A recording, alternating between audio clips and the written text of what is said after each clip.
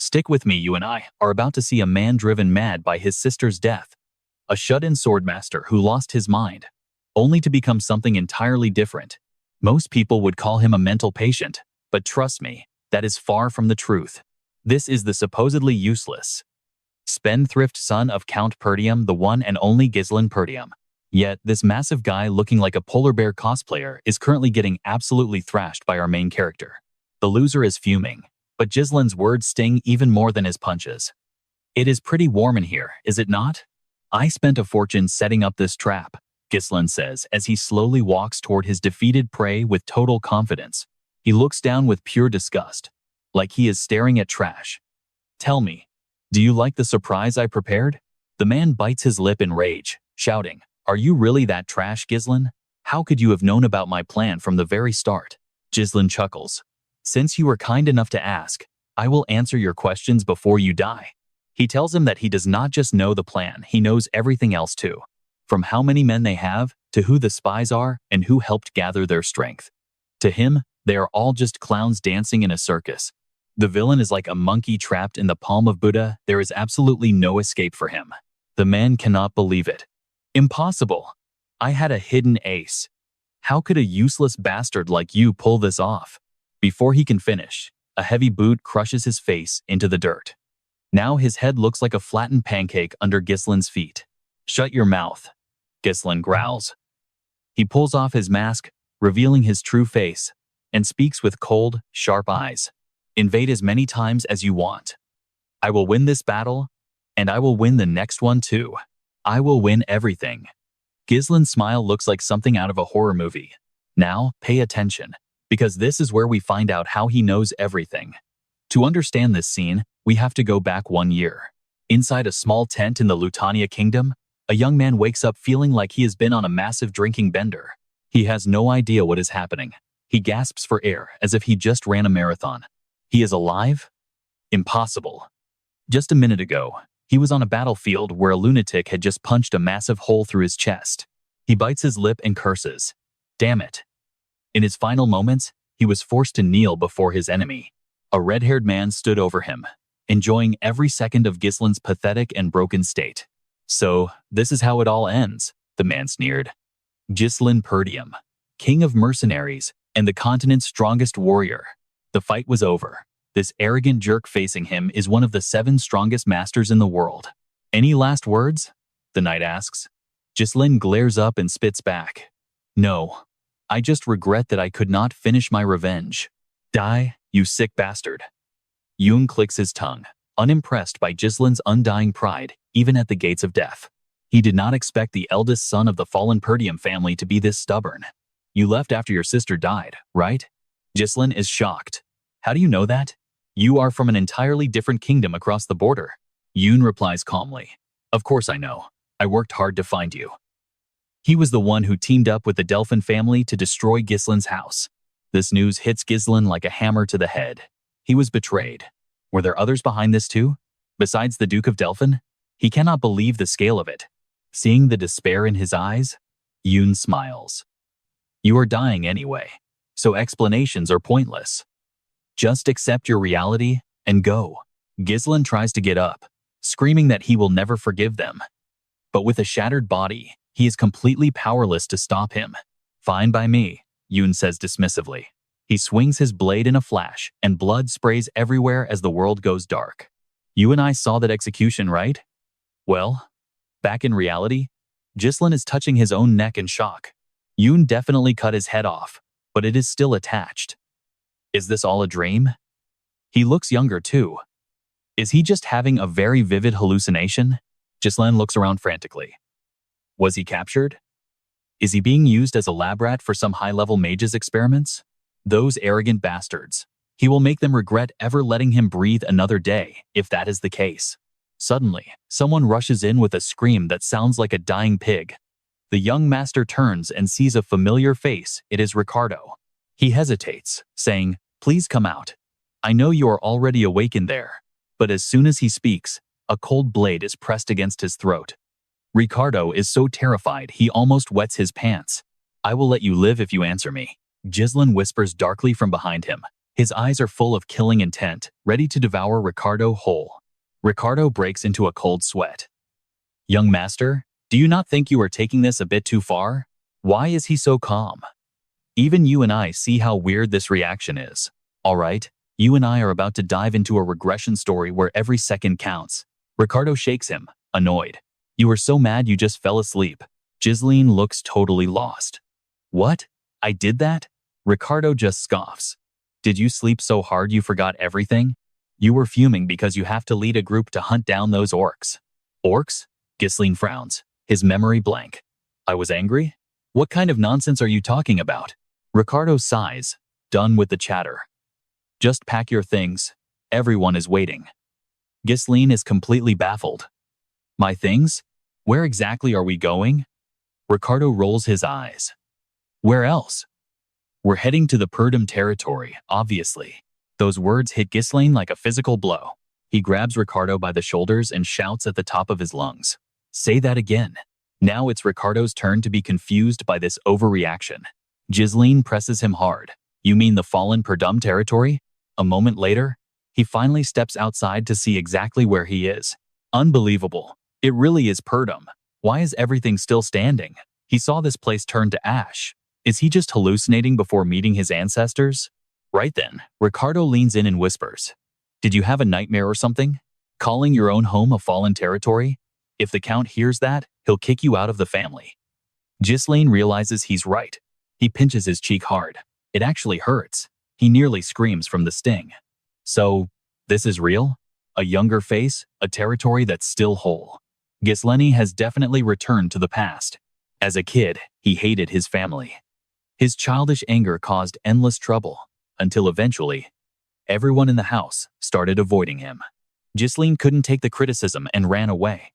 Years later, he clawed his way up to become a hardened mercenary. He survived countless bloody battles, building his skills and making a name for himself. Eventually, Gislen returned to the Perdium territory to make amends. But everything was already burnt to the ground. Now, watch closely, because this is where his second chance finally begins. Everything he lost is suddenly back and whole. Everyone Gislen ever loved is still alive and well. The more he thinks about it, the happier he gets. He starts giggling like a madman. He could literally burst into song. But wait, it's way too early to celebrate. Gislen looks over at Ricardo. He mentioned an orc subjugation mission. He can never forget that day. This is the day most of the squad is supposed to die. In his past life, Gislen joined the squad to build his reputation. They thought there were only 3 orcs. He thought a rookie commander like him could handle it easily. But they walked into over 20 orcs. Everyone died because Gislen was too stubborn to listen. He should have been able to kill them. Orcs have 0 tactics, after all. But let's be real, would any soldier actually believe a useless brat? Just as he's thinking, something streaks past his head. He snaps back to reality as a heap of wood smashes into the ground right in front of him. Soldiers scream. Orcs. The orcs are here. A pack of monsters smashes through the camp. Gislen is stunned. Already? Were they this fast in his past life? The orcs start tearing through the soldiers instantly. The camp defenses are crumbling. Suddenly, a thunderous roar echoes across the battlefield. Get into formation. Don't panic. Hold the line. It's Skovan, the commander of the expedition. He jumps into the fray, but they were caught completely off guard by this ambush. There are way more monsters than reported. If this keeps up, all his men are going to be slaughtered. As Skovan struggles, someone screams for him from behind. He spins around and sees an orc blade swinging down. At the very last second, Gislen sprints into action. He grabs Skovan by the shoulder and tosses him back without hesitation. Skovan is left completely stunned by the move. But what happens next is even more shocking. Gislen charges forward alone. He plunges his sword into the orc's wrist. Then, with a brutal twist, he severs the beast's hand entirely. Skovan is floored. Even the soldiers in the middle of the fight stop to stare in awe. The massive orc howls in agony before crashing heavily to the dirt. Gislen sheathes his blade, clicking his tongue. No mana yet. I wish I'd returned a bit earlier. He turns towards Skovan and speaks with a cold, piercing voice. You're the commander, right? Skovan doesn't know what's happening. Gislen reaches out his hand and demands, "Hand it over." Skovan trembles. "What?" Gislen glares. "The command plaque. Give it to me. Trust me, you and I are about to see him flip this whole battlefield. Stick with me, can this noble actually lead? Let's see." Skovan curses under his breath. He knows the kid is a fool, but demanding command while soldiers' lives are at risk? That is just insane. He refuses flatly, asking Gislen if he thinks this is a game, while standing up and staring him down with a cold, serious look. "Even if you are a noble, I cannot just hand over command of my men to you that easily." Gislen watches him walk away, feeling a sharp surge of frustration bubbling deep inside. It is annoying, but he admits he would do the same if some random idiot showed up and started making big demands. Suddenly, an orc lunges. Skovan shoves him back and yells, "I will handle this. Stay out of the way. You lack the experience to lead." Gislen just sighs. "Fine, I guess there is no other choice left then." He hurls his sword, scaring Skovan so bad he almost jumps out of his skin. Skovan dives aside. Once the blade passes, he spins and grabs the boy's collar in a total rage. "What are you doing?" Gislen stays silent, which only makes the commander even more furious than before. "Look closer, the sword is buried deep in that orc's head. Watch this carefully." It dies instantly. Skovan is frozen in shock. How did he hit its only weak point like that? This kid is actually a genius. Gislen asks, "Skovan, do you know what matters most in the heat of a real battle right now? If our soldiers are paralyzed by fear, we have zero chance of winning this fight. They need motivation." Suddenly, Skovan sees something in Gislen's eyes change. He looks completely different. Before anyone can react, Gislen charges straight into the chaos like a man possessed. No wasted movement. He leaps, driving his blade into an orc's skull as the soldiers watch in total shock. Even Skovan is stunned. Gislen does not care about them. His eyes burn with malice as he screams at the monsters, "Come on, I will kill every last one of you." He vanishes into the swarm, dropping orcs one by one with terrifying and lethal precision. Skovan wonders if he is dreaming. Even with his mana, he could not do this. How is a scrawny noble pulling off these kinds of insane moves right now? Gislen is exhausted, but he uses tiny, efficient movements to dodge every single strike.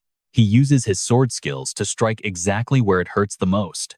It is like watching a master fighter who does not even need aura. You and I are seeing a genius in action. This is even greater than a legendary sword master. Skovan turns pale, then green. Meanwhile, Gislen is busy taunting the remaining monsters with a very cold smirk.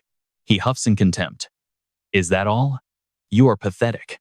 You call yourselves warriors?" Enraged, every single orc starts chasing him at once. Ricardo screams in panic. They are all after him. Is he really trying to outrun them? Skovan starts moving forward, ignoring the confused shouts of his own soldiers from behind. He is lost in thought. What is Gislen's endgame? What is that boy actually thinking right now? Luring them away is smart, but he is heading straight for the edge of a massive cliff. This is getting dangerous. Then, it clicks. A flash of realization hits Skovan, followed by a wave of pure and total horror. Shield wall. Now. He roars the order, telling the men to follow Gislen at a full sprint right now. Gislen reaches the edge. He knows Skovan has to have figured out the whole plan by now. He would love to just slaughter them all, but his damn body is already at its absolute limit. This is the only way. He throws himself right off the cliff. The orcs skid to a halt, eyes wide with confusion. What kind of crazy game is this? But Skovan's unit is already there.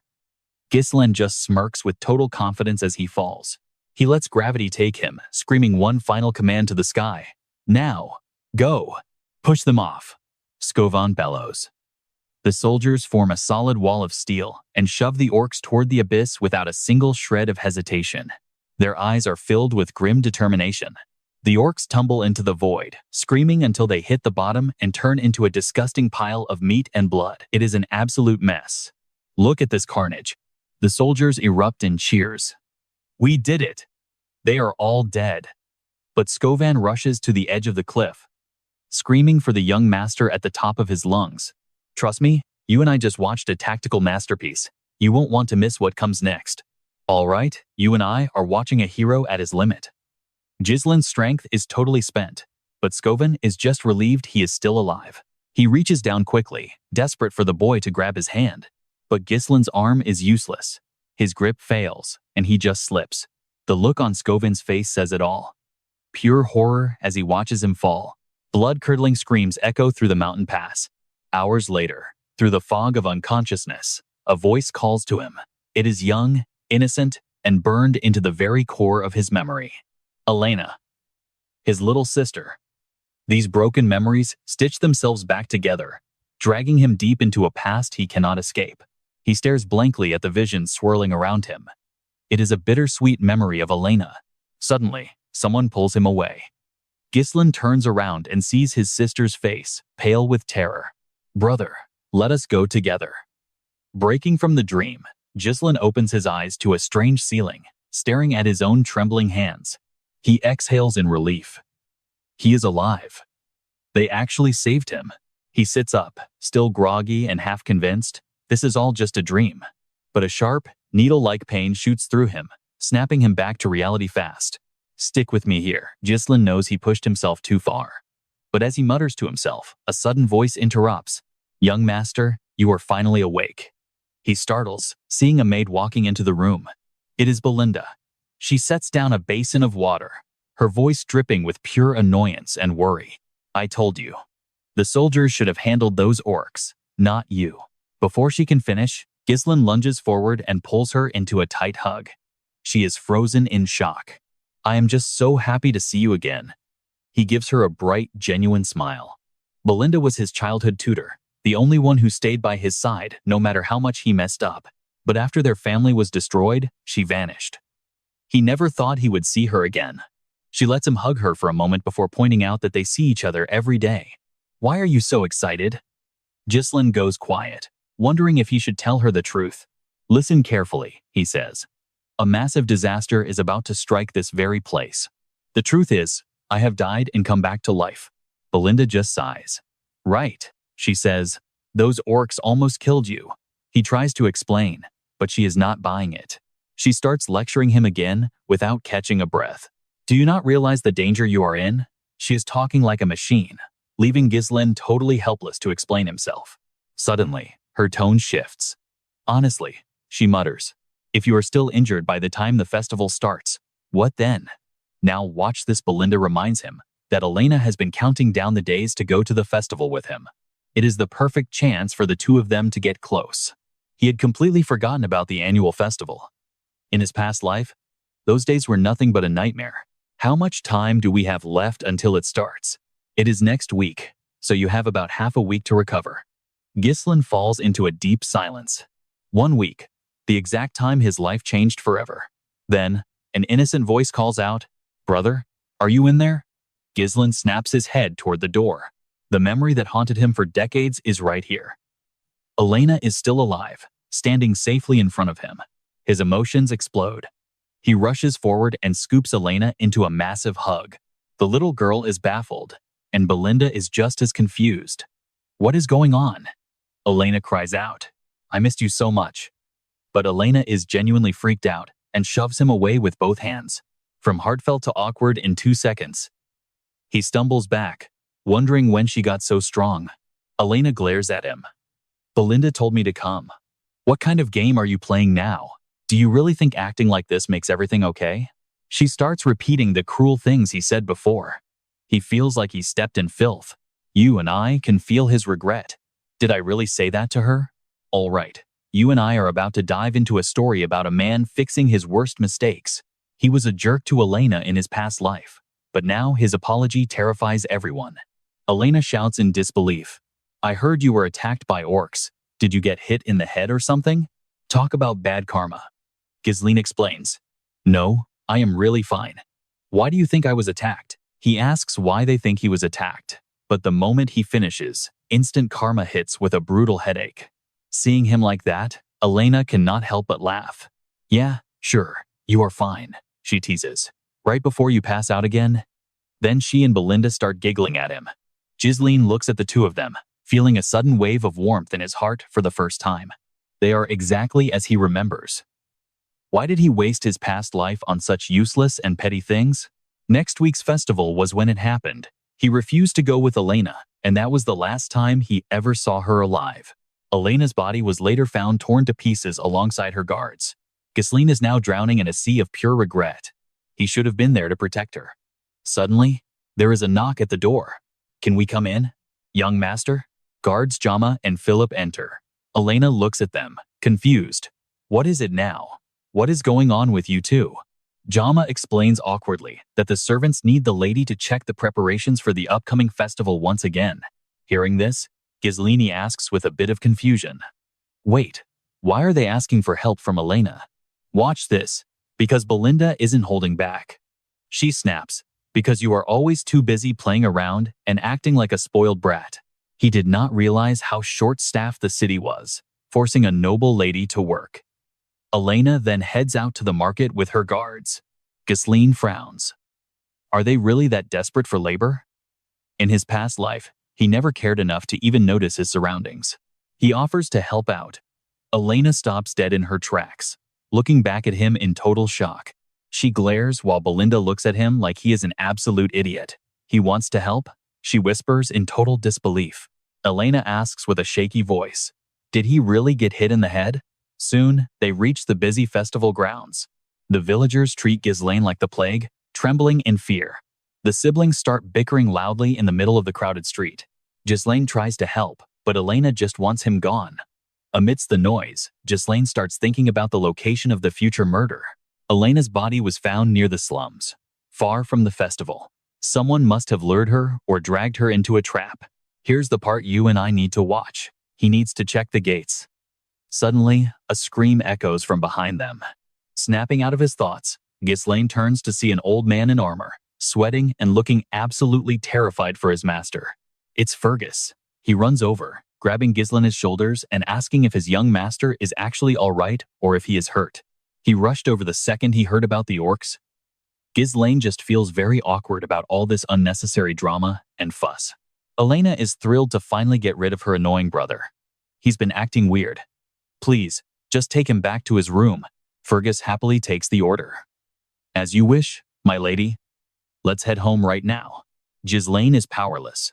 This old man is blocking his path, but he'll have to investigate the mystery more thoroughly sometime next week instead.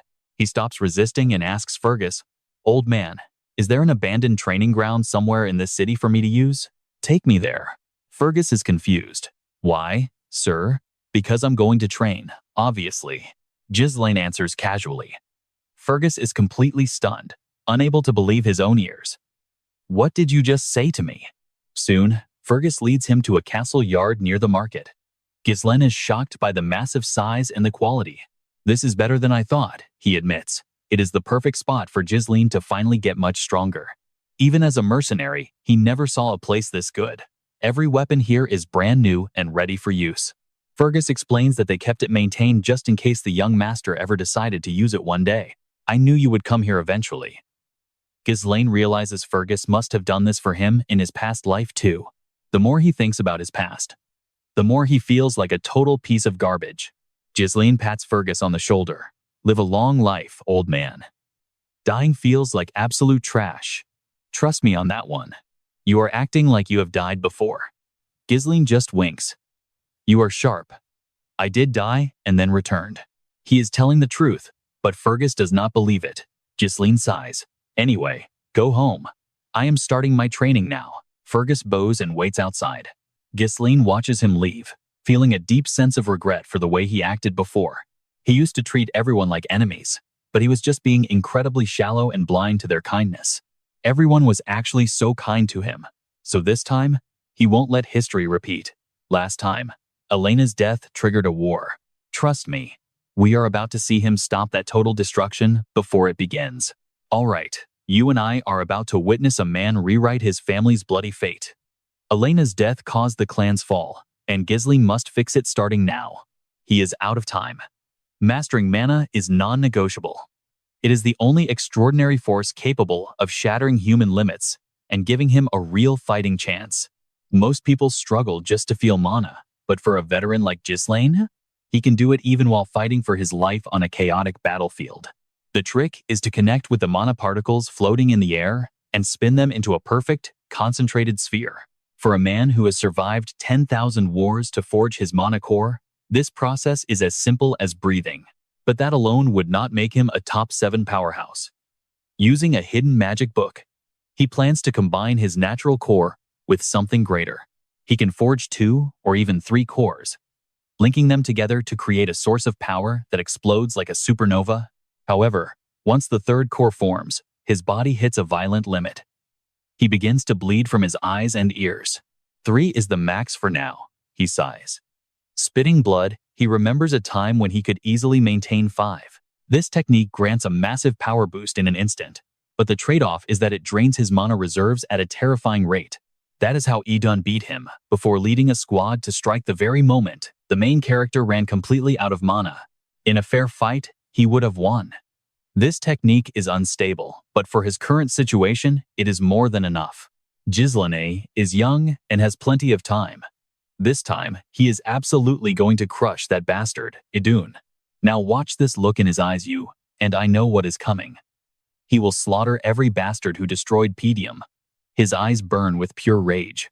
1 week later, the festival arrives. After training, Gislen gears up with his belt and weapons, preparing for the battle that starts tonight. He heads into the fairgrounds alone. When Elena spots him, she can hardly believe her eyes, staring at him in total shock. She shouts in suspicion, asking why he actually showed up. He never joins in on events like this. Gislen just shrugs it off, saying even he should enjoy a festival. Elena scowls, telling him he is acting incredibly strange lately. She heard he spent the whole week training. Gislen just pouts, asking what is wrong with the family heir actually putting in some work. Elena laughs and teases him. After all, he never cared about his duties or the family name before this. He used to call their father a nuisance and wanted the title immediately. Deep down, she is just happy to see him changing. She skips ahead with a bright smile, happy to have the old Gislen back. He watches her walk away with a heavy heart. After a week, he realizes something. Because his actions have changed, the impressions he leaves and the future itself are starting to shift. The major milestones seem unchanged, but it is hard to tell how his presence affects all the smaller details. Using his knowledge of the future is his greatest weapon. He must handle every new situation with absolute efficiency. Preparations are complete. He tells himself there is no room for error. Then, he joins Elena to wander through the festival crowds. While Elena loses herself in the excitement of the busy streets, Gislen stays alert, his mind heavy with the weight of what is coming. Elena explores for a while before finding a quiet corner of the castle. She stretches, grumbling that the festival feels the same as every year. She wonders if there is anything new to see. Gislen does not share her boredom. He is busy scanning the shadows for any sign of trouble. The festival is almost over, yet nothing has happened. He wonders if his presence beside Elena has scared off the threat. Suddenly, a voice cuts through his thoughts, interrupting his focus. A guard approaches and asks if they want to see something different. Elena's guard suggests heading out to a new event his friends mentioned. He asks the siblings if they are interested in going.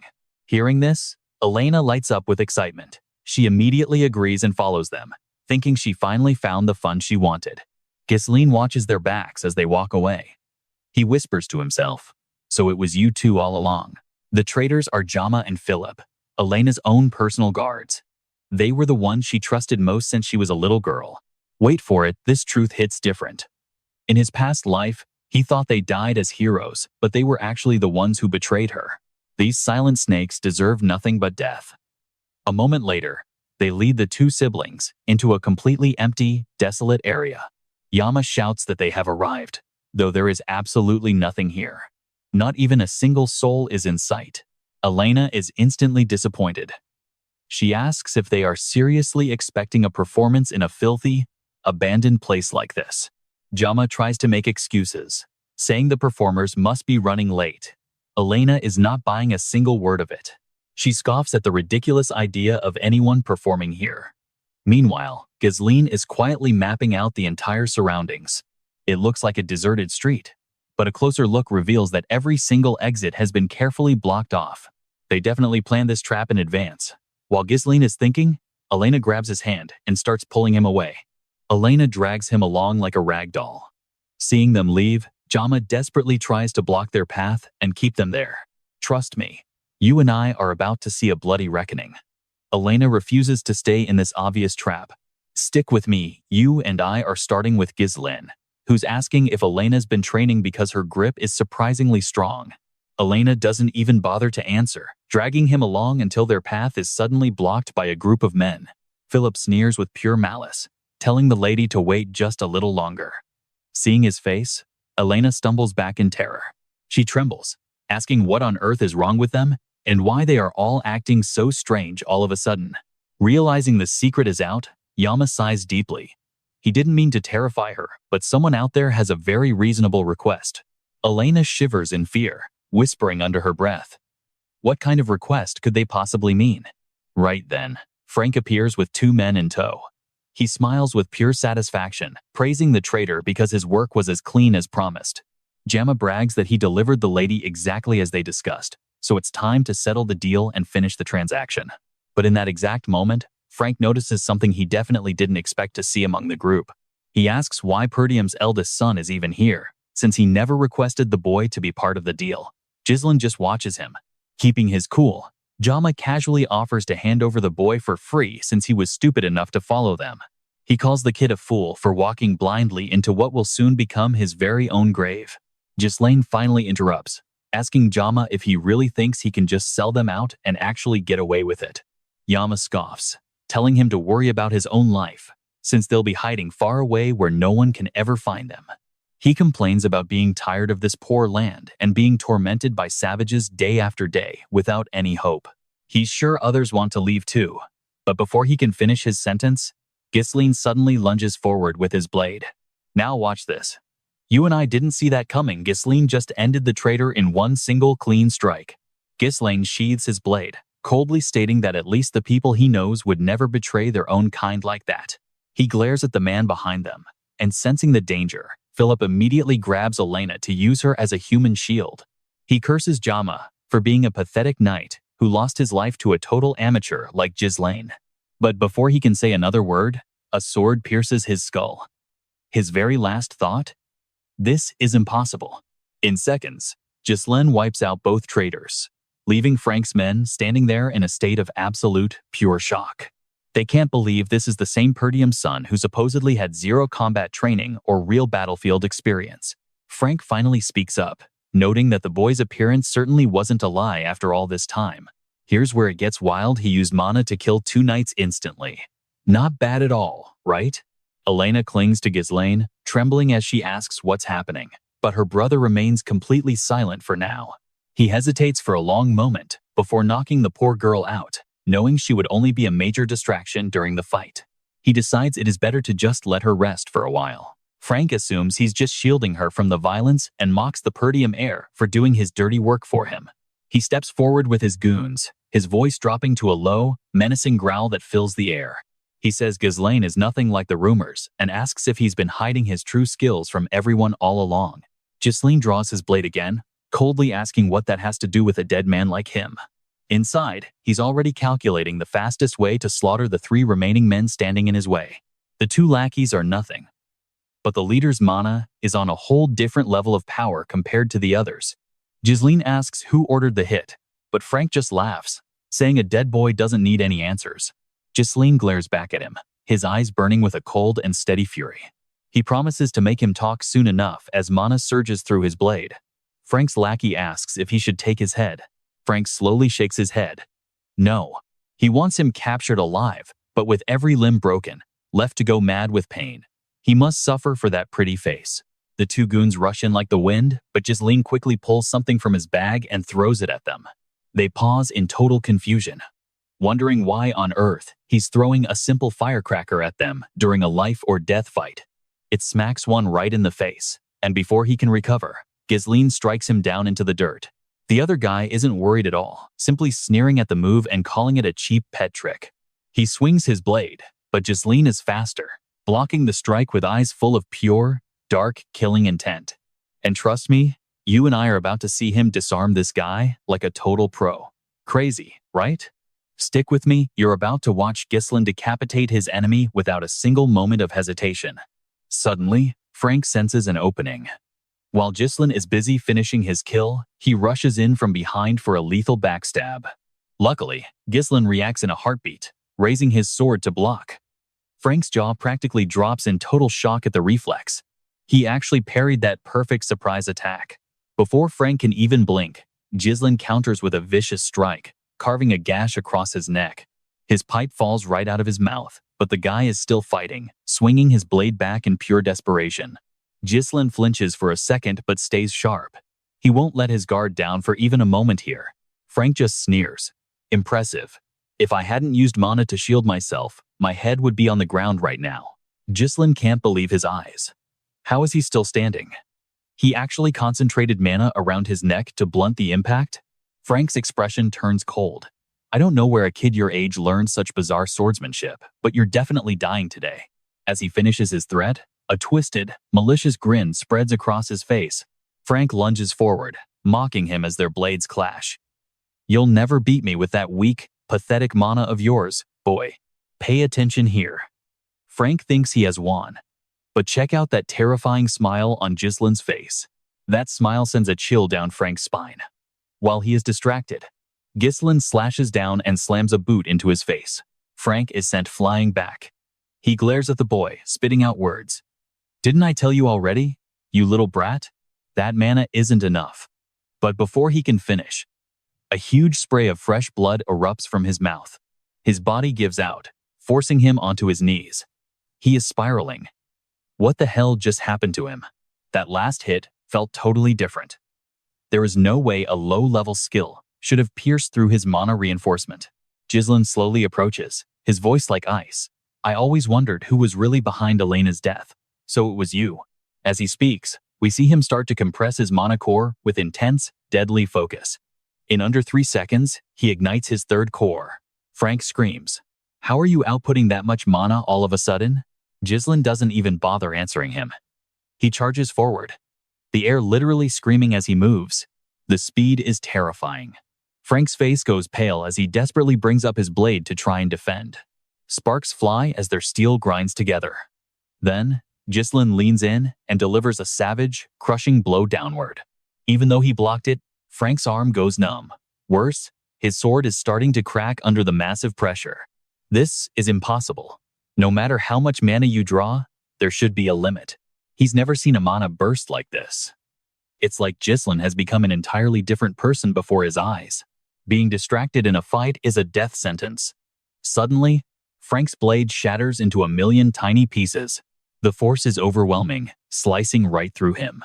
Blood starts pouring out like a heavy crimson rain. But Gislen isn't done.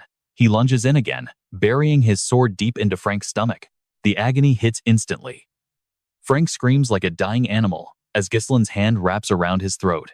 He slams him into the wall, eyes full of bloodlust. Tell me who really ordered you to do this. Frank bites his lip hard. He won't die alone. He's taking the Perdium lady down to hell with him. Suddenly, a hidden dagger appears in his hand, ready to be hurled at the unconscious Elena nearby. But before he can throw it, mana threads wrap around his arm, locking it in place instantly. Trust me, you're going to love this deal. He warns him that resistance is futile. Answer the question, or this sword isn't coming out of you. Frank stares at the threads. Mana threads? When did he even create these? This was his secret technique from his past life. A bit weaker now, but still effective enough. Gislen twists the blade inside him. An expert like you can heal a stomach wound, right? But what if he destroys his mana core instead? He realizes the blade is pointed right at his mana core. Frank howls in pain as his mana begins to leak out, screaming, "Are you insane? One mistake and the mana backlash will blow this entire place to pieces. Only the unskilled fail like that?" Gislen scoffs. "I've got this under control. You and I just witnessed it." Frank finally met a real monster. All right, you and I are about to see this coward break as death stares him right in the face. It was Count Desmond, he screams, claiming the Count needed a perfect excuse to ignite a bloody war against the House of Podium and House Digo. Hearing that name makes Gislen's brow furrow instinctively. So, it really was Desmond behind everything after all. In his past life, these dirty jobs were always handled by the Duke's allies. Did Delphin really think he could pull this off without any backup? Narrowing his eyes, Gislen asks if that's why they targeted Elena. Frank, terrified to lie, nods his head frantically. But the moment he confirms it, Gislen drives the blade several inches deeper. Frank panics, screaming, "What are you doing? This isn't what we agreed." With a cold, sharp laugh, Gislen looks down at him and asks, "So what? You've murdered countless people, yet now you're afraid to die?" Suddenly, Frank starts laughing hysterically, catching Gislen off guard. He leans in close, his voice dripping with malice. "Killing me changes nothing. I've already finished the job with the Digo family. Who is going to believe a nobody like you? House Podium is going to burn in the coming war." Before he can finish, Gislen slams Frank's face into the stone wall. "Let me tell you something," he whispers coldly. "I've been reborn after death, so this time, everything is going to be different." His eyes turn murderous. Now watch this. Gislen shatters Frank's mana core without a single second of hesitation, sending a massive pillar of pure energy screaming into the night sky. 2 seconds later, it detonates, lighting up the sky like a brilliant, terrifying firework display. Below, the bloody alley is stained red, a perfect backdrop for the macabre celebration. It's a perfect night for a killing, and the blood flows like a river. The traitors from his past life are finally paying their debt. Gislen looks back, a sense of relief washing over his face. He finally saved Elena. The sword slips from his hand, clattering on the ground as his exhausted body begins to stumble. A sharp, agonizing pain in his chest forces him to cough up a thick mouthful of blood. Dropping to one knee and gasping for air, he wipes the crimson stain from his lips with a trembling hand. "Damn it," he mutters. "As a mercenary king, blowing 3 cores was nothing. I'm not going down because of this." But he can't stop now. Gislen still has one more job to finish in the room right in front of him. He rushes inside to find a chaotic mess covered in blood. Seeing a figure lying among the debris, Gislen lets out a heavy sigh. In his previous life, they had found a different body lying right here next to Elena. Based on Frank's confession, Dio's son and his escort were murdered to silence them and frame them for Elena's death. Once this truth comes to light, the war they wanted will be inevitable. Gislen decides to erase every trace of evidence. He uses a bomb to level the small house, sending flames roaring into the night. Carrying Elena back, his first step in stopping the tragedy of his past life, is a success. He won't let those bastards have their way. Meanwhile, a silent observer has been watching everything from a nearby ancient tree. As soon as the siblings leave the alley, the mysterious figure vanishes into the darkness. Elsewhere, a secret council meets in a dark cellar. A man in a black cloak bows his head, reporting in a low voice, "We failed. We sent the best men we had available." Hearing this, a cold voice from the shadows demands an explanation. "You and I both know Gislen's pathetic reputation, but the assassin is shaking as he grinds his teeth, swearing that everything went horribly wrong because of Gislen Perdium."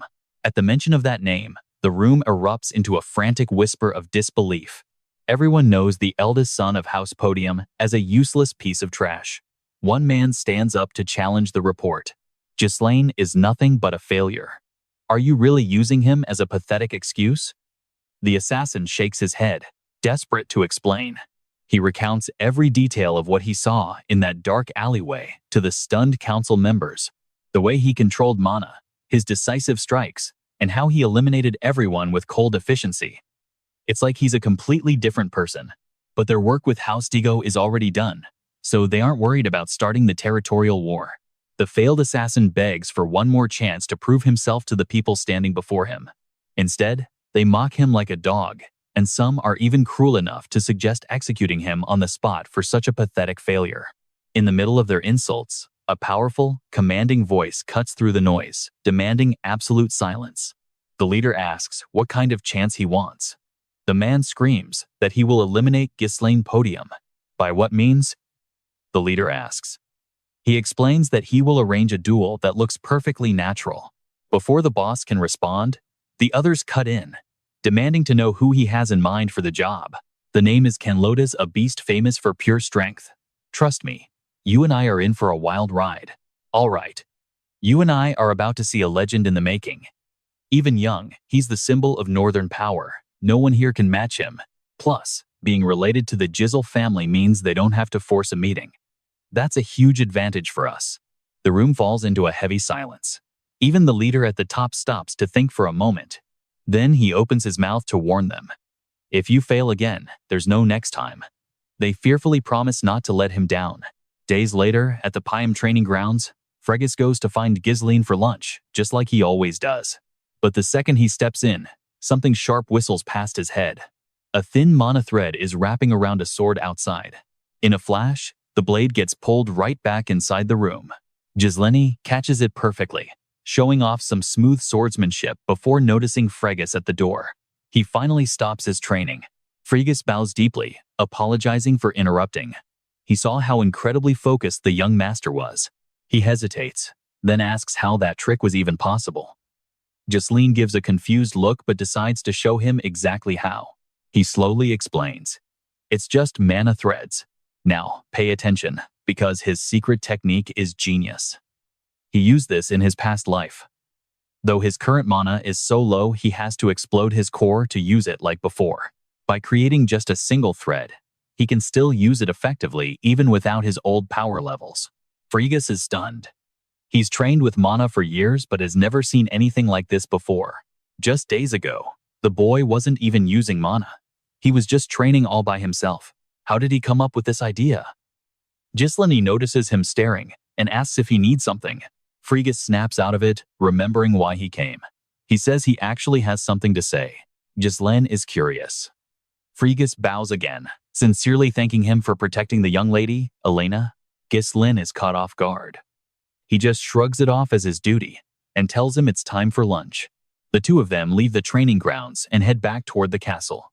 Days passed and the festival was halted. It turns out an escort knight had a secret plot to sell the count's young daughter.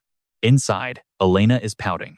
Everyone thinks she's lying about Gislen saving her, and she wants him to finally speak up. He just shakes his head. It doesn't matter, since they wouldn't believe him anyway. Belinda is absolutely furious at the traitors, Jama and Philip. She calls those bastards exactly what they are, perverts. Gislen just sits across from them, watching his companions with a truly satisfied smile. Elena is safe and the war is stalled, but they won't stop. He can't do this alone, he needs an army. Lunch arrives. He sighs, realizing he needs to master politics if he ever wants to build his own force. He picks up his fork, ready for lunch. But when the lid is lifted, there's only a tiny scrap of bread. Gislen's face drops. Is this a joke? He looks at Belinda, asking why they're being served dessert first. She sighs. That's not dessert. That is the reality of their current situation. Gislen is totally lost. You hear that? That's the sound of everything breaking as a massive, ear-splitting roar erupts from down below. The citizens are screaming for blood. They want compensation for the profits lost when the festival was cancelled. A mob has gathered at the gates with weapons in hand. The soldiers are trying to calm them, but it's useless. Gislen looks out the window, shocked. Belinda, however, knew this storm was coming. She expected this reaction. Gislen just stares at her, waiting for an explanation. She explains that the district's merchants survive entirely on the money made during the festival season. Last year was great, but canceling after just one day, their disappointment has turned into pure rage. Gislen's heart sinks. The district is in shambles. If he doesn't fix this fast, the people will only get more violent. He looks at Fregus and tells him to send the guards down to handle the crowd immediately. But Fregus drops a bombshell. We don't have any guards left. Most guards were sent to the monster forest to rebuild after a massive orc raid. He remembers now that Pyam is basically always at war because of those northern barbarians. On top of that, there's a monster forest where creatures can crawl out at any given moment. The situation is a total nightmare. No money, no soldiers, and a town on the brink of revolt. He pulls her aside. Trust me, you and I need to see if there's any money left to save this place. Use that money to calm down the merchants. But Belinda just shakes her head and casually replies, there is no more money. Let's dive in, because you and I are about to see our main character hit rock bottom. He is officially flat broke. Gislen finally realizes just how deep a hole he has dug for himself. At this point, he is basically a penniless beggar. He cannot stand this pathetic situation anymore. So he reaches out and begs for cash. Belinda just pouts, saying she has none. Now Gislen is staring out the window, questioning his life. No money and no soldiers? What does he even have left to fight with? Without funds, he is powerless. Even having knowledge of the future is useless if he cannot buy his way forward. Is there any way? Something must be at the estate. Suddenly, heavy footsteps echo from right outside the room, and they are coming fast. Ricardo bursts through the door, shouting for the young master. Gislen turns around in confusion, asking what all the rush is about. Ricardo reports frantically that there is big trouble. Can is here, and he is demanding to see the young master right now. Now pay attention, because this is where the tension hits the breaking point as a brand new threat finally reveals itself. Each punch is devastating. The man strikes with such raw power that his own hands are now soaked in poor Skovan's blood. Skovan cannot even fight back. He is completely overwhelmed and has no way to defend himself against this monster. He is beaten until he is spitting up blood. When Gislen arrives, he sees Skovan collapsed on the ground, his entire body trembling in agony. Seeing the carnage, Gislen is stunned. Then his gaze shifts to a massive man, standing there like a giant black bear right in front of him. He lets out a wicked laugh. There you are, Gislen.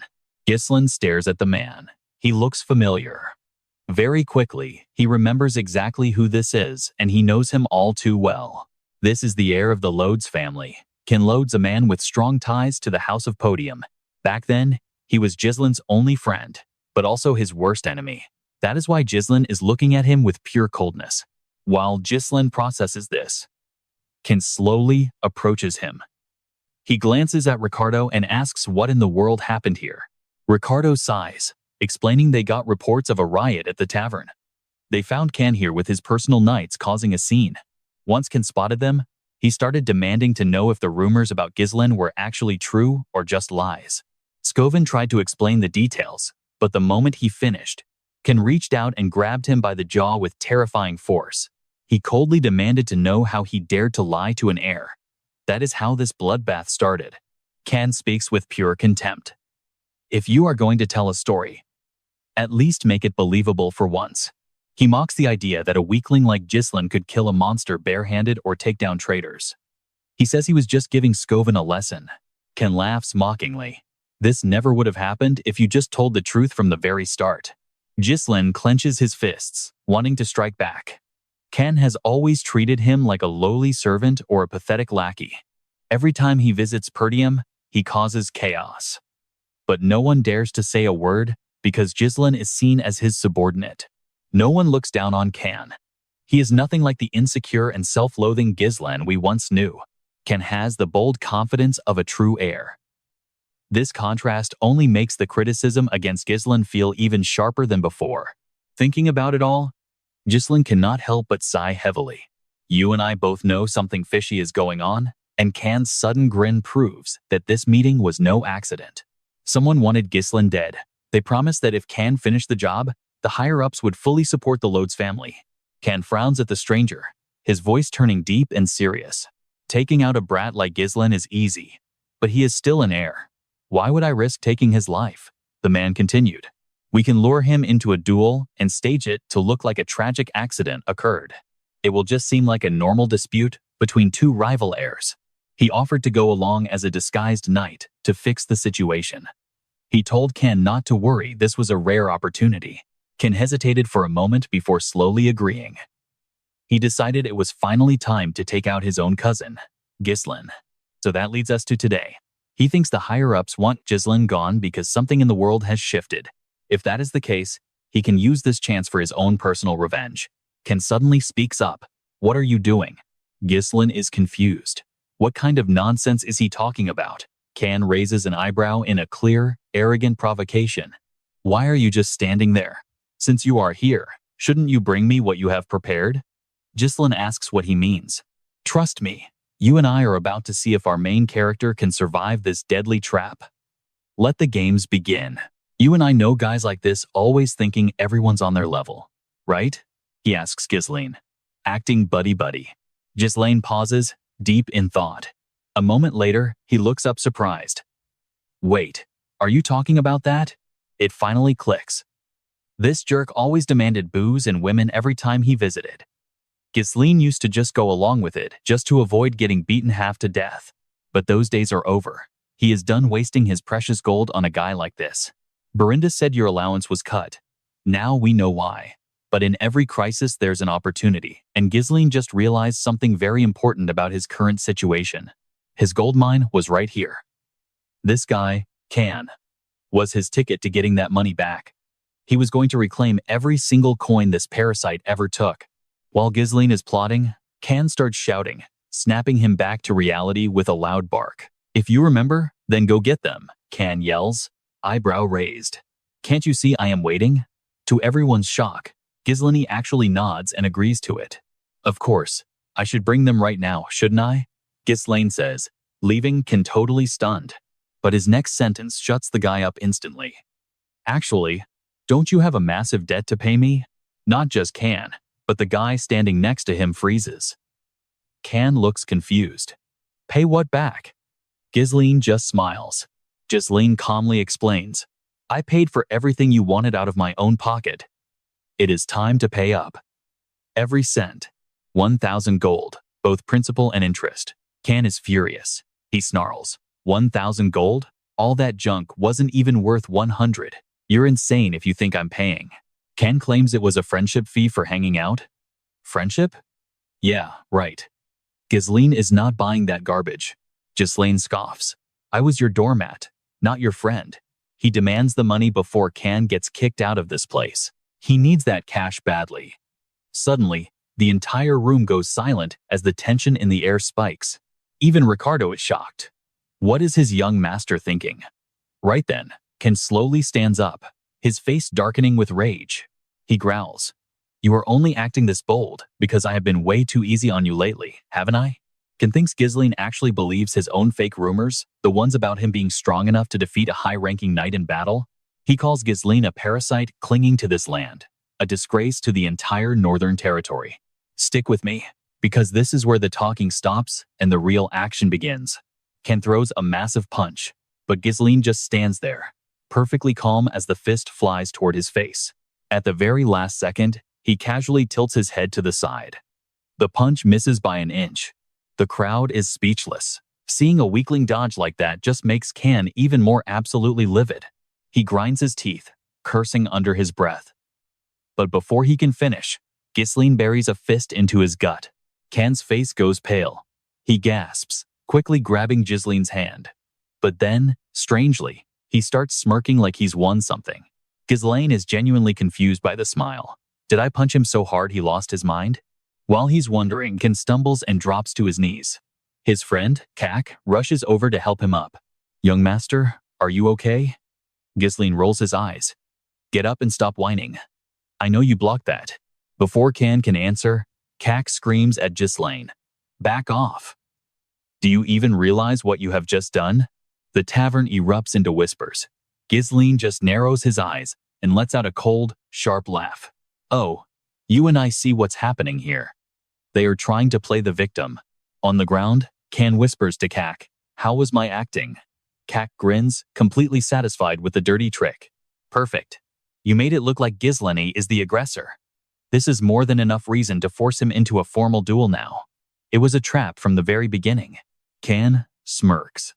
This is a rare chance to gain massive support by crushing the heir of a falling house. He needs to make an impression.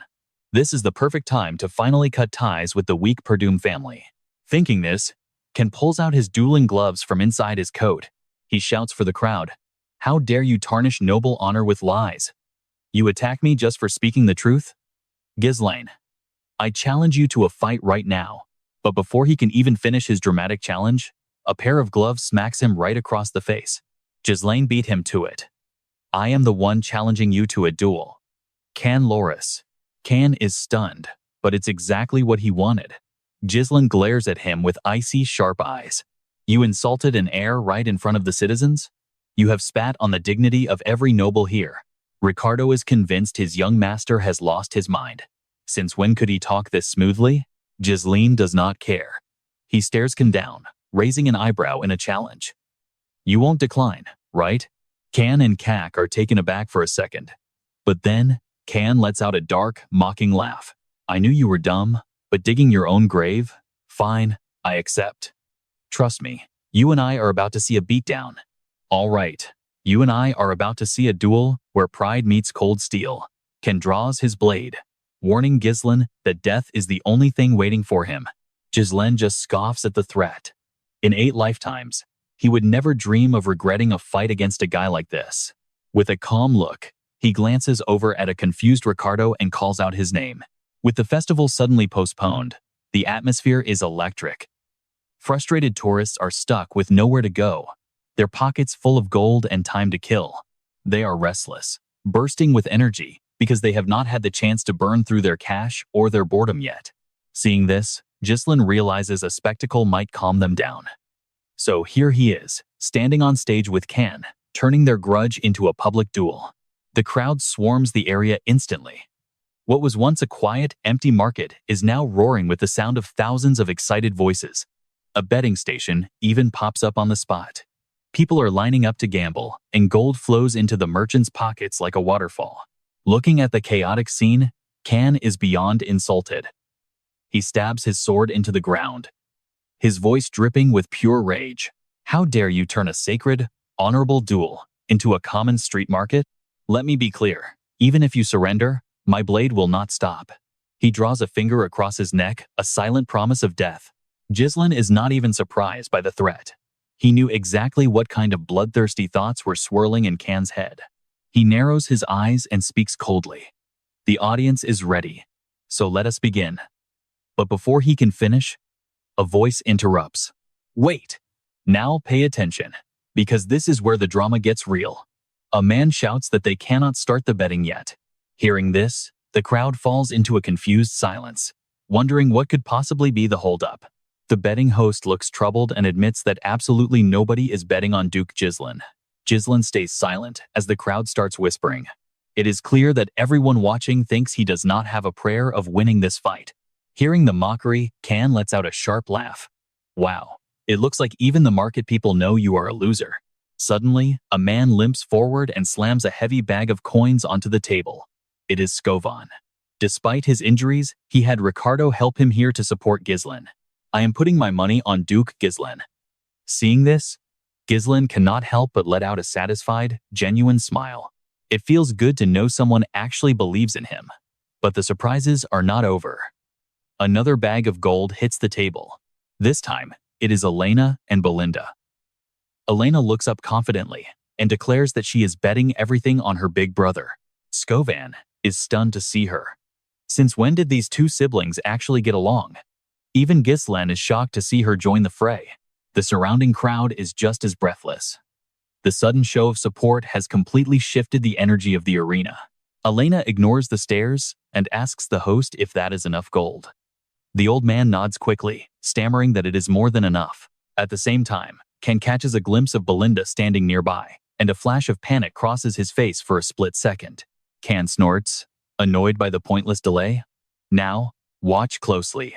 The battle officially begins the second those words leave his mouth. Gislen raises an eyebrow, mocking him. You know I am older than you, right? It would be embarrassing if I attacked first. Ken is baffled by the disrespect. He watches as Gislen finally draws his sword with a slow, deliberate motion. He spins his blade with cinematic flair, settling into a perfect stance. Gislen smirks, taunting him to bring it on. The confidence leaves Can, momentarily stunned, but he recovers his senses quickly, letting out a mocking sneer at the Duke. You really think it is too late to start acting like the older, wiser man? Without another word, he charges forward with explosive speed. He leaps into the air, swinging his sword down with lethal intent. Gislen does not hesitate, raising his own blade to meet the heavy impact. Ken growls, insulting him for trying so hard to save face. With a burst of strength, he shoves Gislen back. It is a brutal, heavy blow that forces Gislen to retreat several steps. Ken stands a full head taller than him, looking like a giant. The fight looks like a man trying to stop a charging bull. Ken grips his sword tight, raining down a relentless flurry of strikes. Luckily, Gislen dodges just in time. If he had been a second slower, he would be crushed like the shattered ground beneath Can's feet. The crowd goes wild, cheering for Master Can. They laugh that Gislen cannot even handle a single direct hit from him. Can is smug, certain that victory is already his. That arrogant smirk makes Gislen narrow his eyes in pure annoyance. Down below, Belinda is trembling with fear. She asks Elena if they should intervene before someone actually gets killed. Can is too caught up in his own ego. He thinks it is already way too late for mercy. He believes that anyone who dares to point a sword at him has already fallen into a fatal trap. He expects his opponents to be overwhelmed by his power, panicking until they waste every bit of their energy on useless defense. Once they are exhausted from dodging, they leave an opening, and that is when he delivers the killing blow. That is how he always wins. Seeing him dodge, Can sneers. You and I know this is just the beginning of a legendary clash. You and I are about to watch a duel where a kid's newfound flexibility starts driving his opponent crazy. Gislen blocks with ease now, making Can groan as he begins swinging his blade like a total madman. He shouts in anger. Impressive. You were always great at running away back in the day. Suddenly, Gislen's silhouette vanishes, forcing Can to throw his sword in desperation. The impact sends the boy soaring high. The crowd watches every move, completely stunned. The other side is already celebrating, thinking it is finally over. But right then, Gislen pulls off a series of mid-air spins with perfect, effortless grace. Looking down with determination, he mutters that he wanted to be gentle, but Can has crossed the line. He channels mana into his feet to land safely. Without hesitation, he lunges forward like a moth to a flame. Can tries to react, but it is too late. Gislen's blade has already found its mark. Can's eyes shrink in shock. He never expected such a sudden and perfectly calculated counterattack. The onlookers are in total chaos. Did he really regain his balance just by focusing mana into his legs? Exhaling slowly, Gislen speaks with a freezing tone, calling his opponent nothing more than an arrogant swordsman. Now watch this, as he prepares to show this arrogant fool exactly how weak he really is. Hearing this, Can snaps. He screams out, "Is that so? How exactly do you plan on helping me?" He swings his sword frantically, but Gislen doesn't flinch. He calmly steps back, dodging the strike with ease. He follows up with a sharp kick, using the momentum to leap back into the air. Seizing the upper hand, he launches a relentless assault that forces Can into a desperate defensive shell. After a dozen exchanges with no winner, Gislen suddenly stomps down on Can's fallen sword.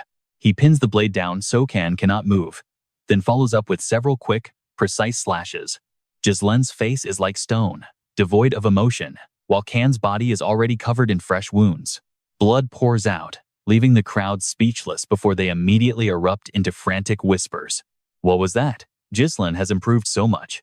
Is he actually going to win? Elena finally catches her breath. Scovon feels relieved, but the opposition is fuming, their foreheads dripping with cold sweat. Up on the stage, Can stares at his injuries, lost in a daze of confusion and disbelief. You and I can see it, his strikes are shallow on purpose, proving his skills are on another level. Gislen narrows his eyes as they lock gazes. Suddenly, he thinks of something and tosses his sword aside. He coldly remarks that this massive skill gap is making the fight way too boring. From now on, he will fight barehanded. Can turns red with rage, but Gislen insists on teaching him a lesson. As he speaks, he rolls up his sleeves, revealing his toned and powerful arms. Can grinds his teeth and looks around, asking through his anger, "You think you can educate me?" Gislen sticks out his tongue, taunting him that his swordplay is too much to handle, so he will go barehanded. On top of that, he bets another 2,000 gold on his own victory. That is double the original amount. The surrounding crowd starts buzzing. Barehanded? 2,000 gold for a duel like this? The onlookers are absolutely stunned by the massive wager. He is actually challenging Can to a fistfight. The antagonist thinks luck is finally on his side today. A merchant in the crowd suddenly screams out that he will take the bet for a barehanded match. The young master Gislen versus the young master Can. The crowd immediately starts gossiping about the terms. Unlike before, the betting is now split, with people putting money on both fighters. Gislen is brimming with confidence, and so is Can. He snorts, laughing at the idea of a fistfight. "Fine, come at me without a weapon." He gets up and draws his sword anyway. Can tosses his cloak aside and charges forward with pure, unbridled aggression. The cheers and taunts make him lose all control. He roars that he will use his sword to kill him. Belinda screams in terror, begging the young master to draw his sword before it is too late. Can does not stop swinging his blade wildly at Gislen's head. And trust me, you and I are about to see him beat some sense into this arrogant fool. All right, You and I will see Gislen prove he is a man of his word. He charges in using only his fists, refusing to draw his sword. Gislen effortlessly dodges Can's blade, weaving in close to strike. His footwork is insane, gliding across the floor like he is flying. He slips behind Can's guard and sinks a heavy blow into his stomach. But he is not done yet. His other hand clenches into a tight fist, driving a massive uppercut straight into Can's chin. Can is caught off guard, groaning as a blinding headache sets in. He stumbles back, shaking with fury and wondering how these strange punches are even landing. He glares up at Gislen, who stands there completely unfazed. The crowd cannot stay quiet anymore, erupting into cheers. It is official, the young master might actually pull off this win. Sensing the hype is on his side, Gislen smirks. Get up. I have not even started yet. That petty provocation, combined with the roaring crowd, pushes Can over the edge. He mashes his teeth and lunges with his sword, but Gislen just dances around him. Now pay attention to this masterclass. Every move Gislen makes is perfection, treating this fight like a simple training session. Every punch lands on a vital point, slowly breaking Can down into a complete mess. Can is completely helpless, unable to strike back, or even find his voice. He is forced to endure pure humiliation, taking blow after blow until his face is so swollen it barely looks human anymore. Finally, Gislen reaches out and grabs Can by the head. He whispers coldly, I actually feel bad for your father. Can is stunned. What does that mean? Gislen continues, noting that Count Loris helped Perdium when it was on the brink of collapsing, purely out of friendship with Gislen's father. But now, his son has completely betrayed that noble legacy. Hearing this, Can flashes back to his past. Years ago, inside the halls of Count Loris's castle, Can constantly questioned his father, wondering why he wasted resources helping Perdium while they were struggling themselves. His father met him with silence, forcing Can to eventually bow and beg him not to leave. Despite his son's protests, Count Loris remained firm in his decision. Can bit his lip in frustration. Why was his father so obsessed with helping people who could not pay him back? After a long pause, the Count gave him a simple answer. Because we are friends. That is all. Those words always haunted Can, leaving him feeling bitter and unsatisfied. While Can is lost in his memories, Gislen lands a final, finishing blow. Seeing the tears in his opponent's eyes, Gislen just smirks. You and I both know that is more than enough of a lesson. Gislen actually offers a hand and tells Can to stand up. Can hesitates, unable to find the words to respond. Finally, he sighs and hangs his head. I admit it, I really lost. Nobody expected this outcome, but in a heartbeat, the atmosphere turns into a total celebration as the crowd cheers for the victor. The duel is over. Elena cheers for her brother, but Cass cannot accept it and storms onto the stage. He screams at Can, asking how he could give up so easily just because he took a few hits. I trusted you, Cass yells, but Can just shoves him away, telling him it is over. Cass is red with rage. Just then, Gislen slowly walks toward the two of them. He sneers, Now, time for me to do what I need to do. Cass looks up, totally confused. Before he can react, Gislen shouts to the crowd. Everyone, listen up. This man here is volunteering to pay for all the food and drinks. A gift for everyone gathered here today. Cass turns pale, but the crowd goes wild at the prospect of a free feast. Cass tries to protest, telling Gislen to take it back, but he is just pushed aside. Gislen laughs. This is the price for losing. You have the money, do you not? He adds that the food does not count toward the bet, which he has now raised to 2,000 gold instead of 1,000. If Cass tries to run, there will be consequences. Gislen's eyes turn murderous, scaring Cass half to death, and making it clear that running is not an option. He frantically nods his head in agreement. Finally, the castle returns to peace. A few days later, a massive chest of gold arrives at Gislen's room. He opens it with a satisfied grin. This gold is enough to hire a small mercenary group. It is a solid start, but he needs way more. And that is where we leave it. Gislen needs to move fast. Trust me, it is about to get even bigger. All right, stick with me because we are diving straight into a world of massive secrets and betrayal. He glares at them, asking what they want. Elena hesitates before asking what he plans to do with all that cash. Gislen doesn't answer. He just asks if she wants it, but she quietly shakes her head, saying she was just curious. Belinda jumps in. claiming he is obviously going to spend it on something very specific. She says Elia's birthday is coming up, and he is probably buying an expensive gift. Gislen suddenly goes silent. The two keep gossiping about this girl. During their chatter, he realizes something that catches him completely off guard. Turns out, he has a fiancée. You and I are probably just as confused as he is right now.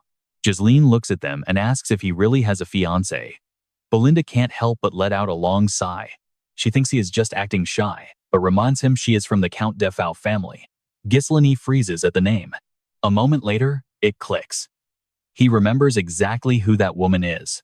Amelia Rapio. She is a noble admired for her kindness, but in the future, she will lead a rebellion as the Witch of the North. Along with Duke Delphin, she will bring about the total fall of Perdium. Simply put, she is a traitor. Thinking of this, Gislen smirks. He turns to Belinda and asks when his father will finally return. She says in about 1 week. Gislen frowns, muttering to himself that 7 days should definitely be just enough time. He decides to head to the Defau territory. Belinda is confused, since it isn't even the girl's birthday yet. Gislen just gives a soft smile and says he's going there to take his money. Now, let's switch gears and see what this lady is actually up to. While she is visiting a neighboring kingdom, she has even got a spider in her mouth. This bizarre act leaves everyone watching in total shock. A young beggar stammers her name, but Amelia insists that if anyone goes barefoot in her city, it will be her. She then orders her soldiers to provide the people with food and shelter immediately. The soldiers obey, handing out supplies to the locals. Once everything is settled, she finally leads her group away. Back at the garden, she relaxes, while a subordinate kneels on the ground to massage her feet. This man is Burnif, her bodyguard. He looks up and sincerely tells his master that she has worked hard. Amelia mentions her father demands absolute obedience from everyone while she calmly pets her long-haired cat. Burnif bows low, noting that fools only follow those who provide warmth and full bellies. He says this will help her in the upcoming race for the inheritance. Amelia hesitates, deep in thought. Then, without warning, she suddenly raises her foot and kicks Burnif right in the face. She coldly asks about his fight with the Northern Sword Master. Despite the insult, Burnif remains perfectly calm. He explains he was trying to avoid attention, because a victory would have drawn too many eyes to her. It isn't time to reveal their true strength yet. He reaches out and grabs Amelia's foot. Like a loyal dog, he kisses her foot and softly whispers that his sword and his life belong only to her forever. Amelia smiles and wonders what kind of person she has raised him to be. She pulls him close, warning him not to be weak before asking about the Merchant Guild. Burnif says not to worry about the Actium Guild, as they are busy buying materials for the monster forest. In other words, they are embezzling all the funds Count Defau sends to Perdium every single year. They have also managed to recruit all the soldiers and knights who recently left Perdium. These are experienced troops trained by the Manji people, making their combat quality absolutely elite. Amelia nods in satisfaction, telling him to keep up the merchant disguise until they are fully ready. Their true identity must stay hidden. Suddenly, a servant bursts in to interrupt their conversation. Burnif is furious that his lady was disturbed, but the servant quickly reports some urgent news. A message from the gate says Gislen Perdium has just arrived. Amelia's face immediately fills with annoyance. She wonders why that pest is here. The servant nervously adds that he came to talk about the guild. Hearing this, both their expressions turn sour, as if they had just stepped in something gross. Later in the parlor, Amelia sits across from Gislen with a very unfriendly look in her eyes. And that's where we leave it. Trust me, you and I are about to see a legendary confrontation. All right, you and I are about to see a pushover turn into a savage. She scoffs, asking if he threw away his manners. Gislen completely ignores her bitter attitude, casually smiling as he asks if her birthday is coming up soon. He places a flower branch on the table, calmly explaining he found this special gift from a certain guild way out on the dangerous front lines. He wonders aloud where he will buy flowers from now on. Oh, right. He remembers it was the Actium Guild. Gislen takes a very relaxed sip of his tea, but Aaliyah's eyes turn absolutely murderous the moment she hears him mention that specific name. Suppressing her intense rage, she bites her lip and claims she has no idea what he is even talking about. She accepts the gift just to get him to leave, immediately grabbing her cat to make a quick exit from the room. Gislen glares at her, coldly ordering her to sit down. Now pay attention. The entire atmosphere suddenly shifts as Elia's face turns pale with terror. What is this insane pressure? Even the teacup sitting on the table will not stop shaking from the sheer force of his aura. Amelia cannot believe this is the same man who used to stutter and act so awkward whenever he stood before her in the past. Ignoring her shock, he gets straight to the point, demanding she hand over 10,000 gold coins immediately. Elia panics, asking if the Count sent him to suddenly demand money from his own fiancée like some common, low-life thug. Gislen casually pours out his tea, coldly stating that his father has absolutely nothing to do with this personal demand. Besides, he knows she never actually planned on marrying him anyway. Amelia falls into a stunned, heavy silence once again. He glances toward the door, mocking her about the night waiting outside and her secret plans to seize power for herself. But before that, if word gets out that she is secretly building a private army for an inheritance war, her entire secret is over. Suddenly, the cat in her arms bristles and attacks him. He ignores the beast entirely. Elia drops her act, coldly telling him he should not make such dangerous jokes, even as a prank. Gislen narrows his eyes at her and speaks with a very calm, steady voice. He will keep her secret as long as he does not leave empty-handed. Elia snorts in disgust before suddenly letting out a loud scream. Following her scream, the door swings open and Bern walks in, bowing low as he greets the prince after all this time. Gislen recognizes him as a man whose sword skills were said to rival the legendary swordmasters from the Great North. He warns them that if he happens to die right here, a massive territorial war will break out immediately. Can she really handle that kind of devastating chaos? She just scoffs coldly. She claims a common troublemaker broke in and was killed by her guards.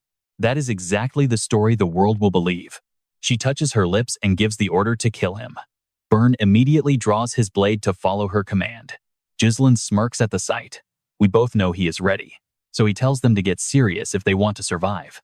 He draws his own sword, standing firm and gripping the hilt with total confidence. Bern looks at him with pure contempt, but Gislen suddenly notices something strange hidden near the wall. 3 knights suddenly appear from the shadows, and one of them smashes through his armor to charge at Gislen. The knight lunges, but hits only a hard chair. Gislen leaps away just in time and delivers a powerful, crushing kick. The strike sends the knight flying straight through the window, leaving Elia and her guard completely stunned by his strength. Gislen calls them out for pretending to be polite while using hidden assassins to launch a cowardly sneak attack. He charges forward with his sword. Bern realizes he cannot afford to be careless and rushes to block the strike. Their blades clash violently. Gislen glares at him, asking if their house has any sense of chivalry left in them. Bern refuses to back down, claiming Gislen was the one who was rude by barging in without any warning. There is no need for manners towards someone who upsets the lady. He has no intention of holding back any longer. He begins his counterattack. The two move at incredible speeds, exchanging a flurry of sharp blows in just a few seconds. Suddenly, Gislen lands a heavy kick on Bern, sending the man staggering back in total shock and confusion. Bern glares at him in disbelief. He had heard the Grand Duke was just a useless man who liked to show off, but he is clearly no amateur. Elia calls out in a low, angry voice. She demands to know why Bern is struggling against a common thug, ordering him to take the man's head immediately if he is her sword. Bern falls into a grim silence for a moment after hearing her cold and demanding command. He promises not to disappoint her, pointing his sword at Gislen with a very provocative and arrogant smirk. Gislen scoffs, asking how a mere guard dares to order him around. Trust me, you cannot miss what comes next. All right? Stick with me. This battle is about to get absolutely savage as Bern finally stops holding back. Bernev grips his sword tight and prepares to strike. In a literal heartbeat, he lunges forward with intent. Gislen's eyes narrow as that cold blade flashes right in front of his face. He's genuinely startled by the speed this bastard is much faster than he looks. There is no mercy left in Bernev's gaze. The two men clash again, swords sparking in a dance of death. Outside the fray, Elia watches with a sneer. She wonders how a thug like Gislen can match a master like Bernf. But the longer she watches the fight, the more her expression twists into something truly vicious and hateful. Because Gislen isn't just surviving, he's actually taking control of the duel, with movements that are both fluid and incredibly powerful. Bernf can't find an opening at all. Suddenly, Gislen's blade is inches away from ending the fight right then and there. But Bernef is ready this time. He tangles the blade to trap it and thrusts his other sword straight at Gislen. Seeing this move, Gislen can't help but smirk that old trick again. He spins mid-air and delivers a heavy, bone-crushing kick to the man's chest. This time, he misses his mark. Bernf dodges the strike and manages to grab hold of Gislen's body instead. Round 2 won't be so easy, Bernf growls, slamming Gislen hard against the cold, unforgiving ground. Gislen groans, pushing himself up, but Bernf doesn't give him a single second to breathe before attacking again. Luckily, Gislen rolls away. He sweeps his leg in a wide arc and leaps back to create some distance. Wiping sweat from his face, Gislen realizes Bernf is using mana to reinforce his body and block every incoming attack. Bernf walks forward slowly. Grand Duke Gislen, you're definitely not the weak man the rumors described at all. Fighting is the only way to see a man's true self. Your swordsmanship was clearly forged in real battles, not a fancy training classroom. He assumes Gislen spent too much time fighting savages and picked up their dirty and unrefined combat habits. That style might work on a chaotic battlefield, but against a true master like me, it's completely useless. Bernf points his sword, declaring the arrogance ends here and now. You and I can see he's in trouble, so keep watching and don't miss a beat. Those narrow thrusts aimed at his head make it impossible for him to judge the timing or the distance correctly. At close range, Bernf's raw physical strength makes it hard for Gislen to use his technical skill to win. Gislen knew this wouldn't be easy. I'm running out of time, he mutters, his eyes turning cold and sharp. Suddenly, a thin thread of mana appears in his hand, glowing with a dangerous and ethereal intensity. It zips past Bernf's face, catching him off guard as he feels a massive surge of power from behind. In a flash, Gislen's sword slams into Bernf's head, and blood sprays everywhere as the Duke lunges forward to finish the fight. He drives his knee straight into Bernf's face, shattering his nose. The knight never expected such a brutal action. Elia screams in horror as Gislen regains control of his sword and swings it down with everything he's got left. Bernf's reflexes are top tier. He barely manages to get his own blade up to block the lethal, downward strike. He shoves Gislen back with all his might, forcing the Grand Duke to retreat a few steps and reset. Bernf warns Elia to leave since he can no longer guarantee her safety. Pay attention, because he's about to use every ounce of his power. Gislen just lets out a dark, mocking laugh at the knight's sudden show of serious intensity. Good.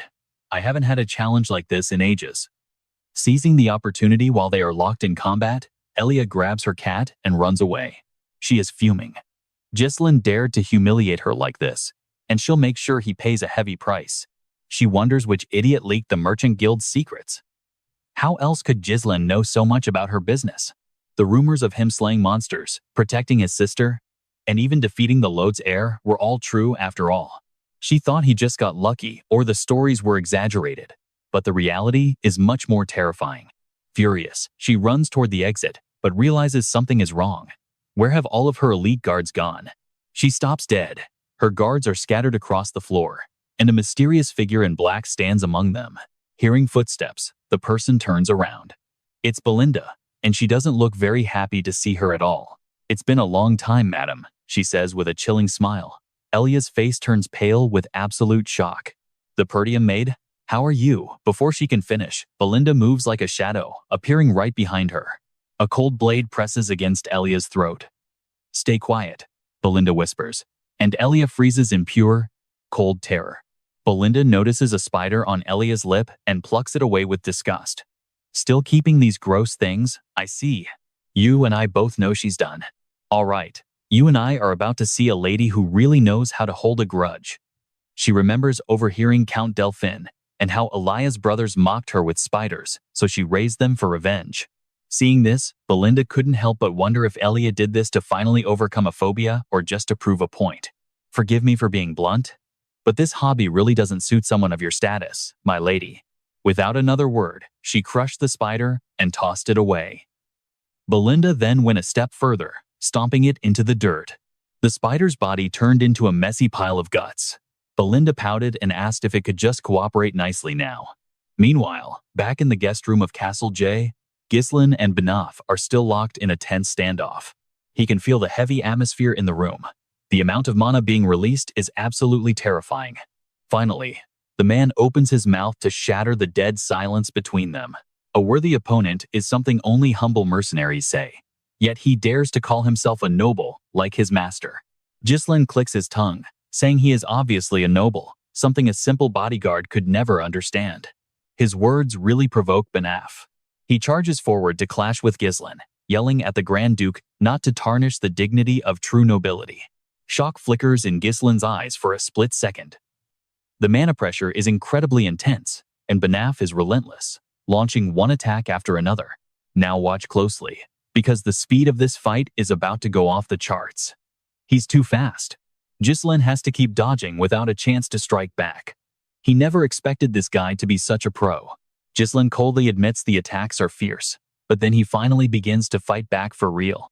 Now, his sword strikes become far more skillful. Banaf is caught off guard for a second, but manages to parry, suddenly changing his own stance. Banaf points his blade right at Gislen and snorts, telling the young master that it is all over now. In the blink of an eye, the blade swings down. Banaf successfully lands a heavy slash on Gislen. Blood starts spraying everywhere, but this actually shocks Banaf. Gislen was willing to take the hit and use his shoulder to block. While the guy is confused, Gislen launches his counterattack. Banaf realizes he cannot afford to look away for even a single second, but he thinks this is his limit. He swings his sword wildly. Spotting a gap in Gislen's defense, he kicks him hard right in the gut. He mocks him, saying this is the difference between a real fighter and someone who swings a sword for fun. Gislen is sent flying back. Banaf smirks, calling this an entertaining battle, while Gislen secretly tries to catch his breath. His speed and constant strikes are so powerful, they are overwhelming.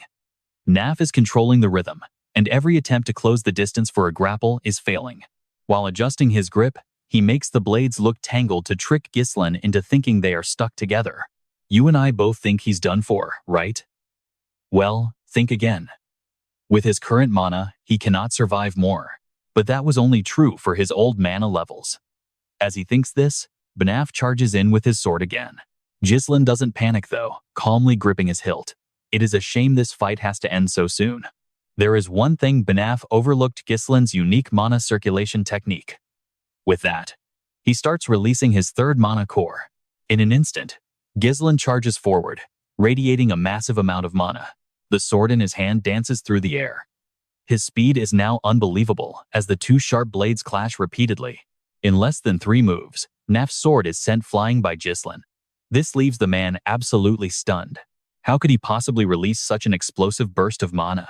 While he is dazed, Gislen's blade stops right between his eyes. One more push, and the guy would have a third eye. The fight is finally over, and Gislen is the winner. Meanwhile, Belinda has forced Elia to enter. Elia hates it, but screams for them to stop and take the money. 10,000 gold is hers. Now get out. Gislen snorts, asking why she didn't just do this when he asked nicely.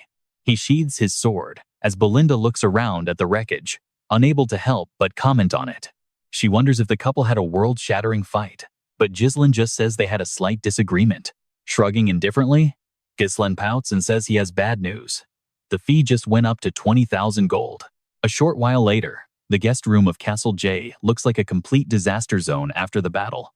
Elia is so furious, she is smashing things. But it does not take away the humiliation she just endured. Banaf stands nearby, feeling guilty and apologizing, saying that guy was way stronger than the rumor suggested. He blames himself for failing, as the man suddenly unleashed enough mana to overwhelm a high-ranking knight.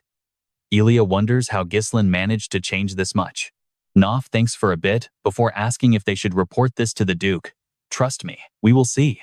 Alright, stick with me, you are about to witness one of the deadliest games of betrayal in this manhwa. Do you even realize how terrifying Duke Din actually is? Watch your mouth before you get us killed. If today is leaked, we are dead. She has been secretly plotting with Duke Defen to overthrow Perdium behind her father's back. If this ever comes to light, Elia's own brothers will be the ones to end her life. If the council already knows her secrets, they likely know every detail of this dangerous deal as well. No matter the cost, Gislen must die. Hearing this, Banaf nods in understanding. I see what must be done. Elia's voice drops to a cold whisper. What is Gislen's condition? Banaf quickly reports he is heavily injured. After that massive mana explosion, his body will be incredibly unstable for the foreseeable future. As Banaf speaks, his gaze suddenly sharpens. This is no longer a simple mission. To keep this clean, we cannot use the territorial knights. Amelia nods. That is why we raised those kids. Banaf gasps in shock. Is she really suggesting they send in those inhuman monsters for this job? Just as he suspected, Elia makes her move with a cold, calculated decision. Now pay attention, because this is where things get dark. She is calling in a legendary organization of faceless assassins. She barks out the order. Send 18 of their best mana users here immediately. Do not fail me. Banaf looks grim. His master is choosing the most heartless path. The narrow canyon is their only escape route. It is the perfect terrain for an ambush. Quiet, secluded, and absolutely lethal for anyone caught inside. Burn nods, accepting the mission. I will handle the preparations. Elia's eyes burn with pure, unfiltered malice. Gislen humiliated her, and now she is going to make sure he pays for it with his blood. Meanwhile, Gislen is already in his carriage, tending to his wounds while replaying Elia's reaction in his head. Fergus asks with deep concern if the Duke is all right. Gislen just shakes his head. Do not worry. The wounds are manageable despite the strain. 20,000 gold is a massive fortune for rebuilding his territory. This haul saves them years of labor. It would have been better to just kill her though, but he cannot risk a territorial war right now. One emotional outburst could put his entire land in danger. With the barbarians pushing their borders, this is the perfect time to strike back and drive them out. Knowing Elia's secrets will keep her in check. This time, he is going to use her for everything she is worth. As Gislen's gaze turns sharp, Berinda watches him from the shadows of the carriage before finally speaking up. Everything went exactly as you predicted, did it not? He looks at her with a confused, questioning frown. The plan was to seize Elia as a hostage the moment the fighting started inside. Gislen sighs, explaining that he had already left that specific task to Fergus before they arrived. Suddenly, a wave of agonizing pain racks his body. He collapses, clutching himself as the others panic in fear. You and I are probably thinking the same thing. Is he failing again? His mana core is shattered for the third time. It is better than before. But using his power like this is becoming a serious, life-threatening problem. He needs more mana, and he needs it now. Berinda suddenly grabs his hand to check his pulse. Your mana flow is a complete mess. Without a second thought, she pulls out a needle and drives it in. Gislen feels the shift instantly as a sudden, violent wave of nausea washes over his entire body. He exhales sharply as the pain vanishes. Looking at his hand, he feels the mana flowing freely once again. This kind of treatment is impossible unless you have a master-level understanding of how mana truly works. Berinda is definitely a mystery. His mother brought her home, so he knew she was not just some ordinary girl. Why someone this talented is hiding in the countryside is unknown, but his territory needs every powerhouse it can get. The enemies he has met so far are only the beginning. The carriage continues its long journey home.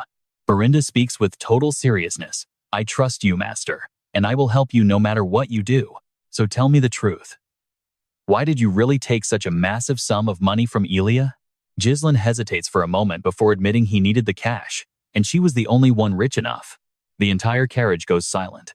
That is the reason? Could he possibly be any more of a scoundrel? And trust me, you and I are just getting started. We risked our entire lives just for a loan. All right. You and I are about to see if a single risky decision can change a man's fate forever. Gislen just shakes it off. Elia won't say a word to her father. Trust me on that. Berinda hesitates before finally nodding. Fine, but shouldn't you tell the person who just saved your life what you're actually doing with all this money? Gislen pauses, then drops a bomb. The forest of demonic beasts. Wait for it. This is where the real danger begins. Berinda's eyes go wide with fear. But Gislen is dead serious. I'm going to conquer that entire forest, he says. Fergus objects immediately. Kochu, you can't. Even your great-grandfather failed to tame that cursed place. Gislen cuts him off coldly. Fergus, what about the task I gave you before we entered the city? Fergus freezes. Cold sweat breaks out on his forehead and his hands start to shake from the pressure. He finally whispers that the person is exactly where Gislen said, but he's worried about the man's current condition. If he's still breathing, he's the one I need, Gislen says. Take me to him right now. Belinda is shocked. You need to return to your territory. In your state, wandering around is pure madness. Gislen looks her in the eye with a chilling seriousness. Belinda, do you really think they'll just let us leave? That woman will do anything to silence us. She's definitely planning to kill us to cover her tracks. Belinda's attitude flips to pure aggression. Fine, I'm a great fighter and Fergus is a knight. We'll handle anyone they send. Gislen gives a soft, confident laugh at her sudden change of heart. I appreciate the spirit, but I need a different kind of expert for this. A true pioneer to lead the way. Soon, their carriage stops at a rotting shack on the outskirts. Gislen knocks, clearly losing his patience. Belinda wonders if the family is actually collapsing, but Fergus confirms this is definitely the right address. Finally, the door creaks open. A man over 50 appears, his face completely buried under messy white hair and a beard. Who are you? He growls. Belinda stares at him, absolutely horrified by his ragged and broken appearance. She whispers to Gislen, is this really the guy? He looks like a patient who's about to drop dead. Gislen doesn't blink or hesitate. No, we found him. This is exactly the right man. The man studies Gislen for a long moment with cold eyes before turning back to shut the door. You're a bored young noble, aren't you? Stop wasting my time and get out of here. Gislen calls out into the house. I'm here to find the leader of the Ratatos mercenaries, Gislen. That name makes the man stop dead in his tracks. He turns back, eyes now filled with sharp suspicion. Gislen gives a sincere smile. Now, you and I both know that name Ratatos, and Fergus is absolutely stunned to hear it. The legendary squad, where only those who mastered every single weapon were allowed to join, even though they've disbanded, their fame for courage is known in every kingdom. Every knight has heard of them. And Gislen was their legendary leader. Gislen ignores the shock of his companions and reaches his hand out. Gislen, I've come for you. But as soon as he speaks, a heavy axe comes flying straight at his head. He just tilts his head slightly to avoid it. The others scream as the blade whistles past them. Gislen's voice drops into a dangerous rumble. So, you actually know who I am, do you? Belinda and the others rush to shield Gislen, but Gislen just glares at them. What do you want? Belinda warns Gislen that the man is unstable and dangerous, begging him to step back for his own safety. But Gislen ignores the warning and whispers two words. Eternal punishment. Gislen's eyes suddenly snap open wide. I know how to cure your daughter's terminal illness. Now, are you ready to have a real conversation? Gislen smirks with total confidence. The high fever, coughing blood, and those red spots blooming like flowers. It's a disease that makes the victim writhe in agony like they're being executed. That's exactly what his daughter is suffering.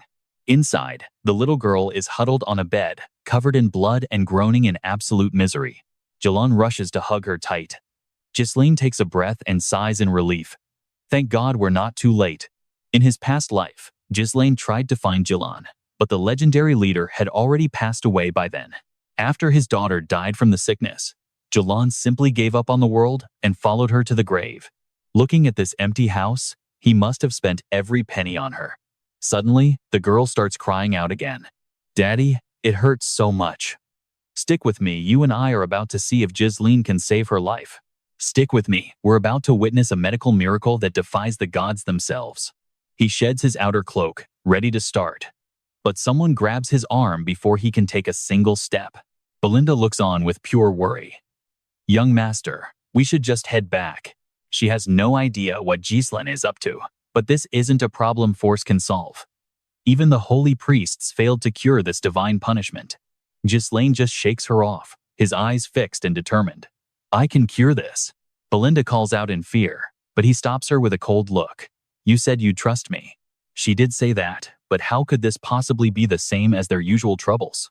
While she's still dazed, Gislen hands her a list. He orders her to buy every herb written on it immediately. Belinda is stunned as she takes the list.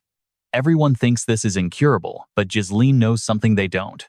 To a mercenary who lives on the edge, knowledge is the only thing that decides whether you live or die. This disease is currently incurable, but Gislen knows the recipe is actually quite simple in the future. Gislen remembers the recipe perfectly, but the ingredients? They cost a small fortune. Luckily, the gold he took from Elia covers the cost. He pulls out a flower glowing with mysterious purple energy. It's called the fairy's blessing. First, he crushes it down and mixes it into the dry herbs. He drops them into a flask, pours in strong liquor, and shakes the mixture until it dissolves, waiting a moment for it to settle. He stirs in the remaining herbs, finally holding up a vial of glowing purple liquid that looks like melted amethyst. You feel the tension, right? He gives a cold, heavy command. Make her drink it. Gislen doesn't hesitate, carefully pouring the liquid into Joe's mouth. Even half-conscious, she instinctively swallows it all down. At first, her appearance doesn't change at all. But then, after waiting a few tense minutes, the red spots on the girl's face slowly begin to fade. They vanish completely as the seconds tick by. The room goes silent. Belinda screams in shock as the red spots fade, and Gislen is moved to tears by the miracle before his eyes. This medicine, it actually worked. Gislen stands behind them, perfectly calm. Of course it did. Gislen stares at him in pure disbelief. How? Even divine power couldn't touch this disease. Gislen shakes his head. Divine power just boosts vitality and regeneration. It doesn't actually attack the root cause of the illness. This is a real cure. Hearing that, you and I can see Gislen's hands starting to shake with hope. He suddenly drops to his knees, clutching Gislen's hand. So my daughter, she's really going to be okay? Gislen remains composed. Give it 1 or 2 months. She will be completely fine by then. Gislen is frozen in shock, but he recovers his senses almost instantly. He bows deeply to Gislen. What do you want from me? You definitely came here for a reason. Gislen knows he is just a broken man now. If Gislen wants a dog, he will be a dog. If he wants a slave, he will be that too. Gislen interrupts him coldly. I don't need a slave. I need Gislen, the legendary leader of the Ratatos mercenaries. Gislen looks up. In Gislen's eyes, you and I can see a massive ambition taking shape. Without another word, Gislen grabs his long hair and chops it off with his own axe. Years of history fall to the floor. The 3 people behind Gislen stand there, paralyzed by the sight. Gislen's aura has shifted completely. Instead of the broken man we first met, he finally radiates the intense energy of a man who was once a legendary leader. While everyone is still processing the sudden change, Gislen heads straight toward the door. He stops and asks, Is there anyone else with you or coming here to meet you? No, just us, Gislen says. Gislen follows up immediately. Does anyone out there hate you, young master? Yes, and there will be many more. Gislen immediately grabs his iron hook next to his weapons. Without a second of hesitation, he hurls it with bone-shattering force. The hook smashes a massive hole through the wall. Then, he yanks the rope back with all his strength. Instantly, a man with a hook through his neck is dragged before them by Gislen's raw power. Gislen grabs him by the throat. Who sent you? The spy stammers, unable to believe he was caught so easily. Gislen ignores the man's cries and looks at Gislen. What are your orders, sir? Gislen's eyes go cold. I know who it is. And trust me, they're going to regret this. As he reaches for his blade, a heavy hand stops him. Gislen looks him in the eye and insists he will handle this himself. Let's dive in as Gislen crushes the spy's throat with his bare hands, filling the air with a brutal, agonizing scream. Belinda watches in total shock as he kills without a second thought. Why would the main character recruit someone this dangerous? Right then, Gislen drops to one knee and swears a solemn oath, Grand Duke Gislen Perdium, my life is now yours. With this move, Gislen has secured a massive pawn for his upcoming plan to rebuild the territory. He lets out a satisfied smirk. It is a pleasure doing business with you. Elsewhere, in a hidden hut, a group of dark-cloaked figures receives some grim news: their scouts have been wiped out. Another man curses in a rage, calling them useless fools, but their loud bickering is about to be cut short.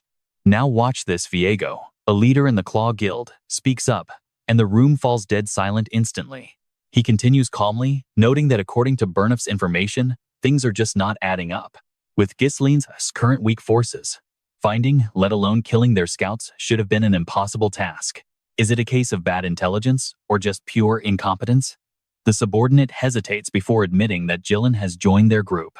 Viego instantly grabs the man's throat, his voice dropping to a dangerous growl as he demands the truth. The man nods, trembling, confirming he saw it with his own eyes. Viego's face darkens as he realizes his former captain is finally making a move.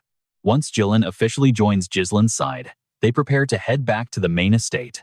He drives their carriage home, but Belinda is already complaining about how incredibly cramped the seating is. She grumbles that he is not even a merchant, so why did he need to bring all this heavy equipment along? They had to buy an extra carriage just for the luggage, but Gislen just laughs, saying it is for everyone's comfort. The second carriage is being used by Fergus and Ricardo to safely transport the young girl back home. Gislen feels every bit of this is useful, urging her to stay patient until they finally clear the ravine. Belinda stares at him and asks in a low voice if the spy they caught was sent by Lady Elia. Gislen gives a slight nod in response. It is almost a certainty at this point. Her expression sours as she realizes the spy's mask belongs to the Claw Guild, a powerful, shady organization in Zefao. Gislen catches the name and frowns, asking for more details about this Claw Guild group. Belinda explains they are a filthy bunch involved in smuggling, assassinations, and even human trafficking. They do all the dirty work, filled with elite former mercenaries who make them a powerhouse in the underworld. Surprised by her knowledge, Gislen asks how a girl living in the castle knows so much about them. She gets flustered, mentioning she had a life before the castle, but quickly changes the subject before finishing. She warns him they are persistent like leeches, but Gislen just responds with a confident, cocky smirk. Belinda does not get his reaction until he tells her everything will be fine simply because they have Gislen now. Stick with me here, because as the carriage rolls down the empty road, the entire ground starts to shake violently. Two strange shapes burst from the earth, flanking the carriage as Gislen instantly senses the looming danger. He brings the horses to a halt as two enemies rush forward. Gislen draws his blade, unimpressed by their attack. In one fluid motion, he blocks their strikes, wielding a sword in one hand and an axe in the other. With a flick of his wrist, his sword moves like lightning, cleanly severing the hand of the first attacker. His axe hand is not idle either. Gislen swings it with brutal force, taking the second man's head clean off. The two assassins are sent straight to hell, but the danger is not over as more enemies emerge from the woods. Strangely, they are not attacking directly. They are busy cutting down trees like some kind of crazed lumberjacks. Massive trunks suddenly come crashing toward the carriage. Belinda screams in terror, fearing they are about to be buried. But Gislen stays perfectly calm. He stops the horses just as the ancient trees slam down, blocking their path. Gislen pokes his head out of the carriage and coolly mutters that it is exactly the ambush he expected. From the shadows, a group in black cloaks steps out, led by the man named Viego. He calls out to the former captain of the Rados mercenary squad, Gislen. Hearing his name, the old warrior glares back with pure hatred. Viego does not care and mocks him, calling him a coward who disbanded his entire team just for his daughter. You and I are about to see Gislen jump down, coldly stating he has no idea what Viego is saying. Trust me, you and I are about to watch a reunion that is anything but friendly. Viego screams in fury. My life was ruined because of you. Have you forgotten your own crew? Julian stares him down coldly. I honestly have no idea who you are. Viego's face twists in pure rage. He grinds his teeth and hisses, Stop pretending you don't know me. I will kill you and refresh your memory myself. On his command, his men charge forward like a violent gale. Watching from the carriage, Gisel offers to help. Julian just shakes his head in refusal. No need, young master. He has business with me, so just stay inside. I can handle this alone. Without another word, he grabs his massive battle axe and charges out to meet them. With a one-man-against-the-world vibe, a single sweep of his axe sends the entire front line straight to the afterlife. The remaining thugs are furious. As one group falls, another rushes in. Julian is not sweating it. He just pulls out a second, smaller axe. His hands move with master-level skill, launching a relentless and unstoppable assault. One attacker loses his head instantly, while another gets an axe buried in his arm. Watching from the outside, Viego cannot help but be impressed by Julian's undying power. Now pay attention here. This is where Viego realizes Julian still has that legendary mercenary power. But he has a plan. He immediately orders his men to scatter and encircle Julian from all sides. Suddenly, Julian leaps onto a horse, leaving the Claw Society stunned. While they are still confused and frozen, he begins his deadly, high-speed charge. Now armed with a long spear, he skillfully navigates the chaos, cutting down anyone in his path. Everywhere his horse gallops, a trail of corpses is left behind. Julian's combat technique is honestly breathtaking to behold. The Claw Society cannot even get close to him. Viego grinds his teeth and screams, "You idiots, aim for the horse." But they cannot touch him. Julian spins his spear like a propeller, turning anyone who dares to get close into a headless ghost instantly. In an instant, the body count is staggering, and the ground is soaked in a river of blood. Watching from the carriage, Berinda clicks her tongue. Talk about being absolutely brutal. Meanwhile, Viego charges toward Julian solo. Seeing him coming, Julian pulls out a shield and lets Viego slam his head right into the cold, hard steel. Viego glares with pure hatred. "After destroying my life, you have the nerve to stand in my way? I am going to kill you." His eyes are overflowing with killing intent, looking like he wants to tear Julian apart limb from limb. While Julian is momentarily distracted, Viego slits the horse's throat. As it collapses, Julian quickly rolls off its back. Before he can even catch his breath, a sharp dagger flies toward him. Viego follows up with a ferocious and high-pressure attack. Julian shoves him back with the shield. "I am not the captain of the Ratatosk mercenaries anymore," he says coldly. This only makes Viego angrier. He slides 10 meters across the ground and looks up, muttering to himself. "Former captain, huh? Is that really what you think?" Suddenly, Viego's tone shifts back to a roar. "Stop talking trash. If you are not him, then who else could it be?" Julian remains perfectly calm. "I threw that past away long ago. Now, I am just a subordinate to Lord Gisel." That is the final straw for Viego.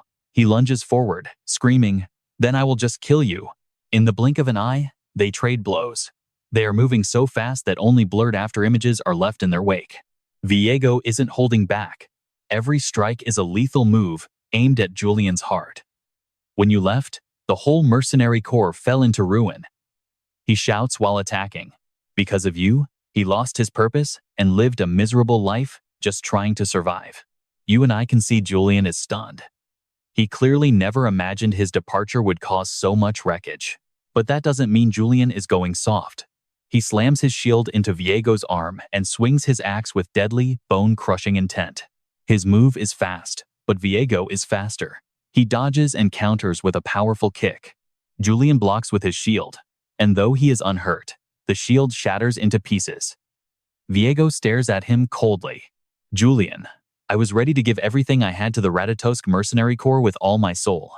He cannot forgive Julian for throwing it all away just to serve some corrupt noble. With a flick of his wrist, 3 throwing knives appear. Viego hurls them forward without a second of hesitation. Julian doesn't panic. He deflects them with a swift swing of his axe, sending them thudding into the dirt. Viego rushes in again. Julian dodges to the side, and they are back in a brutal close-quarters struggle. Viego is determined to win. He believes Julian's strength belongs to the past back when he was still the legendary mercenary captain. While Julian was busy worrying about his daughter's illness, Viego was getting stronger through 1,000 battles. He is convinced Julian is no match for him now. Thinking he has the edge, Viego dives toward the 3 knives stuck in the ground. He pulls them out and launches them at Julian point blank. "Stick with me. You and I are about to see if he survives this insane surprise attack. All right, you and I are about to watch a legend fight." The attack is unavoidable, so Julian lets the blades hit his arm as Viego charges like lightning. Julian flinches for a second, then swings his axe to force him back. But Viego is like a starving leech, ignoring the heavy axe just to sink his dagger deeper. "It is over, Julian." With a sickening sound, the dagger plunges straight toward Julian, but he misses the killing blow. At the last possible second, Julian raises his hand to block the strike, stopping the blade cold. Julian glares at him, asking if this is really all for revenge. Seeing this, a flash of pure panic crosses Viego's face. Julian has wrapped his entire arm in mana. It has been a long time since he used his full strength like this. While his opponent is dazed, Julian throws a devastating punch. The impact sends Viego flying through the air. Viego slams hard into an ancient tree, his body trembling from the sheer agony of the hit. Julian walks over slowly, his voice cold. He asks why Viego waited so long if he truly intended to kill him. He demands an answer with a piercing stare. Viego just laughs bitterly, saying Julian does not know the whole story. He says he went to Julian's home before, but the legendary captain of the Ratato's mercenaries was nowhere to be found. Back then, there was only a broken old man not worth killing. Julian was lost in grief over his daughter's illness. Viego screams in rage, asking where his idol went. Julian looks away, feeling the weight of those words. Pay attention here, because Julian is about to show why he is a legend.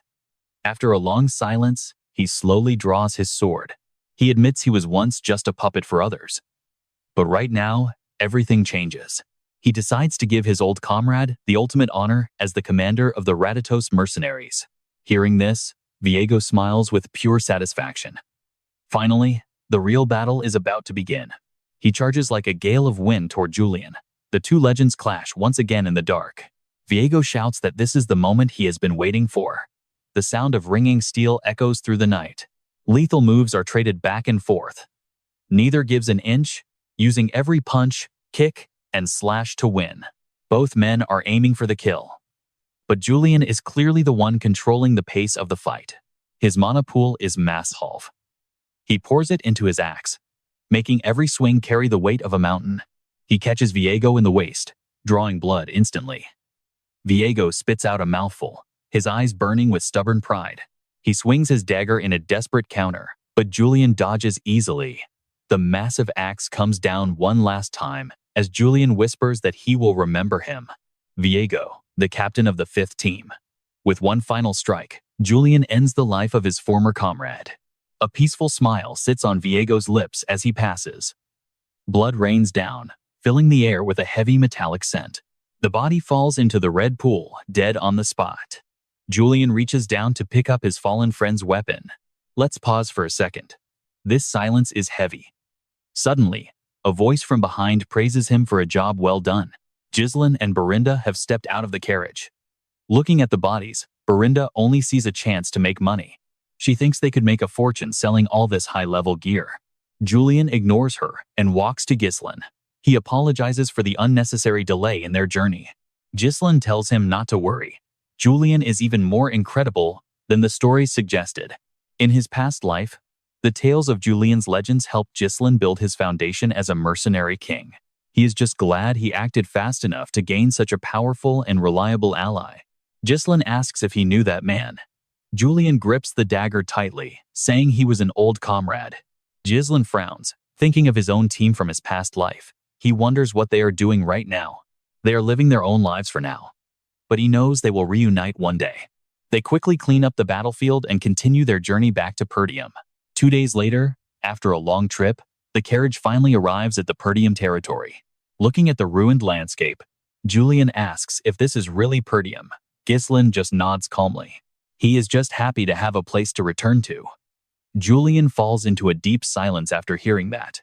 Gislen asks what he honestly thinks of their new home. Julian is startled and tries to be polite. He says it looks just fine. Gislen laughs and calls it trash. Julian is completely speechless. Who talks about their own home like that? So what do you and I make of this place? Old houses and dead fields. It really is a mess. You and I are heading back to a territory that is literally on the brink of collapse. War with the northern tribes is constant, and the situation on the ground is getting desperate. Gislen knew things were bad, but seeing the devastation in person was even worse than he expected. I am going to fix this, he said firmly. That is exactly why I need your support right now. This will be a long fight to erase the Duke's corruption and protect what is left of this land. No matter the cost, Gisli is determined to restore his home. Their carriage finally enters Perdium territory. Suddenly, Berinda shouts out, and Gislen immediately turns his head to see what is going on outside. Now watch this. Our main character is about to face his father, the legendary Count Perdium himself. A short while later at the castle, Gislen joins the council to discuss the territory's failing military aid. Support has been cut because Delphau is secretly hoarding grain and gathering a massive army for themselves. Gislen listens to them ramble on, but honestly, he isn't paying much attention to their political chatter. Instead, he is focused on the familiar faces in the room. Like Randon, the head knight commander. There is also Anbeck, the treasurer, and Ham Run, who serves as the territory's chief manager. He stares at them, lost in thought.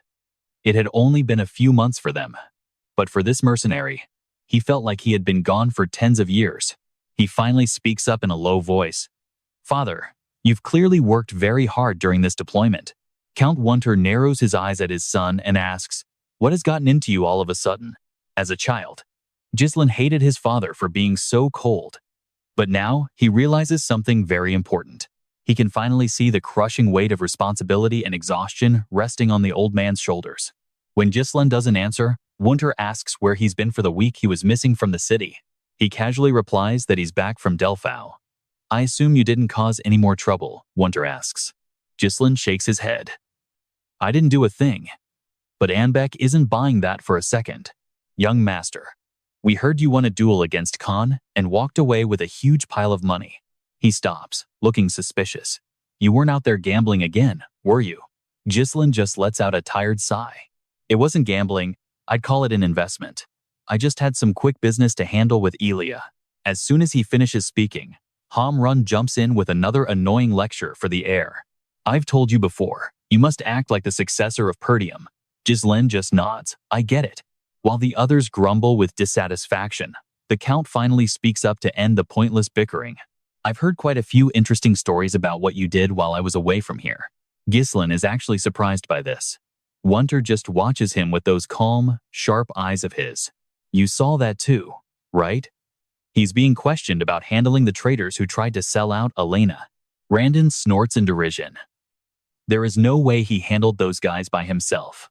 They probably just turned on each other, and the stories about the young master were likely just exaggerated.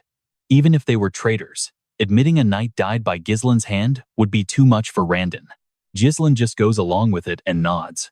"Sure, let's just say it happened like that." Brandon snorts in triumph. But then, Wunter suddenly looks at his son and says, "Well done." Regardless of how it happened, the only thing that matters is that Elena is still alive. That was all the Count needed to hear. This is actually the first time Gislen has been praised. He looks up at his father. "Can I ask you for a favor?" Wunter gives him a slight nod. Before he can even get a word out, Hamrun interrupts with a very firm refusal. "If you're asking for more money for your personal upkeep, I'm telling you right now, it isn't happening." Randon agrees immediately. These guys are talking like machines, leaving Gislen completely speechless at their total lack of faith. "I wasn't asking for permission. I was being polite. This is something that simply must be done." Standing behind him, Berinda sighs. "Why are you so obsessed with this one thing all of a sudden?" "That?" Gislen smiles. "I'll explain it later. If the rumors spread now, it's just going to be a giant headache for us. Trust me, you and I are about to watch him find a massive treasure mine hidden near the forest. It is known as the Runestone, a rare mineral pulsing with pure magical energy. Let us dive into a world where magic ore is everything, a treasure so precious that wizards would absolutely go wild for it. It is used for magic circles, alchemy, and scrolls. In this land, there is not a single field where magical power is not put to use. In his past life, the Delphin Dukedom discovered it first. But now, Gislen is the only person who holds this golden information. A bit later, Gislen heads out with Berinda and another follower. Both have willingly sworn to follow his every command. He then orders Berinda to visit the nearby merchant guild and hire a massive force of 200 elite mercenaries. Julian hears this and hesitates, warning that mercenaries are usually just rude, lawless thugs who do whatever they want. Gathering that many makes control nearly impossible. They might even turn their blades on the very person who is paying them. Gislen just nods casually. "That is why you and I will handpick the ones worth using the useful ones." Among the small northern groups, there is one with incredible skills. Hearing this, Julian cannot help but shout out in shock. "No way. You can't mean those mad dogs? They are absolutely out of control. They have skills, but one mistake, and those wild hounds will bite anyone, even their own master." Gislen chuckles softly. "The Cerberus mercenaries? Let us go put a leash on those mad dogs." He and Julian head straight north. Now, stick with me, because they just arrived at the territory where these dangerous mercenaries are camped. Seeing them, the Cerberus thugs immediately start mocking. "Look at this pathetic pair. Do you even know where you are?" Another one laughs while sizing them up with a greedy, arrogant grin. By the looks of it, he is just some young noble brat. If we play this right, we have got ourselves some prime prey. Suddenly, a hand blocks his view. The group jumps up in shock as Julian catches the guy with a single hand. He lifts him high, grip tightening. The thug screams in pain, asking what the hell this bastard thinks he is doing. Julian does not let go. Instead, he gets even more aggressive and hurls the man backward like total trash. The mercenaries glare with pure hatred. If looks could kill, Julian would have dropped dead 100 times over. They quickly surround Gislen's group, weapons ready. That is when a high-ranking mercenary steps forward. He speaks in a low voice. "You have clearly lost your mind, you high and mighty noble. Even status won't save you for acting this reckless. Don't expect to leave this place with your lives." He looks at Gislen, who is still sitting calmly on his horse. The boy rides into the camp with total confidence. Gislen raises an eyebrow, demanding silence before asking who the leader of this circus is. The man can't help but sneer. Gazel grips his weapon, coldly remarking that they have got a truly insane noble on their hands. He warns that if you want trouble, be ready for the consequences. Suddenly, a heavy iron mace on a chain flies toward Gislen. The boy just stands there, completely still. But before the metal can touch him, a loud, sharp crash echoes through the air. Julian used his sword to strike the chain link perfectly, stopping the heavy weapon dead in its tracks. The mercenaries are stunned. Even Gazel can't believe what he just saw. How could Julian possibly snipe a moving chain link like that? His weapon just falls uselessly to the ground. Gislen sighs. "I knew they wouldn't listen." "Julian, go ahead, just try not to kill them all. You and I both know what happens when you underestimate our main character's team, right?" Julian immediately pulls the chain back. His strength is monstrous. Gazel can't even hold on, as he is yanked clean off the ground and into the air. Not only that, the massive mace swings back around, smashing directly into Gazel with his own momentum. The other mercenaries rush in to help, screaming that they won't just stand there while some noble plays around. But these small fry are absolutely nothing compared to Julian.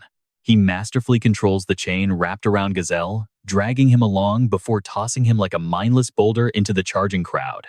In an instant, a whole group is wiped out. Julian then turns his terrifying gaze toward the survivors. The thugs retreat in terror. Right then, Gislen jumps down from his horse. He walks over to Julian, coldly asking how much longer he has to wait. "Move these minor pests aside and bring me the leader." As Gislen speaks, a deep voice echoes, complaining about his sleep being disturbed by the ruckus. The mercenaries immediately straighten their backs, standing in a line with total respect and fear. Trust me, you are going to want to see how this deal goes down as the commander, Cao, finally appears. "All right, you and I are about to see a noble challenge a mercenary." Gislen narrows his eyes, casually saying he's here specifically to make a request. A request? Cao frowns, wondering what kind of client would leave his own men in such a pathetic state. Nobles should have better manners. Gislen just pouts, shrugging off the captain's anger with total indifference. "Consider this my way of saying hello. I figured the best approach was simply forcing you to submit." Cao lets out a mocking sneer. "Submit? If you greet me like this twice, you're looking for a war." Inside the tent, Cao sits cross-legged. "Whatever. Just give me the request.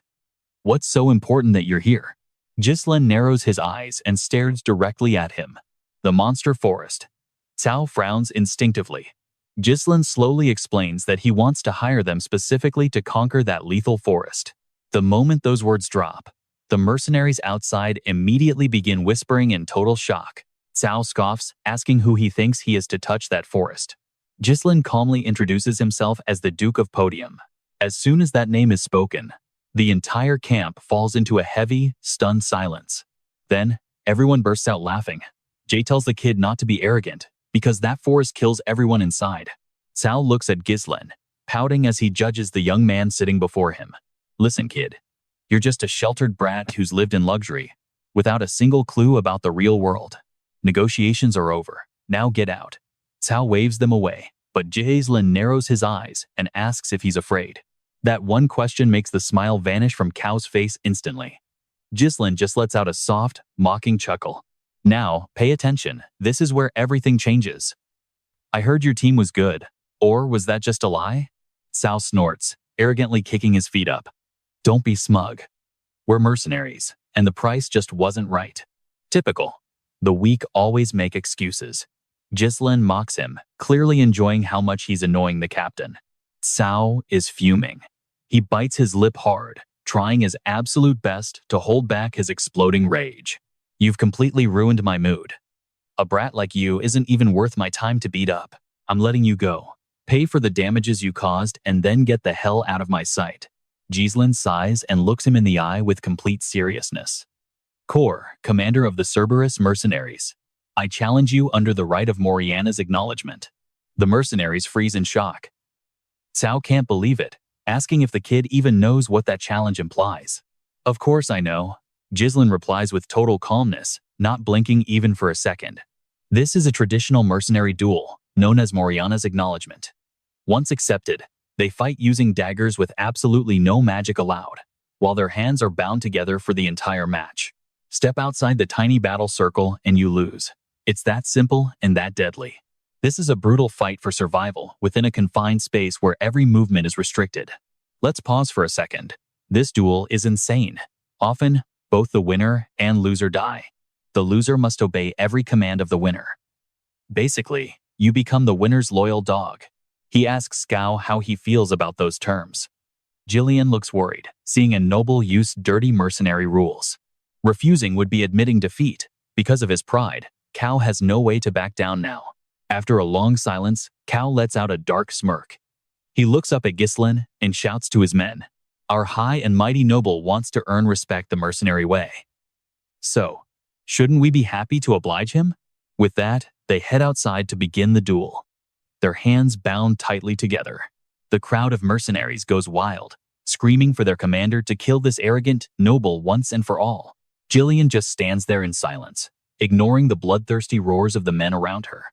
Cao sneers, telling him he must have some hidden tricks, but it's too late to back out now.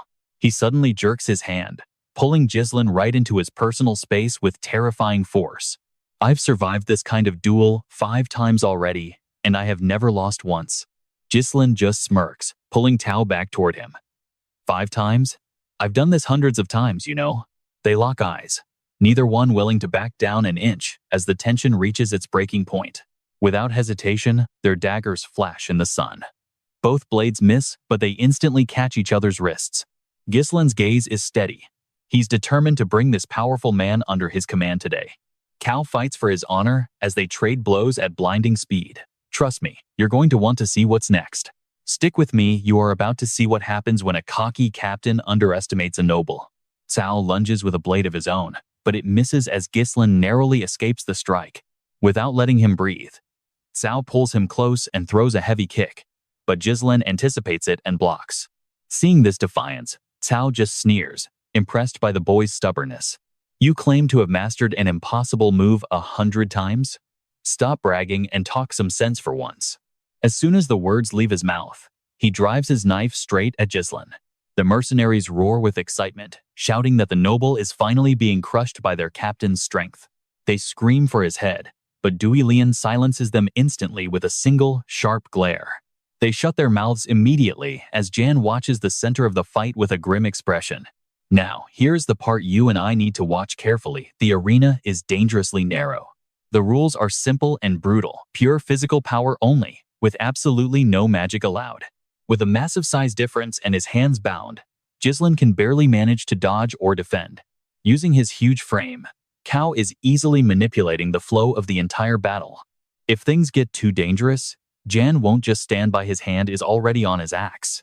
Meanwhile, the brutal struggle between Gislen and Cao continues to escalate.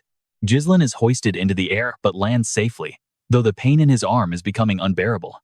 Without magic to protect his body, the shockwaves from every block are starting to pile up. Cao grins at the sight. You are looking pale, kid. Are you finally reaching your limit? He mocks the boy's struggle, though he admits Gislen is tougher than most nobles he has met. But it ends here. Cao sees through every move, dodging and parrying Gislen's desperate swings with ease. It is clear that the boy is choosing to tank the lighter hits just to stay in the game. Under Moriana's rules, the lack of mana means those impacts are slowly breaking Gislen's body down. The pressure on his legs is visible now, and his pained expression tells the whole story. Cao enjoys the struggle, wanting more. But suddenly, Gislen charges forward with everything he has. Cao spins his knife expertly before gripping it tight for a final, decisive strike. Gislen ducks low to avoid the blade, grabbing Cao's arm and launching a counterattack of his own. Cao answers with a brutal kick, Their legs collide with a sickening thud as they clash midair. The shock leaves Gislen's leg throbbing in pain while Cao just laughs, declaring the fight over. He raises his blade one more time, aiming directly for the back of Gislen's exposed neck. The mercenaries cheer for the kill, while Jan slowly begins to draw his massive axe. You saw that smirk, right? Watch as Cao's blade suddenly slices through nothing but empty air. Cao is shocked. He cannot understand how the boy dodged that strike from such a difficult position. Before Cao can even react, Gislen spins behind him and carves a deep line across his waist. Blood sprays across the floor, and the once cheering mercenaries are left completely speechless by the turnabout. Even Jan is stunned. He cannot believe how quickly the boy changed his entire rhythm. The wound sends Cao into a blind rage, but Gislen dodges every wild swing and lands another strike. The mercenaries panic as they realize their captain is the one being carved up now. They scream for him to show his real power, unable to accept that a noble is winning. Jan watches closely, realizing that his own assessment of the boy might have been wrong. Consumed by fury, Cao lunges again, stabbing desperately at the shadow in front of him. Gislen slams his shoulder into Cao's face and follows up with a barrage of lightning-fast punches. Once he has had enough, Gislen spins his knife into a reverse grip, pointing the tip downward. He ruthlessly drives the blade through Cao's wrist, leaving the captain screaming in pure, agonizing rage. Cao cannot understand how he is losing, but Dui Lian sees the truth behind this sudden shift. So what did you and I learn? Overusing raw power just makes your muscles too stiff to move. Let's dive in together. Watch as he tries to dominate by using all his strength, but ends up losing his necessary flexibility. Gislen doesn't face his fierce momentum head-on, choosing instead to relax and skillfully turn the flow in his favor. The old man didn't expect the boy to overcome his size disadvantage like this. The small fry outside obviously couldn't see it. They keep shouting, "Captain, what are you waiting for? If it stays like this, the fun is going to end soon." Gislen lowers his voice and mutters, "What an incredibly strong will you have." But in the past, many cornered fighters have broken the rules by using magic first to save themselves. Cao snorts in contempt. "You sound like you've seen this 100 times. If you dare break the rules, there won't be a place left for you here."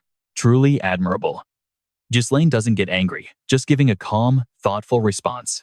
Suddenly, Cao speaks up. "I admit I'm slightly losing this head-on clash. But winning doesn't just depend on one condition." He lunges forward again. "Remember, under Moriana's rules, stepping even 1 foot outside the battle circle means an instant defeat."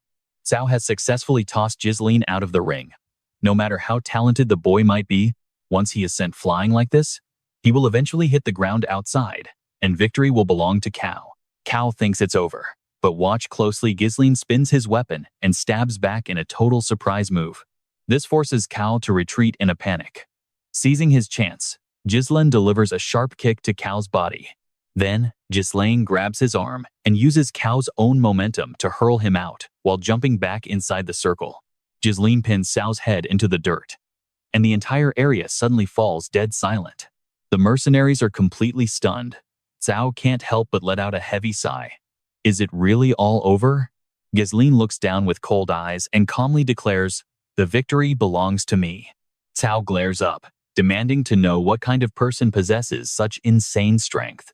Gislen just gives a cold smirk. He scoffs. "Your attitude is pathetic. Do you really dare act this way in front of your new master?" He pulls Cao back into the circle. Cao stares at him in total shock and asks, "What are you doing? The match is already finished." Gislen just laughs. "No, I haven't actually stepped outside the circle yet." Cao is totally lost. But you and I can see Gislen is just getting started with this brutal lesson. The moment he finishes speaking, Gislen slams a heavy punch right into Cao's face. This sudden move leaves the entire crowd in shock. Cao screams out in a panic, begging for a timeout because stepping out is a foul. But before he can even finish his sentence, he takes another massive hit. Gislen continues to deliver a brutal beating while teaching him a lesson. Do you really think rules matter on a battlefield? Cao curses him. You bastard, you still dare call yourself a noble? Gislen ignores him, coldly stating, don't you dare protest your master's decision. Then, he lands another devastating punch. He doesn't stop there. He keeps raining down blows until Cao is beaten to a complete pulp. Seeing their leader get destroyed, the the mercenaries shout, "Hey, is this even allowed? The bet is already over, stop." By now, Cal's face is swollen like a balloon, and blood is everywhere. He desperately screams, "Stop, please, just stop." But Gislen isn't done yet. He reaches down and drags the man back up from the cold ground. He snorts, "I still haven't stepped out of the circle." Hearing that, Cao's legs start shaking in pure terror. He turns to his men and screams, "Are you just going to stand there? Kill this brat right now." The mercenaries charge with their weapons, but they immediately freeze and back away when a massive axe hits the ground. Jen stands his ground, warning them coldly, "From now on, anyone who dares interfere with the young master will die." With that terrifying aura, no one dares to move an inch. Inside the ring, Cao is paralyzed with fear. Is he really just going to get beaten like this? Thinking about his fate, he glances nervously at Gislen, standing right across from him. This kid is even more ruthless than the man outside. He raises an eyebrow and asks, "Shall we finish our business?" Cao can only accept his fate, praying he doesn't die. Before he can even think, another punch sends blood spraying everywhere. In Cao's mind, all nobles were just pathetic cowards and arrogant pigs. Those treacherous officials and narcissists always shrink and start begging the moment they feel even a little bit of a threat. Robbing people like that was his greatest joy. This is Cao, the man who built a fearsome reputation as the Mad Dog. So why is he being humiliated by this young noble? He has been beaten so badly he is actually slipping into a coma. Cowering before Gislen's axe, "They're frozen, trust me. You and I are going to want to see what happens next." Alright, stick with me as we watch Gislen drop his opponent, who is now limp like a broken doll. He decides this is enough and orders the mercenaries to quickly bring water, bandages, and clean towels to the scene. The men just stand there in a daze, completely unable to find their words after what they witnessed. Seeing their hesitation, Gislen snaps, asking if they really plan to just stand around and let their captain die. They finally snap out of it and rush to help, while Du watches the whole scene in total shock and disbelief.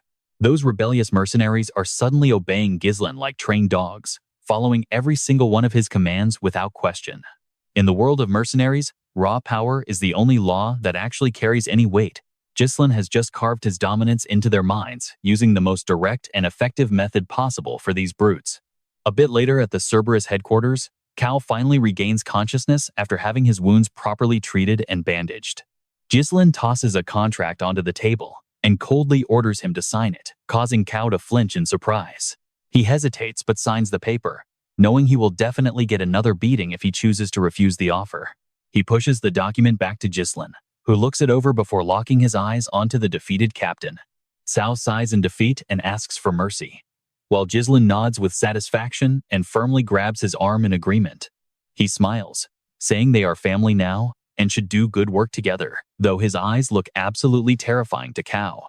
A few days later, just outside the Perdium territory, a group of mercenaries gathers in a clearing, yawning and complaining about being called out so early in the morning.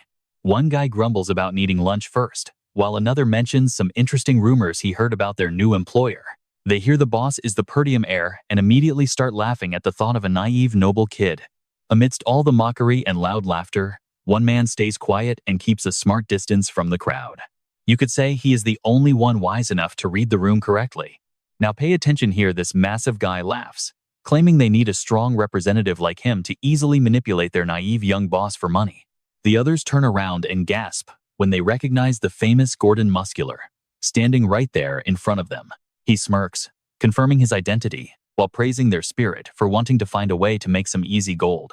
He warns them that they need to stand united if they want to pull this scheme off without any major issues. The mercenaries agree with his logic and ask what the plan is for dealing with the young noble heir. Gordon tells them to play it cool, because overdoing it will only end up ruining the whole profitable deal.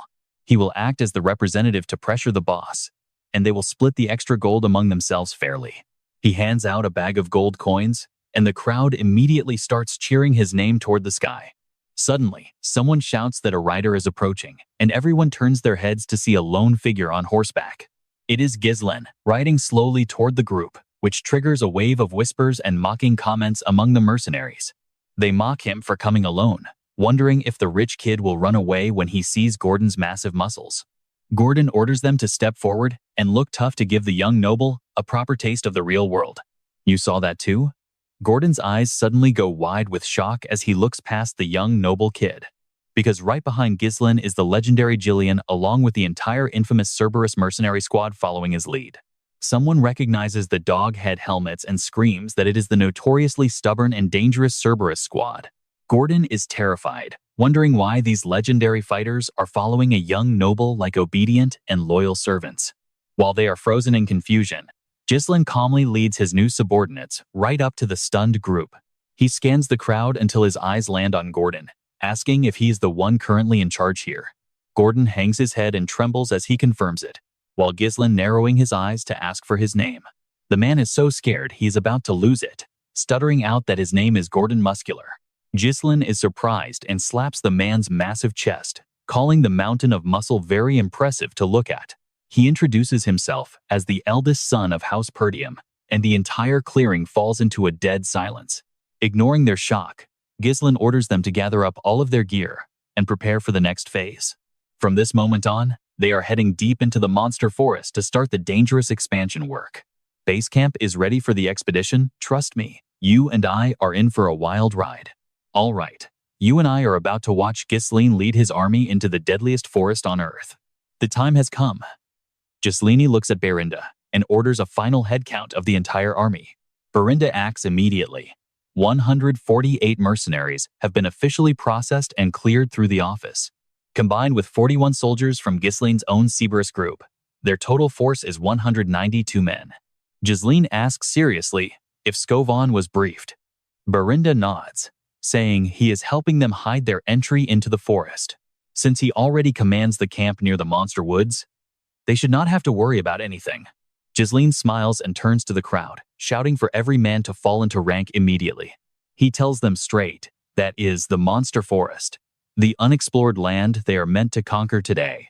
He warns them of the terrifying monsters and unknown threats lurking ahead, things that are truly beyond their wildest imagination.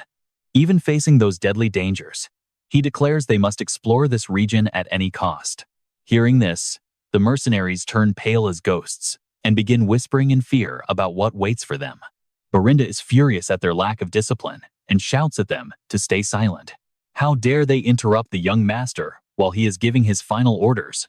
Now pay attention, because Gislen is about to silence their fear by promising every soldier triple pay if they survive. For these greedy men, the promise of massive gold is the perfect bait to hook them instantly. Berinda, however, is panicking. Young master, what on earth are you saying right now? All the money from their last mission was spent just to prepare for this massive expedition. Gislen says morale is key. If they find the ore, they will have more than enough to cover everything. Berinda sighs in total defeat. I guess I have no choice but to trust you. Cao mutters that promising triple pay is insane. Is their master always this reckless with money? Du replies calmly that the young master always has a solid plan in his head. A short while later, the expedition team is finally ready to march into the dark woods. Gislen leads from the front as the army begins hacking their way through the dense, tangled trees. Everyone is swinging axes with everything they have, and Gislen is working just as hard as the rest. He strikes down a massive tree, finally letting small beams of sunlight pierce the dark, gloomy forest. Seeing the light break through, Gislen smiles. Finally, some light is making it in. He immediately orders them to continue clearing the road in this exact direction. They load the logs onto wagons, while others dig up the stumps to keep the path clear. Stick with me, because Gislen has a secret advantage, the memories of a duke's past life diary. He only cares about the money right now, finding the quickest path to the hidden Adren ore vein. This wealth will be the ultimate weapon to stop the conspiracies threatening the land of Perdium. Cao is shocked to see the master working, and the mercenaries start gossiping about it. Berinda is not about to let this lack of respect continue for another second. She screams at them to shut up and work. They immediately scramble back to their duties. She huffs in frustration while watching their backs as they run off to hide. She tells Gislen that working beside them makes the mercenaries lose respect for his noble status. Gislen does not even look up from his axe, saying it does not matter to him. One more worker means they finish faster. This is not a place where they should linger. Berinda pouts, saying he talks as if he already knows everything about this dangerous place. Gislen is stunned into silence. Well, the truth is, he actually does know what is coming. Cao gossips while working. Jealous of the master having such a caring girl by his side, Jan smacks a tree trunk into his back, making Cao explode in a fit of rage. He shouts at Jan for the hit, but the old man just ignores his angry screams. Everything is going smoothly. In his past life, Duke Delphin led a massive campaign here, and that is his secret. He has got a cheat sheet for this entire forest. Trust me, it gets crazier. All right, you and I are joining Gisel, who prepared well, yet this eerie silence is making him extremely nervous. See, Gisel only knows this place from old diary entries. He has never actually seen these horrors with his own eyes. He can't help but warn them, every single one of you must stay sharp and do not let your guard down. Now, pay attention as they cut trees to open a path. The atmosphere starts to feel very, very wrong. Night falls, and they have traveled miles without a single monster attack. While the group chatters, one guy walks over to Gokdan to demand some money. But look at Gokdan's face, he turns pale with terror and screams. Hey guys, do you and I see that? Hi everyone, it's great to see you again. I have just finished catching up on the latest chapter of today's story, and honestly, I'm still buzzing from that one blasted. There are so many wide details that actually make perfect sense when you dive deep, and I couldn't wait to jump on here and break it all down for you. So let's get right into why this series absolutely dominated the charts right now. Let's dive into a forest where even the trees are hungry for human blood. Gordon trembles, asking if they didn't just cut down a ton of trees on the way in. The others nod in total confusion, wondering where the path could have gone. That is right. Gordon pauses for a long time before looking back. Why can't they see a single road behind them anymore? The realization hits the group hard. Just then, Gislen suddenly shouts for everyone to pay attention as the air fills with his warning. 3 key fighters jump in front to protect him while the mercenaries of Cebus drop into a combat stance. Only the amateurs on the outside stand there, completely clueless about the danger unfolding around them. While they panic, Gislen screams a warning for Gordon to stay perfectly still if he wants to live. He orders him to walk toward them very slowly, one tiny step at a time. Though confused, Gordon nods and accepts the order.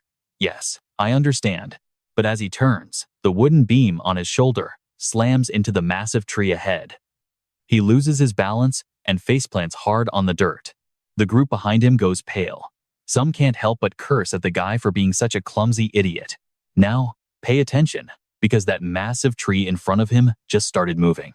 In a flash, the giant trunk splits open into a terrifying mouth filled with jagged teeth. Seeing this horror, the crowd turns and bolts.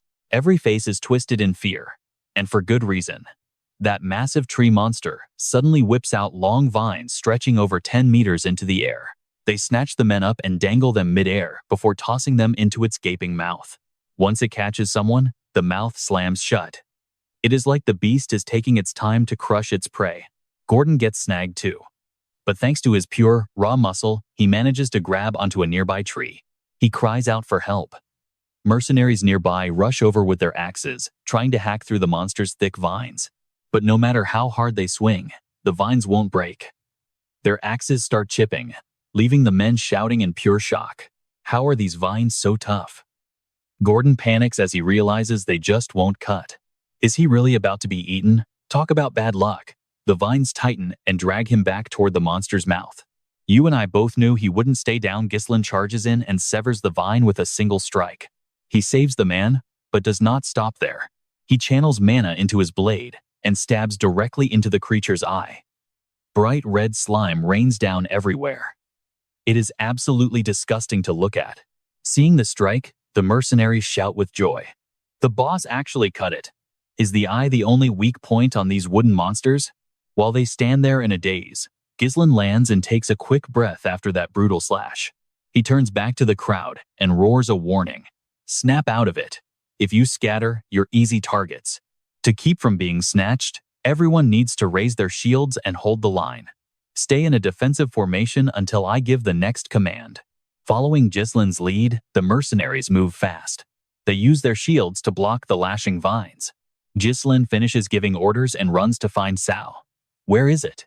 Cao points to the wagon nearby and answers that it is all right here. Gislen barks an order. Good.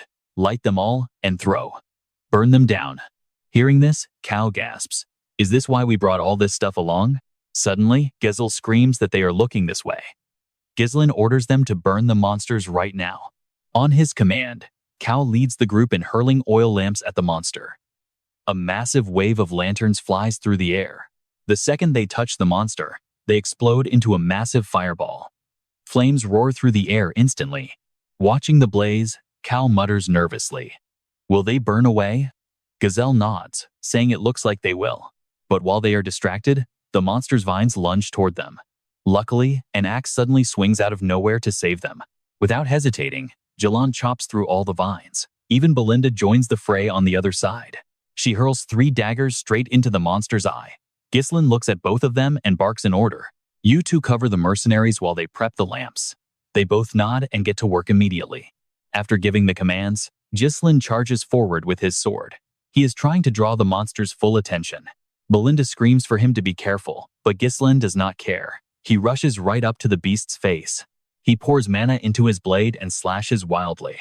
The monster is absolutely furious. Vines shoot toward him like bullets, but Gislen moves like he is possessed.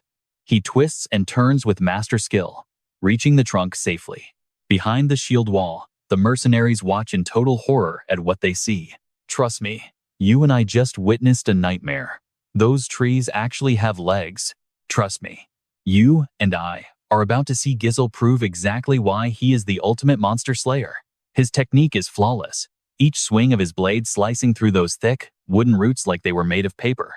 Seizing his opening now that the obstacles are gone, Gisel drives his sword deep into the massive eye embedded in the tree trunk. Watching him handle these creatures single-handedly has the mercenaries on the outside absolutely stunned by his sheer skill. They are all focused on the boss, but suddenly, Belinda screams out a warning to throw every last lamp at them right now. Following her desperate shout, another wave of oil lamps flies through the air, crashing directly into the wooden monsters. Flames erupt in an instant, swallowing the creatures in a sea of fire while Sao shouts out in pure triumph. But Gisel warns them not to stop, ordering them to keep throwing until everything is reduced to ash. The mercenaries obey immediately. A massive section of the forest is now glowing a deep, angry red as the heat from the blaze becomes suffocating. In just seconds, the monsters are scorched to nothing, leaving the soldiers amazed that fire was the secret all along. However, they quickly start to realize something else about the situation they are in. The fire might spread too fast. Though Gordon laughs it off, thinking the threat is finally over and done with. He claims that against these intense flames, those tree demons are nothing more than pathetic piles of kindling. But Gisel knows better and warns them to stay sharp. Now pay attention, because this is where the real nightmare begins. Just as he speaks, a thick white fog blankets the entire area, leaving the mercenaries confused and starting to panic. Jillian and Belinda rush toward him, with Belinda terrified, wondering what on earth could be happening in the mist. Gisel calmly explains that the fire only weakened them and was not enough to fully destroy the creatures. The intense heat hitting the water inside the bark created this massive, blinding wall of steam. As the mist clears, a giant creature appears, looking way more horrific than before with 4 massive, terrifying petals. The crowd recoils in pure terror, screaming and wondering how this thing could possibly still be standing. Through the chaos, a single sword points toward the sky, gleaming with cold determination amidst the soldiers' fear. Gisel roars at everyone to grab their weapons, because it is time for a full-on melee assault. He charges forward like a gale, leaving the mercenaries wondering if attacking these giants up close is a death wish. One wrong move and they will be crushed under those massive, heavy feet in an instant. The fear is real, but Sao leads the Barris squad and charges right into the heart of the fray. Belinda runs alongside them, shouting for the young master to please be careful in this chaos. Jillian spots Gordon's group hesitating and snaps at them, reminding them these are the direct orders of Gisel. He is furious that while their master is out there risking everything, they are just standing around like statues. Jen barks another order, telling them to trust the plan and move out immediately. Gordon's men panic, but they grab their gear and charge, figured the employer will handle everything anyway. In an instant, the entire mercenary group is surging forward with a brand new and fiery intensity. Gisel shouts that their armor is burnt off, meaning they can be cut down even without using mana. Hearing this, Sao, Jillian, and even Belinda throw themselves into the brutal and bloody combat. It is an all-out war now, where a single second of hesitation will lead to certain death. You and I are watching Gisel do what he does best, turning their fear into unstoppable killing intent. With his incredible skills, he shows them exactly how to take these monsters down for good. He drives his sword deep into a monster's mouth and slices it in half with 1 mana infused. Under Gisel's lead, the monsters start falling like flies as the team finally starts gaining ground. Gasping for air, Gordon sighs in relief, thinking they have finally wiped out every last one of them. Everyone relaxes, thinking they have survived. But Gisel's voice cuts through the air once again. He tells the whole army to stay calm, and the way they immediately obey shows their absolute respect. He reminds them this is the forest of magic beasts, and those monsters were just the first step. Instantly, the faces of his soldiers turn pale, with a new wave of realization and fear. Gisel tells them he will always stay at the front, and they just need to trust and follow. Silence falls for a moment before a massive, spirited roar echoes through the dark and oppressive woods. As they push deeper into the forest, you and I have to wonder what kind of hell is waiting next. Let's dive in. Ancient trees and monsters lie dead in their wake. Cao is absolutely thriving in the carnage. He started this journey with a heavy heart, but now, he's truly addicted to the thrill of the hunt. They've crossed paths with countless monsters along this dangerous trek. Berinda is worried sick, constantly hovering to check on Gislen at every stop. At first, he found it annoying, but he eventually just gave up and let her do whatever she wanted. Some things you just can't fight. The only thing that hasn't changed throughout this chaos is the cowardly attitude of Gordon's mercenary squad. Every time a monster appears, these guys just keep backing away. Gord glares at the massive beast before him and curses. Damn it, what is this? These things just keep coming.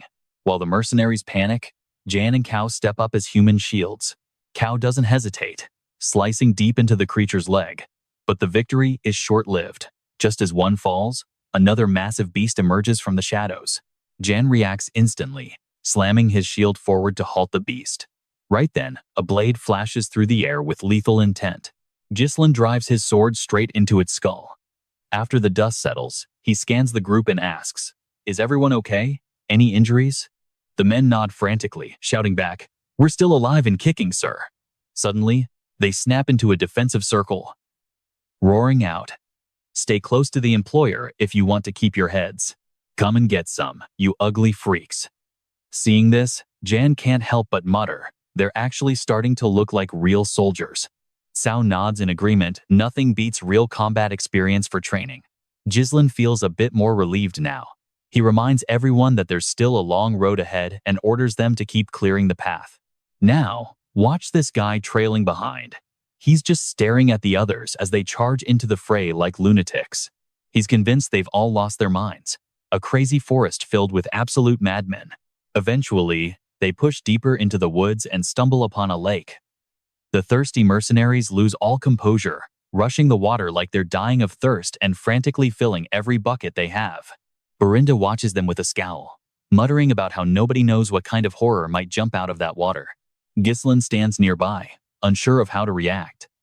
At the very least, they're still heading in the right direction. This lake is a vital landmark on the way to the Ron quarry.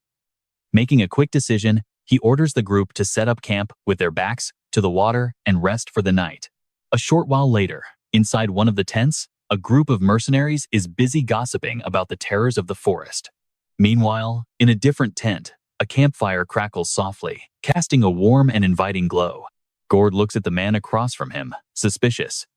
"Why'd you call us here in secret? What the hell is on your mind?" Manus lets out a low, sly laugh. "We don't need to keep risking our necks here. Isn't survival more important than a few coins?" Gord just scoffs at the suggestion. "Look, we've already cleared most of the path. The boss said the destination isn't far from the forest entrance. We're practically there." Manus gets even more desperate. "Do you really believe that nonsense? They don't call him the madman of Perdium for nothing. It's obvious he's just recklessly pushing into this forest to make a name for himself." Torin stays indifferent, reminding them they've already taken the deposit. Manus snaps back. "Just because we took the money means we obey? Aren't we mercenaries? This isn't the first time we've survived by ignoring a boss's orders." Manus won't back down and continues his persuasion. I'll admit the boss can fight, but so far, it's just been pure luck. One single mistake is all it takes to lead us to ruin. He claims the nobles will just treat them like meat shields the second things get dangerous. All nobles are the same. Hearing this, Gord and his men look visibly uneasy, unsure of how to respond. Seeing their doubt, Manus smirks. Keep hesitating, boys. He thinks it's suicide to stay here alone against those monsters. Going back is the only sane choice. If things go south, he's worried they'll be used as bait to save the noble skin. You feel the tension? But then Torin speaks up. Without the boss, we'd have been dead long ago. Just look over there. He points across the camp toward where Gislen is standing. The boss is personally applying medicine to everyone, warning them to keep the wounds dry to avoid a nasty infection. Berinda isn't happy about it. Thinking of the cost, she complains. That's rare medicine. Shouldn't you save that for when you need it? Gislen just brushes it off. This is exactly when it's needed. Being stingy now will only hurt us later.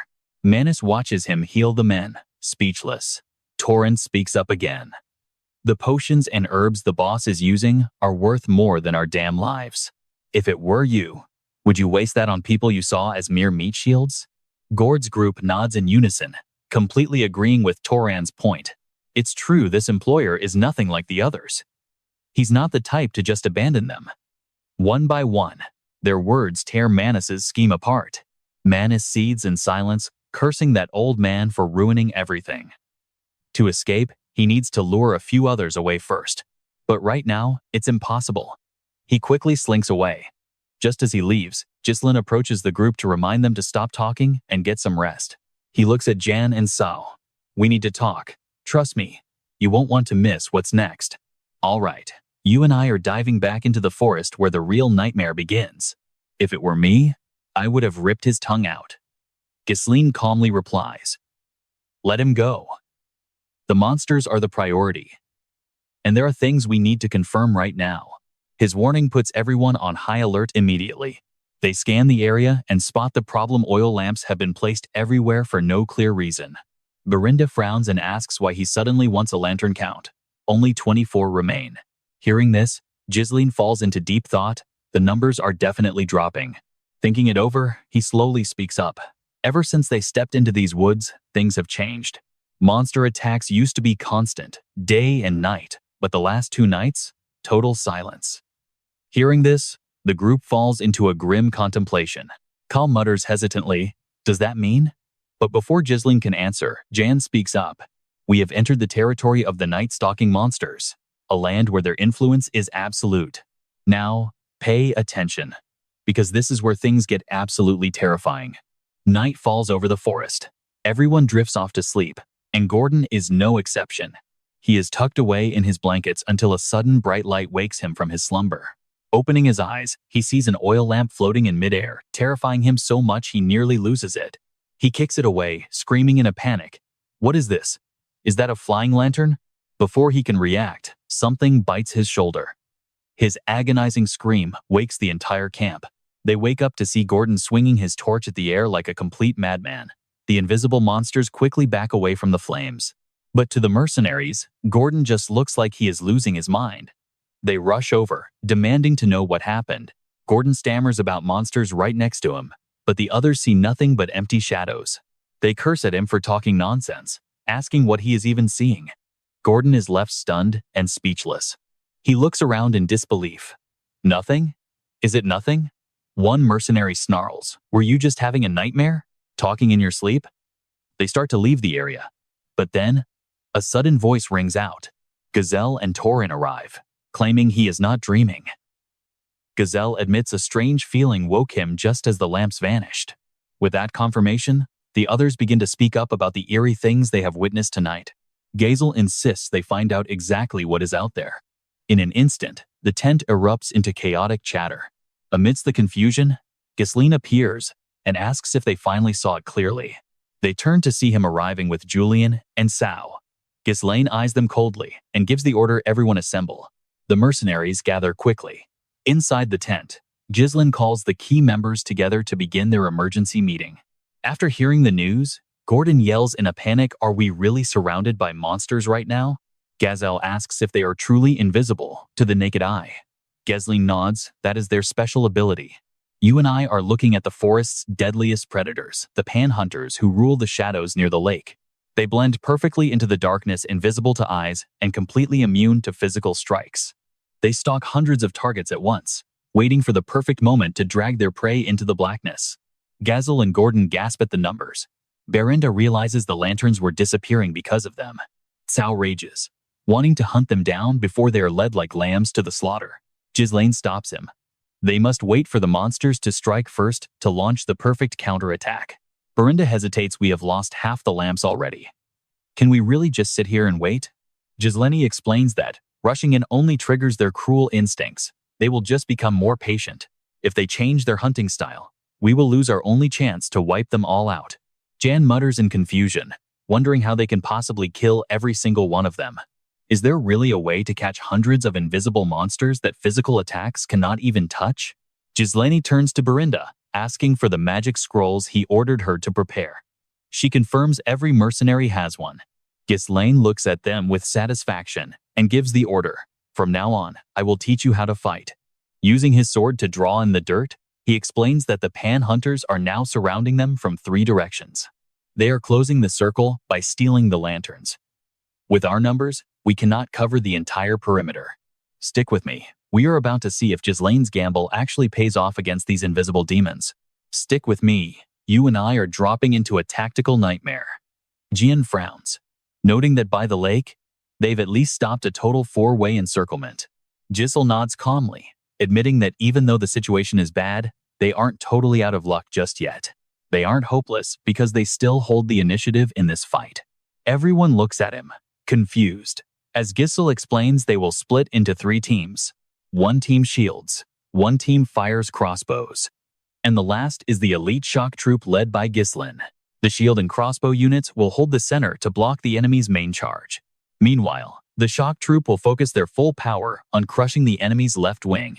Gisel finishes the plan, but Jan asks if this is actually possible. Cao studies the map for a while before saying it works if the center holds strong. Suddenly, Berinda raises her hand and cuts in with a serious question. She asks how they can fight those panners when they can literally blend into the shadows. The team starts to panic until Cao looks at Berinda and asks if they can just use mana. Gislen just smiles and tells Berinda not to worry about it. Night falls, the perfect time for a hunt. Gisel gathers the mercenaries just as he planned. Their last lantern is gone. One tiny slip up now, and the entire army is dead meat.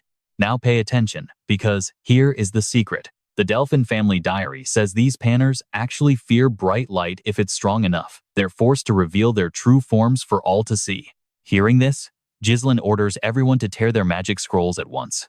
They all rip the scrolls in their hands together, and in an instant, a massive glow begins to build. A pillar of light shoots into the sky. The panners try to run, but the brilliance swallows them whole. Their hidden bodies finally start to appear right in front of everyone. Gordon yells that the darkness is gone. Eel-like monsters are revealed, and they are everywhere. Before long, the monsters charge. The crossbow team doesn't hesitate, immediately opening fire. But there are just too many of them, and the shooters are starting to buckle. In the center, everyone is ready. Gisel raises his sword, shouting for the vanguard to strike now. He leads Jilan's group, charging straight into the thick of the fight. The vanguard is brutal, carving through monsters left and right with Gisel leading the slaughter. Every swing leaves piles of monster corpses. Gisel realizes that while they can hide, they're actually quite fragile. With this formation, they can pierce through the enemy lines in a heartbeat. Gisel shouts to the team, telling them to thin out the numbers as fast as possible. Jillian's group splits 3 ways. Jilan draws their focus, while Cao wreaks absolute havoc. Thanks to his combat experience, Cao's strikes are incredibly fast. Every move is a kill, but the sheer numbers create openings. Berinda stays alert, supporting anyone in danger. After throwing her daggers, Berinda screams out for the young master. Now, watch this. Gisel moves like the wind to finish the job, showing everyone the true power of the elite force he built from the ground up. Blue and white flashes light up the forest sky again and again. Below, the mercenaries keep the pressure on, slaughtering a massive amount of the beasts.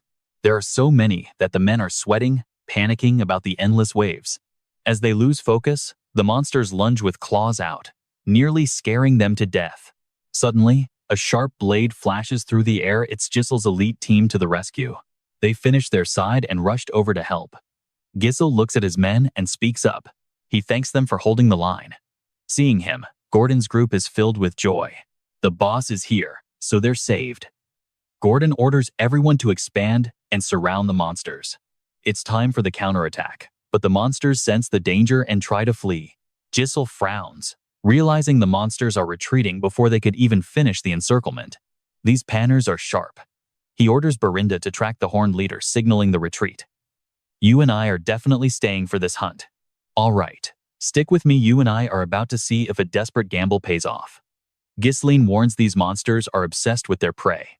Even if we pull back now, they'll stalk us for days and nights until every last one of us is finally dead. We don't have time for a second round. We have to end this now to save our strength and our men. If we kill their leader, the pack will crumble. We must finish it here. Belinda is shocked by his cold resolve. She realizes he's not the same person anymore. With a firm nod, Belinda tells him that she understands the plan perfectly. She launches her hook into a nearby branch and blurs like the wind, diving straight into the monster horde all alone. She spots the horned beast leading the pack. Without hesitation, she swings her hook and successfully snags the monster commander's neck. Belinda glances over her shoulder and screams at the top of her lungs. Young master, I have successfully caught the leader. Gislen charges forward like a lightning bolt. So you're the one? He leaps high, crashing into the center of the swarm. Without a second thought, Gislen slashes into the alpha. Blood sprays like rain. But the beast is somehow still standing tall. Gislen doesn't lose his cool. He delivers another strike, and this time, the head of the alpha rolls on the ground. Watch this, the pack freezes in shock the moment their leader finally falls down. Gislen roars out, the alpha is dead. Kill them all and don't let a single one of these things escape alive. His command ignites a fire in the mercenaries. They charge in with zero fear, while Sao starts getting competitive with everyone.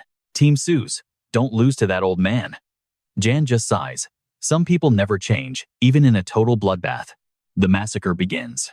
Gislen's forces tear through the pack in a battle that rages until the very first light of dawn. Gislen executes the final monster, finally ending the nightmare. The ground is buried in corpses, and blood flows like a river. Gislen looks at his exhausted men and gives them a genuine smile. Great work, everyone. The victory is finally ours. The crowd erupts into wild cheers. They're not just celebrating a win, they're celebrating the fact that they're still breathing. Belinda rushes over, asking if he's injured. Gislen just smiles and tells her he's fine, thanking everyone for their hard effort. Then, he snaps back into commander mode. Belinda, go and confirm our final head count and the total casualty numbers immediately. Sao, bring the wagons. I'll take Gislen to scatter these monster corpses all around our campsite to mark our territory. Dumping corpses? Does that work? Gislen explains the stench of rot will act as a warning to other deadly monsters. These beasts were the kings of this forest. Gislen adds that the camp will be much safer with their scent around. Sao blows a fuse at the old man's teasing. What did you say? You want to die today, you old fossil? Gislen just watches them, used to their bickering.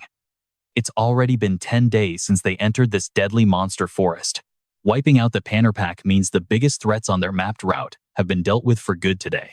Now, the only thing left to do is reach the site and start mining those precious and powerful Ron stones. As the sun begins to rise, Gislen feels certain that this long, grueling journey is finally coming to an end. Belinda returns with the official numbers. The Cerberus unit has 41 men, while 126 contracted mercenaries remain. Now, here's a surprise. You and I both know pride comes before a fall. Sao just brags about being the best.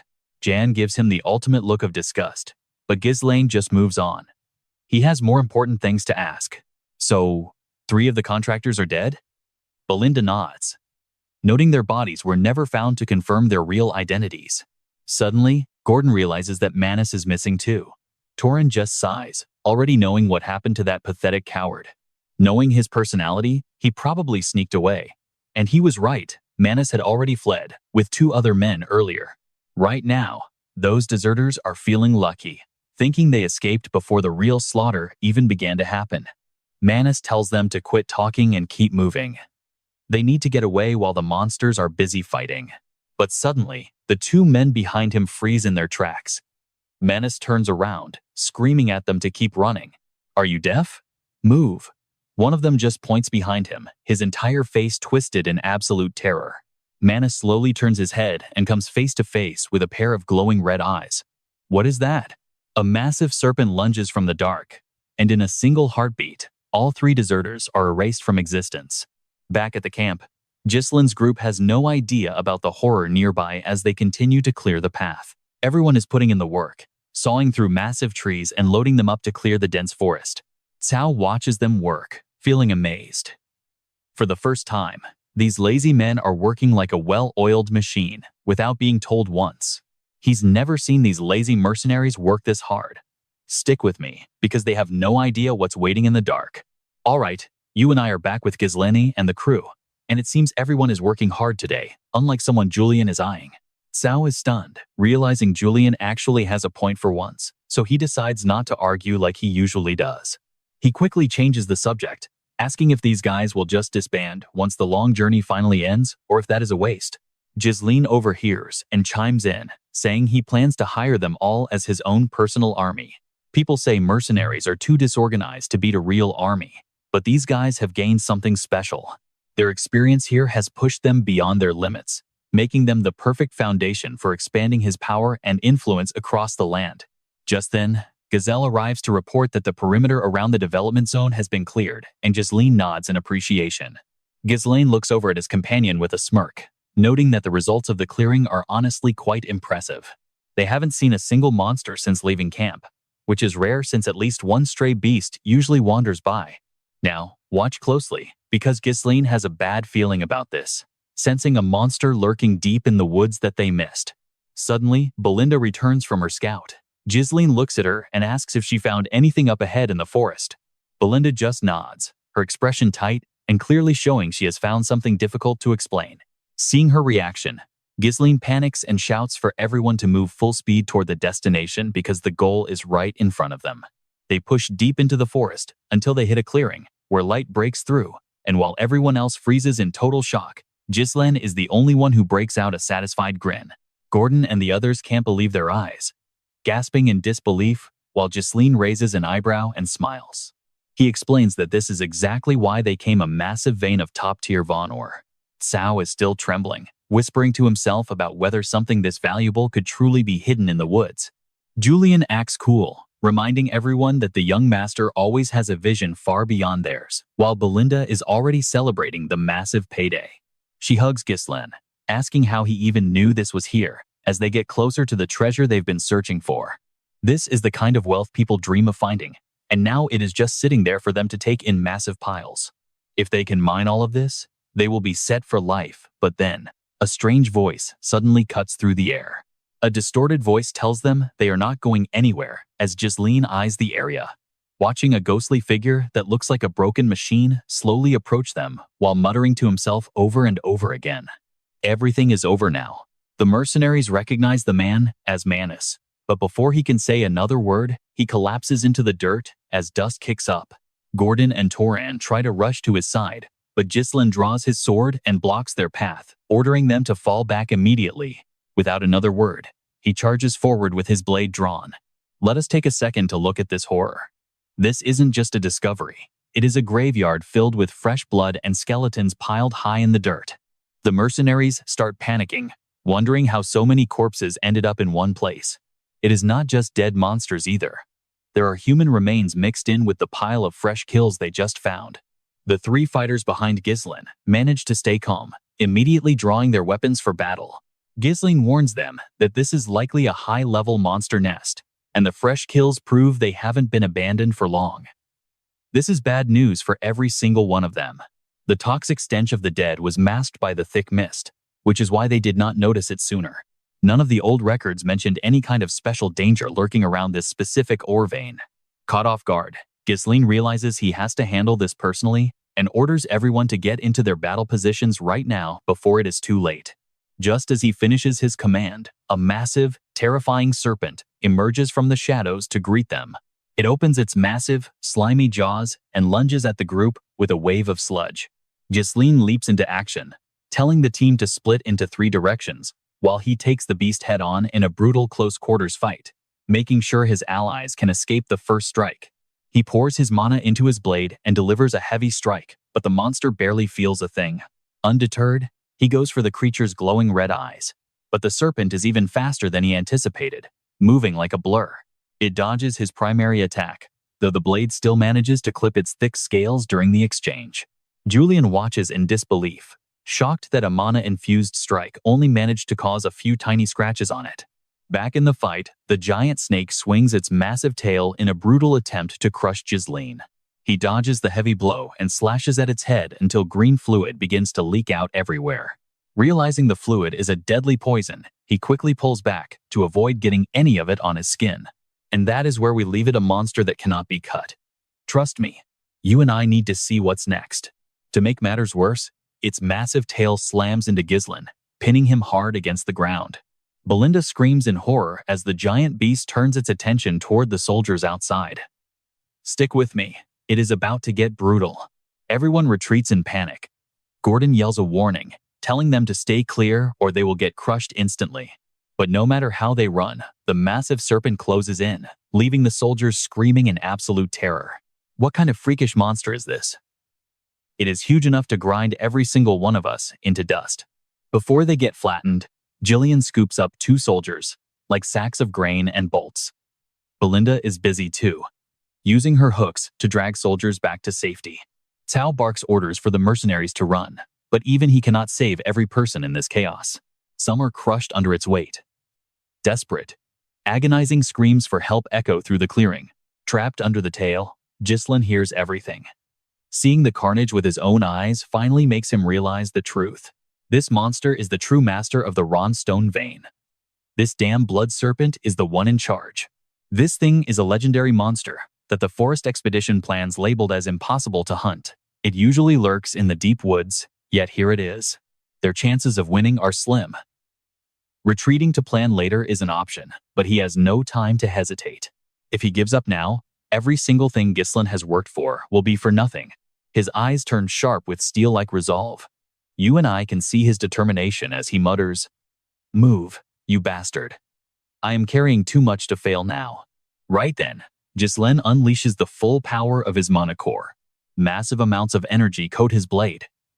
Without a second of hesitation, Gislen charges back in, slashing wildly at the giant serpent. He carves a massive gash into its head, this time reinforced by the raw mana from his core. The wound is deep, and fresh blood sprays out. But the beast does not care. It whips its tail to strike him again. Gislen braces with his sword, but the weight is insane, forcing his body deeper and deeper into the dirt. His right leg buckles under the pressure. The snake isn't done yet, opening its massive jaws to swallow him whole. He fights back with everything. No matter how low the odds are, some battles simply cannot be avoided. And right now, it is finally time for Gislen to fulfill his responsibility. The crowd watches in shock as he recklessly charges again. But Gislen has no time to worry about them. He hacks into the serpent's head, sending another fountain of blood spraying into the air. Gislen leaps back and catches his breath. He glares at the beast with pure malice. But the blood snake isn't falling. Keeping his third core open too long is suicide. He will collapse before the snake does. Suddenly, Belinda and her team rush over. Belinda asks if he is hurt. Gislen just shakes his head, confirming he is still in the fight. Belinda offers to hold it off so he can escape, but Gislen barks a different order. Everyone retreat. The group is stunned. Jillian looks at him with pure confusion and asks, "What are you talking about?" The young master explains grimly that even he cannot protect everyone from a monster of this scale. He refuses to let them die here. Panicked, Belinda asks what will happen to him if they all leave. Gislen calmly says he has to finish it here. Belinda is stunned. What they have done so far is already a miracle. She cannot understand why he is pushing this hard. Suddenly, the blood snake sprays lethal venom toward them. Let's see how they handle this. Gislen screams to run, but they refuse to move, forming a shield wall to block the poison. Gislen stares at them, completely baffled as to why they are risking their lives for him. Gordon bellows that they will fight by his side. Torin joins in, refusing to back down as well. "I have never seen a boss like you. You have saved our lives so many times, it is finally our turn." Even Cao charges forward with his sword. He shouts that once this damn snake is dead, the treasure is all theirs. Belinda stands her ground, saying she will not leave him alone. Even Jen refuses to go. He stands in front of Gislen, promising to distract the beast and create an opening for the final kill. They are all united now. They want him to trust them just as much as they believe in him. Jillian thinks he will not answer, but Gislen finally speaks. He lists the snake's massive size and its lethal venom.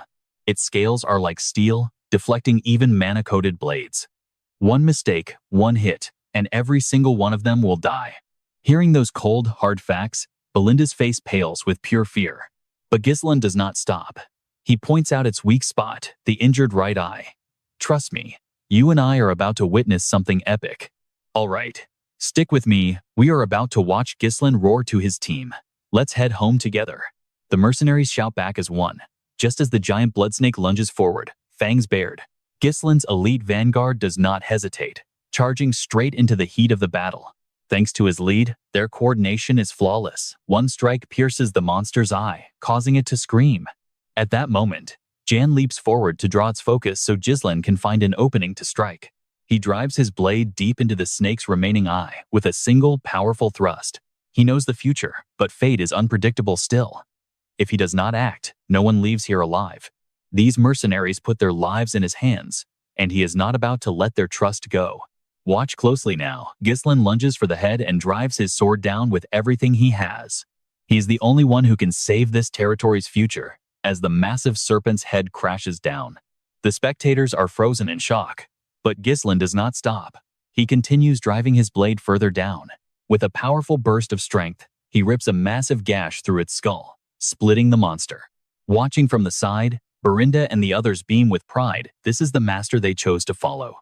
This is the future of Perdium. The blood snake is dead, and the valuable ore mine is finally theirs. Meanwhile, back at Perdium Castle, the news of Gislen's reckless actions has reached the Count's furious staff. Anbake is pacing and cursing his disobedience, while Ho Lun tries his best to tell him to stay calm. But honestly, how is Anbake supposed to stay calm at a time like this? He screams about the young master's stubbornness, claiming he has spent so much time at war he thinks he is Lord. Ho Lun just sighs. Knowing it is too late, Gislen has already been deep in that forest for 2 weeks. If Skovan had not filed those false reports, they could have stopped this. He cannot understand why he helped Gislen. A move like this could cost him his knight title, and the two keep bickering right in front of him. Count Wunter is at a total loss. Until Randon suddenly bursts through the doors with urgent news. He shouts that something big has happened, and the Lord needs to see. Leaving Wunter completely confused, Randon gasps out that the young master has returned, sending a wave of shock through the entire room. You and I knew he would make it. Now watch as Gislen slowly walks back into the castle like a boss. Inside, Gislen sits across from Count Wunter's men, who are all glaring at him with pure frustration. Wunter feels completely powerless as Gislen simply looks him in the eye and says, "I am home, father." After a long, heavy silence, Wunter finally speaks up, asking if he was clear about forbidding the expedition. Gislen just lowers his gaze and replies that he is sorry, but this was something that absolutely had to be done. Ho Lun is confused by that answer, while Randon snaps back, asking if he thinks that justifies ignoring a direct order. Entering that forbidden forest is considered a very serious crime. He warns of the danger, but Gislen just sighs, pointing out that he is still alive and safe. The room goes cold as Randon gets even more furious, shouting about what right he has to talk back. Anbake cuts him off before he can finish, coldly asking the young master if he finds this situation funny. He notes that since there were no bad consequences from the forest trip, the young master thinks it is fine. He stops for a second, then his tone turns grave as he says there is one thing he cannot justify. He slams a document onto the table, and Gislen's eyebrows twitch as he reads the name Count Japal. Anbake nods, saying he has had a terrible feeling ever since Gislen went to Japal's territory without warning. Apparently, he threatened Lady Elia to steal 20,000 gold coins that were meant for the territory of Perdium. Because of his actions, Count Japal is livid and has decided to cut all aid and scrap every agreement. This is a massive disaster that could shake their entire territory to its core. Gislen does not answer right away, focusing solely on the handwriting on that piece of paper. It is definitely Japal's writing. If he can just manipulate the old man's greed, he might keep him quiet. But he has a feeling this trouble will not just stop with a few simple assassins. Trust me, you and I are about to see if his plan completely backfires now that his leverage is useless. Alright. You and I are about to watch a masterclass in turning a desperate situation into a total win. Time is running out for the young master. Anbei breaks the silence, asking if he has any final words to say. Hanran jumps in, demanding the immediate return of 20,000 gold coins right now. Randon sighs, knowing that gold was meant for the knights, but Gislen coldly admits he spent every bit of it. He tells them the entire fortune was used to develop that dangerous monster forest. The room goes deathly silent after his confession. Finally, Anbei speaks up to break the heavy atmosphere. You threw all that wealth into a monster-infested woods? Gislen just says he has nothing left to explain. As soon as the words leave his mouth, a hand aggressively grabs him by the collar. Randon screams that he is a bastard for ruining the territory's future. Hanran joins in with more insults. Gislen Perdium, you are no longer the young master. You are just a criminal to us now. They order him bound and thrown into the dungeon, but Gislen calmly says he will provide all the funding. Now pay attention here, because this is where the balance of power completely shifts. Gislen does not look worried at all. He just glances at the door and calls for Berinda to enter. Berinda walks in and sets a small box on the table. Gislen says he did not explore for nothing. While he speaks, Berinda opens the container, revealing a blinding, magical light from within. Gislen introduces the highest grade Ron stones. Instantly, every single person in the room jumps to their feet. Hanran touches the stones in disbelief, asking where such a priceless treasure could have possibly come from. Gislen confirms he mined them himself. Anbei watches closely, still wondering if this is enough to save them. He admits they are valuable, but claims a few stones are not enough to maintain the entire territory. You and I both know he is holding back the best part. Gislen just smiles and says this is a sample. The truth is, Gislen brought back a massive mountain of Ron stones from that deadly forest. When the group goes down to the courtyard, they see mercenaries constantly unloading massive crates of treasure. Hanran breaks into a cold sweat, whispering about the insane harvest gathered in just 2 weeks. Randon asks if his eyes are failing him. Wunter turns to Berinda, asking if all this is truly real. Berinda calmly confirms everything for the Lord. She explains the young master led the harvest, finding rare resin, ancient relics, and so much more. The stones they see here are just a tiny fraction of what they actually found in the mines. Gislen looks at the stunned crowd, asking if this wealth should be used for the territory's benefit. Anbei calculates the value and his voice trembles. Lord, with this, our funding problems are gone forever. Suddenly, the attitudes of Hanran and Randon do a complete 180.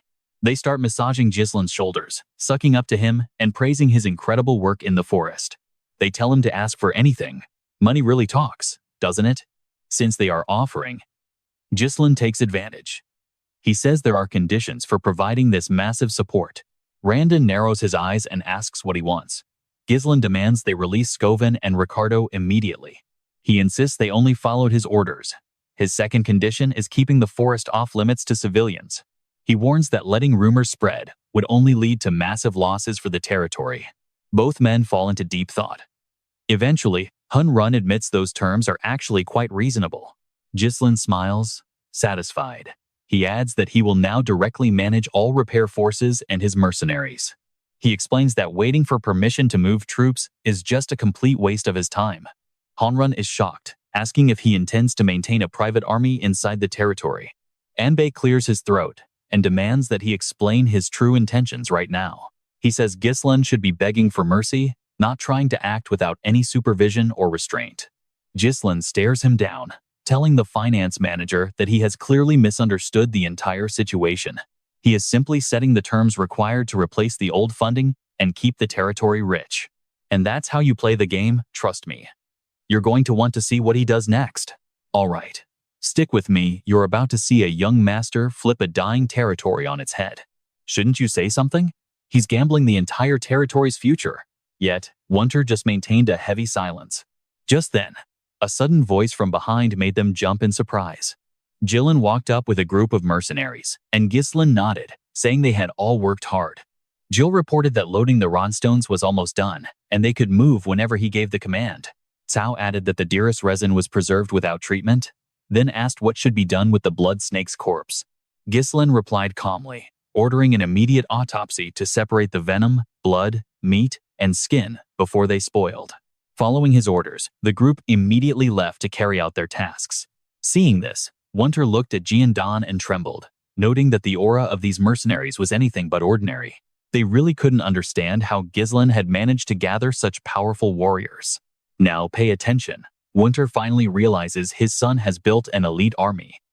Gislen then turns to his family.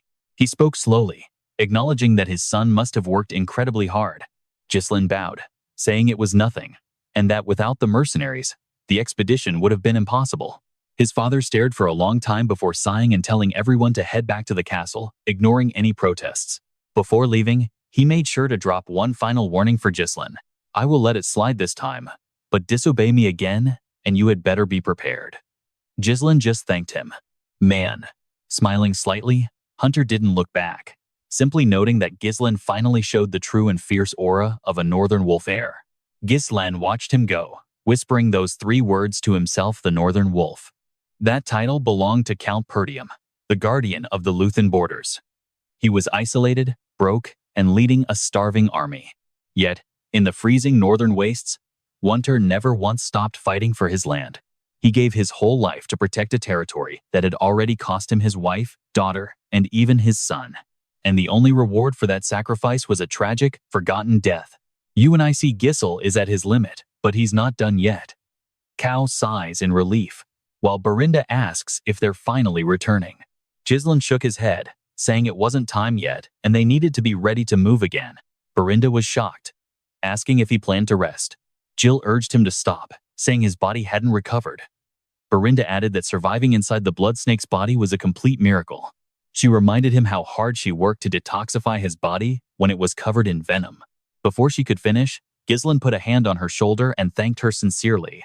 Belinda and the others were stunned by his words. Gislen simply turned around and walked away. News of the stones would spread fast, reaching the ears of every power-hungry force eyeing their territory. He had to expand his influence quickly so that no one would dare lay a finger on them. But then, Gislen's body finally gave out. He collapsed, sending the group behind him into a total panic. Meanwhile, in a distant castle far from Perdium, a man sat on a high throne hidden in the shadows. A pigeon carrying a message landed on his hand.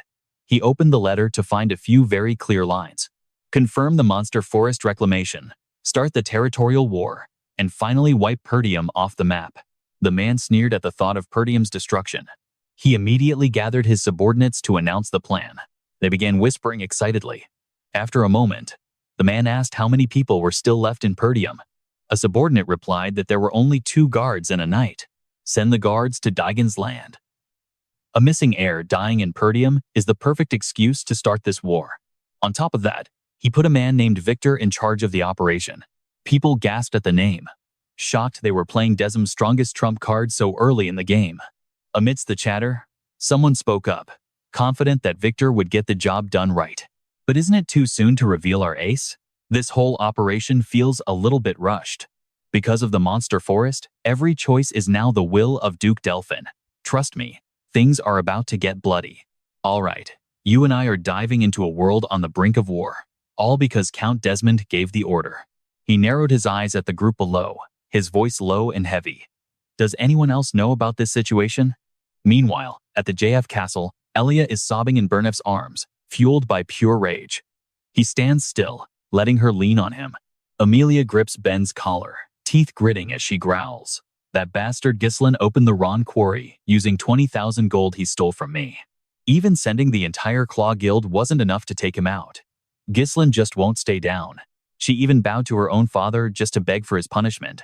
This whole situation makes her look like a complete fool. Bernf hesitates for a moment before finally speaking up. This really isn't like you, my lady. Elia takes a deep breath, fighting to suppress her explosive temper. You're right. I let my emotions take control. What's done is done. Her eyes turn cold and predatory. Bernef knows that look all too well. Just give the order, my lady, he mutters. Amelia walks to the map, pointing to a specific location. They've found the Ron stone quarry now. Gislen will fix his financial problems soon. Bernf nods, thinking they must be celebrating over there right now. Elia scoffed, her eyes full of spite. It might look that way, but the important thing is they haven't sold the stones yet. According to her latest intel, Gislen only found the Ron stones 2 days ago. Now pay attention, because here's the opening she's been waiting for. They don't have a supply chain yet. Bernf is startled by her plan. You want to strike before they can sell the Ron stones? But where? Amelia answers calmly. There's only one place in the north they can sell them. The Red Demon Tower, ruled by the Seven Circle Archmage. Ron stones are essential for high-level magic research. Those magic towers take their supply very seriously.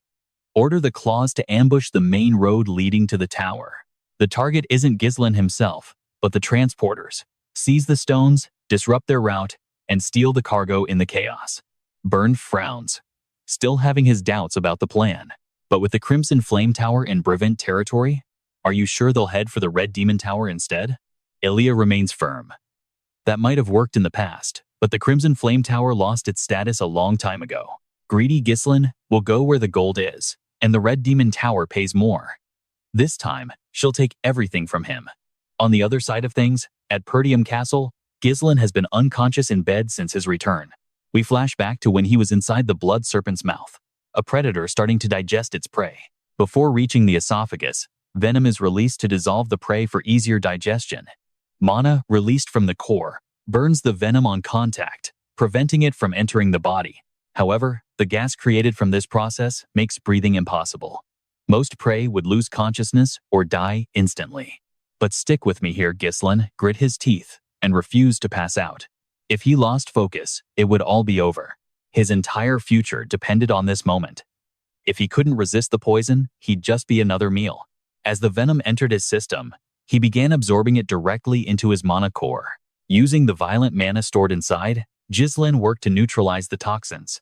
It's a level of mana control only a true master could pull off, using it as a shield against the mana explosion. Gislen suddenly wakes up from the nightmare, gasping for air. He finally starts to feel a bit more comfortable. He pushes himself up, rubbing his throbbing forehead. He can't remember what happened after his father finally forgave him. Before he can even finish that thought, he notices Elena sitting right there by his bed. Seeing him awake, she throws her arms around him, crying her eyes out. You've been out for 2 whole days. He left without a word and collapsed the moment he returned. Elena is just so relieved he's finally awake. Gislen is stunned by the hug, but before he can even react, Elena suddenly shoves him away with surprising strength. He watches in confusion as she bolts out of the room, shouting at the top of her lungs, "Berinda!" He's awake. Gislen frowns as her words sink in. He really slept for 2 days. After escaping the serpent, he only had basic first aid. He tried to hold on until the Ron stones were sold, but his body had finally reached its limit.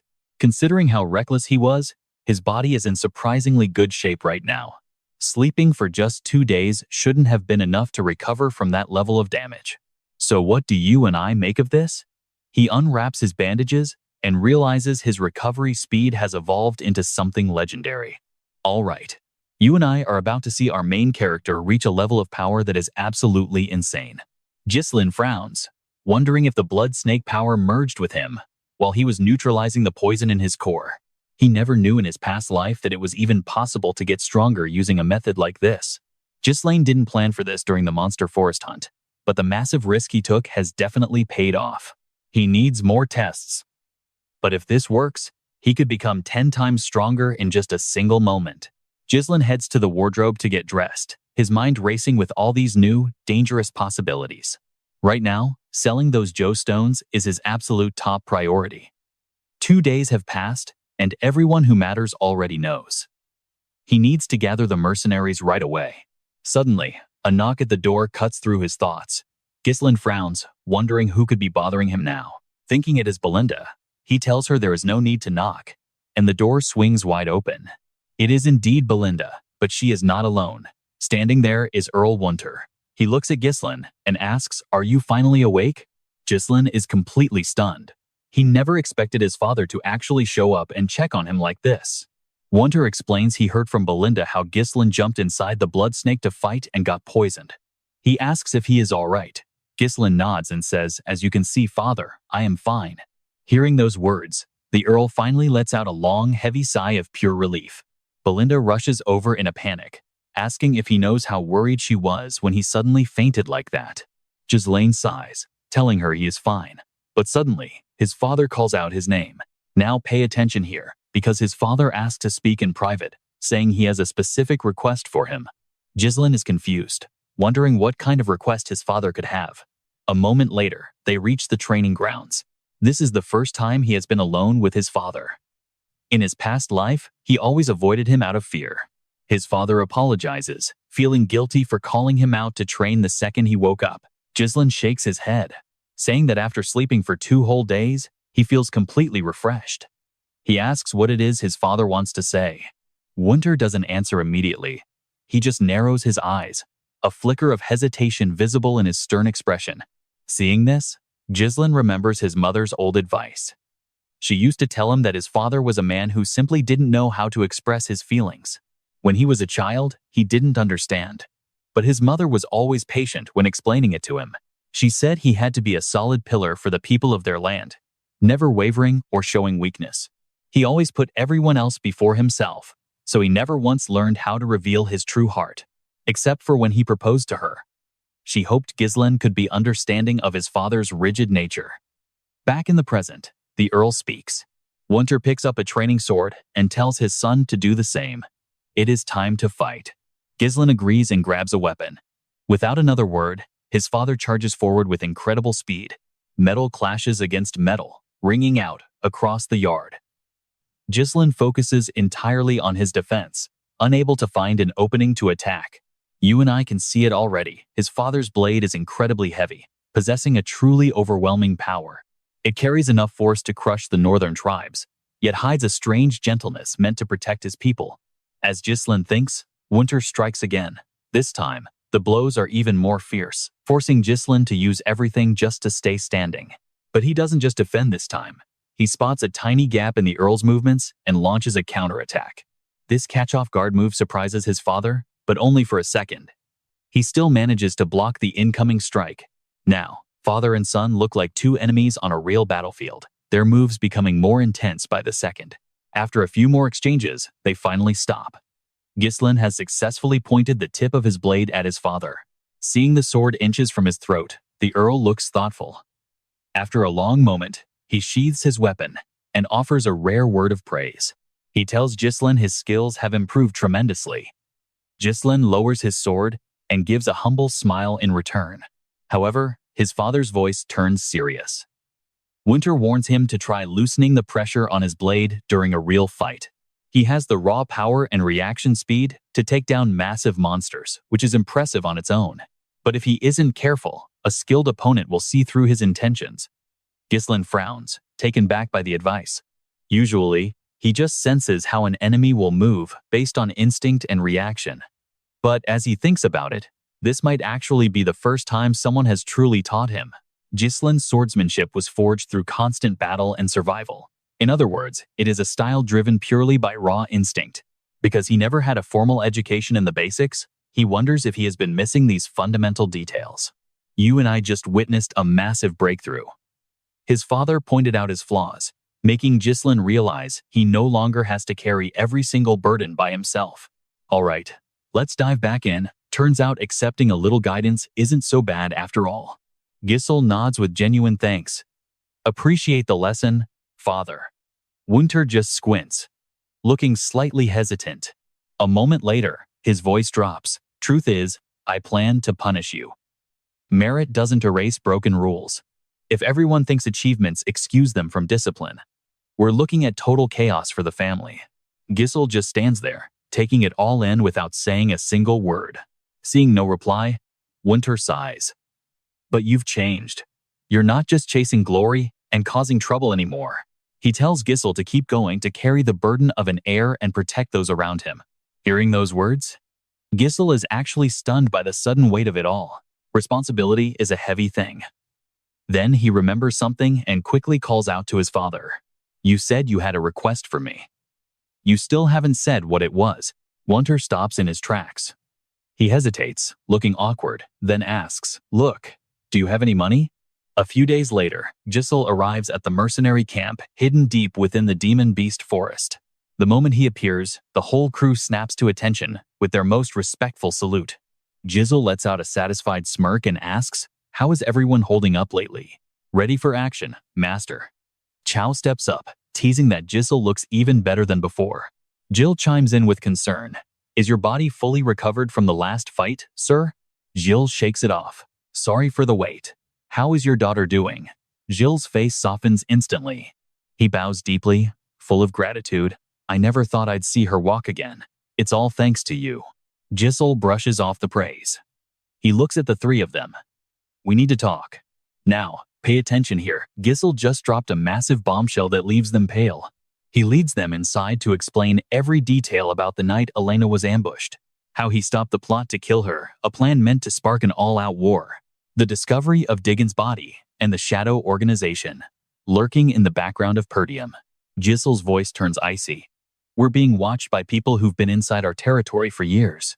We don't have the time or resources for a full defense." Berinda sighs, feeling the weight. Now she gets why he was rushing. They just got the Ron mine, yet there's no rest. Jill speaks up. "According to the Grand Duke, Perdium is basically a sitting duck right now, a territory known for being weak and poor, suddenly sitting on a goldmine of Ron stones." Gisel nods. "Exactly. They won't just let us keep this land without a fight." Berinda panics.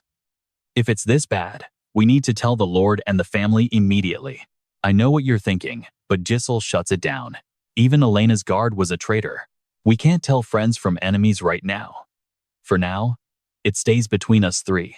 Elena being alive buys them some time by messing with the enemy's original plan. But since the Ron mine was found, the enemy has no reason to wait anymore. This battle is going to be brutal. Silence fills the room as the reality sinks in. Cao is the one to break the tension. "Fine, just give the order. It's never boring with you." Dion agrees. "My life belongs to you. I'm following you to the very end." Berinda stands firm. "Exactly. Who else is going to protect you if I'm not around?" Gisel finally cracks a satisfied smile at their unwavering loyalty. The main enemies, Duke Delphin and his puppets, Baron Desmond and Aaliyah. He won't let them win. "Pack up," he commands. "We're heading to the Red Flame Magic Tower right now." Cao's thrilled about selling the stones, but Berinda is confused. "Why not the closer Red Magic Tower? Better prices there," she adds. Gisel explains that Red Flame helps them avoid unnecessary trouble. Jan catches on and nods. He gets exactly what Gisel is planning for their journey. When moving something this valuable, you and I both know uninvited guests are bound to show up. "All right, stick with me here." Gislen knows that staying one step ahead of the enemy is the only logical choice for Ron. Since the master of the Pink Magic Tower became a legendary 7th-tier mage, the Crimson Flame Tower has been spiraling downward. Reclaiming their lost glory won't be easy. Still, Gislen chose this place because of a specific person he needs to find. Meanwhile, deep inside the Crimson Flame Tower, a young girl sits alone in a massive, ancient library. Surrounded by piles of dusty scrolls, her face is clouded with a deep sense of frustration and boredom. She constantly mutters, wondering when the light her master spoke of will finally appear. After a few more days on the road, our heroes finally arrive. Looking up at the massive structure towering over them, Gordon can't help but gape in absolute awe. "It's so tall!" Torin nods in agreement, saying he never imagined actually standing before such a famous landmark. Torin watches the bustling life around them, a dazed smile spreading across his face as he speaks. "Everything here is so different from Perdium." He points out mages busy crafting powerful magic scrolls right there. Just ahead, they spot a group of mages working on something strange right by the side of the road. The group stares like curious tourists, making the mages immediately stop what they're doing and glare back. Suddenly, they cast a wind spell and vanish into thin air. The mercenaries are left completely stunned by the trick. Having never seen real magic like this before, they can't hide their shocked, almost foolish expressions. "Now pay attention here," Gislen explains it is just invisibility, while Kyle snaps at the group for acting like total country bumpkins.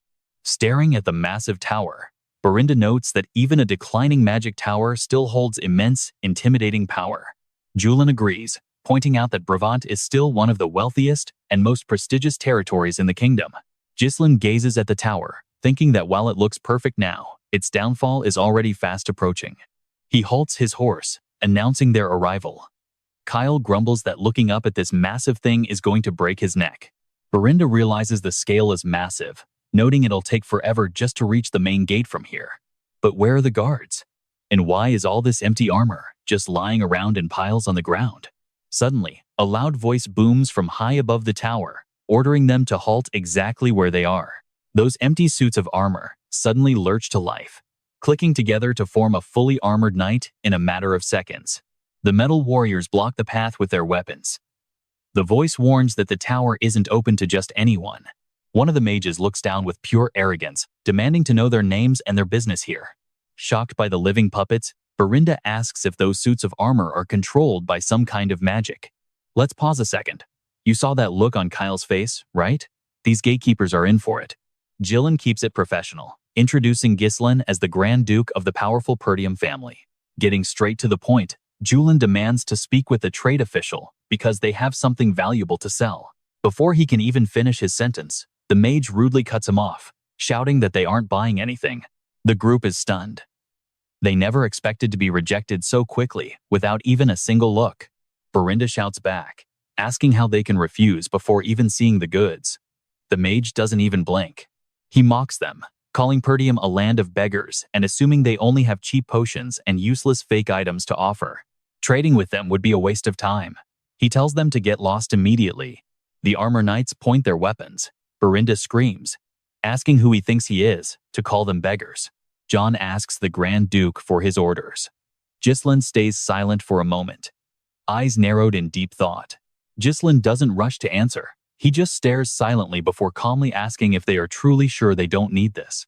Ignoring their shock, Gislen pulls out a rare runer stone and holds it high, asking if they even recognize what it is.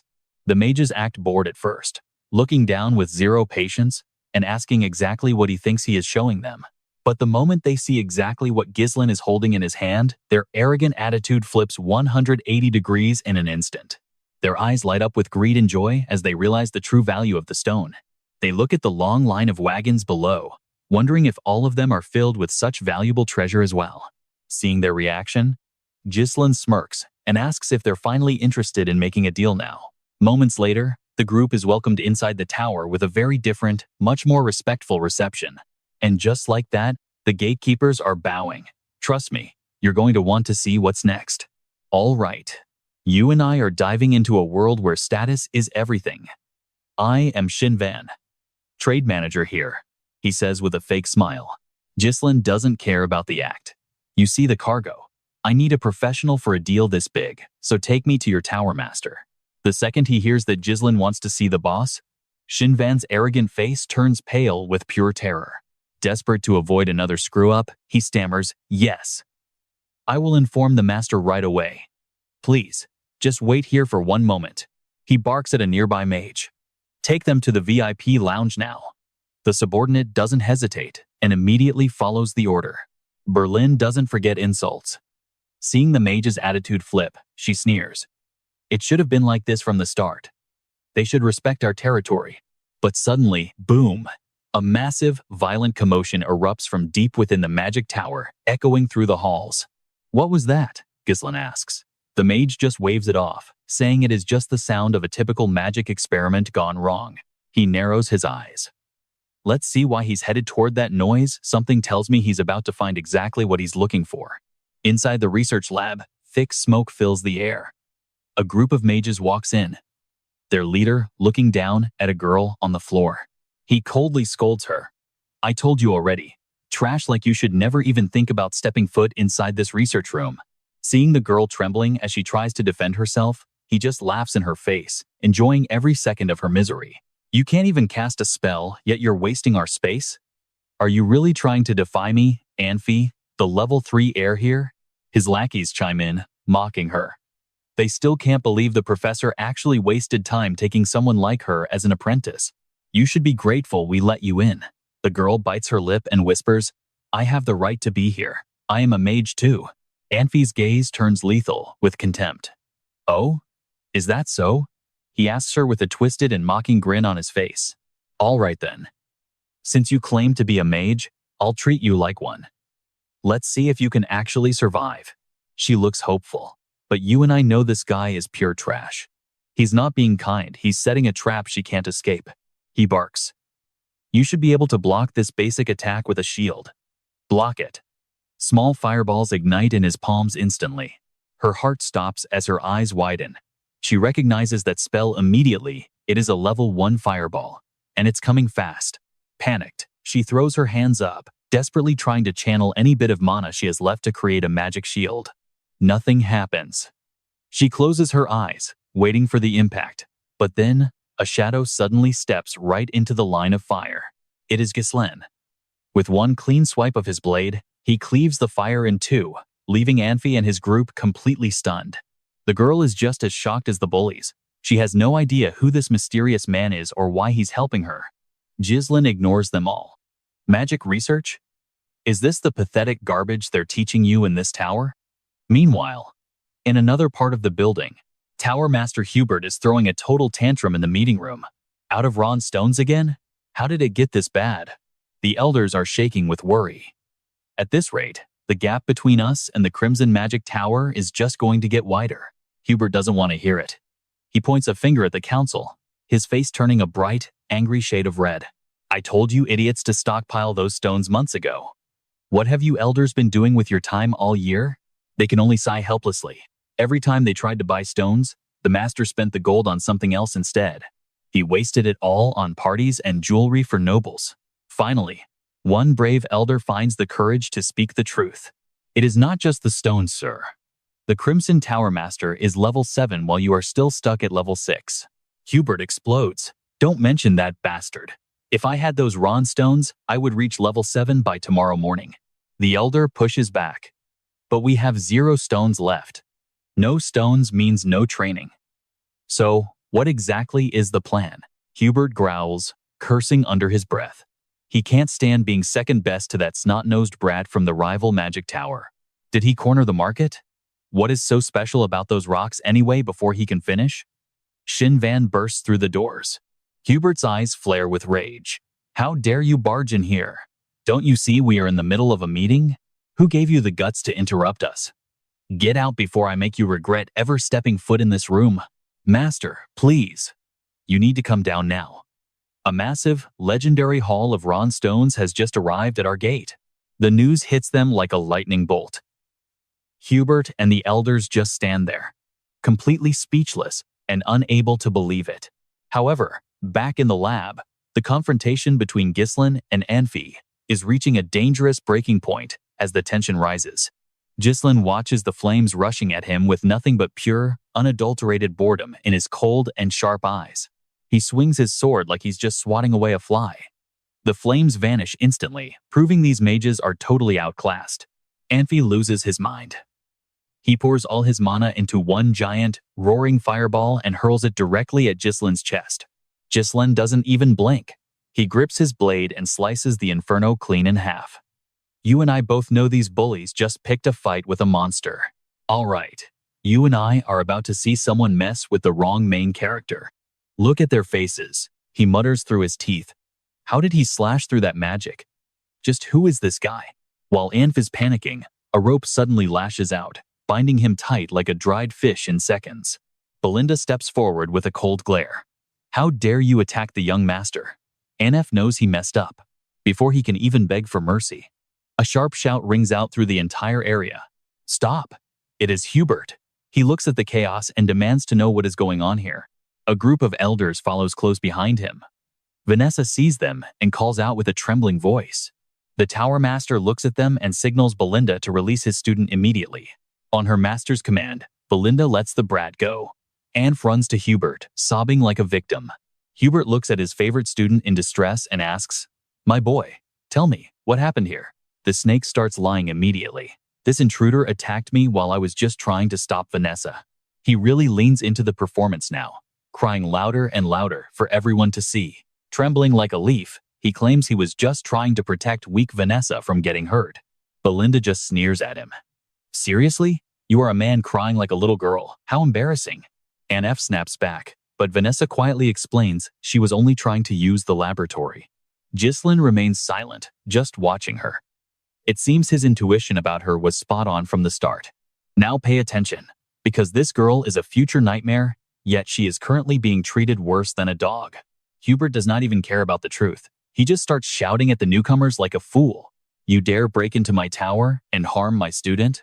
I will burn you into nothing but ash. Belinda feels the heat rising and nervously asks, Young master, they look serious. What is the plan? They look terrifying, but Gislen just stands there, giving them the cold shoulder without saying a word. Suddenly, he takes a few calm steps toward Hubert.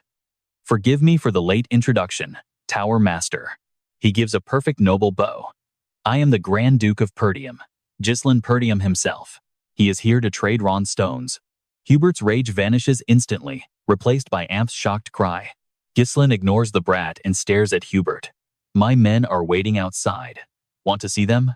Hubert does not waste a single second. He practically sprints down to the castle gates to check. You and I both know what is coming. Look at this mountain of stones. It is just insane. The elders can only stammer in disbelief. Where on earth did he get this many rare stones? Hubert is secretly dancing with joy, thinking he can finally crush his rivals. But he stays aloof. He lets out a fake cough. The quantity is low, and the quality? Honestly, it is lacking. The Duke's subordinates are fuming. That old man is insulting the treasure they risked their lives for. Innocent Vanessa does not get the old fox's game. She points out that this is a massive haul. One cart alone could last us weeks. Hubert's face turns red with embarrassment and pure rage. He shoves Vanessa aside, screaming at her to shut up and get out of his sight. Glaring at her, he complains about the mess Ronaldo left behind and calls her useless. He treats her like garbage, but Gislen just watches, his expression unreadable to everyone. Hubert winks at his elders, fishing for support. Am I right? Or am I right, gentlemen? The old snakes agree, acting like the stones are trash while secretly wanting every single one. If he did not need something from them, Gislen would have wiped this whole tower out by now. Belinda cannot take it anymore. How dare you? Our master worked hard for these ancient stones. The elders just shrug. How you got them is not our concern. We do not care about your struggle. They keep calling him a fraud, claiming they cannot just trust every random person walking in. Bored of the drama, Gislen asks one simple question. I see. So you are not buying then? The elders are stunned. Before they can even blink, Gislen turns around and starts walking away. If you are not interested, we will go. Trust me. You and I are about to see this man panic. Wait. The old man signals his accomplice, catching on to Hubert's scheme. Stick with me, this is a masterclass in manipulation. The elder nods slightly before speaking up. To honor your hard work bringing these here, I suppose we should buy them. You have traveled such a long way, after all. It would be a shame to return home empty-handed. Help the Tower Master save some face. Hubert nods solemnly, acting like he is doing them a massive favor. With my great generosity, we will buy every Ron stone you brought, but the price will be below market value. Before he can even finish his sentence, Gislen coldly cuts him off, sensing a massive misunderstanding. He glances at Cao and gives the order leave one wagon here, but pull all the others back immediately. Cao is stunned for a second, but then Gislen gives a knowing smile. We only agreed to sell one wagon, right? Cao is sharp and catches on instantly. Ah, that is right. I completely forgot about that detail. He turns to the mercenaries and shouts the command. Everyone, start moving the wagons out now. Hubert is panicking now, like he is sitting on hot coals. He rushes to Gislen, demanding to know what happened. Gislen just chuckles softly. My apologies. There must have been a mistake regarding the quantity from my incompetent subordinates. We are heading to the Crimson Tower. Now watch closely, mentioning their rival like this is the ultimate power move. Suddenly, Hubert's tone turns desperate and flattering. Why the rush? I was only joking. It is our first time meeting. After all, come upstairs and let us chat for a bit. Gislen gives him a cold snort. If you want to play games, you will need 8 more lifetimes. Soon, in the master's office, Hubert introduces his elders. These are the leaders of the tower, all 5th circle mages. Gislen forces a fake smile. All of them are 5-ring mages? Wow, that is truly impressive. But his next words are a slap in the face. As the second strongest tower, your power is amazing. Feeling the sting, Hubert coughs and tries to intervene. You must have heard false rumors. We are still number 1. Gislen shrugs. Sure, let us go with that. Watching from afar, Belinda is worried sick. The young master is provoking them way too much. Is this okay? Julien has absolute faith. He knows exactly what he is doing. Just let him handle it. Hubert, tired of being mocked, waves his hand dismissively. Enough small talk. How much are you selling for? I guarantee, if you go anywhere else, you will not even get a fair price for these. Without a hint of hesitation, Gislen calmly raises 2 fingers. Double. His voice is sharp and firm. He doubles down on his demand. We want twice the market value. Double? Do you know how the world works? Hubert nods along.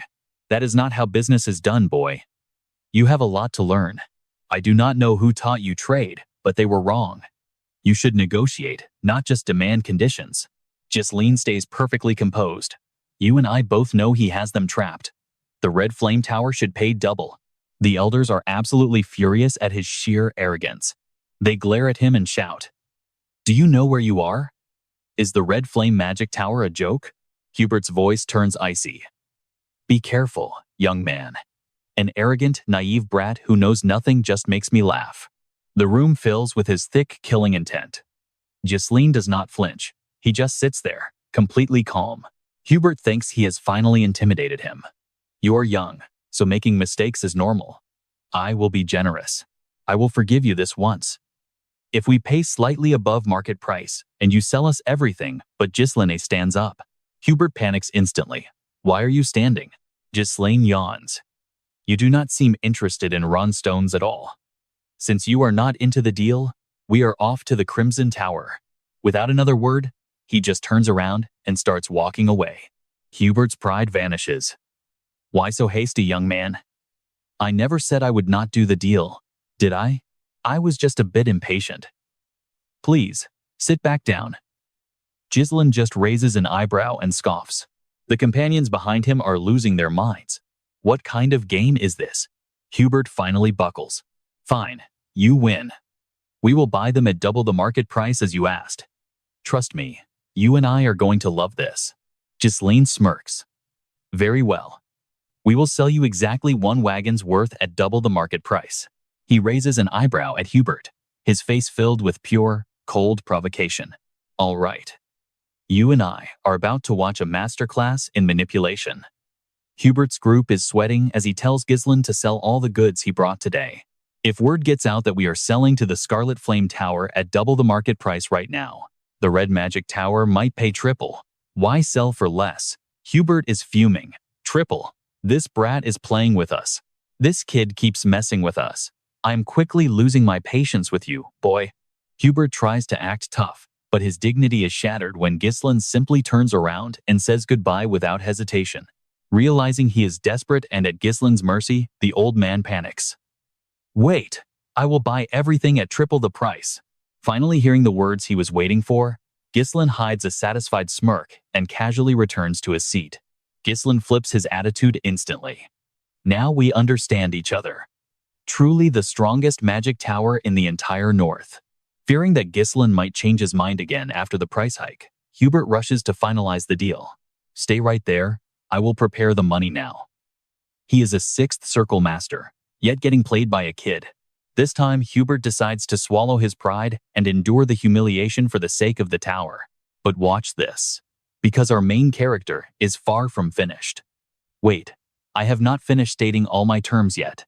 Hearing this, Hubert explodes in a fit of rage. What else could you possibly want from us now? Ignoring the old man's barking like a mad dog, Gislen speaks clearly. Vanessa. She has to come with me. The room falls into a heavy, awkward silence. Hubert turns pale, his eyes wide with pure shock and suspicion. Gislen ignores their reaction and speaks seriously. That is right. I want her to become my personal mage. He remembers his past life. After a brutal battle, everyone was resting by the campfire to recover. Gislen warns the man next to him. Hey, the meat is burning. The man snaps back. Then do it yourself. Why make a one-armed man do all this work? Gislen hears him mumbling and asks what is wrong. The man shakes his head quickly. Nothing. Then he remembers something and smiles, changing the subject. And here is where you and I get a glimpse into a terrifying legend. Know about the blood dream, Vanessa? Gislen has never heard the name. Blood dream? The man explains. I found some interesting info recently. The mage who burned North Luthen Ya. That woman actually reached the 7th circle. Yes, the 7th circle. Sipping his water, Gislen acts cold and unimpressed by the news. 7th circle and blood dream sound grand. But what is actually so special about her? The man laughs. They say she is insane. A mage who trains in mana cultivation? Gislen is finally intrigued. Why would a mage ever do that? The man chuckles naturally. Probably because she lost her mind. She burned and killed everywhere, bankrupting lords. That mission was simply to erase her from existence. Gislen goes unusually silent, deep in thought. After a long moment, he finally decides to speak up. A mage reaching the 7th circle through mana cultivation instead of traditional magic? Fascinated by Vanessa's unique story, Gislen smirks to himself. Claw, let us go and bring her back. As if he cannot believe what he just heard, Clow just stares back in total shock. But that plan from his past life never happened. Vanessa lost control and was nearly dead when they found her. Even without control, she still had the raw talent to reach the 7th circle on her own. With just a bit of guidance, she will shine. And this time, Gislen is going to catch her. Not knowing his true intent, his allies guess why he wants Vanessa and even try to warn him. Meanwhile, Hubert's group whispers among themselves about whether they should really hand Vanessa over to him. Hubert finally smiles. Fine, Vanessa will serve the tower's interests. But Gislen is not done yet. Also, I need 3rd circle battle mages or higher sent to Perdium immediately. It feels like a lightning strike. Hubert glares with fury, but Gislen does not care about his reaction. He calmly states, we need powerful mages for the upcoming territory wars. The word war sends the elders into a panic. Territory war? Gislen just nods and continues. Triple the market price, deploy 3rd circle mages to Perdium for 1 year, and take Vanessa. Those are my 3 conditions to buy these stones. His allies finally realize what he is doing. And that is where we leave it. Trust me, you and I both know Hubert has no choice but to agree. All right, you and I are jumping right back into the fire as Hubert's aura suddenly shifts, chilling the entire room. The castle glass shatters as magic flares wildly through the air. Gislen stands his ground and glares at Hubert without saying a single word. But the old man is different. He looks back coldly and asks, do you really think I'm a fool? Mages belonging to the magic tower are strictly forbidden from interfering in territorial battles. You clearly don't know the kingdom's laws if you're trying to send core mages from the 3rd circle or higher onto a battlefield. This is a blatant insult to the Red Flame Magic Tower, and honestly, it's something we can't overlook. Hubert is ready to turn everything into ash. Sensing the danger, Jan's group immediately draws their weapons and prepares for a fight. On the contrary, Gislen remains calm in his seat. He narrows his eyes and finally speaks, you are going to regret this. Hearing those words causes Hubert to flinch in surprise. Now, pay attention to this reveal. Gislen slowly explains that his territory is sitting on a massive raw stone vein, containing dozens of times more ore than the small amount they brought today. This shocking revelation makes every single elder in the room freeze with their eyes wide open. Gislen gives a challenging smile. This information is already spreading across the north. Do you realize what that means? Hubert frowns as he listens. It means everyone will be hunting for these stones. Gislen smirks, glad to see you're catching on so quickly. He explains he doesn't want war. Perdium just needs the tower's support until they grow stronger. If you help us through this crisis, I promise to provide Ron stones exclusively to the Red Flame Magic Tower. Hearing this, Hubert actually starts to hesitate. The offer of exclusive Ron stones is just too tempting. Gislen adds that with this, the Red Flame Tower will finally surpass their rivals and stand at the top again. Looking at Gislen's hand, which is held out with absolute certainty, Hubert sees a bright future, but his eyes narrow as he struggles to make a final choice. He grits his teeth before finally shaking Gislen's hand. Just like that, the partnership is officially formed. After finishing his negotiations with Gislen, Hubert goes to find Anfil to discuss the mission to Perdium. Anfil isn't happy and asks why it has to be him. Hubert smiles and says it's because he's the greatest talent in their history. Anphil's cheeks flush bright red as he gets sucked in by Hubert's flowery praise. Hubert continues the brainwashing. He claims this experience will help Anphil when he eventually becomes the master of the tower. Watch them closely to make sure they aren't smuggling any runstones. If a territorial battle breaks out, you pull back immediately. Since Anphil still looks hesitant, Hubert pats his shoulder and says it will only be for 1 year. Just endure it for 1 year, and our tower will finally surpass the Red Magic Tower to reclaim the #1 spot.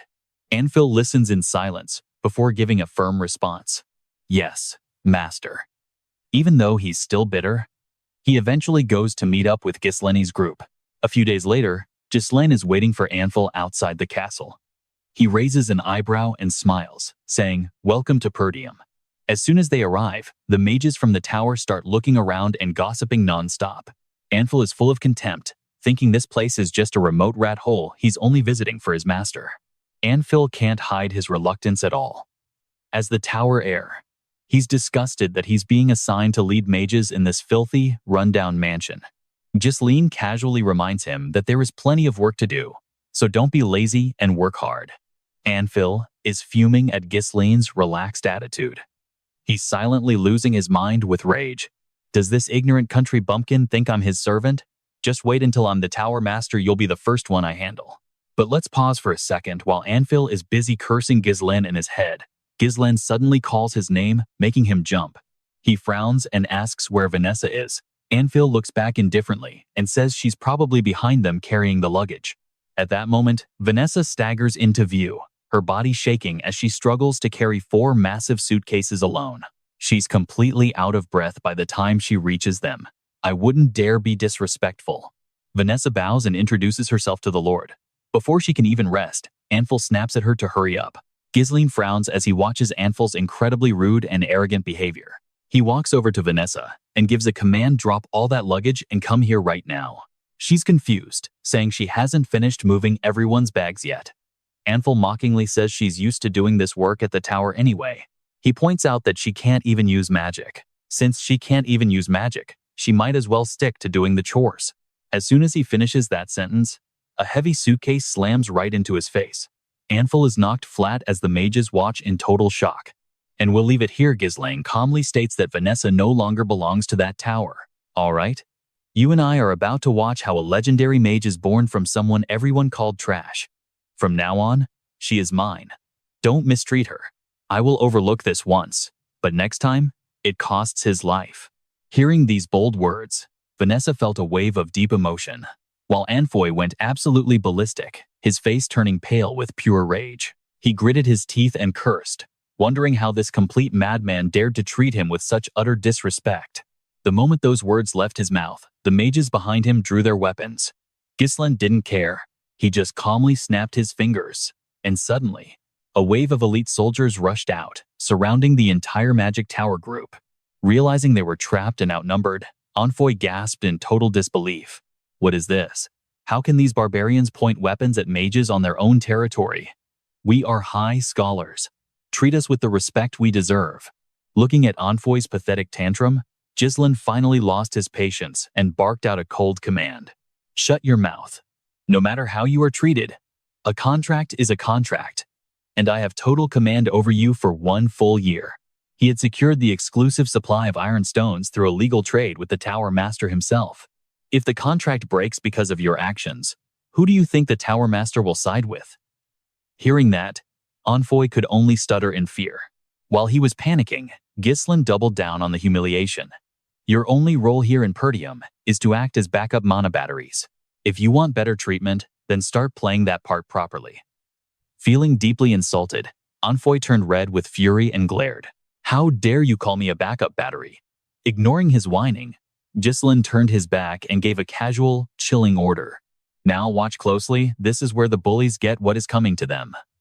Julin, Cao, teach these people exactly where they stand.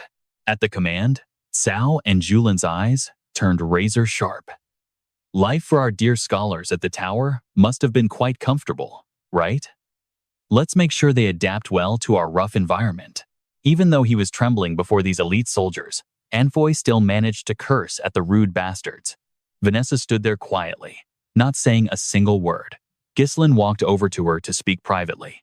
He spoke slowly, making it very clear. From this moment on, you are my personal mage.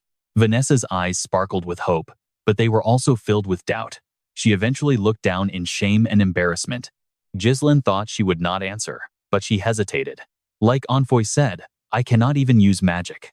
Before she could finish, Gislen smiled and said, follow me. He reached out his hand, offering a smile full of genuine hope and a new future. You feel that too, right? That spark of hope when everything seems lost. A moment later, they arrived at the castle's training grounds. Even though she followed him, Vanessa had no idea what he was planning. In her confusion, Gislen finally called out her name. She answered timidly, yes, young master. He frowned and asked, how far have you actually gone in your magic studies? Vanessa whispered that she had reached the 5th circle, but added it was all just theory. Gislen seemed satisfied. He smirked and nodded. The 5th circle? That is actually very good. Vanessa did not understand why he was happy. She looked at him with wide, confused eyes. But her lack of confidence made her look away again. But it is useless because I cannot cast anything. Gislen was not in a hurry. Is there a specific reason for that? Vanessa explained that she could never feel mana since she was a child. Despite that, she never stopped trying, believing one day she would succeed. But the more she learned, the more she realized that she might never be able to use it. As she said this, she clutched her magic staff tightly, as if it were the most precious thing in the world. She sadly mentioned that the teacher who taught her had already passed away. She let out a heavy, mournful sigh. So, is that why I was kicked out? Gislen narrowed his eyes, his mind already calculating the truth. In terms of raw power, Vanessa's 5th circle level is enough to rival the top elders of the magic tower. Magic is not something you can do just by memorizing books. It requires deep understanding and the ability to inject your own will into the spells. Vanessa understood the theory perfectly in her mind, but something was blocking her. Her body just would not respond. To reach this stage, she must have endured endless failures, pushing herself until her very life force was drained dry. Thinking about this, Gislen felt a deep sense of sympathy and respect for Vanessa. He praised her silently. Those efforts were not meaningless. Vanessa, your path is just a little bit different from the others. Because the legendary mage who would burn down the entire northern Lutania in the future is standing right here. In his past life, Claw told him she became a 7th circle master, a mage who used martial cultivation methods. No wonder everyone thought she was insane. Gislen smiled, full of calculation. He looked at her and said, from now on, I will teach you a new way to cultivate your mana. She stood there looking puzzled, not understanding what Gislen meant at all. She looked at him blankly and asked, I am a mage. So why do I need to learn a martial cultivation technique? Gislen laughed. Both magic circles and cultivation rely on mana. Where did you even start before? Trust me, we are about to watch this girl rewrite every law of magic. All right, stick with me as we witness a magic experiment that is about to get incredibly dangerous. Vanessa is stunned, frantically shaking her head in refusal. It is impossible, it is pure madness. Using a cultivation technique to cast magic? One small mistake, and she could be crippled for the rest of her life. Gislen looks at her with total conviction. Just give it a try, Vanessa. His eyes are burning with ambition and a clear vision for the future. Seeing that intense light in his gaze, Vanessa starts to hesitate. She stares at her own palms, her heart racing with uncertainty. Is it actually possible for someone like her to finally wield magic? Thinking of the possibilities, Vanessa clenches her fists tight. If she can master magic, everything in her life will finally become easier. She decides to trust Gislen for the treatment. As she sits down, she begins to loosen her clothes to prepare. She unfastens the buttons, revealing her bare, pale back. Gislen narrows his eyes as he stares at her lonely silhouette. In their past life, she had those exact same eyes filled with regret, hatred, and a desperate, never-ending hunger for magical power. That path led Vanessa into a bottomless abyss. Practicing a mysterious, unknown magic turned her into a mindless disaster that eventually incinerated everything in her path. Looking at Vanessa's isolated figure, Gislen makes a silent vow to himself. He is here now, and he won't let her fall into that darkness again. Gislen will reach out and hold her hand this time. Now watch closely. This is the moment where everything could go wrong. Gislen pushes a massive surge of mana directly into Vanessa's body. The energy floods her nerves and blood vessels, forcing Vanessa to grit her teeth against the agonizing, raw pain surging through her. She shuts her eyes tight to focus. The heat is overwhelming, making her let out a soft, involuntary groan of distress. Suddenly, Gislen's voice snaps her back to reality. Keep your mouth shut, or your mana will spiral out of control. Gislen warns her urgently. This is my own mana flowing through you, so do not you dare lose track of that feeling. You must feel the flow of power. Vanessa listens, doing exactly what Gislen says. With her eyes closed, she focuses on the mana spreading through her body. It travels through every corner before gathering at her very core. In an instant, a massive shroud of mana envelops her.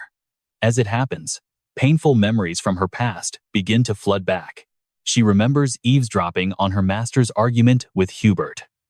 Her master tried desperately to protect her, but Hubert just laughed him off. Well, I admit that is true, but you know how it is.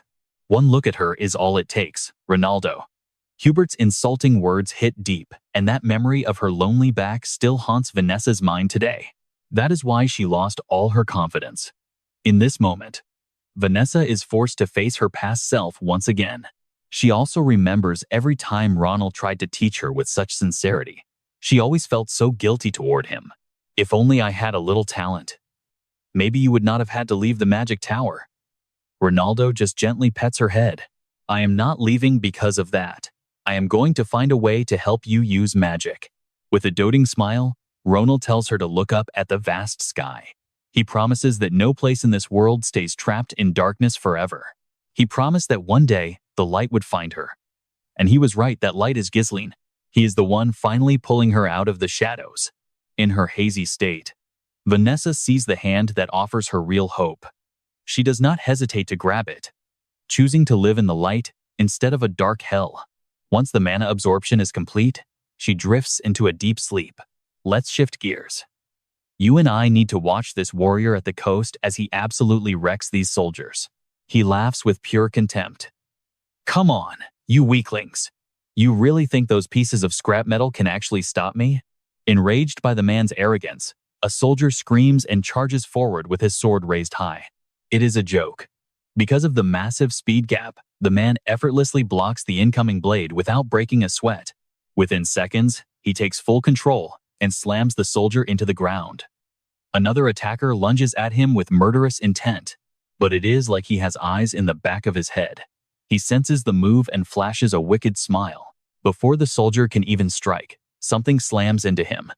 Both men are sent flying clear out of the wooden house. The man brushes the dust off his hands. I was not even warmed up yet. And you are already all finished? The surrounding soldiers are in awe. He really is the greatest general of this era. Nearby, someone overhears the entire conversation and slams their glass onto the table with a loud thud.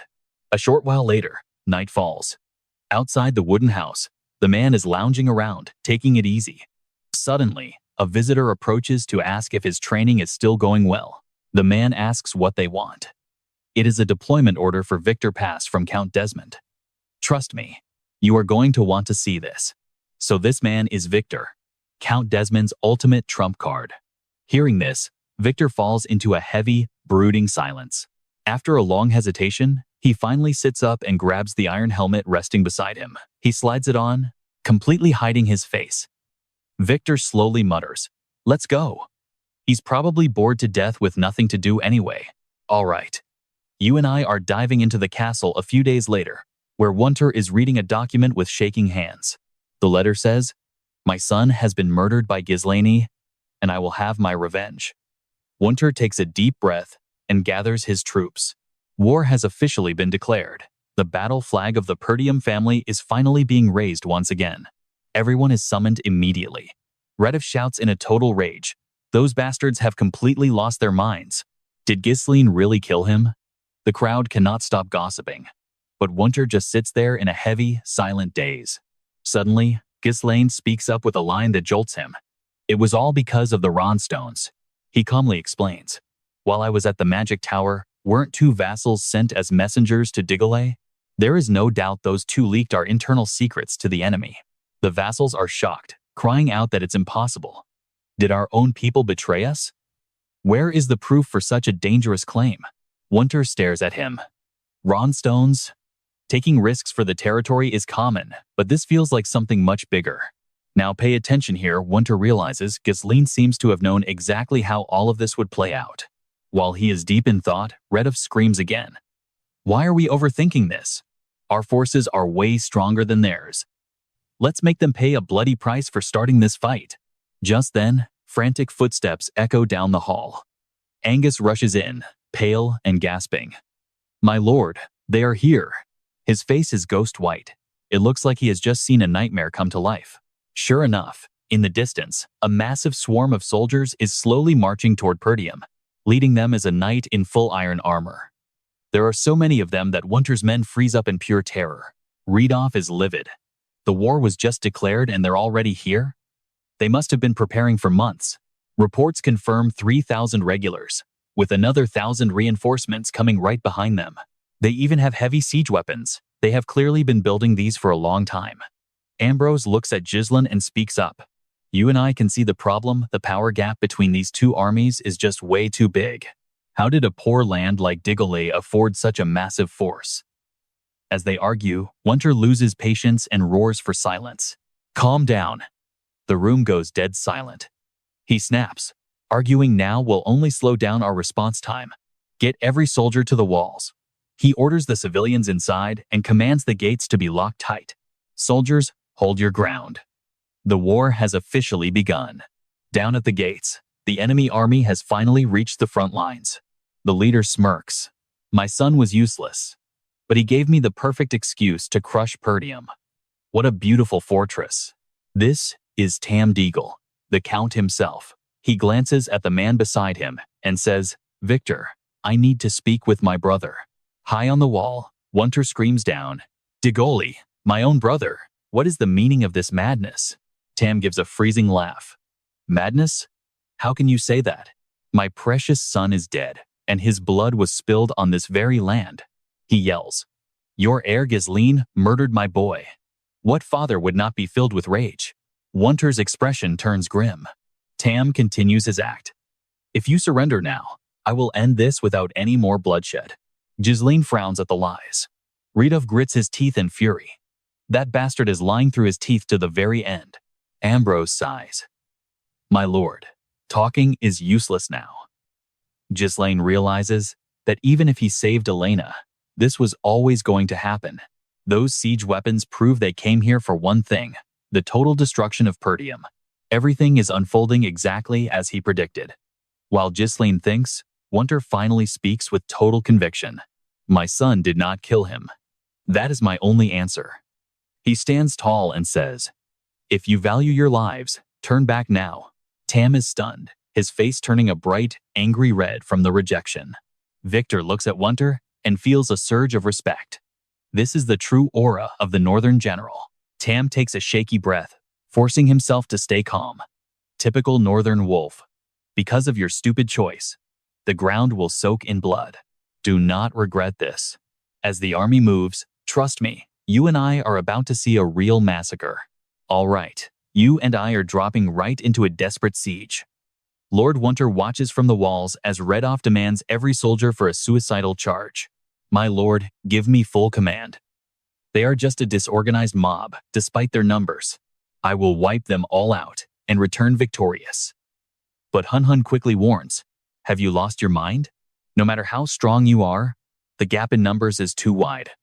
One single defeat and Perdium will fall. The two continue to clash. Wunter stays silent, his mind a total mess. He cannot even organize his thoughts as the chaos grows. The enemy declared war so suddenly, yet they are perfectly prepared. Who could possibly be providing such massive support today? Wunter has no idea how to save this place. But right in the middle of his despair, Gislen finally speaks up. Please prepare to defend the city. Wunter stares at him in shock, confused by the suggestion. Gislen explains his reasoning. The Dio army has nearly 7,000 troops, while we only have 2,000. We are outnumbered 3 to 1. They are well-equipped and their morale is sky-high. In about half a month, once their siege weapons are ready, they will launch a total assault. Our best bet is to hold the city and call for help. Those words are a wake-up call. Winter sighs. You are right, but I see no way out for us. Gislen just gives a cold smirk and leans in close. Now, pay attention, because this whisper changes everything. After hearing the plan, Winter is left standing there completely frozen in shock. With only 2 weeks left before the storm hits, Gislen prepares to flip the board. Back at the camp, he gathers his key officers. They already know the situation. Julian cannot help but let out a heavy sigh. Cao is just as lost. He is used to being a mercenary, not a strategist for complex army formations. Belinda says grimly, "The real war has truly begun." Gislen frowns, lost in thought for a long time before he finally speaks. "Listen up, because I am going to tell you exactly what to do." Here is his master plan to turn the tide. Gislen says firmly, "A surprise raid. Before they can attack us, we will strike their supply lines first. Once their supplies are cut, they will not be able to sustain a long war." Belinda narrows her eyes in doubt and asks, "But can we actually pull that off?" The Diggle army has already surrounded the city, and they are watching every single move we make. Gislen expected this. He calls his 2 soldiers forward. Cao is the first to respond. "Just as you ordered. We have positioned our forces at the edge of the monster forest. We can hide within the trees, so there is no risk of being spotted." Julian adds that the dark cloaks made from dust hide have been distributed, making the soldiers perfect for a stealthy night raid. Gislen nods in satisfaction. A massive army would be spotted instantly, but a small elite group with perfect camouflage? They will never see the attack coming.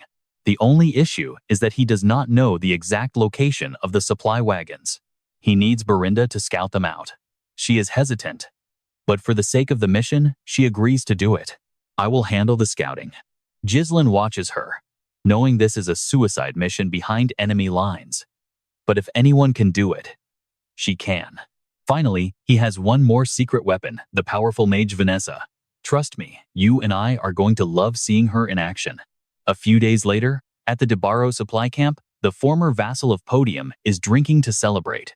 He is now the commander of the supplies and is already acting like a king. War has finally started. Soon, even a lowly vassal like me will be granted my own territory. He thinks joining Fed Desm was the smartest move he ever made, landing him this easy job in the rear. Taking a sip of wine, he laughs. "Goodbye, Podium. Soon this land will be all mine." He has no idea that Gislen and his team have already moved in. Thanks to Belinda, they found the target. All of Gislen's elite troops are now in position. Julian speaks up in a low voice. "Man, the weather is so gloomy and heavy." Cao nods, complaining that it is pitch black out there. Gislen just sighs and asks, "Is this not the perfect weather for a massacre?" Then, he gives the order. "No prisoners. Kill them all." Without another word, he draws his sword and charges in on horseback. The guards do not even see him coming. By the time they realize they are under attack, it is far too late. "Trust me, you and I just witnessed the start of a bloodbath." "All right. You and I are about to see a complete bloodbath."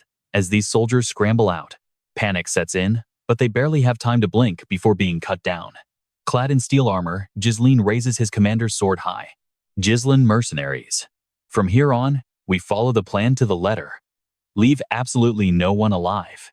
In the blink of an eye, the entire area transforms into a slaughterhouse for Gislen's elite force. By the time midnight rolls around, Pablo realizes he has been lured into a deadly ambush. He rushes out, screaming with false bravado, ordering his 1,000 troops to stop their panic and hold the line. His subordinate hesitates at the command, cold sweat dripping down his forehead in pure terror. It takes a long moment before the subordinate can finally report that over 70% of their entire army has already been decimated. Under Gislen's ferocious leadership, they leave behind piles of bodies everywhere they strike. Hearing this grim news, Pablo's face turns pale, and his expression becomes incredibly grim. He hesitates for a second before ordering a desperate retreat, willing to abandon everything just to save his own miserable skin. Now pay attention here before they can even move. 3 darts fly through the air and strike the subordinate's neck. Barrow collapses in pure terror as Belinda arrives on horseback, looking cold and imposing. She sneers, noting how lucky it is to find them all here. This man is Baro, a vassal of Perdium. Seeing her face only makes his despair grow deeper. The entire camp is engulfed in roaring flames and littered with bodies from wall to wall. Before long, Gislen's tactical night operation is declared a total and absolute success. Gislen rides up to find Pablo already bound by Belinda. She immediately begins her report to the young master. This is Baro, one of the vassals acting as a double agent, selling intel and managing logistics for the enemy forces. Knowing he is finished, Pablo begs for his life, desperately shouting that he surrenders to Master Gislen. Gislen ignores the pleas, coldly asking who bribed him. Baro spills everything, confessing that it was Count Desmond behind it all. He claims they threatened his life, leaving him no choice. At the mention of that name, Gislen's brow furrows. So it is true. The Count really did supply the enemy with his own troops. Seeing Gislen's silence, Baro panics and reminds him of his long years of service to the House of Perdium. He even suggests the Count will pay a massive ransom. Gislen simply tells the man to look up at him. Baro thinks he is being spared and smiles, thanking Gislen for giving him another chance at life. He vows to serve with everything he has, but before he can finish, his head is sliced clean off. Baro never expected his life to end in such a brutal, sudden way. Gislen watches the severed head roll away like a ball and scoffs, declaring that he simply does not make deals with filth. You and I know there is only one fate for traitors, and that's death. With the last traitor dealt with, Gislen leads his men away from the burning wreckage of the camp. Belinda looks deep in thought, while Cao asks what their next move will be. Captain Gislen. Gislen calmly replies that they are heading for the castle. He is certain the enemy attack has already begun there. While everyone is distracted by the siege, they will strike the enemy base and cause absolute chaos. Gislen gives his orders while picking up speed. Cao and Belinda take the left wall, and I will handle the right. He turns to Gislen and hesitates for a moment before entrusting him with the defense of their home base. This is a surprise strike, but he will have to hold off thousands with only a small squad. Gislen asks if he can handle it. After a long silence, Gislen nods firmly, promising to get it done. Gislen smiles in satisfaction. It really pays to have such reliable allies standing by your side. Up ahead, Cao pouts about Gislen's mission, complaining that the old man always gets the most exciting tasks. Belinda ignores him and asks who will be guarding the city gates. Gislen's answer? Just leave them alone. The trio is stunned. Who in their right mind leaves the gates open during a massive invasion?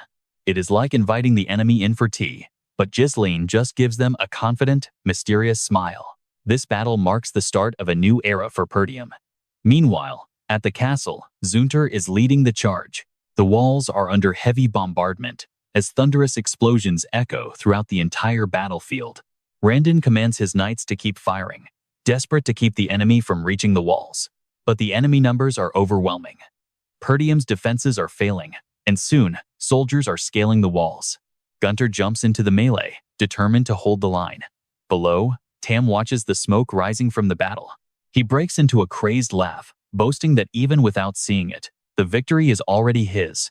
Stick with me, because those catapults are about to launch a second volley and crush everything in sight.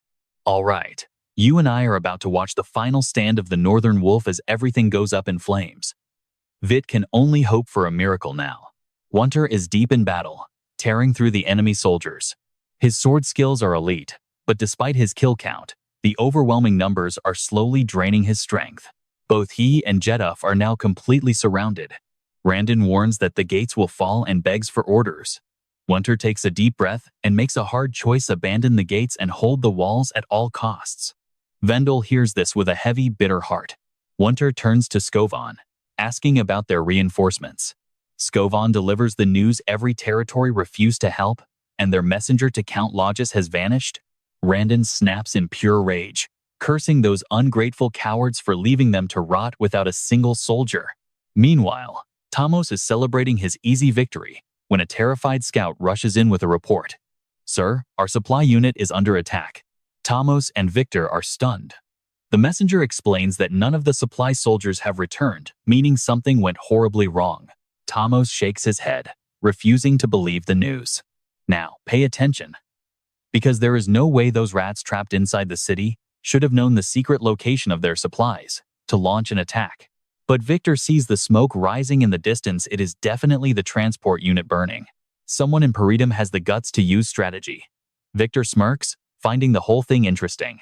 Tamos panics, wondering how they will survive a war with zero food for the troops. The battle has barely even started yet. Victor just waves it off, claiming they do not need food if they capture the city by sunset. Tamos is speechless as Victor leads his main force toward a clearing near the Perdium castle. The attacks on the side walls have failed to break the defensive lines. Perdium's elite units are holding those positions firmly. However, by overextending to save the walls, they have left the main gate completely vulnerable. Victor points his sword forward, shouting for the army to crush the main gate now. He leads the charge. Suddenly remembering something, he calls for a dawn, and a massive warhorse appears. An armored knight with a long spear arrives. Adon is Victor's right hand. Victor vows to shatter the gates himself. He orders Adon to hold the line while Deagle's soldiers swarm the walls. Scovin screams in terror as you and I watch their biggest nightmare arrive. Wunter looks up and spots it. He realizes they have perfectly matched the wall's height. If that siege tower reaches them, it is game over. Catapult. Fire now. The stone is loaded and launched with a roar. A massive boulder screams through the air toward the tower. But suddenly, a hand reaches up and hurls a sword directly at the stone. Boom. The boulder explodes into dust mid-air. Randon screams, asking what kind of monster could do that. It is Victor. Victor slowly approaches the gate. Wunter's heart sinks. He knows Victor's legend. Victor scoffs, telling the defenders their failure is inevitable. The battering ram moves forward. It slams the gate. Wunter tries to stop it, but he is blocked by the enemy as the gate cracks. The situation is desperate, and Wunter can only pray for Gisle's promised help. The siege turns into a bloodbath, and trust me, you and I are not ready for the end. Stick with me, you are about to see things get intense inside these fortress walls. Enfoy is screaming like a madman, yelling for release and calling the peasants trash for dragging noble mages like them into this pathetic territory war. Fuzz just stares at him coldly, telling him to stay calm because this is the young master's direct order. Enfoy points at the massive siege ram outside, yelling that the castle is doomed and they have already lost. Vanessa watches him with narrowed eyes, her voice low and steady. She tells him to relax, insisting with total conviction that their young master will handle everything in the end. To Enfoy, that sounds absolutely insane. He sneers in contempt, telling her to never mention that Archduke's name around him again. Because of that man, he is stuck in this hell, and he doesn't believe for a second Gislen can win. Vanessa doesn't budge, trying to repeat her promise until Enfoy rudely cuts her off mid-sentence. Pay attention here because even the mages think their leader has finally lost his mind. Vanessa shakes her head, defending him fiercely, until a memory from a few days ago stops her cold. Back then, she had finally managed to move her mana, even if she couldn't maintain it for very long. She had apologized to Gislen, feeling guilty that she could only do so little with her magic for now. Gislen told her it was enough and asked her to follow him to see something special. They reached a clearing where mages were working like dogs, digging something into the dirt with frantic energy. Vanessa was confused, watching them bury mana stones without knowing what the actual plan was. Suddenly, Enfoy ran up to them, complaining about mages being treated like common laborers. He questioned why they were burying stones inside the castle instead of moving them far away. But before he could finish, a massive guard grabbed his throat to shut him up. Gordon warned them to stop talking and get back to work, a sight that left the timid Vanessa shivering in fear. She nervously asked Gislen what was happening, and he simply explained it was all preparation. You and I both know the best tactic is usually overwhelming the enemy with pure numbers. No matter how hard they fight, they cannot stop an endless wave of soldiers. The gate will break, but Gislen promised that didn't mean they had already lost the battle. Back in the present, Vanessa is channeling her mana, desperately trying to control the massive magic array. She is terrified of failing, but she refuses to let Gislen down and keeps pushing her limits. Enfoy watches the mana from below in total shock, unable to believe such a powerful magic array actually exists here. Vanessa grips her staff tight, her eyes finally filling with a spark of true confidence. Meanwhile, outside the fortress, the enemy army is still launching a brutal and relentless assault. The siege soldiers are giving it their all, smashing against the defenses. The gate is about to crumble when Randon spots something in the distance, pointing toward the horizon and shouting for his lord to look. Gunter looks toward the horizon and sees an army charging through the wind like a storm. It is Gislen's army. Gislen has finally arrived, and at that same moment, Victor senses something has gone horribly wrong. A soldier rushes to Victor, reporting that unknown cavalry units are raiding their rear and both flanks with deadly, overwhelming speed right now. Gislen's personal army is carving a path through the enemy lines, slaughtering anyone who stands in their way. Gislen leads the charge, swinging his blade with godlike strength and cutting down everyone in his path. The enemy soldiers panic, shouting that there weren't supposed to be any reinforcements for Perdium. They desperately try to fire their crossbows, but Gislen is moving way too fast to hit. He charges forward like he's flying, his horse a blur of motion as he tears through them. The look in his eyes? Pure, terrifying rage. He begins a total slaughter, leaving a river of blood and piles of bodies in his wake. Terrified soldiers back away, calling him a monster for wiping them out as Gislen raises his sword high. Stick around because you and I are about to witness an epic counterattack. As the war cry erupts, the army behind him surges forward. You and I can see Deagle's soldiers shaking in pure terror as they retreat from this overwhelming force. The formation is set 2 wings, led by Gisel and Cow, are currently hammering both sides of the city walls. Deagle's troops are caught in a pincer between Pum's inner and outer forces. Meanwhile, at the main camp, Jen leads an elite squad to shatter the gates. He glances at Gordon and Torin, barking out an order. I will draw their attention, fan out, and neutralize their critical defense installations. He looks at them. Do you understand? The two instantly nod, splitting off in separate directions to strike, throwing Deagle's entire formation into total chaos. Tam witnesses this and screams in panic. What is happening? Why are we the ones being ambushed? Before he can process the situation, Julian charges in with his massive axe. Enemy commander, Count Tam Most Ego. I am taking you prisoner. Hearing that, Tam nearly wets himself in fear.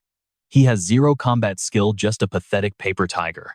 Julian thinks he has the capture in the bag, but suddenly, his path is blocked by a powerful strike. Sensing a weapon flying his way, Julian swings his axe to deflect it. Once the dust settles, he sees a rider with a spear and shield standing before him. Julian narrows his eyes, carefully observing this new opponent. He realizes this guy is actually strong. This is Adon. He mocks Julian, saying a surprise attack with such a small force is incredibly reckless. Now, watch this part closely. He arrogantly introduces himself and demands to know Julian's name before he sends him to his grave.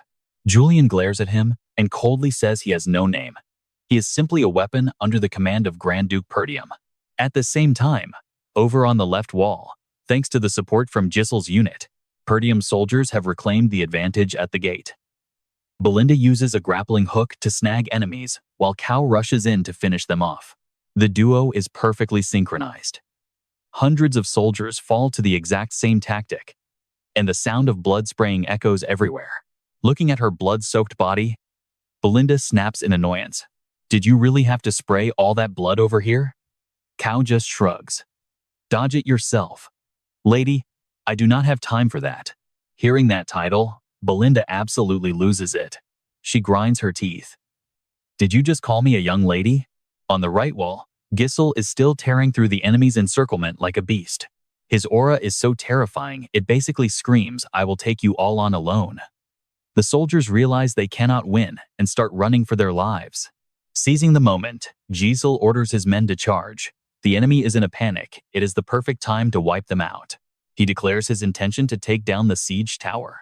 Let me tell you, his mercenaries are hyped up and ready for blood after hearing that. They raise their weapons with a deafening roar. Follow Captain Gisel. Crush these bastards into the dirt. The Deagle commander watches his troops flee and screams in rage. You unorganized idiots. What fool dares to turn their back during a battle? He immediately orders the spearmen to the front to block Gisel's advance. Gisel completely ignores the spearheads pointed at him and charges head-on. In an instant, the spears are inches from his face. But when they look closer, all they managed to catch was his horse. The rider has vanished into thin air. The soldiers look around in confusion, but if they looked up, they would see Gisel soaring right above them. He lands right on a soldier's head and immediately begins his deadly sword dance. Gisel carves through the soldiers like he's slicing vegetables. These weaklings are no match for him, and the entire unit is wiped out in seconds. After finishing them, Gisel spots another group ahead, using a siege tower to batter the fortress. At this rate, the wall will collapse long before his army can reach it. The enemy numbers are massive, and hesitating means getting surrounded.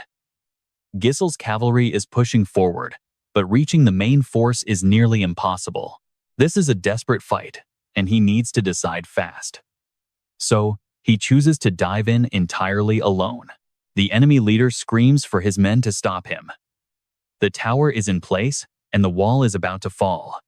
Hold him off while the machine moves. Gisel narrows his eyes. He is out of time. Before they can finish their task, he is going to strike where they are weakest. With that thought, Gisel charges in with his sword, beginning a fresh massacre. The soldiers desperately try to block him, according to orders, but they cannot do a thing. Gisel is a god of death. Anyone in his path is getting a one-way ticket to the afterlife. Countless lives end under his blade. As soon as one falls, another idiot rushes in to join them in death. Gisel tramples over the corpses as he nears the siege tower. To him, anyone standing in his way is already a dead man. His sword is now stained a deep crimson. The very last soldier of the vanguard trying to stop him finally falls dead. The soldiers watching from above are frozen in absolute terror. Stick with me, you and I definitely do not want to miss the next chapter. Alright, stick with me. You and I are about to see Gisel go absolutely berserk on the battlefield as he weaves through arrows like a bird. Without missing a beat, he charges straight for their leader and delivers a cold, ruthless strike that ends the man's life instantly. But he's not finished yet. Gisel drives his sword through the guy and literally hurls the corpse right back at the siege tower. The body slams into the soldiers, shattering their formation. Using his magic wire, Gisel snaps his blade back and launches himself toward the tower again. Gisel grips his hilt with both hands, flooding the steel with pure, glowing mana. He continues his slaughter. And the soldiers? They are completely frozen in place, paralyzed by the sheer terror of his arrival. At this point, they're just fodder waiting to be sent to the afterlife by Gisel's blade. He brings the sword down with savage force, obliterating anyone in his path while funneling even more mana into the strike. He splits the entire siege tower in half, and the surrounding soldiers are so terrified they look like they're about to collapse. Now, pay attention here, because even Victor, who is watching from a distance, starts to realize this situation is getting out of hand. The tower is gone, and the kid is clearly a beast. He realizes the real war is only just beginning.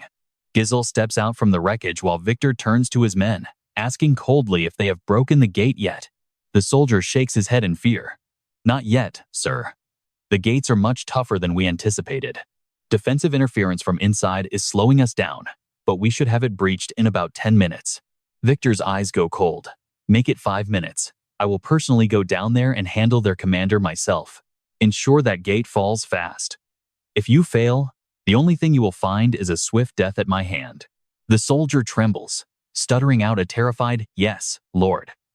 But suddenly, a new voice echoes through the battlefield. "Hey, big guy." Victor snaps his head around to see a lone rider emerging through the thick haze of dust. A low voice rumbles through the smoke. "You aren't going anywhere." Victor narrows his eyes, demanding to know who's there. "Cao, commander of the Cerberus mercenaries. Come on, let's see what you've got."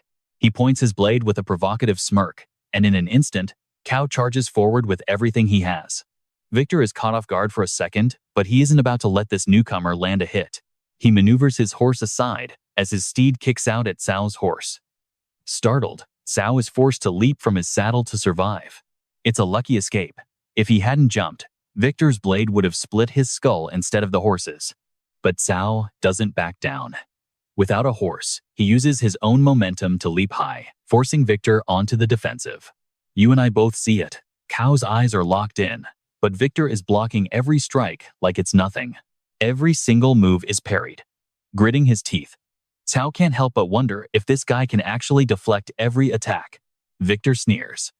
"I've dealt with so many pests like you that I could fill an entire wagon with them." With a powerful flick of his wrist, he knocks Cao's sword aside and shoves him back with pure contempt. Pathetic mercenaries always think they're stronger than they really are. He unleashes a heavy, energy-filled slash. Cao barely manages to get his blade up in time to block it. but the force is overwhelming. Cao loses his footing and tumbles backward as Victor's blade carves a deep, bloody gash into his arm. Victor just scoffs. Nothing is easier to handle than a beast flailing around on its primitive instincts. Cao staggers up, clutching his bleeding arm and cursing. This bastard is every bit as strong as Gisel warned. Flashback to before the siege. Gisel warned Cao about Victor, Desmond's secret ace who's targeting Perdium right now. Cao had asked skeptically, "Is he actually stronger than our captain?" Gisel replied bluntly, "Out of everyone you have ever faced, he is the strongest. Well, besides me. 10 points for that level of confidence, I guess." But seriously, the plan was clear. Victor uses his numbers to pin them down, then smashes the gate at its weakest point. Everything is unfolding exactly as Gisel predicted, including whatever Vanessa is up to. But if Victor leaves that gate, the whole strategy falls apart. Those were the words Gisel left him with. He remembers the command clearly. Cao. When that moment comes, you have to tie him down. He has to stop this arrogant monster. Cao pulls his blade from the dirt, eyes burning as he laughs. Fine then, let's see if I can't win. On another front, at the Digo main base, trust me, you and I are about to witness an even more brutal clash as Jan and Adon collide. All right, let's jump in, as Tam's subordinate rushes him to safety, warning that he'll get caught in the deadly crossfire. Meanwhile, the mercenaries aren't staying idle. They've already started carving through the rival soldiers. Julian calculates his moves mid-fight. This guy is a nuisance, and he has zero time to waste here. Adon's massive shield acts like a fortress, blocking every strike from every direction. How long has it been since he faced a wall this stubborn? But he doesn't plan on losing. Julian swings his axe down with a roar, refusing to waste another second on this fight. Adon catches the blow with a sneer, mocking Julian for his useless display of raw strength. He claims this war shield is absolutely impenetrable to Julian. Julian is stunned to see Adon slip around his own shield, thrusting his spear toward an exposed opening. He barely reacts in time to block the lethal surprise attack. The assault doesn't stop. Adon keeps thrusting his spear until Julian's horse is finally wounded by the relentless barrage. Julian is forced off his mount in a panic. Adon immediately raises his massive shield for a heavy, crushing, finishing blow. "Stay down," he snarls, slamming the heavy metal plate right onto Julian. Julian raises his axe just in time to block the impact. Meanwhile, Cao is struggling hard against Victor's overwhelming power. Now watch this. Cao is covered in wounds as the battering ram finally smashes through the castle's last line of defense. Victor smiles with pure satisfaction, seeing that victory is finally within his grasp.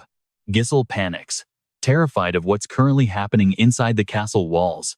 Inside, Vanessa is still desperately casting her magic circle, while Anfoy screams at her to give up and run. The gate is broken and her mana is draining way too fast. But Vanessa just bites her lip and shakes her head. She only needs one more minute. Outside, Victor bellows the order for a full-scale assault to seize the castle once and for all. Diggle's remaining soldiers swarm through the opening like a massive wave of hungry ants. Victor orders his men to bring the Count while he heads off to kill the enemy commander personally. But Cao shakily forces himself back up, mumbling that he won't let him pass. Victor is actually surprised and can't help but admire the boy's spirit. He asks why Cao keeps fighting when his death is clearly so inevitable. On the other side, Adon mocks Julian, claiming the broken gate means they have already lost the war. Julian drops to one knee, remaining completely silent in the face of defeat. Adon continues his lecture, saying the bold ambush was impressive, but ultimately changed absolutely nothing. He claims relying on useless mercenaries was the mistake that doomed this family from the very start. He sneers that no matter their skills, a mere mercenary can never defeat a highly trained knight. A real mercenary should know exactly when to run. Those are the words of two arrogant bastards who think they have nothing to lose. But their hollow speech doesn't cow one bit.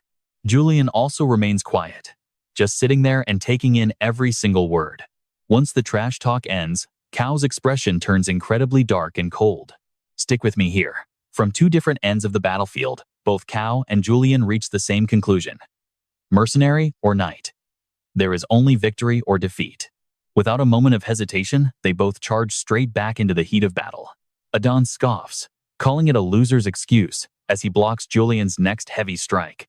The screeching sound of metal grinding against metal rings out across the field. Julian suddenly pins Adon's shield to the ground, leaving the knight in total shock. Before he can react, Julian cleaves through Adon's warhorse with one massive swing. Adon falls hard, cursing the lowly mercenary who actually dared to knock him down. Julian doesn't care about the insults and swings his axe again with lethal intent. Weapons clash again as Julian pins him down, noting that even the strongest defense has a weakness. He has dedicated his entire life to being a weapon for the Grand Duke. As he speaks, he reaches behind his own back and grips a hidden sword, drawing it out without a single moment of hesitation. With eyes full of killing intent, he says he exists only to bring victory to his lord. Adon's eyes widen as he realizes he's lost, but it's too late. Julian drives the sword straight through his eye, sending a spray of blood everywhere. Elsewhere, Cao is still desperately trying to hold Victor back from the castle. He knows Victor is stronger and that death is likely, but Gislen gave him an order. Trust me, you and I are about to see if one lucky hit is enough. Stick with me, we'll see if one move can win this entire fight. You want to know how I did it? Cao starts imitating his goofy moves. Remember that bet we made? That moment you dodged and slashed? Teach me that. He's clearly embarrassed by the request. He smiles at Gislen. Those movements aren't the focus. When someone fights you for the first time, they think this. The white helmet knight judged him like a wild beast. Just a mindless animal charging. Gislen's words echo in his head. This is when they'll underestimate you. Cao begins attacking wildly, one strike after another. He looks insane, even throwing his weapon at the enemy. White Helmet dodges and bats the sword away with ease. He's pure trash. Fools always take reckless risks because they have nothing left to lose. They don't realize this is their last chance at life. He lunges forward, aiming to run Cao through, but Cao stays dead calm. He remembers every bit of Gislen's training. If you can hide your true intent until the final second, Cao grabs his arm as the blade drops. Now, pay attention, because you and I are about to see the massive payoff for that incredibly risky and bold gamble he just made. Cao stabs his sword straight down. The blade misses the knight's head by a fraction of an inch. The horse screams in agony, and the knight leaps off, while Cao crashes hard onto the ground. He finally sees Cao's plan. That bizarre movement catching the sword after throwing it away? You'd risk everything just to turn the tide? Only those prepared to die could pull that off.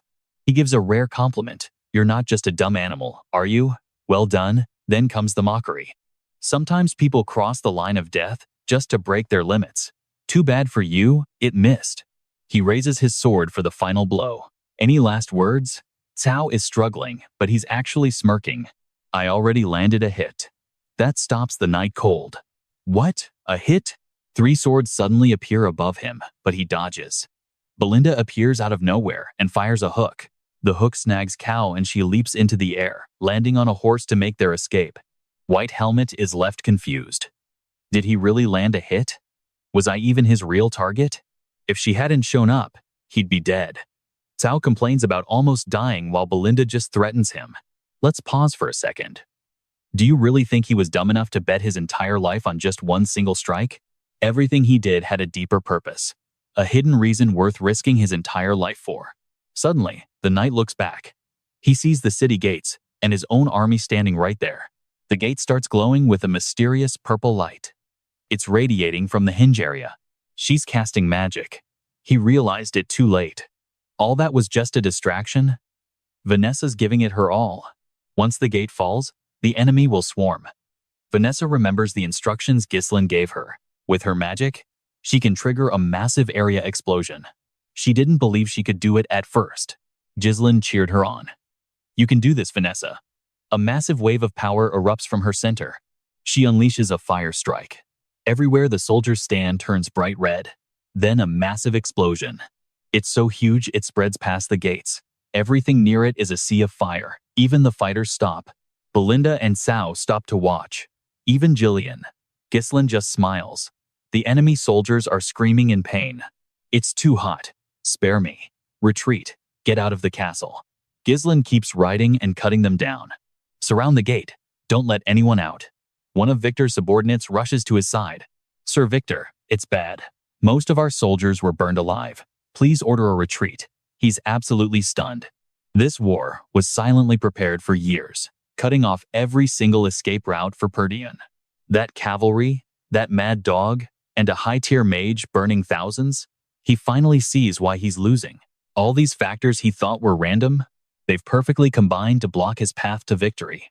Victor realizes he walked right into a trap. He accepts the truth. Call the soldiers back. We're retreating immediately. There's no forest here. Once they clear the fire, regroup at the base. It'll take longer, but call a dawn. But trust me, you and I aren't ready for what's left of a dawn. Jill has taken Adon's head. Victor wonders, are you John's commander? You and I better watch this. Victor is stunned, his mind racing to process the sight. Jill delivers the truth. Your army and base are gone. Surrender now. Gislen's forces are taking over while the flames consume everything you built here. Victor just breaks into a chilling, maniacal laugh. Don't make me laugh. You really think my war ends in a pathetic place like this? I'll personally take every single one of your heads. Victor drops into a deadly stance as his power explodes. The real war starts now. Perdium's Wanter forces capitalize on the chaos, launching a brutal, relentless assault on everyone. The enemies are trapped like fish in a net as arrows rain down. The command is clear, don't let a single soul escape. Gislen charges forward. This is their one chance to completely flip the script on this entire battle. No one gets out alive. Amidst the ruins, Belinda rushes to him. Master, are you hurt anywhere? Say something. He brushes it off, checking on his team instead. I'm fine. Are you guys okay? She hesitates, glancing back nervously. And Phi is badly wounded, but Sao acts tough. The master just smiles, though Belinda looks completely reluctant.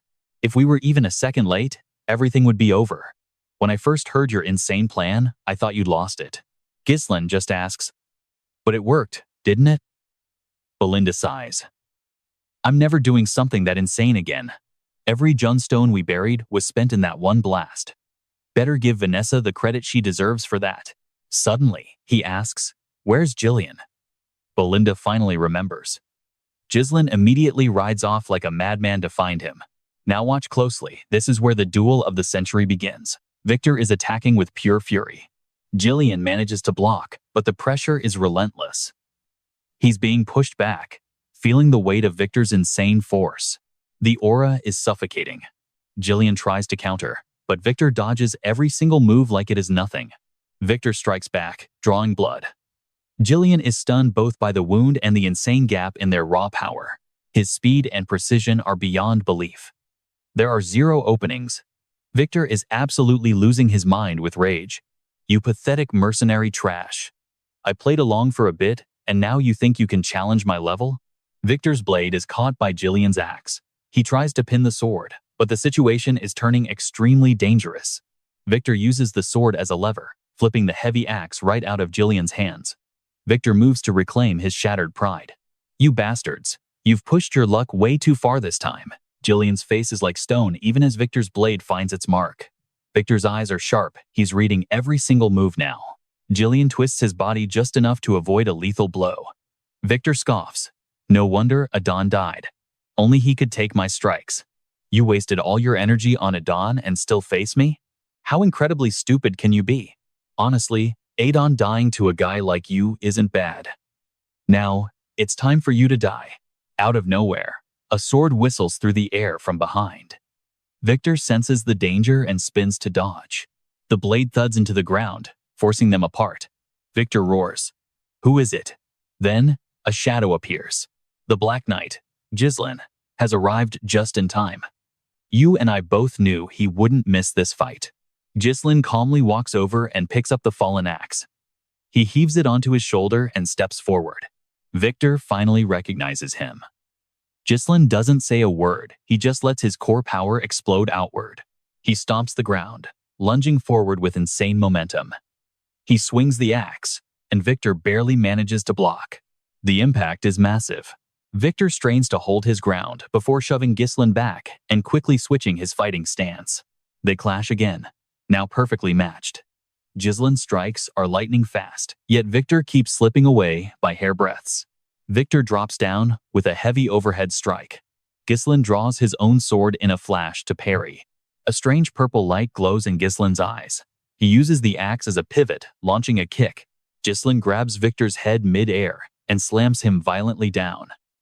Victor groans in pain and quickly scrambles back. He has to admit it, Gislen's movements are impossible to predict. One mistake and he's a dead man. How does Perdium have someone this strong? Gislen speaks up. I know everything about you, your army, and your tactics. I know it all. Victor's heart sinks as he realizes he's walked straight into a lethal trap. Shut your mouth. Victor charges again, trying to convince himself that his secret mission wasn't actually leaked. Gislen wields the axe like a master, raining down blow after blow on the desperate enemy commander. I hid my trump card at the Desmond mansion. You and I know things just got real. Stick with me, you and I are jumping right into a high-stakes duel where the traps are as cheap as the insults. Our hero leaps high, dodging Victor's trick before diving back down to continue his relentless assault. Victor counters immediately, and both warriors collide again with pure ferocity. A massive kick sends the villain flying, making Victor lose his mind. Gislen doesn't let up for a second, unleashing a barrage of strikes that Victor just can't block. Watch closely. This hit is so massive that it rips Victor's helmet clean off, finally showing us his true face. Victor is barely hanging on. Gislen drags his massive axe across the ground, admitting it's a fine weapon, though he still prefers something that fits his hand better. Victor gasps, asking who the hell he is. Gislen simply asks, me? I am the Grand Duke of Perdium. You and I both felt that reveal, especially seeing him drop his mask right in the middle of a war zone. I am the Grand Duke of Perdium Gislen. His piercing blue eyes and golden hair practically radiate a cold, suffocating killing intent. Victor stands there shocked, then lets out a cold snort and an unhinged laugh. He stands tall in his fur cloak. You and I can't miss what's next. Well, I was just looking at this part, and the way that the main character handled the situation was so interesting. If it were me, I might have taken a completely different path, but that would make their writings unpredictable. All right, you and I are about to see a legendary Great Black Knight of the North get humiliated by a common thug. Gislen sneers, raising an eyebrow. Today, you will learn who the true strongest Black Knight really is. Victor snarls, rising to his feet with pure, unbridled rage. You insolent brat, struggling to stand. Victor grips his blade tight. I will not ask how you managed to pull off a scheme like this, he says coldly, using any means necessary to secure a victory that is the absolute, unchanging rule of war. Victor raises his sword amidst the roaring flames. The process does not matter, only the last man standing is the true winner. His eyes ignite. Victor grips his hilt with both hands, his entire body radiating a massive surge of violent mana. Blood masks his face, but his killing intent is crystal clear. Right? Gislen snaps into a fighting stance. Exactly, he replies. His cloak billows wildly in the scorching wind. Readying himself, Gislen speaks. Let us end this. Our allies are out there, giving everything they have to this fight. They collide with devastating force. Gislen's blade is fueled by pure, concentrated fury. Now pay attention, because this brutal exchange in the heart of the fire is where it gets intense. Their eyes burn with bloodlust. The only sound in this hellscape is the constant, rhythmic shriek of steel, clashing against steel. Victor finds an opening, shoving Gislen back. Forced onto the defensive, Gislen can only parry the relentless barrage of heavy strikes. Suddenly, Victor lunges, aiming a lethal armor-piercing thrust straight for Gislen's side. Luckily, Gislen's reflexes are elite. He manages to block the strike and counterattack instantly. But Victor is fast enough to parry and shove him away. The scene on the battlefield is truly horrific. Between the roaring winds and the screams of battle, these two continue their savage duel, refusing to yield. Gislen vaults off Victor's own blade. He delivers a brutal kick to Victor's face, nearly shattering the man's jaw. Dazed and reeling, Victor stumbles backward, his vision swimming from the impact. Sensing the chance, Gislen blurs forward. He unleashes a flurry of strikes that leaves Victor struggling just to stay alive. Refusing to break, Victor roars back with a counteroffensive. The thunderous clanging of their weapons echoes across the entire field. With a surge of strength, he blasts Gislen back. Gislen digs his heels in, skidding across the dirt, but maintaining his guard. Gripping his sword, Gislen stands at a distance, carefully analyzing Victor's every breath and twitch. Victor meets his gaze, a predatory smirk tugging at his lips. For a brief moment, a heavy silence falls between them. You and I both know this calm won't last. Suddenly, Victor charges through the flames, swinging a blow Gislen barely parries as the battle reignites with intensity. Instantly, Gislen retaliates with a strike that carries just as much destructive force. Victor pulls a spinning maneuver that catches Gislen off guard, but his sharp instincts allow him to dodge it effortlessly. Gislen flips through the air, expertly parrying Victor's follow-up strikes the second his boots touch the ground. He doesn't waste a single second, lunging forward to strike. Their blades scream against each other amidst the inferno. Every slash from Gislen is met with an immediate block. They are locked together, face to face, neither willing to yield. However, Victor is starting to lose ground. His stamina is clearly beginning to flag under the pressure. Victor shoves Gislen's blade into the dirt, using the momentum to circle around for a desperate, wide swing. Gislen ducks low to evade the attack, his hands snapping out to grab Victor's collar. With a masterful spin, he hurls Victor away. Staying low, Gislen launches himself forward like a spring, his sword gleaming with lethal intent. Victor rolls across the dirt, scrambling to his feet while tightening his grip for one last desperate gambit. He uses his blade to kick up a massive cloud of sand and dirt right at Gislen. Gislen is caught off guard by this cowardly, sudden trick. He is forced to shield his eyes as his field of vision is swallowed by the dust. The dust clears to reveal Victor's shining blade plunging toward him. Gislen locks eyes with his opponent. I have to admit, you really are strong. There isn't much difference between us, Victor. I have unleashed my third core. Gislen recalls his past life. When he first attacked the Duke's estate, Victor was the one who stood in his way. He remembers their previous duel and thinks to himself, I only beat you because I found that one fatal flaw. Fighting someone like you dragged the battle on far longer than expected. If he leads the army to Verdun, the fortress will undoubtedly crumble into dust. The memories fade, snapping Gislen back to the heat of the life or death struggle in the present. Desperate, Victor lunges forward to end this now.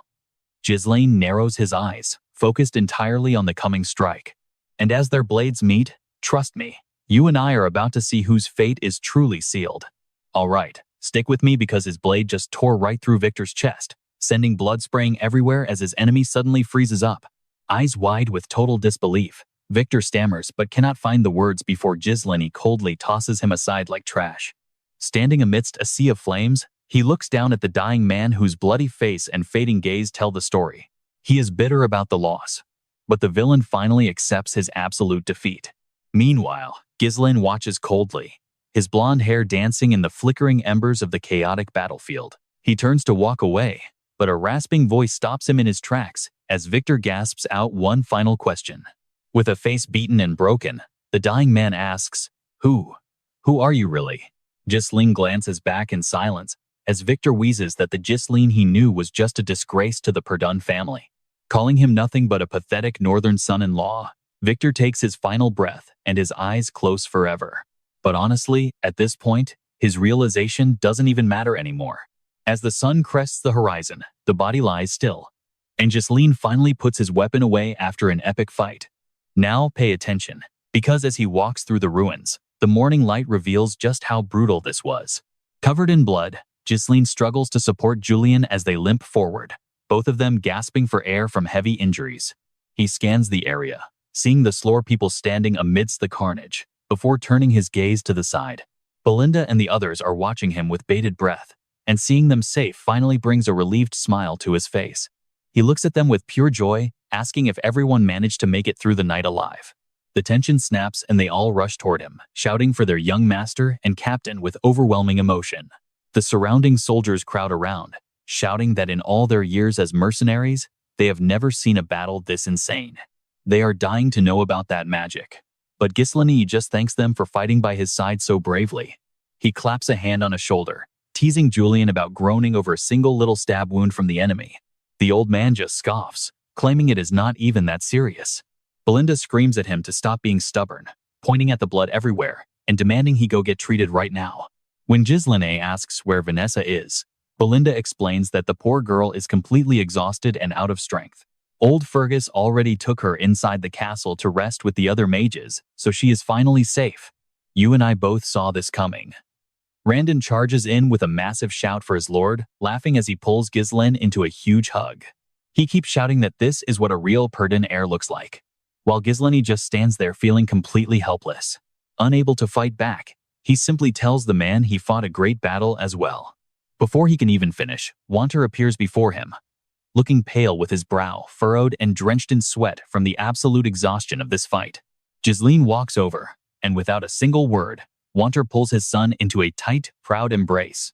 He whispers that he did a great job, leaving Gislen standing there in a state of total shock. He admits he thought the plan was completely insane at first, but his son actually pulled it off. Gislen stays quiet before giving credit to his father for holding the wall so perfectly. Wanter shakes his head, insisting it was all his son, before raising Gislen's hand and screaming, "Victory is ours!" The entire army erupts into a massive chant, shouting victory for Perdium as they soak in the moment. Seeing all those bright smiles after such a dark night, Gislen freezes up for just a second. A soft smile touches his lips as he realizes that this peace is exactly why he came back. Suddenly, his grip tightens and his eyes turn sharp, radiating a terrifying killing intent that chills the air. Desmond asks what their next move is and if they should go check on the remaining troops. Wanter interrupts, telling him to take his men and go get some much-needed rest while they have time. Gislen refuses immediately, meeting his father's gaze with an expression of pure, deadly seriousness. He argues that they have zero time for sleep and must force the Count to surrender right now. Claiming that tomorrow will be too late, he demands the authority to represent the Lord on the enemy territory. Randon can only stutter out in disbelief, "Representative of the Lord?" Wanter tries to calm him down, saying everyone is exhausted and there is no need for such a rush. But you and I know better. He looks him in the eye and declares the war is far from over. All right, you and I are about to see how a real strategist secures a victory after Count John broke our alliance for war. We can't give him a second to breathe, or he'll just plot to strike us again. Gislen clenches his fist with total resolve. He demands a preemptive strike and heavy reparations to crush their spirit. Juan just stares at him, completely caught off guard by his son's intensity. He honestly thought the kid would just celebrate the win, but Gislen is already 10 steps ahead, planning for the peace that follows. After a long moment, Juan finally gives in. "Go ahead then. Be as ruthless as you need to get exactly what we want." Gislen bows deeply. "Yes, father." But Juan still looks worried as he speaks to his son. "Remember, he was once our ally and a noble sworn to the crown. Try to treat him with at least some level of courtesy and respect." Gislen gives him a reassuring smile. "Don't worry, Dad." Then he turns back to his crew, checking to see if they are still able to move. "Cal and Belinda, can you still move?" Cal nods. "It's just a scratch." Without a second thought, Gislen leaps onto his horse. "All right, let's head out."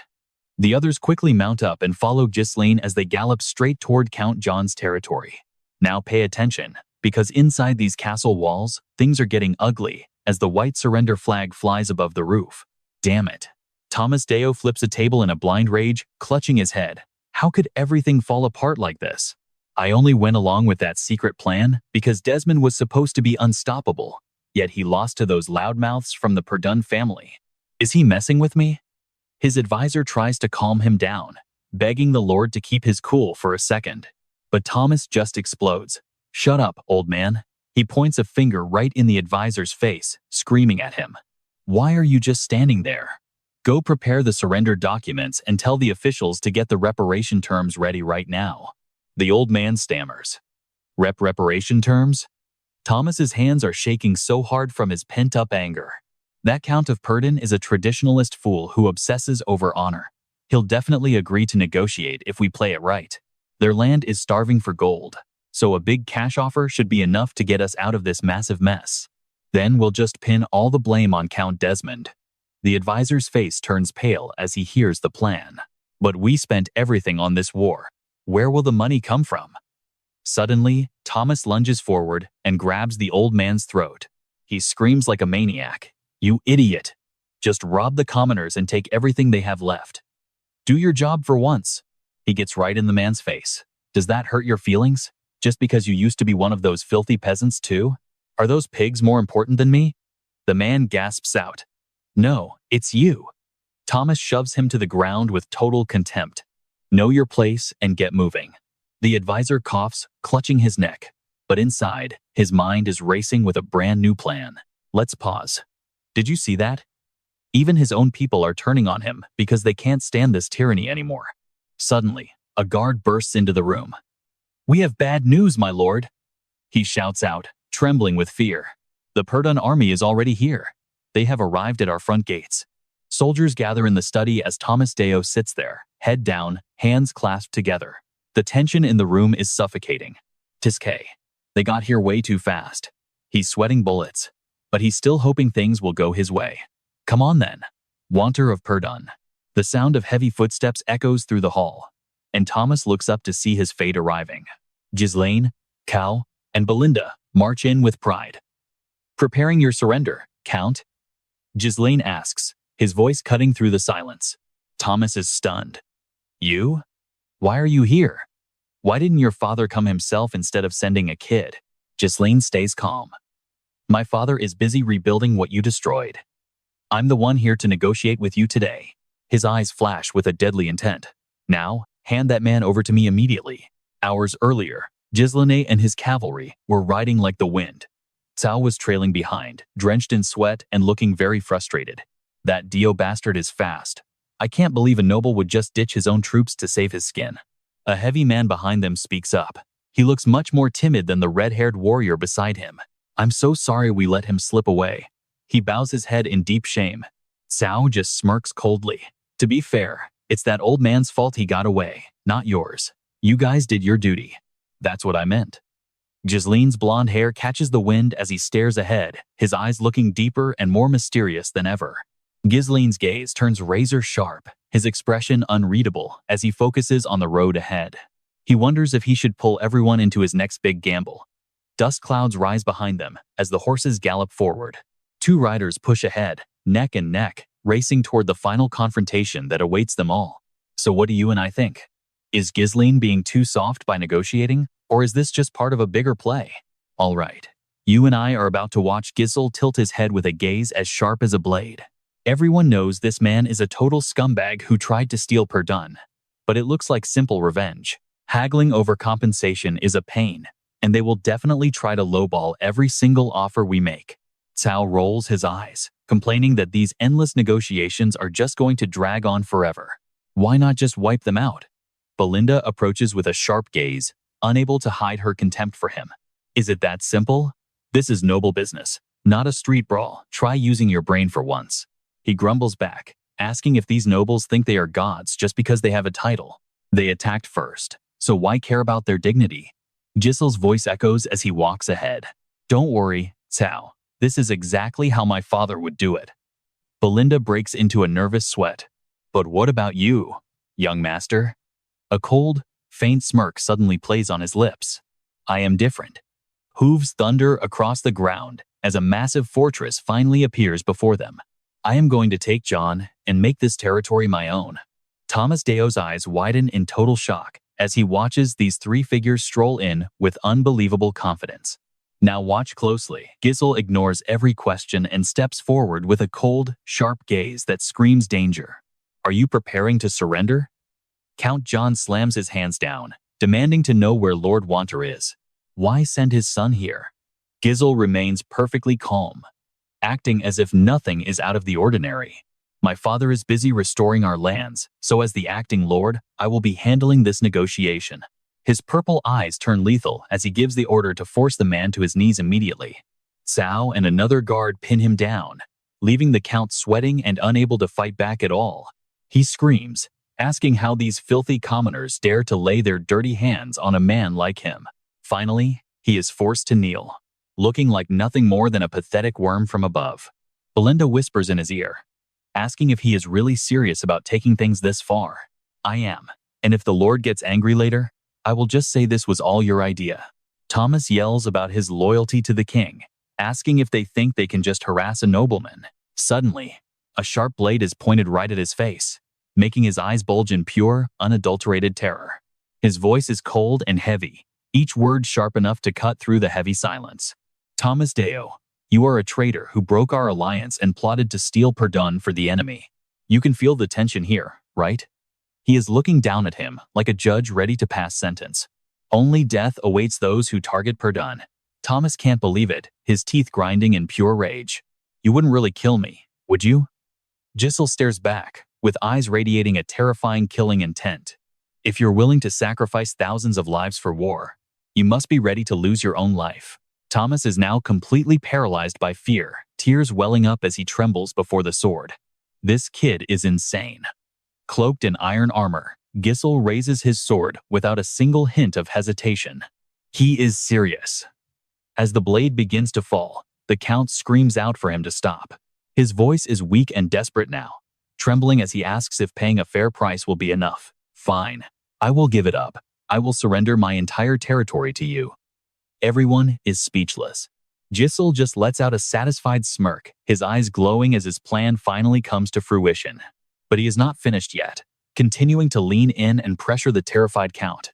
To inherit a territory, you must be a family member. You realize this is against the law, right? The Count's face twists in panic as he promises to settle every single legal detail himself. I will claim you are a distant relative and have my people forge the inheritance papers right now. Just take it. He barks at his subordinates to bring him a pen and paper immediately. Gisel's eyes glow with a sharp blue light as he admits he is still not quite convinced. Thomas prostrates himself on the ground, desperately promising to pay a massive fine in cash too. So, what do we take from this? Never underestimate a man with a plan who knows how to make a Count beg. Please, spare my life. All right. You and I are about to watch this pathetic lord beg for mercy, as Gislen looks on with pure disgust. Is your life really that precious? Hearing this, the man's eyes go wide, and a wave of relief washes over his face. Fine, I'll give you a chance. But before he can even react, a powerful force drags him away. Next thing he knows, he's been tossed right outside the castle walls. Standing before Thomas Dio now are the angry citizens. The people in the city don't understand what's happening yet, whispering back and forth in total confusion. Every face shows shock and terror. Wait. Lord? What exactly is going on here? He turns back with a look of pure rage and confusion. Listen, young master, what do you think you're doing in front of these peasants? His words are cold and threatening. Watch your mouth. You're standing before the people who now decide if you live or die. Then, Gislen's powerful voice rings out, filled with absolute authority and determination. People of John. I am Gislen, heir to Perdun. His voice echoes through the crowd with raw power. The Count declared war for revenge and lost. Now, he plans to make all of you pay for his failure. Gislen looks directly at the crowd. Does anyone here actually want to pay for his war? The citizens stand there in total shock. What did he say? Rage boils over. They took everything already. Where's the money supposed to come from? Let the nobles handle their own damn mess. Gislen calms down, his voice dropping slightly. As the temporary lord of Perdun, pay attention here, this choice changes everything. He looks down at the pathetic man kneeling in the dirt. You can pay a massive fortune to save your Count's life, or kill him now and join Perdun. His words are heavy and serious. The result? You won't have to pay a single cent for this war. The man trembles, looking back as he realizes he's being humiliated in front of everyone. You brat! How dare you insult me like this? Suddenly, a rock slams into his head, followed by a relentless rain of stones. The farmers are holding rocks and weapons, their eyes filled with murderous intent and rage. You monster! You took everything, even my mother's heirlooms and the bread for my children. All the built-up anger and hatred of the people is now focused entirely on Thomas Deo. Do you know how many people suffered because of you? The man can't even argue, just stuttering nonsense. Then, the crowd rushes in, tearing him apart. Die. They beat him until he's unrecognizable, but Gislen just walks away. Gislen turns his back on the scene. Berinda and Sao watch in silence, unable to say a word. His expression remains cold and unchanged. Let's head back, he commands. Before leaving, he adds one thing. The war is over. Belinda quickly replies, I understand. I'm sure you have your reasons. She stammers through her response. I'm not worried at all. Back at Castle Perdun, Everyone in the room, Homer Run and Bach and W Tier, is absolutely stunned. What? You and I saw that coming, but his father didn't. He stands there, cold and indifferent. You heard me correctly. Count Gold is dead. Want is furious, shouting, "Did you forget my instructions to show respect?" Gislen cuts him off. I didn't forget. But after seeing the situation with my own eyes, I decided this was best. Every word is filled with a resolve that's impossible to shake. If we let him live, he'd just target Perdium again. Randon gasps. He was really going to attack us again? Hun looks at Gislen in disbelief. But Gislen remains calm. John attacked Perdium with 7 units. That's far more than they could have mobilized alone. His logic is cold and undeniable. Giving him a chance to surrender was never an option. He would have just struck Perdium again. His brow furrows, his face tense. Desmond was providing the troops and support from behind the scenes. The room erupts in chaos. Desmond and John? You mean 2 major territories are targeting us? But the Desmond house is supposed to be neutral. And John? Is this still about what happened back then? He sits in silence, eyes deep in thought. The reason our allies never came is because Elia killed the messengers. That's her favorite tactic. Isolating the prey. But by controlling Gold territory, everything has changed. Since our lands now share a border, they can't strike easily. If they move, we can react instantly. So that's why you killed him. So, what do you and I think? Was this the right move? All right. You and I are about to watch how our hero finally claims his new territory. After all, everyone knows you need a bloodline or a legal heir to claim a throne, right? Gislen calmly slides a sealed scroll across the table. Looking at the seal, Wanter is completely stunned. The documents name him a distant relative and the primary heir to Lord John. Gislen explains with total confidence that he received the title directly from the Count himself. With this single document, all their territory and inheritance problems are basically solved. The entire room falls into a heavy silence. Finally, the man standing nearby whispers to the Lord. Wanter's gaze turns sharp. Governing is not a game, he warns. Does Gislen even have enough people to manage an entire region? Gislen just flashes a confident smirk. Do not worry, he says. I have already found the perfect person for the job. Suddenly, the scene shifts to the Forest Kingdom. Inside a massive casino, the atmosphere is electric and filled with the noise of desperate gamblers. Pay attention here. This casino scene is where we meet some truly dangerous characters. Look at that. He is actually going all in. The crowd bets he will be crying once he loses his right hand. The dice roll perfectly straight until a cup sweeps them all up. With incredibly skilled hands, the dealer shakes the cup rapidly. This man is a notorious casino boss you do not want to cross. He exhales a cloud of smoke and gives a cold threat. You know what happens to cheaters in my house, do you not? Chloe is not intimidated by the bald thug at all. He just laughs and tells the guy to lighten up and enjoy the game. The tension peaks. The dice stand perfectly upright on the table. The boss grins, telling everyone it is time to put their lives on the line. Back in the main hall, everyone gathers for a massive ceremony. A voice booms through the room. For your great service, in the name of the king. Wanter holds the scepter, looking directly at Gislen. I grant you the title of Baron Fenris. He accepts the scepter with respect, and the crowd absolutely goes wild with joy. They all cheer for the new Baron Fenris. Gislen's eyes are filled with pure determination. Now that the war is over, I have finally become a true lord. A short while ago, Gislen sat at a tea table, studying a map of the new lands. He points out that the John territory is divided into 5 baronies, excluding the royal lands. I plan to set up our main base right in the heart of Fenris. He looks at the elders and asks for questions. Randon and Hun just exchange looks. Questions? This felt more like a direct order than a discussion. Gislen whispers something to Wanter. After hearing the plan, the old man just waves his hand in approval. Fine, do what you want. Someone has to take charge of that place anyway.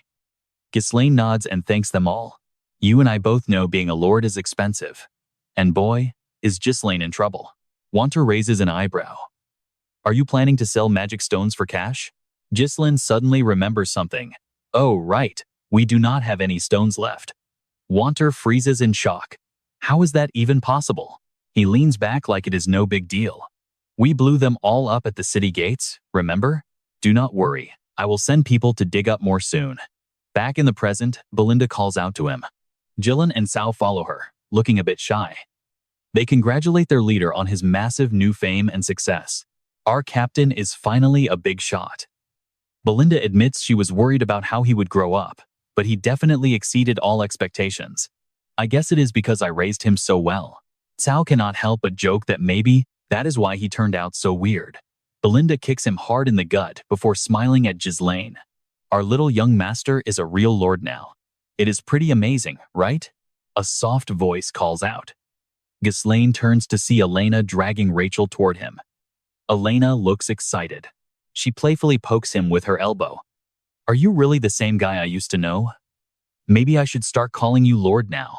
He puts his hands in his pockets, feeling a bit helpless. Just call me something that makes sense. Gislen looks over at a shy Rachel. Hey there, Rachel. She looks up at him and gives a small greeting. If Elena bullies you, just let me know. She is the type to punch first and ask questions later. Rachel just nods. Elena shouts in protest. Gislen ignores her playful punches and looks at Gislen. Looks like you have fully recovered. He bows and says it is all thanks to his lord. Gislen claps his hands to get everyone attention. All right, everyone, listen up. You were all incredible for standing by my side throughout this entire war. Trust me, you and I do not want to miss what happens next in this brand new era. All right, you and I are about to see a lord turn mercenaries into an elite army. The crew is stunned. Does this mean they are officially joining the regular military? Exactly. Gislen smirks, planning to train every single one of them into legendary Black Knights right under everyone's noses. Your bravery in that last battle proved you have what it takes. You have earned this title. Belinda is worried about the insane costs, but Gislen just nods. That is why they need to make money. He turns to his loyal soldier. Gillian, how is the body holding up? No problems at all, my lord. Silence hangs in the air before Gislen gives the order. Gillian, lead the others to Fenris first. Wait, you are not coming with us? The lord stays calm, mentioning he has a stop to make first. With the war over, security everywhere is a mess. We need someone there to stabilize things. Gillian stays quiet, but the lord's next words catch him completely off guard. This is a huge responsibility. You are the one I trust most. He places a hand on the old soldier's shoulder. I am leaving this to you. It takes a moment for the weight to sink in. Yes, my lord. As he leaves, Gillian bows deeply. Take care. He calls for Belinda and Sao. You two are coming with me. Get ready. Where are we heading? To the territory of Angiak, located within the Lotus Kingdom. Wait, Angiak? Isn't that the world-famous city of gambling? Suddenly, both of them are leaning in with pure excitement. Now watch their faces. They think this is a vacation. A post-war celebration? They are totally down for this trip. Gislen shuts that down fast. We are not going there to play around in some back room. This is business. Vanessa grips her staff. Please, let me just have one inhale. Anphone backs away, terrified. Are you crazy? Inhale what?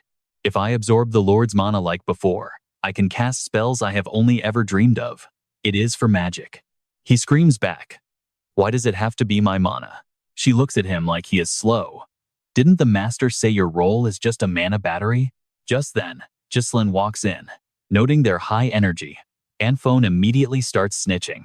Little lord, do something about her. She keeps trying to suck my mana. But Gislen ignores the drama and goes straight to Vanessa. You okay? She softly replies that she is fine. Gislen reaches out and pats her head. That was your first real battle. You must have been nervous. But you did great. Vanessa blushes, thanking him. Anphone grumbles on the side. Am I invisible or something? He didn't even look at me once. Oh right, you did well too. Glad to see you playing your part. Anphone grinds his teeth in rage. Just wait until I get back to the Red Magic Tower, you jerk. Gislen suddenly cuts him off. He smiles. You are coming too. Next thing you know, they are standing right in the heart of the gambling city. Now, I know what you're thinking. A gambling city for a recruitment mission? Cow just loves the atmosphere here. Anphone asks if they should not be heading to the Magic Tower. Gislen just tosses him a bag of coins. Take some time off. I will call if I need you. Anphone looks at the bag. Just these few coins? Cao lets out a dark, knowing smirk. He throws an arm over Anphone's shoulder. Our cute little mage knows magic, but nothing about how the world works. Watch closely. This is a game where we put down money and take it from others. Berinda follows behind. Admit it, you just came here to have some fun, right? With your status, nobody would blame you for gambling. He stays calm, repeating that isn't why they are here at all. I am looking for a butler who is stuck here because of his situation. We need to reach him before it's too late. Berinda is shocked. You want to hire a gambling addict as our butler? Is this guy for real? It is just the circumstances. Don't worry, he is a genius. His name is Suddenly. A scream cuts them off. Clow. That bastard finally went and did it. All eyes turn toward the shouting and the chaos. A man is pinned to a table as swords are drawn. Turns out his lucky winning streak was all a lie. He is always acting so smart, but look at him now, caught red-handed. There is no way he stays clean now. Chop his hand off. I warned you about using cheap tricks, didn't I? The boss is ready to end him. Trust me, you'll want to see how he saves this butler in the next part. He was using weighted dice. You and I are diving into a gamble where a single mistake means death. The boss growls and crushes the dice. You've been planning this, haven't you, Claw? The man desperately claims his innocence, saying he has no idea. I never switched the dice. You told me no cheating, but now you're just framing me. The boss folds his arms, totally unconvinced. He mocks him, saying they were never meant to understand each other anyway. The accused man grinds his teeth in fury. With a single gesture, the boss orders his henchmen to strike. Klaus shuts his eyes tight, bracing for the blade. He waits for the pain, but nothing happens. He opens his eyes to see Gislen blocking the sword. Mind if I join the party? He asks coolly. The boss stammers, asking who he is. He answers coldly, Baron Fenris of the Lutaniaha Kingdom. Crank freezes at the name. A foreign noble? This just got very complicated. The guards prepare to attack, but Crank quickly shouts for them to stop before things get bloody. He smirks, offering a hand to Gislen. Welcome to the Kakan Casino, noble from our neighboring land. However, I'd appreciate it if you and your people didn't start any trouble in my establishment. He barks at his men to put their weapons away, and Gislen lowers his blade as well. Berinda stands nearby, radiating pure killing intent. Crank asks why a noble would visit such a shabby place. Gislen simply replies that he's looking for someone who just happens to be right here. He looks at the man slumped on the table. Clow, get up. I'm here to take you home. Now pay attention to these dice. This is where the luck truly shifts. They tumble out, all showing ones. A mountain of gold is pushed toward Anphone. He won. The crowd starts screaming in disbelief.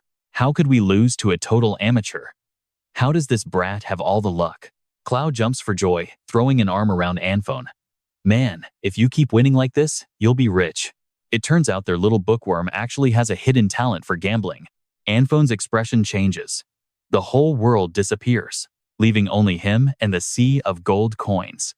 He just made more in minutes than he would have in a whole day selling magic scrolls. His heart starts pounding, face turning red and sweaty. It's been so long since he felt this rush. A sudden scream from upstairs catches their attention. Berinda gasps in total surprise. You and I both know this kid is trouble, but is he really the gambler they wanted? Crank says he can't let the boy go. He claims the kid used dirty tricks instead of playing fair. Tricks? Gislen asks, raising an eyebrow. Suddenly, Clow lets out a very suspicious, wicked laugh. He drops to the floor, loudly begging Baron Fenris for forgiveness and protection. He cries that the Baron's precious money was all stolen by these casino scammers. Claw claims they control every die and even search guests to make sure they're the only ones cheating. I decided to bet big, and suddenly the dice are rigged? That's just too convenient. Berinda is horrified, rushing over to Gislen's side to warn him about the lies. What is this guy even saying? When did our young master ever meet you, you liar? Gislen holds her back, staring at Crank to see if he'll confirm these accusations. Crank stays silent, wondering where a guy like Claw actually got such a massive pile of cash. He lights his pipe, saying Claw is a known swindler whose words can't be trusted at all. Scammers always claim they're innocent, Crank scoffs. Besides, this casino is owned by Baron Austin. He warns that, even for a foreign noble, causing a scene here could spark a diplomatic nightmare. Veins pop on Crank's forehead as the tension rises. This situation is spiraling out of control. He suggests they just pretend nothing happened and leave quietly while they still can. Gislen frowns. I'm afraid I can't do that. You basically just robbed me of my investment. He pulls Claw forward. Look, let's stop the frowning. We both want something from this guy, right? He suggests a compromise, making Crank curious about what kind of deal he's offering. So trust me, you're going to want to see this. One game. If I win, I take everything. All right, you and I are about to watch a bet where a noble risks everything he owns. Claw and Crank are in absolute shock. What? No, Claw whispers, trying to stop him. I am grateful you are standing up for me, but why risk everything for us? Gislen pulls him close, speaking with a determination that makes it clear he is not playing around. I am just someone who needs your support. Crank laughs. It has been a long time since I have seen a brave noble. Fine then, he shouts. If we are at a casino, we might as well play around and see who is lucky. Everyone erupts in excitement. This is a massive match. A rookie noble is actually daring to challenge the legendary boss Crank. Today is definitely not going to be boring. Crank tosses a single die onto the table with a very confident smirk. The rules are simple. Whoever rolls the lowest number wins. If it is a tie, we keep going until someone finally wins. He provokes him with pure disdain.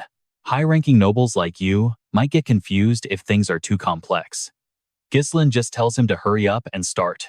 Crank smirks, noting the noble has a short temper. The referee tosses a coin, and both men make their predictions. Heads or tails. When the coin lands, the crowd buzzes. It is heads, meaning Boss Crank gets to go first. Crank grabs the die and drops it into the cup, offering a fake apology for taking the lead. He seals the cup and shakes it with incredible skill. Berinda watches with pure contempt all this dramatic noise over a single little die. Now pay attention here. Watch as this snake uses a trick cup to swap the die before slamming it down. When the cup is lifted, it is a 1. The room explodes. Boss Crank got a 1. They think it is over. They are eagerly watching the show. A 1-point roll. That noble did not even get a chance to start before the game was basically over. People are whispering, wondering what this guy was thinking. You do not challenge a professional like Crank at his own game. Berinda is starting to get worried, and Clow looks at Gislen with total confusion. Meanwhile, Crank is looking very smug. Oh, this is so embarrassing. I put all this work into such a massive bet, and it is going to end this quickly? How unfortunate. Gislen does not look worried at all. He just tells Crank to shut up while grabbing the die, mocking how the man's big mouth and body do not match. Crank scowls. Fine. He watches Gislen with contempt, convinced the noble is just acting tough to hide his fear. Keep pretending you are calm. I can see right through your desperation, he thinks, already savoring the victory. He is grinning on the inside. No matter what the noble tries, it is all useless because the game is rigged. Crank remembers his trick, a special cup where the bottom opens up depending on how you hold it. He hid the cheating die between his fingers, swapping it during the shake to ensure it always landed on a 1. He is more confident than ever. He has used this trick countless times and has never been caught once. A cruel smile tugs at his lips. No matter how many times you roll that die, you cannot escape defeat. Thinking I am just a rude noble? Gislen focuses mana into his hand and slams the cup onto the table. The entire room falls into a heavy silence. Everyone is watching Gislen, waiting for the reveal. He lifts the cup to reveal a pile of white powder. 0 points. You and I both saw that savage move coming, right? 0 points. Crank screams in shock. He is not the only one. The entire casino is losing their minds. The die turned into dust. Is that allowed? People are arguing over whether a 0 should even count as a score. Does this mean Boss Crank actually lost? Berinda and Clow are stunned. They never expected things to end like this. Crank stands up, pointing a finger and shouting that this is cheating. You cannot be this unreasonable. He says being a noble is no excuse to be so arrogant. But Gislen grabs his hand and forces the hidden die out. Then what is this? The hidden die falls and rolls across the table. No way. Is that another die? The crowd is shocked again. Why did the boss have another die in his hand? What is going on? It turns out the boss was a fraud this whole time. Gislen just stares at him with cold eyes.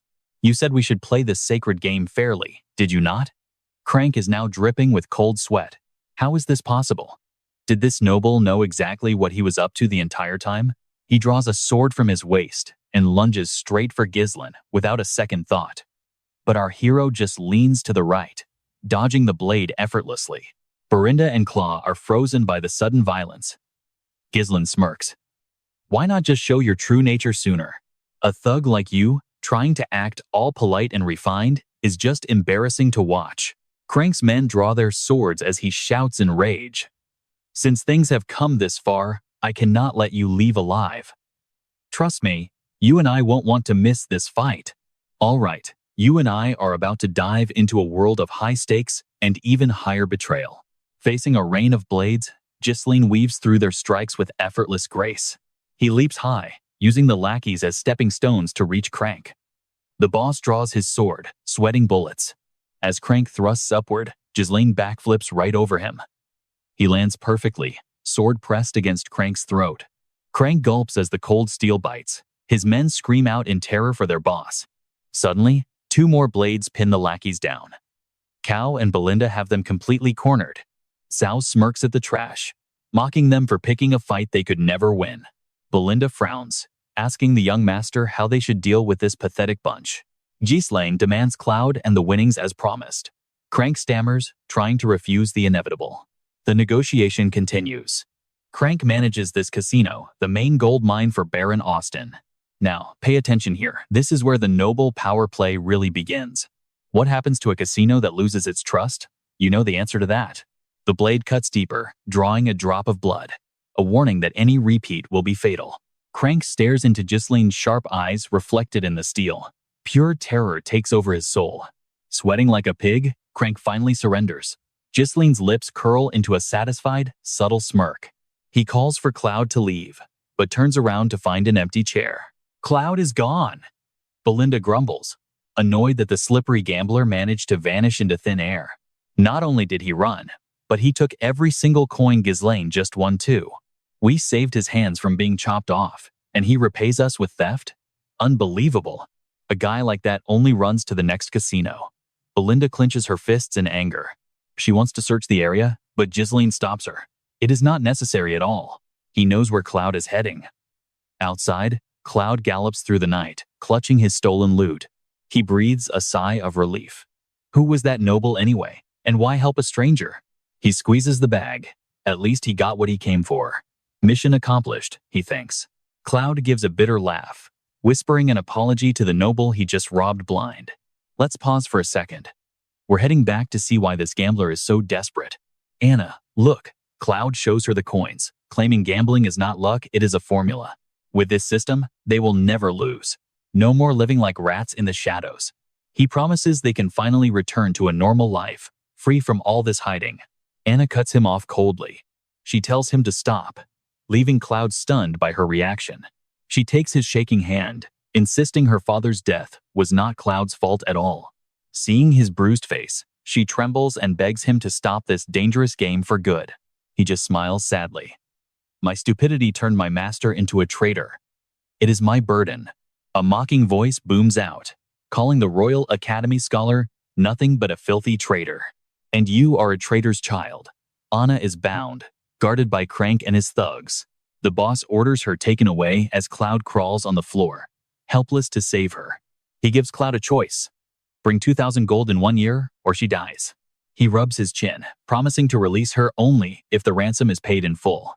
Back in the present, Cloud looks at the money with hope. Hang on, Anna. He is coming for her. Meanwhile, at Austin Castle, the Baron discusses the overflowing prison cells. Feeding those low-life prisoners is a waste of food. The fat Baron scribbles his orders. If there is no ransom money, there is no reason to keep them alive anymore. Kill anyone who cannot pay within the week.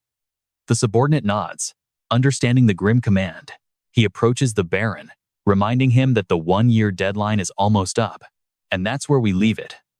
Trust me. You're going to want to see how this rescue turns out. All right. You and I are about to watch a corrupt noble get what's coming to him. The henchman reports that Clow is a total loser, wasting his time at the casino instead of earning money. It looks like Crank is doing his job perfectly. Austin clicks his tongue in annoyance. Normally, he'd just force the girl to be a maid, but since she's a rebel's daughter, he feels a strange sense of unease. Throw her in with the Lions group and make sure not a single word of this reaches Claw's ears. The subordinate asks what happens if Claw actually brings the ransom. Austin just gives a cold, calm response. Take the money, then kill him. He's just a pathetic gambler. Nobody's going to care if he suddenly disappears forever. He shows his true, greedy face.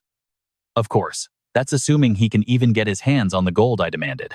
Suddenly, the door bursts open. Another henchman rushes in, apologizing for the interruption, but Austin is already losing his patience. He snaps, asking what's so urgent. The guard shouts that some guy named Claw is making a scene about paying the ransom. A heavy bag of coins slams onto the table. Claw glares at Austin, declaring he has the 2 gold pieces right here. He begs Austin to release Anna. The Baron opens the bag, narrowing his eyes as he inspects every single coin. It's real gold. Austin looks up, suspicious, demanding to know exactly where a man like him found this kind of money. Claw claims he just got lucky gambling. Austin tosses the coin back into the bag and gives a cold, ruthless command. Arrest this man. Claw stands frozen in shock as 2 guards lunge forward to pin him down while he screams in panic. What's going on? I brought the exact amount you asked for. So why are you doing this to me? Austin acts thoughtful. He claims the money's origin is suspicious, so he'll need to double-check the details with Crank first. He points a finger, telling Claw to go quietly to the dungeon, unless he wants to be executed on the spot. Claw just laughs. Austin mocks him, asking how a lowly gambler could ever truly afford a ransom of 2 whole gold pieces. He stares at the pile of gold with eyes full of pure, unfiltered greed. Who would ever believe your story? Claw roars like a wild animal, and it takes both guards just to hold him back. Now watch this. Something strikes the guard's neck so fast, they pass out before they can even react. They collapse, out cold. Austin stares at the door in shock, while Claw turns to see a hand resting quietly on his shoulder. Gisel pats him gently, whispering that he's done more than enough for now. Gisel steps forward, greeting Baron Austin with a sharp smile. The Baron can only stutter, asking who the hell he is. He snaps his fingers and introduces himself as Baron Gisel, from the Kingdom of Lutania. Behind him, Barinda throws the bound and gagged Crank onto the hard floor. Austin is speechless. A chair is placed right in front of him. Gisel sits down, throwing his feet onto the desk with total arrogance. He asks why Austin hasn't offered his guests some tea yet. Austin's face twists with rage. A henchman draws his sword and points it directly at Gisel. You're being disrespectful. Show some manners and bow before the Baron this instant. Another blade suddenly flashes at his throat, making the guard flinch back in terror. Gisel's subordinate warns him to stay out of business he clearly can't handle. Austin shouts, demanding to know how he dares act so bold. He orders his men to drag Gisel out immediately. Gisel stays calm, resting his chin on his hand with a cold stare. He asks when he was ever being bold. Let's pause. You and I both know the word compensation usually means trouble for someone like Austin. Gisel signals Barinda. With one swift movement, she kicks Crank hard, sending him sprawling across the floor. He caught this manager, Crank, red-handed while he was cheating at the casino Austin owns. He caught the whole thing. Because of that cheating, Claw and I almost lost every single coin we bet. Austin looks at the gold, stunned. Crank desperately denies it, claiming he's being framed and that Gisel's side are the ones who were actually cheating. Barinda kicks his head again. She can't believe this guy is still trying to lie his way out. Austin grits his teeth, realizing Crank was a fool to pick these targets. He asks Gisel what he wants. Gisel says reputation is everything at a casino, and cheating is unforgivable. He demands that Baron Austin provide a fair amount of compensation for both him and Claw. The Baron looks away, avoiding his gaze. He argues that since both sides are accusing each other, they should just go to a judge. He claims this has nothing to do with him. Gisel stays silent for a moment before replying that it actually has everything to do with him. Austin frowns, asking what he means. So what do you and I think? Will this greedy Baron's empire finally collapse now that Gisel knows his casino provides over half of this entire territory's income? Alright, you and I are about to watch the ballsiest blackmail move in history. If rumors spread that you are cheating at your own casino, you'll be finished for scamming the nobility. He relaxes as his chair slams onto the floor. Gislen looks at Austin with pure provocation in his eyes. Honestly, your future looks like it's going to be quite a show. Austin's face turns pale as he snarls through his teeth. You bastard, are you seriously demanding that I pay you hush money? Gislen nods calmly. Exactly, and I want double the amount of money you just received. Austin looks at the bag of gold, trembling with rage. Gislen adds one more condition: you have to release Anna immediately. Clow watches them in total silence. Gislen softens his voice slightly. If you agree to this, we can act like today never even happened. Austin finally speaks up. Now I finally see what is going on here.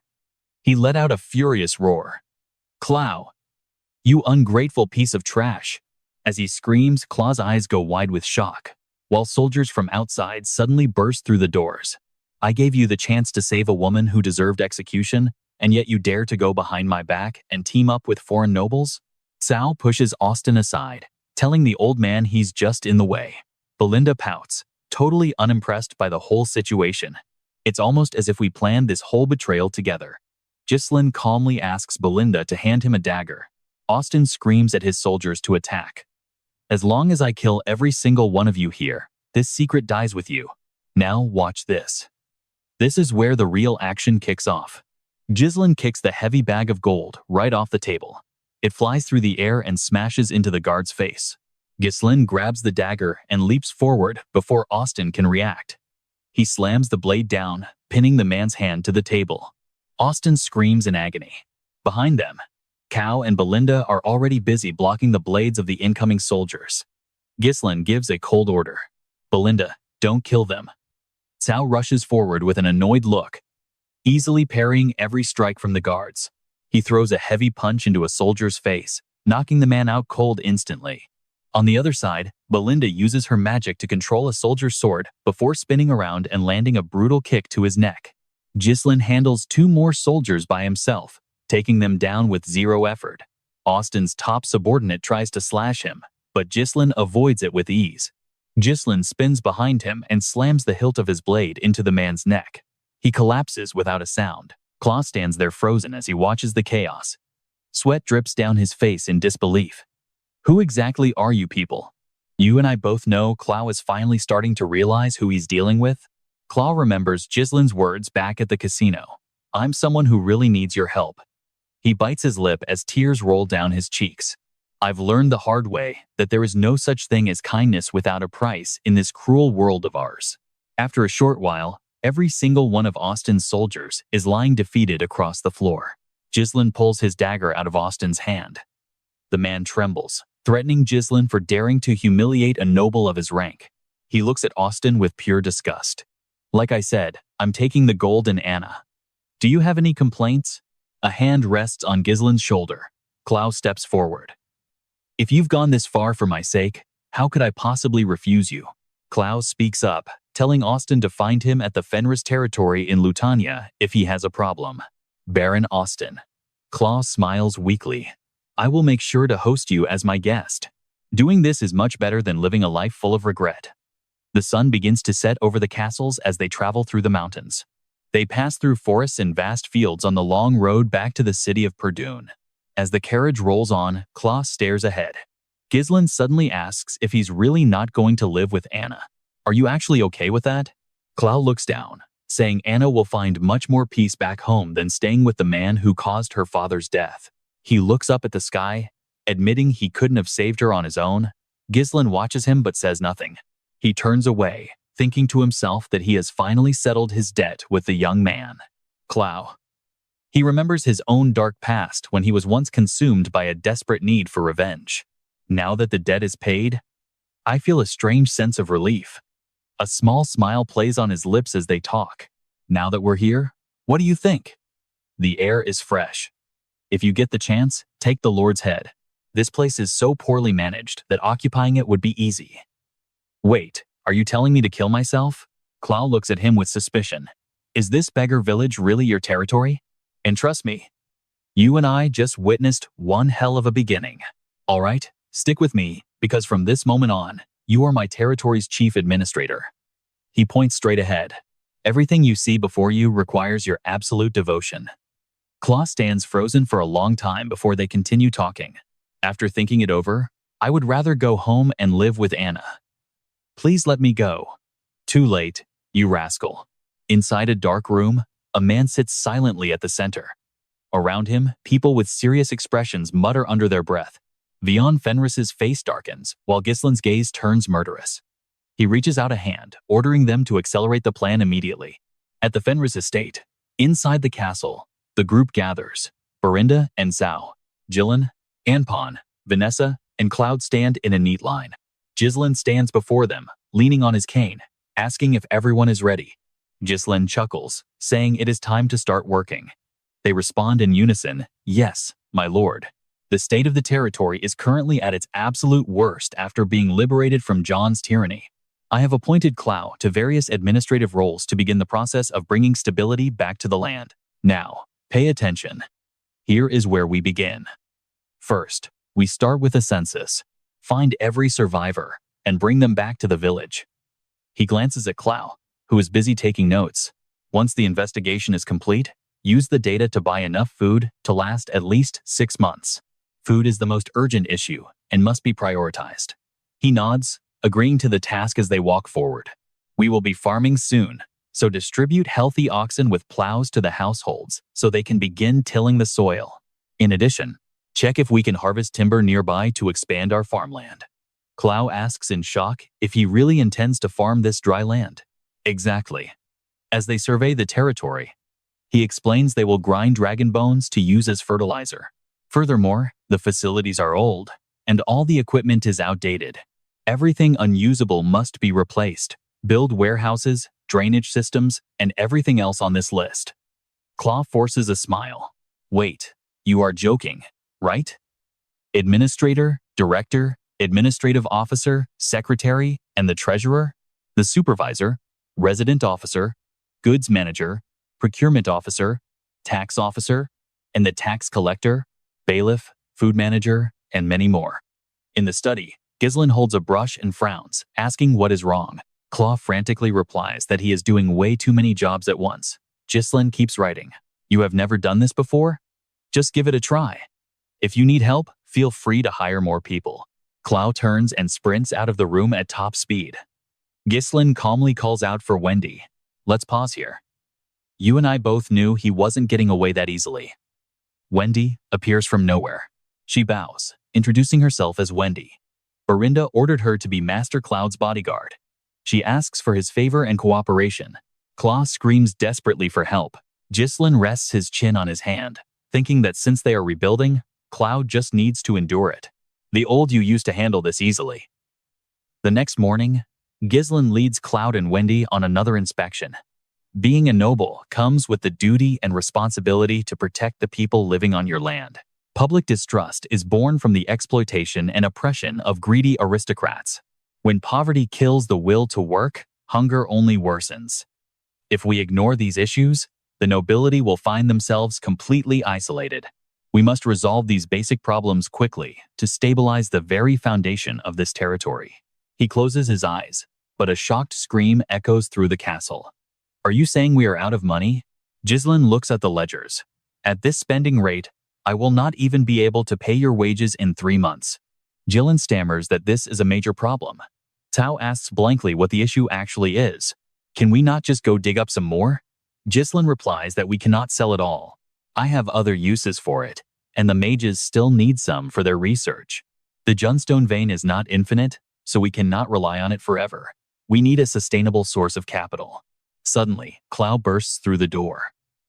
Gislen looks up from his writing, noting that Clow arrived just in time for more work. Clow rushes over, saying there is no need to worry about those things anymore. You do not need to give me those tasks anymore.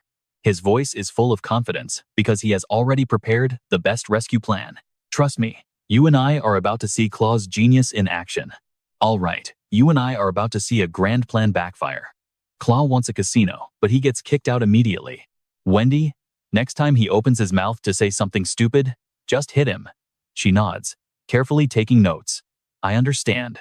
Claw screams in protest. Are you serious? Then tell me, what am I supposed to do? He looks completely determined. We cannot farm here, and we cannot waste runestones. I am suggesting we turn this useless wasteland into an entertainment city in the most practical way possible, all right? Anphone sneaks up from behind. I am totally on your side here. Gislen looks up at him. I will think about it later. For now, just focus on the tasks I already gave you. He protests immediately. No. Do you think we have enough food to survive until then? He carefully explains it to Cloud. Building a casino when the territory has no foundation might bring in quick cash, but it will be impossible to stop a criminal underworld from forming. His eyebrows furrow slightly in deep thought. Long term, this is a terrible choice if we want to stand a chance against them. Chloe crosses his arms. We are already starving and buying food constantly, so why are you talking about the future? I mean, we need to act now. Before we run out of money and food, Anphone adds his voice. Other lords do not skip farming because they hate it. I really think we should build a massive entertainment district on this land. Gislen nods. Fine, I will handle the food. Claw looks confused as Gislen gives orders. If I can make crops grow on our soil, then from now on, you two will follow my orders without a single complaint. He sighs. Seriously, I already told you. This land is completely impossible to farm on. He smirks. Are you absolutely sure about that? Claw and Anphone are confident. Nothing will ever grow here. Gislen just smiles. Now watch closely, because everything is about to change. 3 months later, Claw and Anphone stare at the fields. Master Mage, tell me I am not dreaming. The wasteland is now a lush field of golden rye. The villagers are excitedly harvesting the crops. It is a success. How many years has it been since we harvested anything here? Claw looks stunned. How? How did you do this? He calmly explains. Black rye can grow even in the most barren soil. Before planting, I spread blubia, dragon bone powder, over the plowed earth. It is absolutely packed with rich nutrients. Then, I planted seeds enhanced with an accelerated magic circle. He bends down to pick up a stalk. Seeds grown this way mature fast. You and I both know what this means: unlimited food. Anphone grits his teeth, unable to accept this. Damn it, so that is why you had our mages create that magic circle. Vanessa looks at him admiringly. You are absolutely incredible. How did you think of using a magic circle meant for humans on simple seeds like this, my lord? Gislen hesitates. Well, he closes his eyes. It was not actually my idea. He remembers the truth behind the circle. It is a magic circle designed to pull power from stones to boost mana growth 10 times faster than normal. Some people objected, not understanding why he would waste something so precious on simple wheat, but once they saw the results, they had to accept it. This is a method proven by mages and scholars from the future. Gislen smiles. As for the technical principles, that is not something we need to worry about. The villagers cheer loudly in front of him. Lord, we will follow you forever. We do not have to fear starving to death anymore. Long live Baron Fenris. While they celebrate, Claw and Anphone try to sneak away as quietly as possible. A voice from behind makes their hearts stop instantly. You two, Gislen is already standing behind them. Where are you going? We have a bet to finish first. Claw smiles awkwardly. What bet? Gislen calmly opens his pocket. If you won, I would give you 5 gold and your freedom. He pulls out a scroll. But since I won, you are both going to be my unpaid slaves for 10 years. Clow and Anphone are immediately surrounded. We had a bet, didn't we? They just laugh it off. Haha, damn it. And just like that, the first harvest is done. Now that food is secured, runestones can be used for other purposes instead of being sold. Hawk looks confused and asks, You want me to build a branch of the Red Magic Tower here? Gislen nods. Yes, Tower Master. Hotch is even more puzzled. My brother said you became a lord, so I just came to say hello. Why are you suddenly bringing this up? And as Gislen answers, you and I are left with one question: is he ready for war? All right, you and I are about to dive into a masterclass in political manipulation. That battle was won, but only because we were forced to blow up the Junstone. Sweat pours down his face. Hawk stares at Gislen in total disbelief. Did he really sacrifice that priceless stone? The kid said he won, but he never breathed a word about this insane cost. Gislen lets out a long, heavy sigh. If a new territory like Fenris gets attacked again, I will have to blow up the Junstones meant for your tower. Hotch panics immediately. No, wait, why do you always have to jump to such extreme conclusions? He smiles, satisfied with the reaction. Fine, then send me more mages to help us build. Mages are much more useful when they use their talents to construct different types of infrastructure. Housing, canals, churches, even a magic tower branch. The mages lift their staves and cheer. We are mages! With the tower's support, Fenris is able to finish its massive construction projects in record time. Seriously? Making elite mages do manual labor like this is just plain cruel and unfair. Sure, there were some minor clashes with the newcomers who could not adapt to the territory yet, but they always reached a peaceful agreement, usually after a few beatdowns that left them face down on the floor. Gislen casually asks for the contracts. Anphone thinks to himself, I will not be the only slave in this place. The territory was recovering fast, but then Clow burst through the door with a panicked look on his face. Now watch this part carefully. This news changes the entire game for them. Gislen frowns.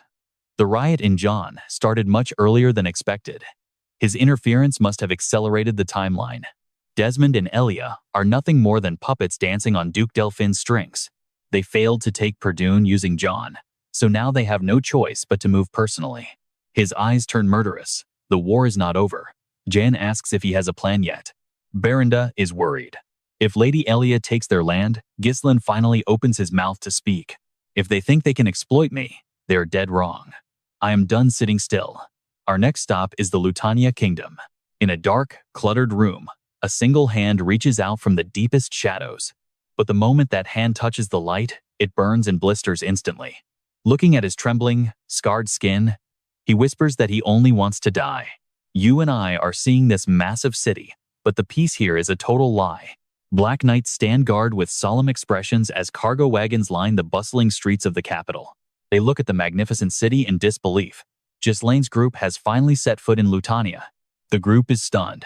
The territories they saw before look like mere toys compared to this massive place. One man stutters in awe, saying their own territory does not even have a real castle next to this. Klaus sneers at them. If you are so brave, go say that right to the commander's face. Inside the carriage, Vanessa's eyes sparkle as she gazes out at the vibrant city life. Look, Ampon. They are selling ingredients that we have never even seen back at the Red Magic Tower. Anphone scratches his cheek and admits she is right. This place is definitely more detailed than their own tower. Gislen mutters something under his breath, sounding annoyed, which Clow can barely hear from his side. His voice is cold as ice. Disgusting. This castle is so arrogant, I just want to smash it to pieces. Confused by the sudden hostility, Claw leans over and whispers a question to Wendy. Why is he acting up all of a sudden? Wendy just closes her eyes and gives a cold reply. Clow rolls his eyes. Our lord definitely has some issues that are not exactly normal, does he? He looks at Gislen's pure hatred for the city and wonders if he had a secret grudge here in a past life. Gislen sits silently on his horse, staring at the fortress that everyone calls the Invincible Stronghold. Lutania, the legendary city, famous for being under the direct protection of the goddess. He remembers the flames of his past life. He once conquered this city, and it was also the place he died. He had attacked the capital to kill Duke Delphin, the man who plotted to steal the throne, but he was gone. Blinded by revenge, he made a fatal mistake and turned everyone into his enemy. Look at Wanter's shocked face. Trust me, you and I will find out why very soon. All right. You and I are about to see Gisel make a big move. He is heading to the capital on urgent business. Want is clearly worried. But what is going to happen to your territory in Fenris? Gisel bows respectfully. I will provide a whole year of food to the P-Dun territory. While I am away, I want manager Ham Jun and the leader of the Black Knights, Randon, sent to my territory to support me. Their eyes light up in total shock. 1 whole year of food? Want frowns, still feeling uneasy. The food is not the real issue here. You said the enemy was targeting us. Leaving during a rebellion? Do you realize how dangerous that is? Gisel aims his bow at a bird in the sky while he answers his father. I understand exactly what you are saying, father. If Desmond and Delphin form an alliance while I am gone, we will be completely overwhelmed. However, just as he says that, his arrow flies and pierces the bird mid-air with ease. Gisel narrows his eyes and continues speaking. Jehu has just taken over, so they need time to stabilize their internal affairs first. We must use that window to build up enough strength to crush our enemies. Wanter is stunned by his son's ambition. Strength to fight back? Pay attention here. He is going to pull the whole kingdom to their side. A merchant bows deeply as they finally arrive at their destination. It is a grand castle, but the entire place feels incredibly cold and carries a very gloomy atmosphere. I have prepared a truly magnificent estate for you, my lord. It has a garden and massive space, all for a great price. Gisel smirks at Berinda. She can only manage a forced smile. Well, it is certainly big. Cloud and Anphone lose it. Hey old man, why is this place such a total dump? He stammers that it has just been empty and unmanaged for a while. Crows fly out of the woods, making the fat guy jump in fear. The knight mocks him. How did a coward like you survive the magic forest? It is a bit chilly here, Vanessa notes, rubbing her chin in confusion. Just wear more clothes. The merchant quickly jumps back into his sales pitch. All those rumors about ghosts or spirits haunting this mansion are just baseless lies. Gisel does not hesitate for a second and agrees to buy it. Fine, let's settle on this place. How much for it? Cloud panics and tries to stop him immediately. Stop, stop.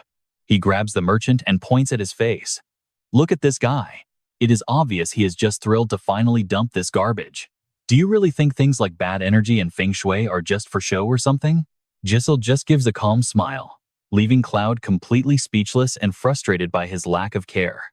I know his style. If there is a ghost, he will just beat it up. There is nothing to fear. The merchant grabs his hand excitedly. That is a truly wise choice, Baron. You certainly have an eye for value. Baron, with the land included, this place is worth over 1,000 gold.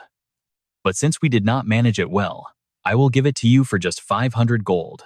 Gisel looks him dead in the eye and offers 200 gold instead. I am terrified of ghosts, you see. Give it to me for 200 or I am leaving. The merchant panics instantly. No, that is impossible, my lord. 500 is already a steal. You will not find anything cheaper in the capital. This place is a nightmare to sell. If you try to manage it now, the maintenance costs will quickly become higher than the actual value of the property. You are losing money every year it stays empty. The merchant has no response. Well, Gisel smirks, knowing he has won this round. Think about it. Who else would ever want to buy this place? A mysterious figure watches them from a window before vanishing. Belinda starts the cleanup. Everyone gets to work sweeping and mopping to clear out the gloom. Trust me, we are about to find out who is really hiding in the shadows. All right, let's watch as this noble flips the entire kingdom upside down. You said you'd build kingdom ties to connect with Fenris forces? But how exactly do you plan on doing that, sir? Who in this capital would ever want to meet a country noble from the distant borderlands? Gisel turns around calmly. You're right. From their perspective, they have no reason to meet me. A sharp smirk plays on his lips. So, I'll just make them desperate to see me. Before long, the room is packed with strange ingredients and bubbling pots. Clow is stunned. Wait, what's all this stuff for? Anphone asks, his voice full of pure confusion. Are you really planning to perform alchemy in a place like this? Gisel just observes. Looking at it from a certain angle, you could definitely call it alchemy. Then he drops the bomb. We're making cosmetics. Anphone's eyes go wide. Wait, makeup? Gisel explains his master plan. We'll send these samples to every noble mansion in the capital. Claw is skeptical. You really think makeup is going to build your kingdom connections? Gisel turns back toward them with a small, confident smile on his face. Now pay attention. This is the moment where his master plan for the kingdom really starts to take a wild turn. To the nobility, looking flawless is the ultimate expression of power and high status. These people would walk through fire just to look more beautiful in the near future. But the truth is, the lead and mercury found in these popular cosmetics are literally poisoning every noble's skin. Some of them even die from it. The Delphin family once made a massive fortune by solving that problem. I stole this secret formula after crushing the Duke's household in my past life. It's the formula for Genep, a translucent makeup that fixes every flaw on the market. Everyone gets to work. Using magic, they oxidize zinc and grind it into a fine powder. Meanwhile, they place beeswax into a heated water bath and let it slowly melt down. They blend evening primrose seed oil and shea extracts together before finally stirring in that fine zinc powder they prepared. Smirking, Gisel adds the final touch, a special essential oil blessed by the power of spirits. He pours the mixture into the pot, and an incredible, rich fragrance immediately begins to fill the entire room. Vanessa leans in, her eyes shining like stars. This scent, it's absolutely heavenly. Ampone is still in shock. Wait, are you sure this is actually just makeup?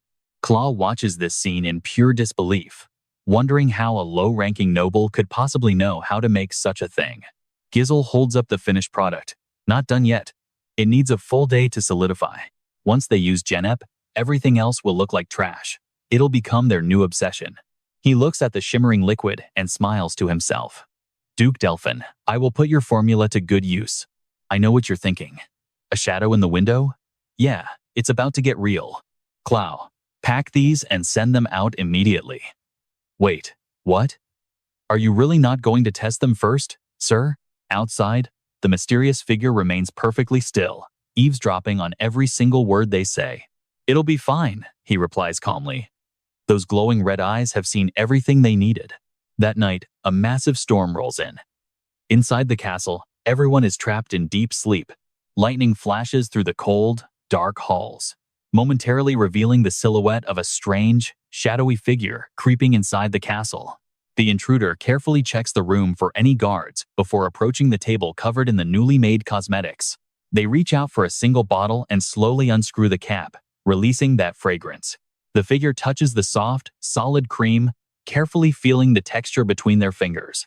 Suddenly, Gisel's voice cuts through the dark. So, are you the ghost from the rumors? The figure spins around in complete shock. Gisel just smiles. I can guarantee that this stuff will work on you. The storm outside rages harder as the two mysterious figures stand in complete silence, facing off deep inside the dark, cold room. Without warning, the mystery person lunges forward with a sword. Gisel draws his blade instantly. And that's where we leave it for today, trust me. You and I are definitely going to want to see this fight. All right, you and I are jumping straight into a duel that is as intense as it gets. Gisel tries to lock down the enemy, but they actually catch his strike. Then the mystery figure pivots, swinging their blade toward his back in a flash. But Gislen blocks the strike without breaking a sweat, and both fighters quickly leap back to reset. He stares them down with a piercing gaze. This masked stranger is a total enigma, covered head to toe, and raising their sword for a high-level duel. Suddenly, the figure charges back in, determined to finish this fight once and for all. As they clash, Gislen studies their style. Every swing is graceful, possessing a unique flow he can actually feel. Absolute control. Now, pay attention to this move. It is pure elegance, as the stranger performs a rose-like spin to escape Gislen's heavy strike. Every motion forms a perfect, elegant arc, but he parries them all easily. Taking his chance, Gislen firmly grabs his opponent's sword hand. He flips the momentum instantly, pressing his blade against the mystery person's throat before they can even blink. The stranger freezes in shock. Gislen finally speaks. Why is a lady like you playing ghost in a place like this? His blue eyes glow with a cold, sharp light. What exactly is your connection to the Renford family? After a while, the rain outside the castle finally lets up, and the silence of the night returns. That is when Berinda and Gillian burst in, shouting out for their young master in total panic. Gillian is just as frantic, wondering what all the noise was about. But they find Gislen just standing there, staring out the window. Young master? He just gives a soft reply, telling everyone to head back and get some rest. The bright moonlight pours through the window, illuminating the stillness of the dark night. Meanwhile, things are looking a bit more upscale over at a stunning, flower-filled mansion garden. A delicate, noble hand carefully picks up a jar of cosmetics, her lips painted a vivid, striking red. She carries herself with such dignity in front of the mirror that her maid cannot help but praise her beauty. This is Countess Meo of Fenris. But as she looks at her reflection, her expression turns to pure disgust. She hates this aging face hidden under layers of thick makeup. Back then, she was the capital's top trendsetter. Every noble lady used to copy her style. But as the years pass, her fame is becoming a distant memory. Mayo cannot stand the thought of growing old and losing her beauty, fueling her inner rage. Makeup is just a mask for her age. Is it really impossible to go back? Her maid reminds her it is time for the salon. She sighs and agrees to go. But for a split second, Mio's eyes flash with a bone-chilling coldness. What caught her eye was the maid's skin, perfectly smooth, white, and flawless. Suddenly, Mio grabs the girl's face, squeezing and kneading it with both hands. This moisture, this firmness, how? The poor maid is completely bewildered and terrified by the Countess's sudden outburst. You and I can see she is totally losing it, screaming at the girl to reveal her skincare secrets. Terrified, the maid spills everything. Apparently, Baron Fenris gave away some gift cosmetics to the staff. Because of that, a squad of black knights in a grand carriage are now heading straight for Gislen's castle. Word spreads that a noble from the capital has arrived. Cloud and Anphone are left absolutely speechless. They watch the massive entourage escorting the carriage toward their gates. What on earth is going on? Cloud wonders if the queen herself has arrived. He is sweating bullets, knowing this must be a major VIP. He watches a beautiful woman step out. It seems those cosmetics really did work wonders. Wendy gives Cloud a hard shove from behind, forcing him forward. Do not just stand there. Go greet her. Cloud can barely get the words out, stuttering as he invites them inside to talk. He leads Mio into the courtyard, followed closely by a high-ranking black knight for protection.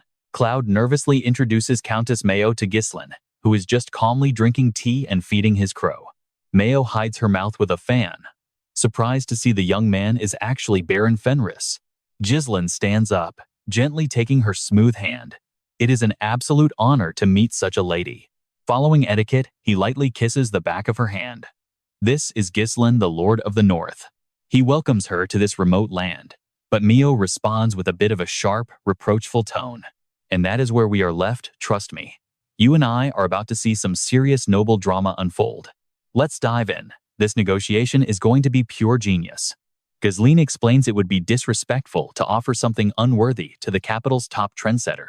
Lady Mio hides a satisfied smirk behind her fan, telling him to drop the formalities since he clearly has excellent taste. Over tea, Mio cuts straight to the chase and demands that he hand over the exclusive distribution rights to his cosmetics.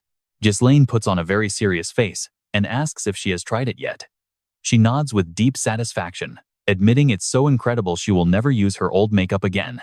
Her eyes sharpen with a fierce and decisive ambition. She wants total control over the brand while he handles the development. Gislen maintains his gentle smile, welcoming her interest in bulk purchases. Mio narrows her eyes, her calm voice now carrying a sharp, underlying threat. Now watch this, she warns him, that surviving the capital's cutthroat market alone is impossible, no matter how good his products are. She points out his crumbling mansion, proving his finances are in a desperate state. He stays perfectly calm, but Belinda is fuming from the sidelines. That woman is threatening our master. Claude just sighs, knowing the mansion was the Lord's stubborn choice. Gislen pauses before asking if she can truly afford his supply price. Mio waves her hand dismissively, her voice dripping with arrogance as she asks if he's joking. The Renfords are wealthy, but then he drops the bomb, 100 gold per bottle. He successfully leaves her frozen in shock, eyes wide with pure amazement. Mio can barely believe her ears and asks if he is actually joking with her. He smiles innocently, tilting his head while pouring on the heavy flattery. For the queen of high society, he argues, that price is a perfect fit. Her eyes sparkle. He's actually convinced her. Suddenly, her face darkens with rage that old fox is trying to play her. Jewelry is one thing, but makeup for 100 gold? You and I see it, she realizes he's trapped her. To turn a profit, she'd have to abandon exclusivity or raise prices. Gislen just smiles smugly at her stunned reaction. He makes a new offer to snap her out of it. Gislen gestures, and Belinda brings forward a heavy wooden chest. No exclusivity, but he offers her honor instead. She repeats it in confusion. The wooden chest opens to reveal rows of perfectly packaged cosmetics. Her eyes immediately light up with excitement the moment she catches sight of the products. This is his own special creation called Genep, a commemorative gift for their bond. Most nobles haven't even seen this yet. This product will change the market. He smiles, and you will be the one to lead it. She lowers her fan, a natural smile returning to her face. Why are you always so eloquent, Baron? Fine, let's do it your way. Her fan brushes his chin. You handle the distribution. She looks down triumphantly, while Gislen celebrates his inner victory. Excellent. He walks her out, and she leaves in a great mood. She offers her help, but he stops her for one last favor. A request? Gislen becomes very serious about his final condition. Tell Marquis Renford, who lives in that towering hill castle. Tell him Baron Gisel can solve his daughter's secret problem. At the Renford mansion, the Marquis sits in cold, deep thought. Claw excitedly tosses gold coins into the air, screaming that they're finally rich. The living room is now completely overflowing with heavy chests of gold. This is absolutely amazing, just incredible. Lady Mio's influence worked perfectly. Every single bottle sold out instantly. Trust me, with this much capital, you and I are about to watch them gamble everything and reach the top. All right, you and I are jumping in as Belinda glares at Claw, wondering why the Lord would abandon his land for business here. Amphion watches on, completely baffled why this guy is so hyped about money that is not even his. Gislen knows making simple connections in the kingdom is not enough yet, even with his recent lordly success. His blue eyes sharpen with a sudden, piercing glint of ambition as he stalks through his castle gardens under the deep cover of night. He narrows his gaze, sensing someone waiting for him in the shadows of the courtyard. There, standing in the courtyard, is a mysterious person clad in heavy, impenetrable iron armor waiting for him. The armored figure senses his presence and speaks, calling him Baron Fenris, as Gislen marches boldly toward the massive, towering fortress ahead. Summoned by Marquis Branford, he finds two elite black knights guarding the chamber doors, looking valiant and ready for battle. As Gislen approaches the entrance, the guards throw open the heavy doors to let him pass through. Inside the elegant room, three figures wait, with one man sitting sternly at his grand and official desk. Belinda and Claw follow closely behind him, permitted to enter this den of power alongside their lord. Marquis Branford stares down the calm Gislen, whose expression remains absolutely unreadable in the face of authority. Gislen and Claw bow deeply, showing the required respect for the powerful Marquis standing before them. Now you and I need to watch this part carefully. Gislen introduces himself as Baron Fenris, while the Marquis watches with unreadable eyes and speaks with absolute, commanding authority. He identifies him as the heir of Perdium, the son of the late Marquis Gislen Perdium. The air in the room grows heavy, as the Marquis puts immense pressure on the young man. He calls him an arrogant brat who killed a count in battle to seize control of the Perdium lands. Then comes the cold final judgment: you are nothing like your father. Gislen realizes the Marquis has been watching even the most distant territories with a hawk's eye. This man is the most powerful noble in the kingdom, the grand official who leads the royal faction against the mighty Duke Delphin. Gislen bows his head, knowing every major event in the realm passes through this man's hands. He knows he only managed to secure this meeting so quickly because of Countess Mayo's secret royal influence backing him up. A butler gestures to a chair, inviting the young baron to finally take a seat. Gislen notices his own beauty products sitting right on the grand desk before slowly taking his seat to face the Marquis directly. The Marquis asks if he truly believes he can solve his daughter's long-standing problem. Thinking of Rosalind, Gislen smiles with pure confidence and vows that he can cure her illness. The Marquis sighs heavily, placing a hand on a book, while noting that Gislen has not even laid eyes on Rosalind yet. He clasps his hands, his face stern as he questions Gislen with a voice of pure power. He asks how he dares to claim a cure for a disease no one has fixed for years. While gathering intel in the capital, Gislen heard the rumors and claims he has successfully treated this exact condition before. The Marquis is deeply impressed by his boldness, and Gislen simply bows, humbly accepting the high praise. But then, out of nowhere, the Marquis tells him to go back. You saw that coming, right? He reveals that Gislen is not the first person to claim they could save his daughter Rosalind. Every single one of them failed, and they all paid for their empty words with their lives. Holding up Gislen's product, the Marquis admits he does not want to see a talented young man waste his life so recklessly. Gislen realizes the man is cold but honest, acknowledging that every possible cure must have been tried. Still, he pushes back, asking the Marquis if he has truly given up on his daughter's recovery. He argues that even if he fails, a little skin irritation is hardly a death sentence for the young lady. He keeps narrowing his focus, trying one more time to persuade the stubborn Marquis. He claims the lady won't see it that way, making the Marquis's expression turn dangerously dark. When the Marquis asks if he is truly that confident, Gislen places a hand on his heart with absolute, unwavering sincerity. He vows he is different from the failures before him, leaving the Marquis in a moment of hesitation. Finally, the Marquis speaks, warning him that if he is truly ready to gamble his own life, He grants him the chance, telling the young baron to go ahead and try.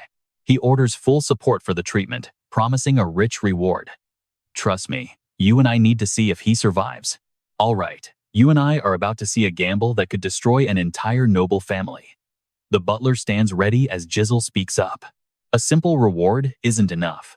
With eyes full of deep determination, Gisel asks for the one thing he truly desires from the Marquis. Hearing Gisel's bold request, Branford's expression instantly shifts into one of deep dissatisfaction and gloom. He looks right at him, pauses for a moment, and speaks. Say that again. Gisel just smiles confidently. As a pillar of this kingdom, Marquis, surely you can grant at least one small wish of mine. Branford's voice booms with terrifying pressure. You dare demand a price just for treating my daughter's condition? Gisel doesn't flinch, responding with absolute certainty. Yes, I believe her life is worth that much. He continues without a hint of hesitation. As a pillar of the kingdom and its strongest noble, if you can't even protect your own family, what good is your power? Gisel sits there, directly challenging the Marquis' authority with incredible strength. Behind him, Belinda is visibly shaking from the sheer tension. Clow is terrified, biting his nails and wondering, is this guy insane? How could he possibly say those things to a Marquis? Branford speaks up, surprisingly calm despite the insult. The price for demanding something from me will not be cheap, boy. He stands across from Gisel, but behind the young man, many lives are now hanging in the balance. Pay attention here, the stakes just became life or death. With his people's lives on the line, Gisel must wager everything. His voice is dark. Do you dare? Gisel looks at the hand offered to him, smirking before he firmly grips it in absolute acceptance. Branford's pupils suddenly contract in shock.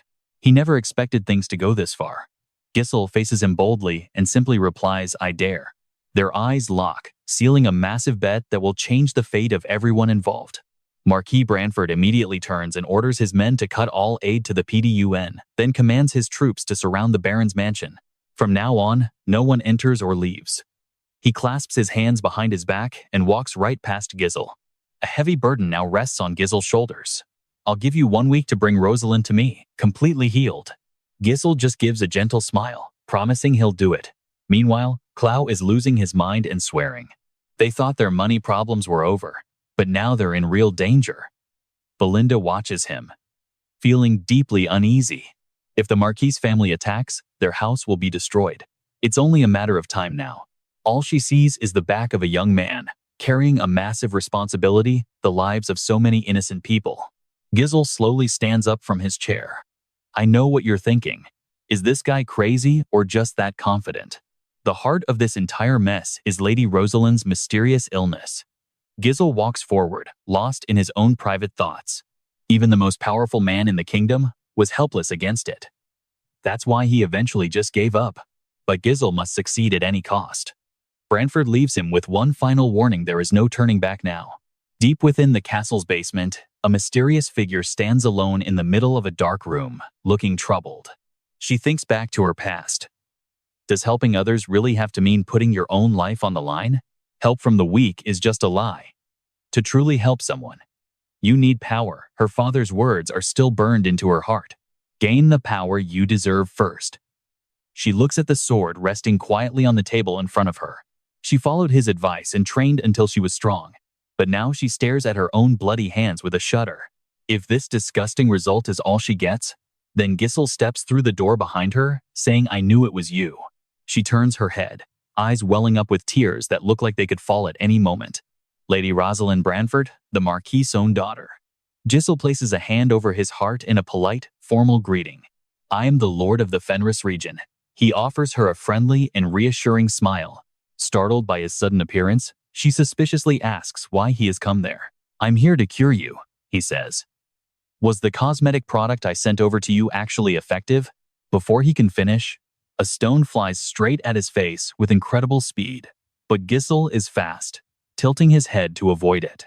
He easily dodges the attack, while the girl's voice begins to tremble with pure frustration. You think you're the first person to say they'll cure me? No medicine or treatment works. Just leave me alone, it's all useless.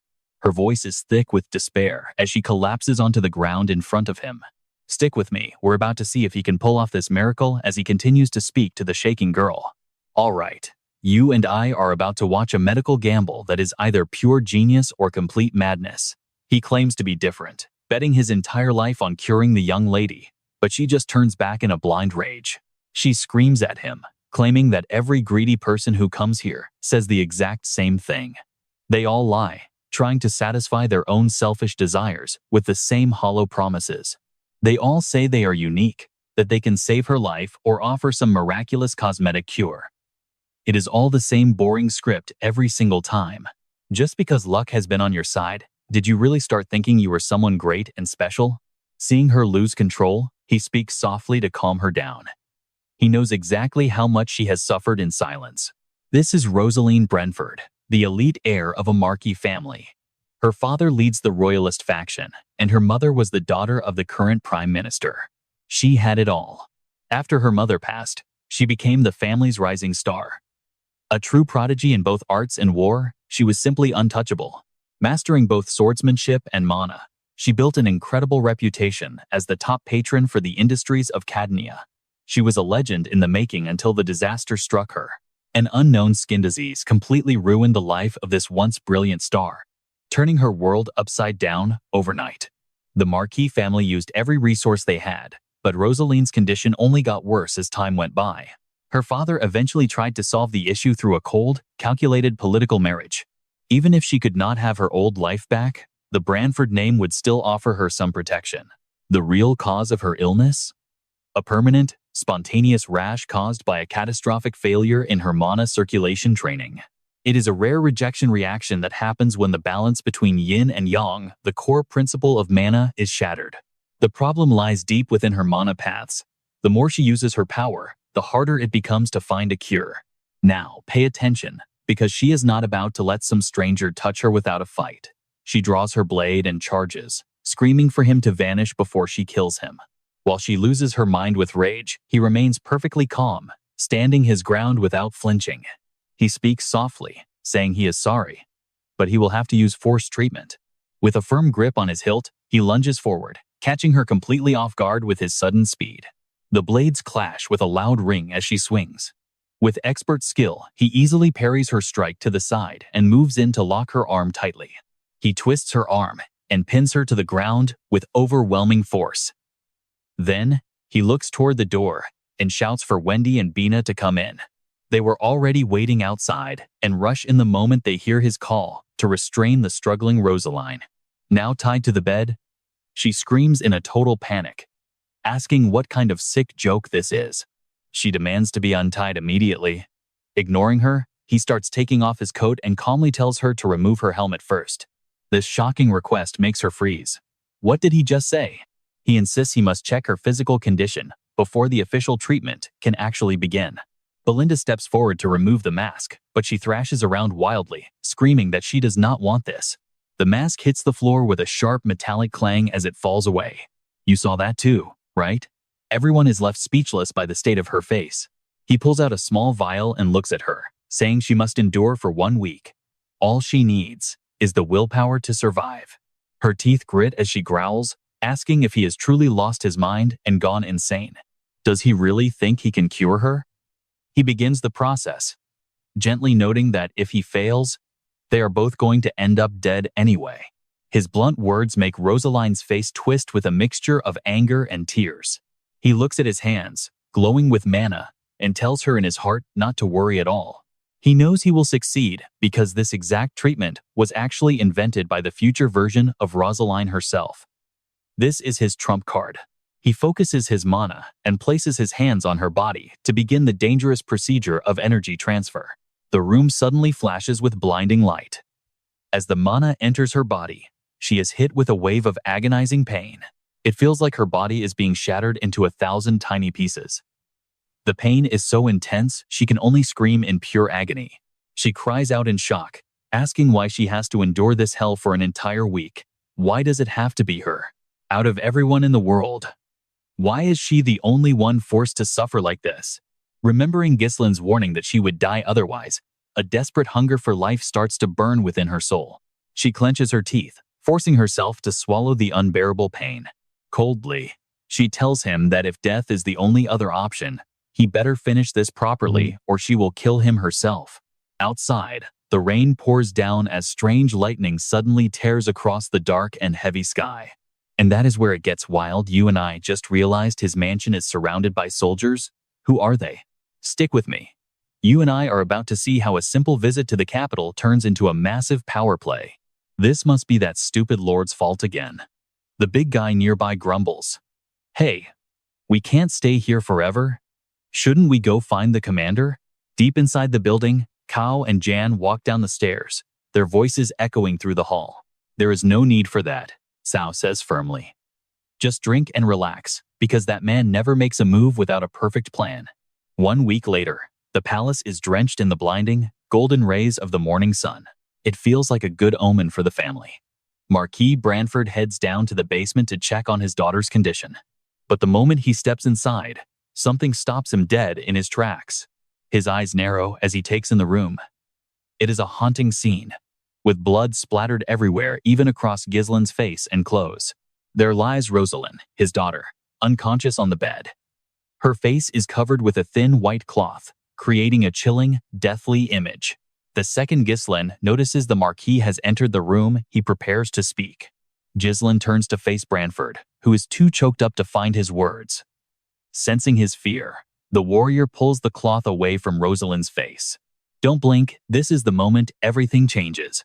Branford's eyes go wide with total shock as the rest of the kingdom begins to gossip. The incurable illness of the Marquis's daughter? It is gone. She is actually cured. Wait, what? Everyone thought it was a death sentence. Now, the Marquis is throwing a massive feast, and Gislen's group is heading straight for his private chambers. As soon as they enter, they offer a formal salute. Branford looks at the young man with a wide, genuine smile. Gislen, you truly are a man of your word, he says. Gislen replies that he just needed a chance. A promise is a promise. Tell me your wish. The second those words are spoken, the air in the room becomes heavy and incredibly tense. Gislen pauses for a long moment before speaking his heart. I want you to become my official backer. The entire room is stunned. A noble in the back even screams out, What? Did you actually just say that? Belinda is thrilled by her master's absolute boldness. That is my young master for you, she says with a smirk. Clau is standing there drenched in a cold sweat, his heart racing as he thinks about the weight of this request. If the Marquis agrees, he will have to share the responsibility for everything their lord does while they build their power in the kingdom. There is no better way to secure their future than this. Branford goes silent for a moment, weighing the proposal carefully. And you called that a small wish? You must have a very specific reason for coming to me with this. But I already had my eye on someone else in the north. Before he can finish, Gislen cuts him off. You are talking about Count Brian, aren't you? The mention of that name makes the Marquis flinch in surprise. The north has great lords like Zhao and Desmond. Why are you so sure I was thinking of Brian? Branford asks. Gislen explains that while Desmond seems neutral, it makes it impossible to know where his true loyalties lie. As for Zhao, that house is currently falling apart due to their own internal family conflicts and chaos. Everyone else is either blinded by greed or just completely incompetent. But Count Brian is a different story entirely. He has deep ties to the royal faction, massive wealth, and even controls a portion of the Red Flame magic forces in the north. You and I can see why Brian's territory was the only thing that actually caught the Marquis's eye. Branford lets out a long, heavy sigh and looks at the young man with a complicated expression. So you're saying you are more valuable to me than Brian? Gislen looks him in the eye. Tell me the truth, you don't actually like him, right? The question hangs in the air for a second before Branford bursts into a loud, booming laugh. Ha ha, you're right. He is a good man. But he's lazy, indecisive, and far too easy for others to manipulate. Gislen pushes further, noting that those traits have likely allowed the Duke Defen faction to exert their influence over him already. If you are going to grant me a reward, why not support me completely? Wouldn't that be better for both of us? He places a hand over his heart and makes a bold declaration. Let me be the noble who represents the North. Branford thinks it over and stands up. So this was your goal all along? Challenging me just to reach this point? Very well. He looks around the room at his staff. Everyone here is a witness to what I say next. I, Marquis Branford, formally declare myself as the backer for Baron Gislen Paris. Starting today, his enemies are my enemies. I will be the power that stands firmly behind him. Anyone who faces him must remember I am there. But you must swear to always uphold my honor in everything you do. Trust me. You and I just witnessed the birth of a legend as Gislen kneels and drives his sword into the earth. He speaks firmly, I swear it. Once the contract is officially sealed, a man enters from outside. Congratulations, Baron. I was honestly too flustered earlier to offer you a proper greeting. Rosalind looks him in the eye. Even if my father pays the price, I'm the one who owes you. From now on, I will be your official patron. All right, you and I are diving into a high-stakes banquet where the elite are buzzing with one scandalous rumor. One noble asks the group, "Did you hear the news? It's spreading through the capital like wildfire." Another replies, "I heard. Some rising nobles supposedly cured Lady Rosalind using homemade makeup? Is that even possible for a commoner to achieve? If it really is handmade, could it be that same product Madame Mayo was hyping up earlier?" A skeptic scoffs at them. Don't be ridiculous. How could simple cosmetics cure a disease that baffled every expert doctor in the kingdom? But another noble counters. Then why would Marquise Branford throw such a massive, expensive celebration for no reason? Word is, he's already chosen a new protege to sponsor. That has to be the real reason for all this fuss. One annoyed lord snaps. Stop gossiping about every little rumor you hear. I'm honestly getting sick of this mindless, repetitive chatter. Just then, a man dressed in ordinary clothes walks in, instantly catching every judgmental eye in the ballroom. The crowd whispers, "Wait, look at him. Is that Baron Boris? The man everyone has been talking about?" He enters the gala with Belinda by his side, walking casually with one hand tucked deep into his pocket. Belinda whispers a quick warning. "Young master, take your hand out and please, try to look like you're actually enjoying yourself." He looks back and sighs. "Belinda, don't you think you're making a way bigger deal out of this than it is?" She smiles brightly at him. "How often do we get invited to a legendary place like this?" "It's rare. The kingdom's most powerful man threw this for you. We can't let these nobles look down on us." "Not tonight." He gives a cold huff, his eyes drifting toward the grand entrance as he prepares for the real show to begin. Now pay attention, because the doors are about to swing open and change everything for our main character. The announcement booms, Marquis Branford has arrived. Every single person turns to watch him enter with his daughter, Rosalind. Glowing with confidence, she greets the crowd. "It has been a while, everyone. I hope you have all been well." The nobles gasp in shock. "Lady Rosalind, it's truly unbelievable. Her skin is flawless and she's completely recovered from that terrible disease." The room erupts with praise. Good heavens, she looks even more stunning than before her illness began. Belinda is stunned by her grace. She looks like a totally different person. The change is absolutely night and day. She whispers, "Is this really the same girl who was screaming at us just a few days ago?" Rosalind's eyes search the room. Suddenly, her gaze locks onto Gislen. He flinches slightly, caught off guard by the sheer intensity of her stare. Once the room finally settles, Branford speaks. "Thank you all for coming to celebrate this special day with us. This feast is for Rosalind's recovery and to finally announce the person I've decided to officially sponsor and protect." The room goes quiet as the nobles exchange confused looks. Wait, is he actually announcing a protege right now? You and I saw this coming, but the crowd is absolutely losing it over this reveal. Branford continues. "Thanks to the direct help of one young man, Rosalind is finally cured. That man is Baron Gislen Paris." The Marquis stands tall. The Branford family will back Baron Paris as his official guardian. Moving forward, I ask that you treat him with the same level of respect you would show me personally. With that bombshell dropped, he gestures to the tables.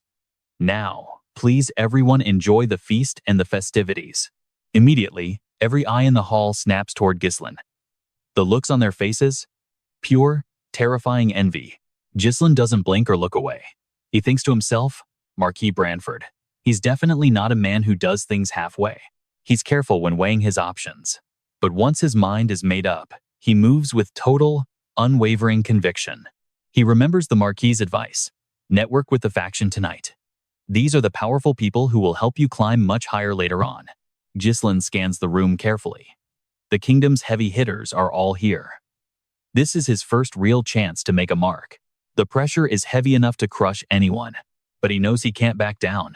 Meanwhile, the nobles sneer. He's so young. Does he even have any class?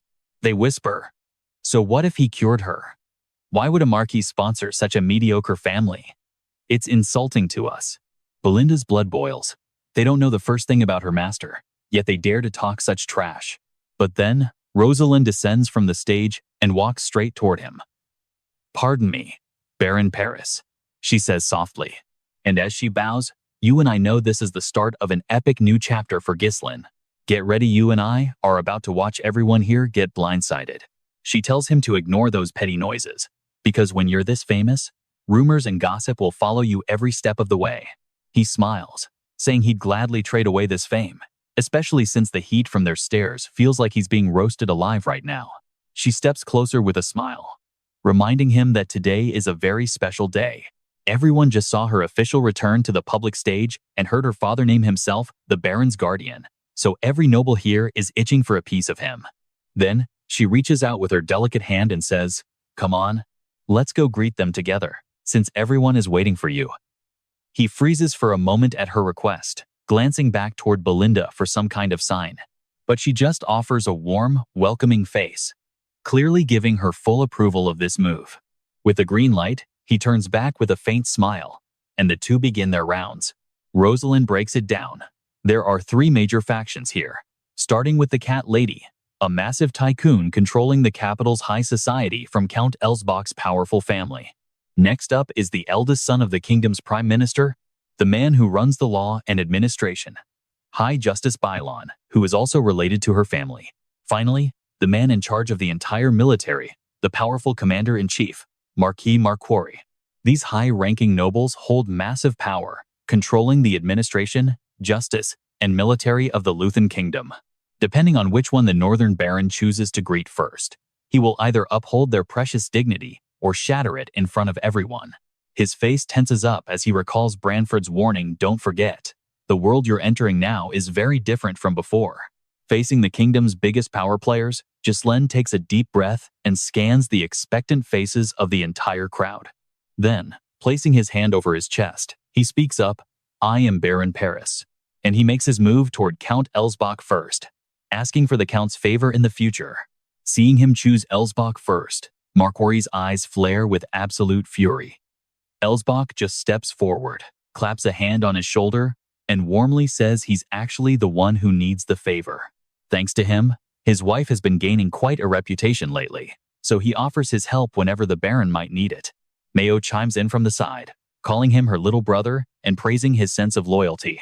Facing this overly friendly display, Gislen knits his brows and offers a polite but firm reminder.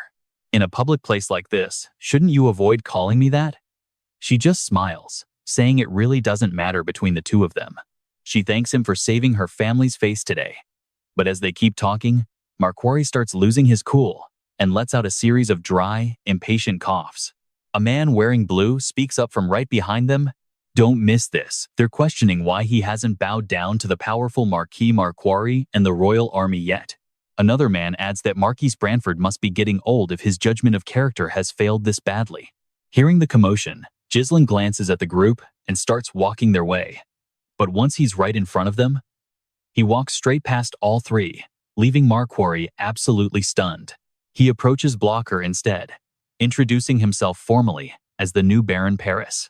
Blocker smiles, thanking him for healing Lady Rosalind and admitting he can finally breathe a huge sigh of relief. "I heard from the Marquis that you're planning to rescue the slaves and elves, is that right?" He tells the Baron to leave the complex legal issues regarding slaves and taxes to him, prompting the Baron to bow his head in deep respect. "Thank you, sir." Only after finishing with Blocker does he finally approach Marquarrie, who is literally shaking with pure, unadulterated rage. "You saw that too, right?" he growls, telling the Baron not to act so arrogant just because Branford is backing him up. He threatens that he can eliminate someone like the Baron whenever he wants. In response, he remains calm, admitting he still has much to learn. He asks for the Marquis's guidance, even as other nobles nearby continue to gossip about Branford's controversial decision. They whisper in disbelief, shocked that the Marquis would put any trust in a mere country bumpkin like him. They wonder if it's just his connection to Elsbach, or if the marriage alliance between Lord Knott and Marquis Branford is playing a bigger role here. Amidst all the stinging gossip, Branford manages to keep his cool and remains perfectly composed. Back with Gislen, he finally finishes his rounds and makes his way back over to Lady Rosalind. She wonders if the order of his greetings was intentional. He just calmly replies that he was simply following the lead of his own heart. As soon as he finishes speaking, a swarm of other nobles rushes toward him like moths to a flame, begging for his attention. They plead for him to accept their gifts and ask if he really defended his territory single-handedly during the war. They all beg for his time. You and I just watched a country kid become the star of the show. Wild, right? All right. You and I are diving back in as Mayo smiles. Noting the main character easily secured a commitment from Marquis Marquarrie, Byler chimes in, hiding his jealousy behind a mask of respect for Branford, admitting the Marquis has no choice but to acknowledge him. Just then, Branford approaches with a stern nod. It is only natural, he says, since he cured my daughter of her incurable illness, a sickness that left every single doctor in the entire kingdom completely helpless and without answers. Looking at the Marquis, Byler marvels at his keen eye for finding such an incredible talent worthy of their trust. He sighs, admitting he did nothing special. The fact that the boy rose from rock bottom to stand before me is entirely a result of his own sheer will, using pure strength to turn a losing battle around and snatch victory from the jaws of defeat, possessing the uncanny ability to read the battlefield and predict exactly what will happen before it even starts. I believed I could trust him, but when light shines this brightly this fast, I only hope that a deep shadow does not follow soon after. Suddenly, outside, the sharp crack of a cane hitting the floor startles Gislen as a new presence arrives. Stick with me here, because this is where the mood shifts. A man enters the room, and Gislen's eyes widen in absolute shock. Each rhythmic strike of the cane echoes heavily throughout the silent, tense room. Staring at the man, Gislen realizes the truth. Finally, he thinks, you people have finally decided to show yourselves. My mortal enemy from the Duc Delpin family. You are his right-hand man and the master strategist of the house, Raoun Yosep. His gaze shifts to the massive, muscular figure standing right behind him, whose face is hidden behind a cold mask. The crowd begins to whisper as they watch the pair. Those two are definitely from Duc Delpin's inner circle. There is nothing to gain from dealing with them, so do not even make eye contact. Just when things were peaceful, these guys arrive. Joseph steps forward and speaks up. It has been a long time, Marquis Branford, he says coldly. Branford responds with a blank stare. Duke Joseph, I assumed you had no interest in gatherings like this one. With a look of pure disdain, he claims he only came for a visit. I heard you found a young lion, he says, referring to none other than Gislen. Hearing those words, Branford's expression immediately hardens into one of serious caution. He asks coldly, surely that is not something for a high duke like you to worry about. Who is the man behind you? He casually replies that it is just his personal bodyguard, certainly nothing for a marquis to be concerned with. A knight steps forward from behind, insisting that even a duke's guard must clearly identify himself in this noble house. He commands the stranger to reveal his face, but the masked bodyguard remains perfectly still and silent. Infuriated, the knight grips his sword hilt and shouts, demanding to know if the man is deaf or just arrogant. Seeing the tension rise, Branford raises a hand to stop Leo. With killing intent in his eyes, he warns Joseph to watch his energy after such a long journey. Do not let the proud name of the Delpin family suffer any unnecessary stains or disgrace. Joseph narrows his eyes at the challenge, mockingly thanking him for the concern. Branford watches them leave with deep, brooding thoughts. Even with Ron, a key member of the Duke's house, already present in the capital city, not a single report reached my ears. Somehow, they managed to evade all of my spies and observers. You and I both know what this means. The Duke's influence has spread everywhere. Now, Joseph stands before Gislen, their eyes clashing like drawn swords. He asks in a chilling tone, do you have any idea who I am, boy? Gislen remains composed and answers simply, yes. I have heard many rumors about you during my time in the capital. He continues, saying he has heard much about Baron Gislen Fenris and the incredible legendary achievements you have made in the frozen north. Hearing this, Gislen thinks to himself that this man obviously knows everything that has happened, because every single plot to overthrow Perdium was your handiwork. He stays silent as the man keeps talking. That is enough small talk. Why don't we find a more private place to discuss something important? They move to a quiet tea table away from the crowd. He gets straight to the point without wasting any time. We are very interested in the cosmetics you created. I heard it was so effective it restored Lady Rosalind's skin completely, which is exactly why I came here personally. To be honest, we are currently developing a very similar product ourselves. Gislen ignores the sales pitch entirely, focusing all of his attention on the mysterious bodyguard standing right behind the man. He speaks up, saying if this is about exclusive contracts or sharing technology, then his answer is already a firm no. He interrupts. No, I have no intention of discussing such boring and trivial business matters with you. Why would a talent like you rot away in the middle of nowhere? Trust me, you and I both know you were destined to shine after that sudden incident. All right, you and I are about to see if our main character's victory was pure luck or sheer power. His words are dripping with a heavy, hidden threat. Gislen shows zero fear, answering that he just studied a bit. After hearing that sharp reply, the Duke invites him to join House Delphin instead. Even talent and ability have an expiration date in this world. If you stay in the harsh north, you'll be buried by barbarians or endless wars before your talent even blooms. I've seen countless brilliant youths like you get wasted like that. The Duke reaches out his hand. Join me. You'll never have to worry about those things again because we have the power to make your dreams a reality. Rejecting the temptation, Gislen plainly states that he has already joined the prince's faction. The Duke keeps pushing, saying Gislen is barely involved yet. He's only dipped a single toe into that pond. I can grant you a worthy territory in the south, and one for your father as well. Even Count Perdium struggles to protect the kingdom from those northern barbarians, doesn't he? You can't just fight forever. It's time to live a more relaxed life. These sweet words were exactly what Gislen expected. He's furious inside. Of course, the Duke is using that same old tone, trying to pull him over despite everything. I heard about a product that restored Lady Rosalind's skin, so I came to the capital myself. Truth is, we're actually developing a very similar product of our own. Now pay attention. Gislen isn't even listening because he realizes there's a monster in the room. He finally speaks, rejecting any talk of exclusive contracts or sharing technology. The Duke cuts him off immediately. No, I have no intention of discussing such boring business matters with you. What I want is an elite youth like you. Do you want to join my side instead of rotting away? It's a simple offer, but it makes Joseph narrow his eyes in focus. After the talk, they leave the castle. Inside the carriage, the bodyguard asks for the Duke's direct impression of meeting Gislen. He pauses for a moment, saying the boy has strange eyes that he just wants to gouge out. The bodyguard sensed Gislen's killing intent. He was constantly gauging my strength, looking for a way to kill you. We were locked in an invisible battle, trading countless strikes without moving a single muscle. One attacking, one defending, their eyes never left each other for even a split second.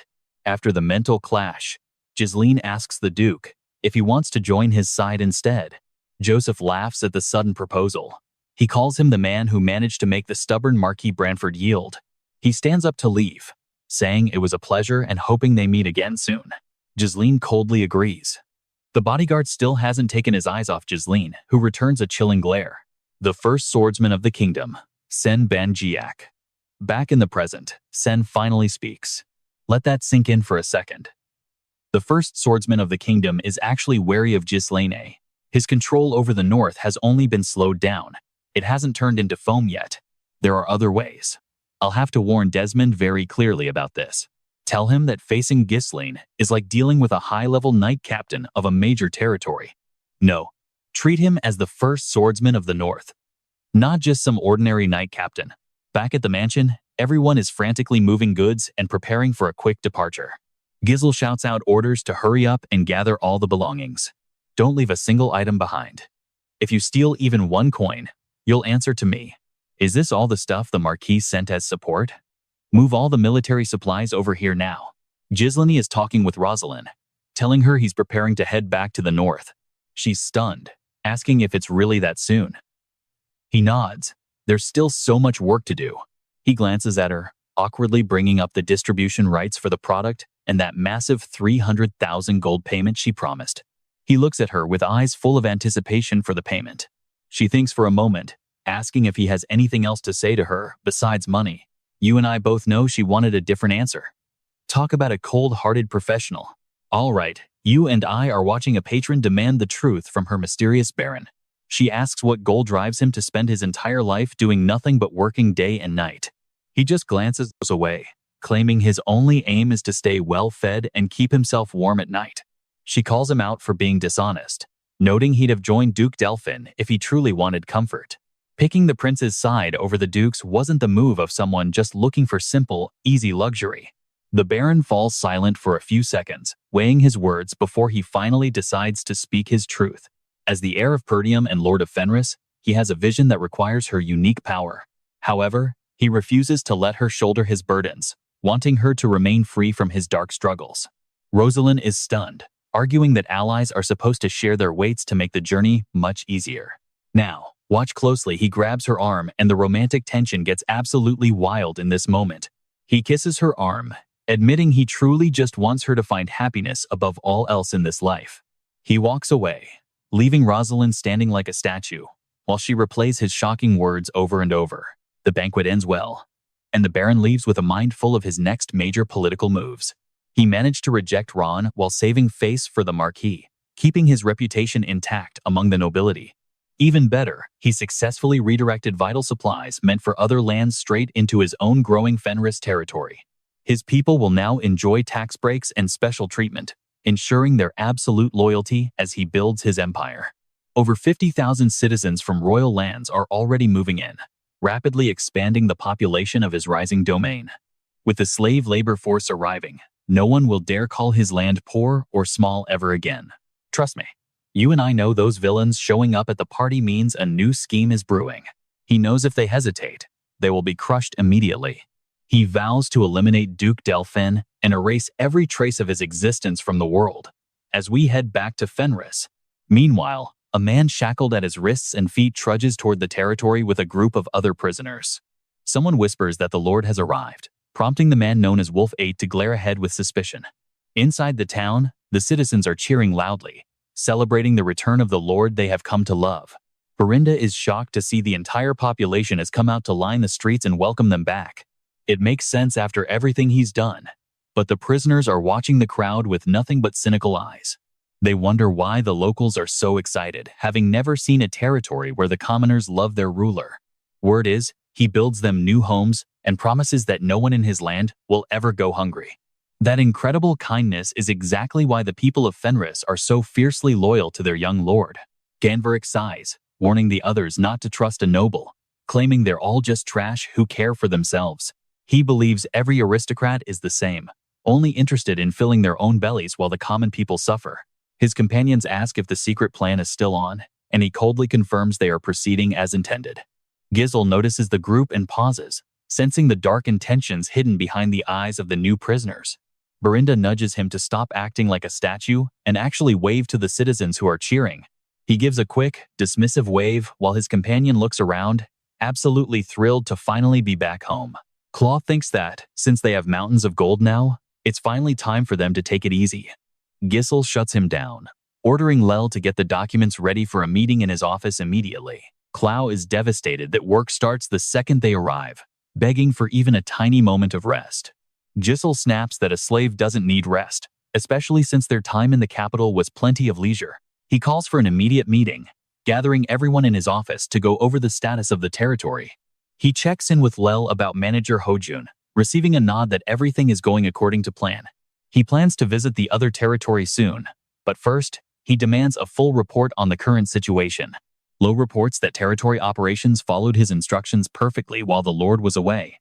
He then asks for an update on the construction of all the major facilities throughout the Fenris territory to see if they're on schedule. And trust me, you and I are going to see some huge changes in this land very soon. All right, you and I are back in the territory where our main character is turning a wasteland into a powerhouse. While he checks the new roads, Vanessa scolds him to use proper honorifics. Lo reports that the workshops and food warehouses are also nearing completion. If they put those new workers brought back from the capital to use, everything else will be done in no time. The harvest looks massive too, meaning they won't need to buy grain from merchants anymore. Belinda can hardly believe it. Exactly how big are we talking about here? Cloud confidently replies that their total harvest matches Branford. But their yield per acre? It's currently the best in the entire kingdom. Wendy frowns, remembering when Gisel said farming here was impossible. Belinda is absolutely thrilled by the news. At this rate, our young lord is going to become a great lord in no time, especially with the support of the prince. Jan adds that their dream of reviving the territory is finally becoming a reality. While everyone else celebrates, Gisel is still deep in thought. The place finally looks like a proper territory, but for him, this is just the beginning. He orders them to keep buying food and prepare more land for housing. They need to be ready for expansion. Cloud is confused, but pay attention here. Gisel reveals they are officially preparing for war. The entire room freezes. War? Cloud shouts, asking who on earth would even try to attack them now. They have the prince's backing and the protection of Marquis Branford. Attacking them would be absolute suicide. Gisel coldly names Desmond or Jif. He tosses them a file, and Cloud's jaw drops as he reads. Desmond is recruiting knights and mercenaries on a massive scale, pulling in every free blade they can find. Trade records show they are stockpiling massive amounts of weapons and iron ore. This is the intel Gisel gathered on Count Desmond's movements before they even left for the capital. Most importantly, they are buying high-quality ore from Count Kabandi. Gislen notes that food, soldiers, and weapons are the three pillars of war. Iron is the essential resource needed to forge and maintain their arsenal. Cloud realizes the amount they are buying is way too high for simple peacetime maintenance. So war is really happening. Some of the soldiers are dreading the thought of returning to that hellish battlefield. Vanessa looks worried. Cloud points out that if Desmond monopolizes the iron, fighting them will be a nightmare. To keep upgrading the territory's strength, they desperately need that iron themselves. But they all know Count Kabandi would never agree to sell anything to them. Exactly. Kabandi has already sided with Duke Delphin's faction. If they go looking for ore now, the enemy will already be prepared for a territorial war. The situation is looking grim. Stick with me here, because this is where Gisel drops his master plan on the table. Everyone waits breathlessly. He smiles and says they are going to strike Count Kabandi first. The announcement hits the room like a physical shockwave. Total silence follows. All eyes are on him. Meanwhile, deep inside Count Kabandi's castle, the Count arrogantly bites into a grape, spitting the seeds onto the table while ignoring his guest. He mocks the report. The first sword of the north? Herod calmly explains the Duke's investigation into the Fenris territory. He warns him that Gisel Fenris is a serious threat. They have to treat him as if they are facing the legendary strongest sword in the north. His moves are completely unpredictable, so the Count needs to start preparing for an imminent war. Kabandi just laughs it off. Why tell me? You're the one who has to do the actual fighting, Herod. Herod repeats his warning, but the Count isn't listening at all. Kabandi gives a sinister smirk. Did that one loss make you lose your nerve and your common sense? Who would ever dare to attack this place? Preparing for war is a joke. Look at the deep moats and the double layers of reinforced walls. This fortress is built like a tank, not to mention the defensive weapons built with the best alchemy the North has to offer. This is the strongest stronghold passed down through his family for generations. There's no need for more preparation. In their entire history, this castle has never been breached.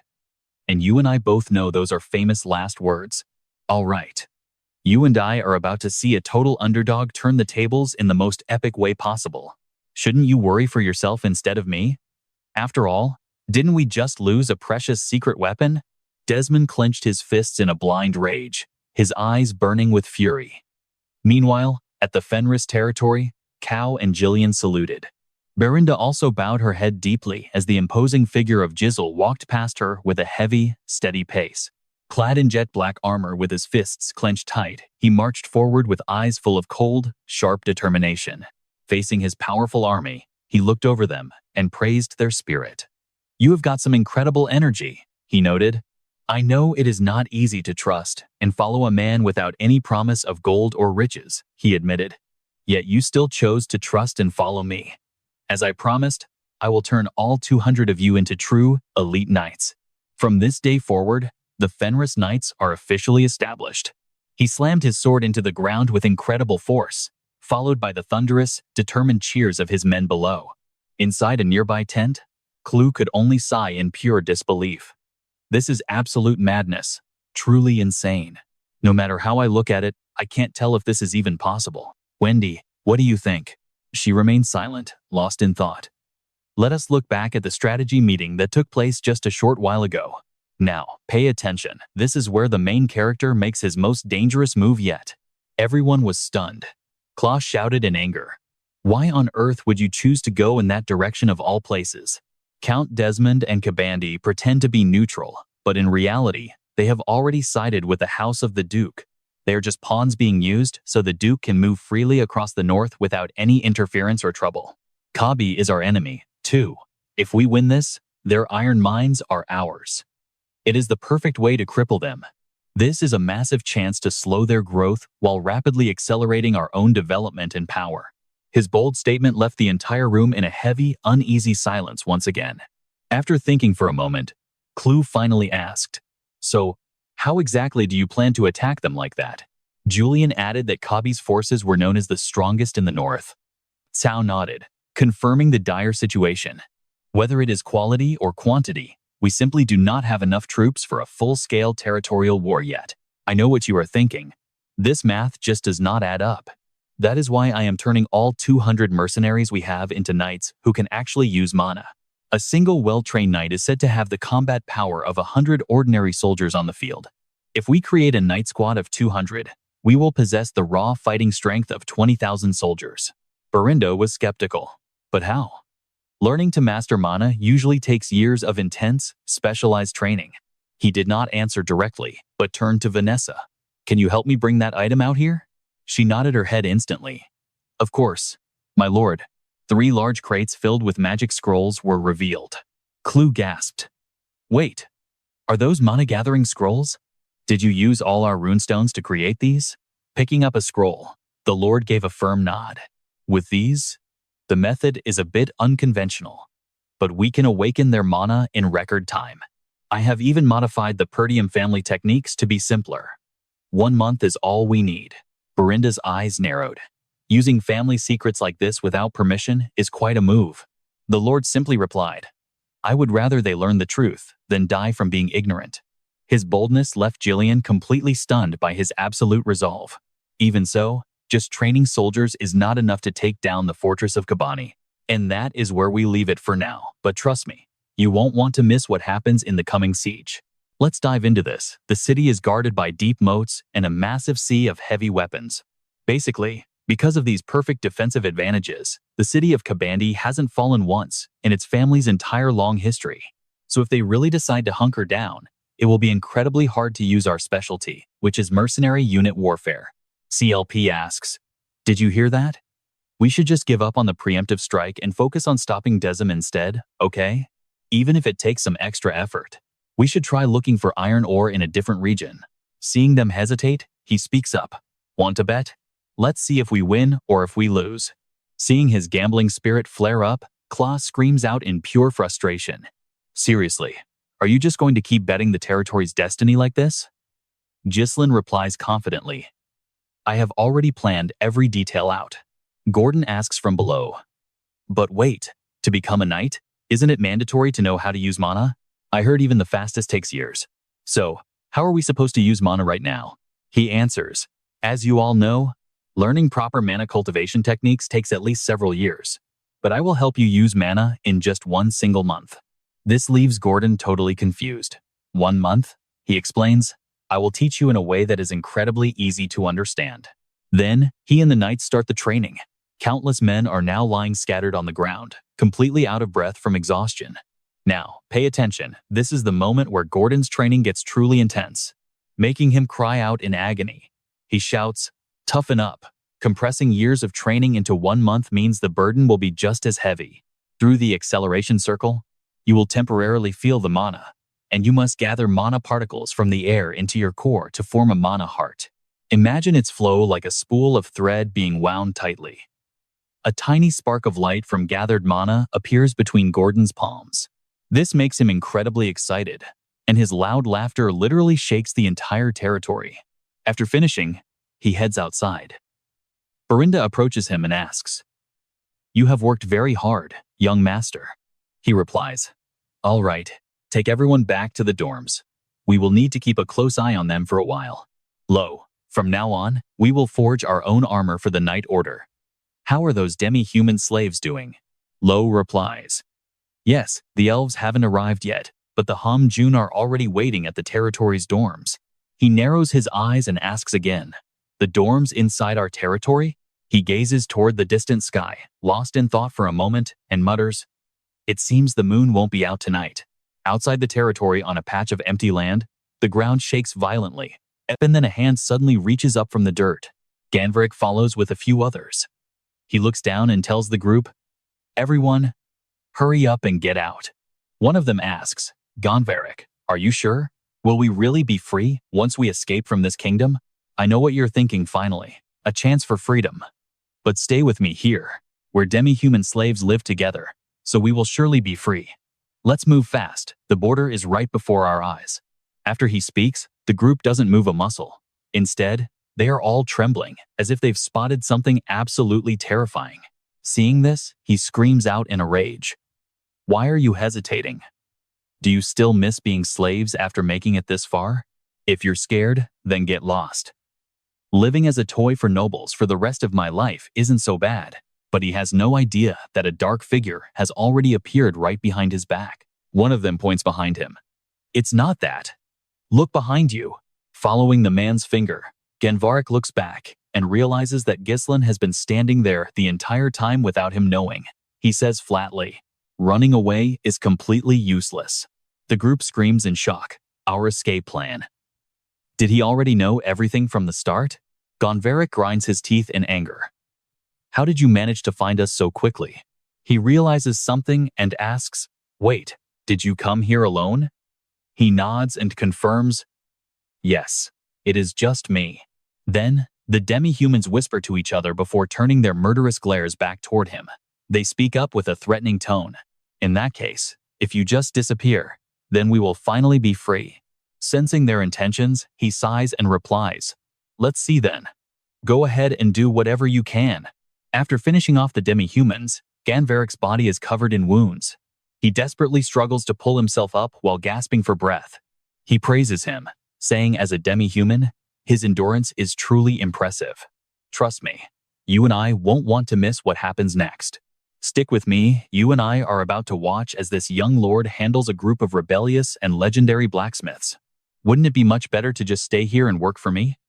But the leader just laughs in his face, ignoring everything he says. Ha, you're hilarious. We would honestly rather die chasing our freedom than stay locked up in this pathetic dump, slowly slaving away, making these boring little toys for you arrogant, high-ranking nobles. If you think we are going to be your obedient little workers, you better just give up on that idea right now. This defiance is exactly what he wanted. He smirks, thinking to himself that this incredible stubbornness is perfect for someone who will become a legendary smith in the future. He offers a 10-year deal. If you cooperate with me for a decade, I will change your lives and your future forever. I will create a separate autonomous zone for your tribe and officially grant you your freedom. The crowd behind him is shocked. What did he say? Is he actually offering us our freedom? Ganvarik grits his teeth. Ridiculous.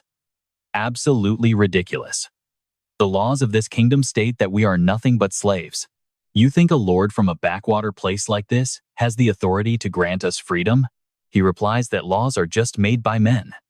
If we want to change them, we just do it. A dwarf whispers that with the prince's faction backing him, maybe this crazy plan could actually work.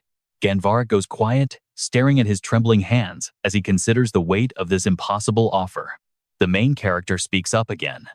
I have zero interest in making useless toys or boring luxuries. Pay attention here because what he wants them to create is something much more interesting than simple toys. He looks up at the vast blue sky and declares, I want to fly.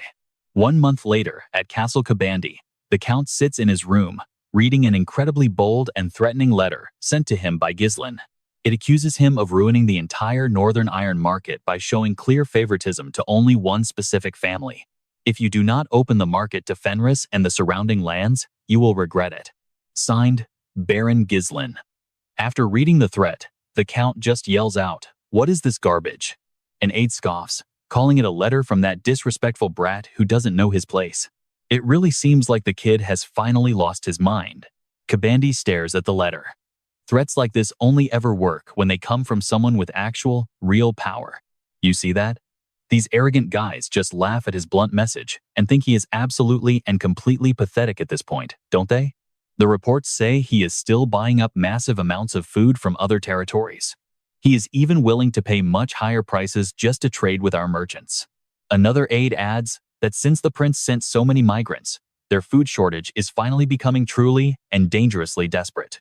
The blue-clad official says he can't understand why they would choose to sabotage themselves in such a stupid way. Why not just wait? The harvest season is coming soon, and prices will definitely drop very soon anyway. The official with brown hair says there is no point trying to understand a reckless kid. Kabandi burns the letter over a candle, coldly mocking the young lord's blind and incredibly reckless youthful passion. A new territory struggling to survive shouldn't try to expand so fast. This was bound to happen. It is a shame I won't be there to see your pathetic end, Gislen Fenris. Meanwhile, the Marquis returns to his office and takes off his cloak, but then his eyes narrow as he notices something is very wrong. A mysterious letter is sitting right there on his desk. He pauses for a few seconds before opening it to find another message from Gislen. The letter warns the Marquis to tell every noble in the prince's faction to stockpile enough food to last for 10 whole years, because a massive famine is coming that will soon make the entire kingdom tremble with fear. The warning leaves him shaken as he stares out the window in silence. By morning, Rosalind enters the room, asking why her father didn't rest at all last night. The Marquis stands there with his back turned, staring intensely at the family crest. He turns and tells her to summon every noble in the prince's faction immediately. I want to call an emergency meeting right this second. Just like his letter predicted, a massive famine soon begins to devastate the entire kingdom, destroying everything and everyone in its path. Trust me, you and I are about to watch the world fall into absolute chaos as desperate people across the land begin to fight and kill each other just to survive. All right. You and I are diving into a catastrophe that changed history forever. In his study, the main character pauses before whispering that the perfect moment has finally arrived. Duke Kabandi is losing it. Unrest is everywhere as a brutal drought hits and food prices skyrocket. How could the weather turn this fast without any warning? Did those prince-loyal nobles stockpile everything already? Word on the street is that Fenris territory is somehow thriving while everyone else is starving. He slams his desk in a rage. Food is vanishing. What is that idiot Desmond waiting for? They should have crushed Fenris and seized their crops months ago. One advisor speaks up about it. Desmond is telling them to stay patient and wait just a little bit longer.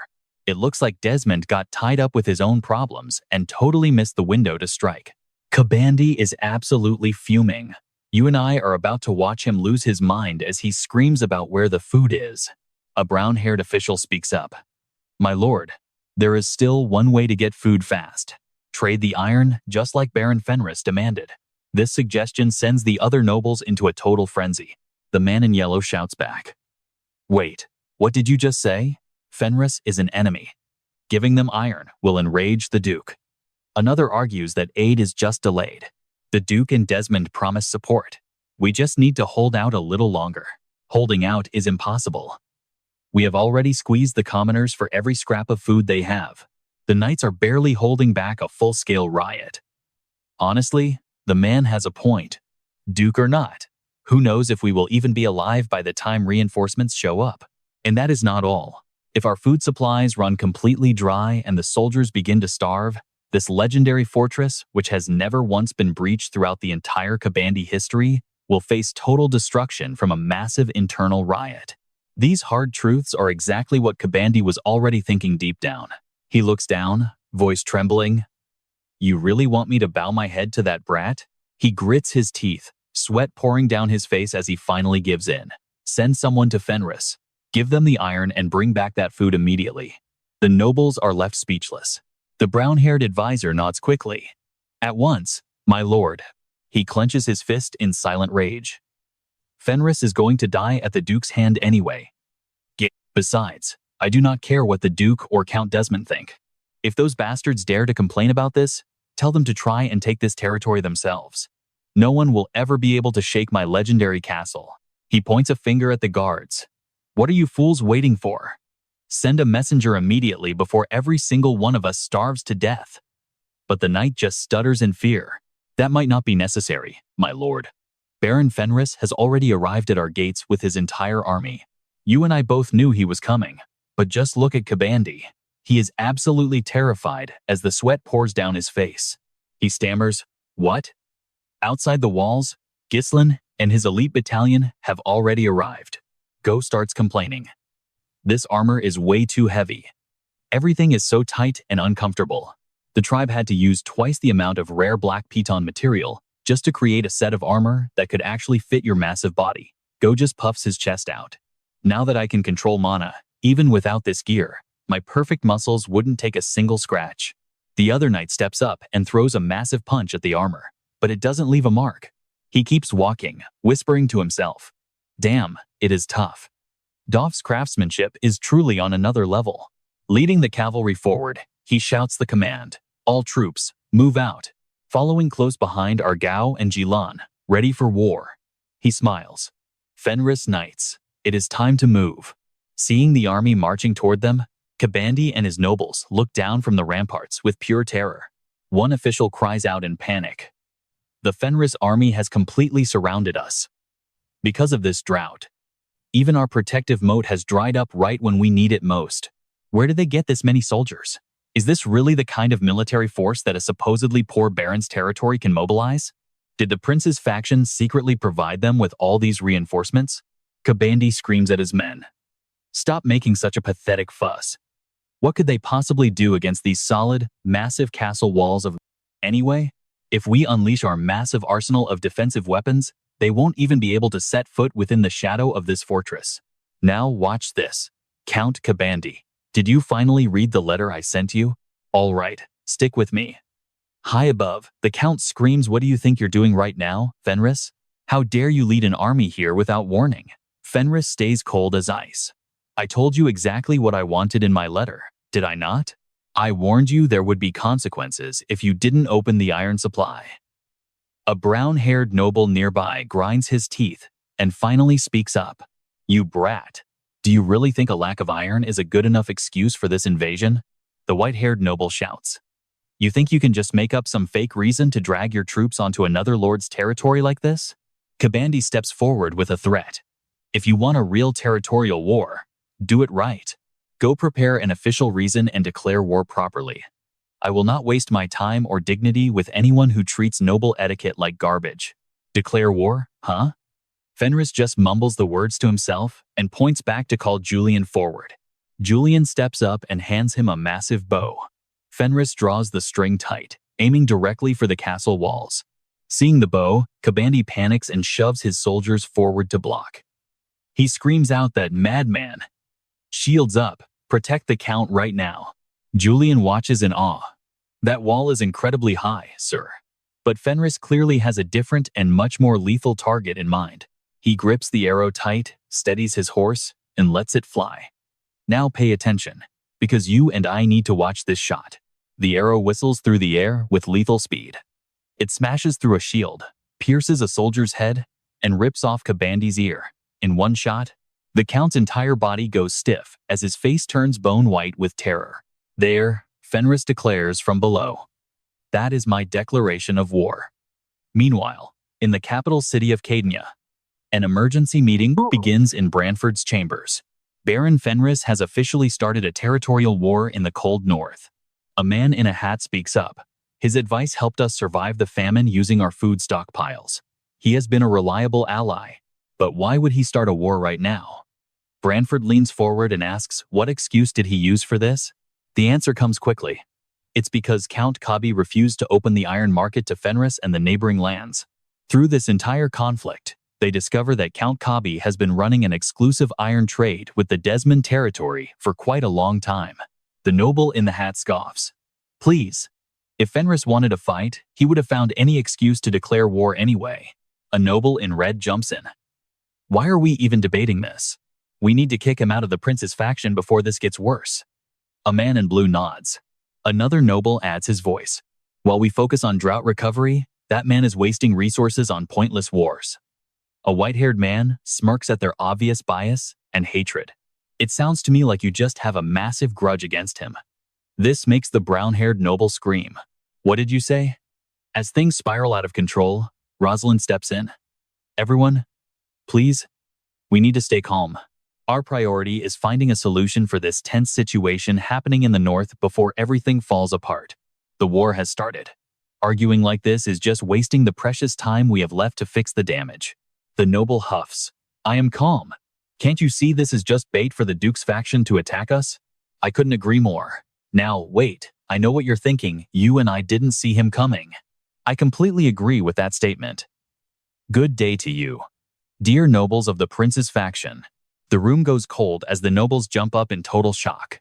You? Why is someone from the Duke's faction here? Branford narrows his eyes at the intruder. Count Bawood. To what do we owe the honor of this visit? Bawood speaks up calmly. As you know, Baron Fenris attacked Count Kabandi, who is a neutral noble, and he did this while everyone in the land is currently suffering from natural disasters and famine. Should I take this to mean the entire prince's faction supports this invasion? His words carry a heavy threat, and Branford can feel the pressure. He sits in silence, weighing his next move carefully.